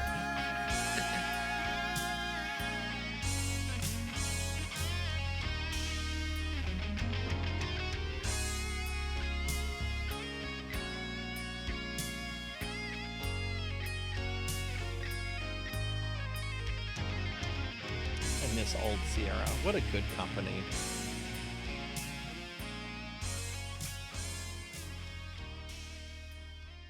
All right. I have one final thing I want to show before we start wrapping the stream up. So we beat King's Quest 6.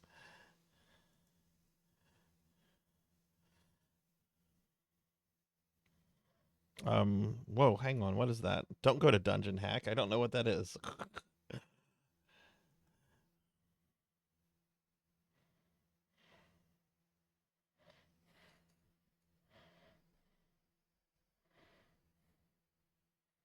Okay, so I'm going to pull something up real quickly.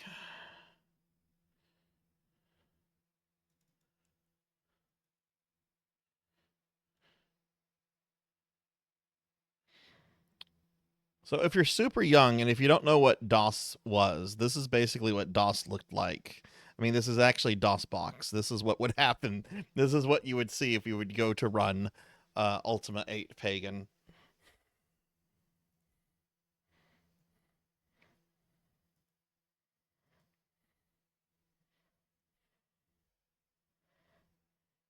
Just going to open up a new window.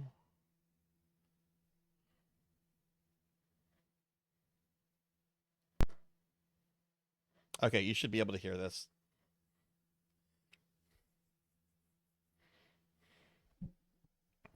This is what we're going to start next week. Finley, you're still awake.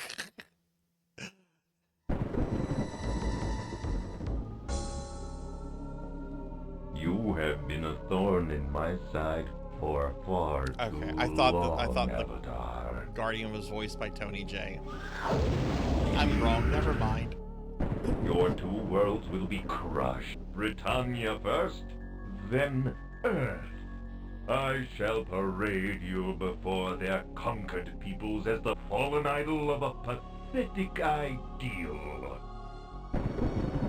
Was he in the other Ultima? I'm just wrong. Never mind. I banish you to the world of Pagan. Anyway, I can at least show this off when we're playing next week. No one here. Oh, it looks like the display messed up. Avatar.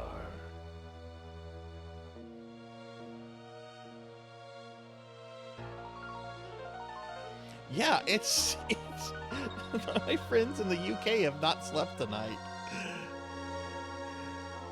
But okay, this is what we're gonna play next Friday. This is what we'll probably be playing for the rest of Friday for December. My first Ultima game on stream, other than UO. I have streamed UO a few times.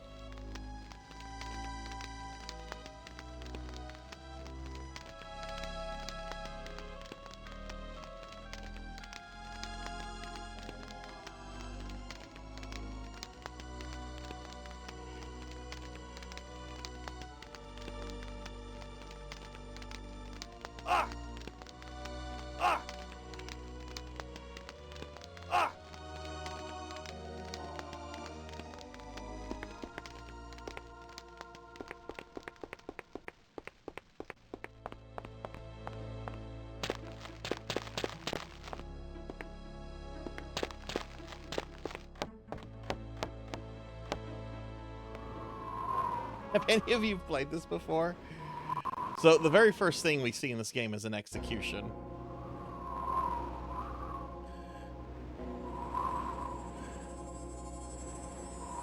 Which I'm gonna just skip through the dialogue. Hey Cyan, good to see you. Welcome in. We're about to wrap the stream up, but it's good to see you. How are you doing?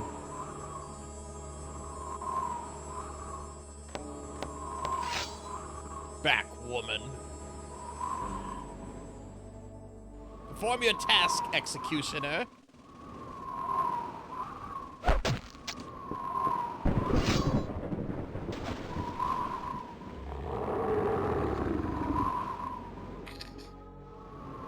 Yeah, this is the one that UO is based on the style of this game.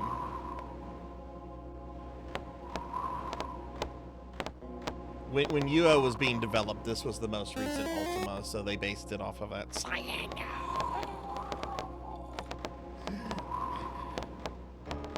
You played this. What did you think of it, Queen? This is not a well-liked game. I like this game, and I know it's probably because of my preference for Ultima Online.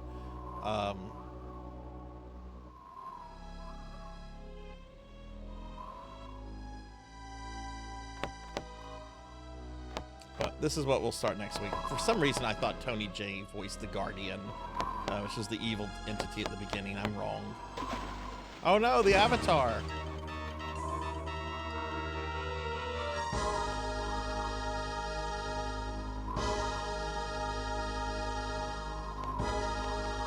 Cyan, no! Oh my god, we haven't seen that emote in forever. Cyan's eating me! She's eating slime me! Here lies the Avatar, rest in peace.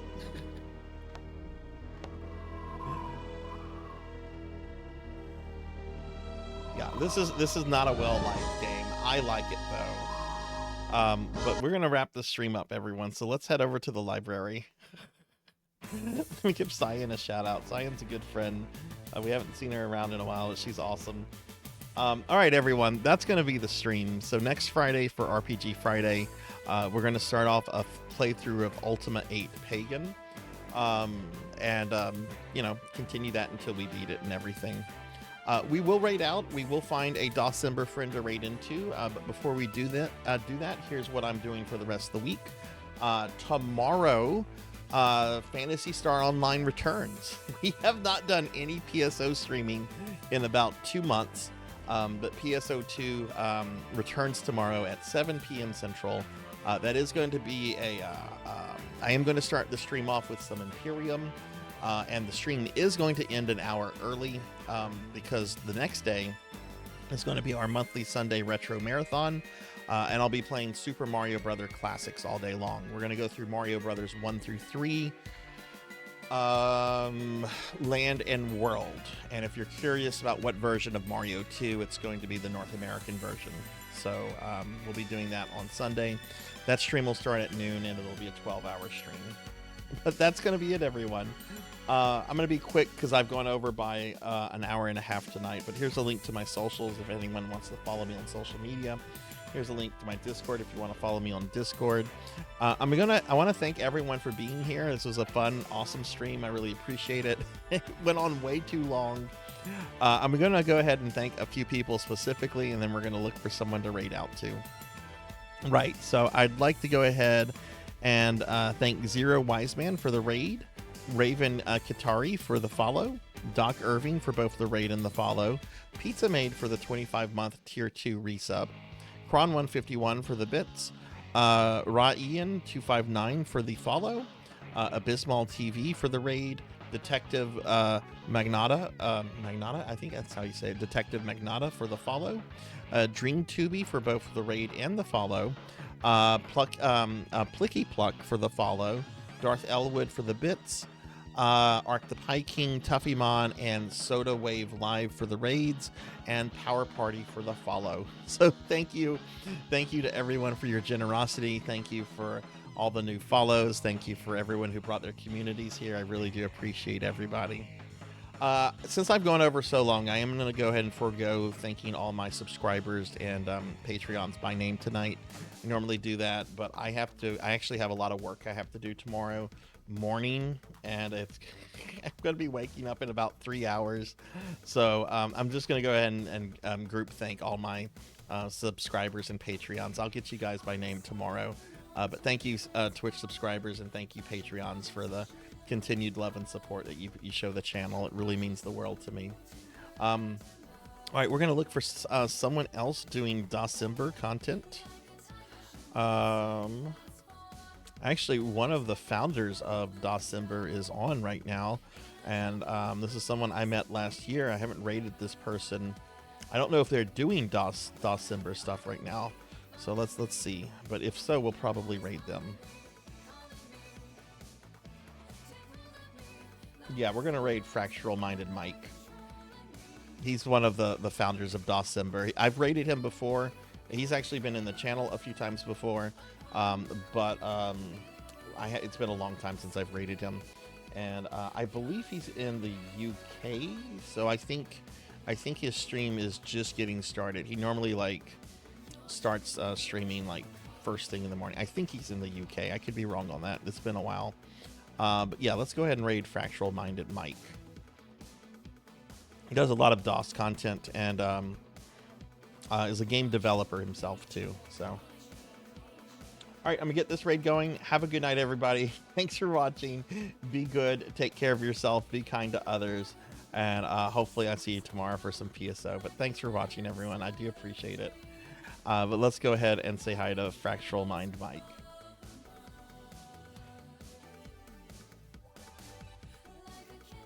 All right, as soon as I can get the raid going, we'll raid out.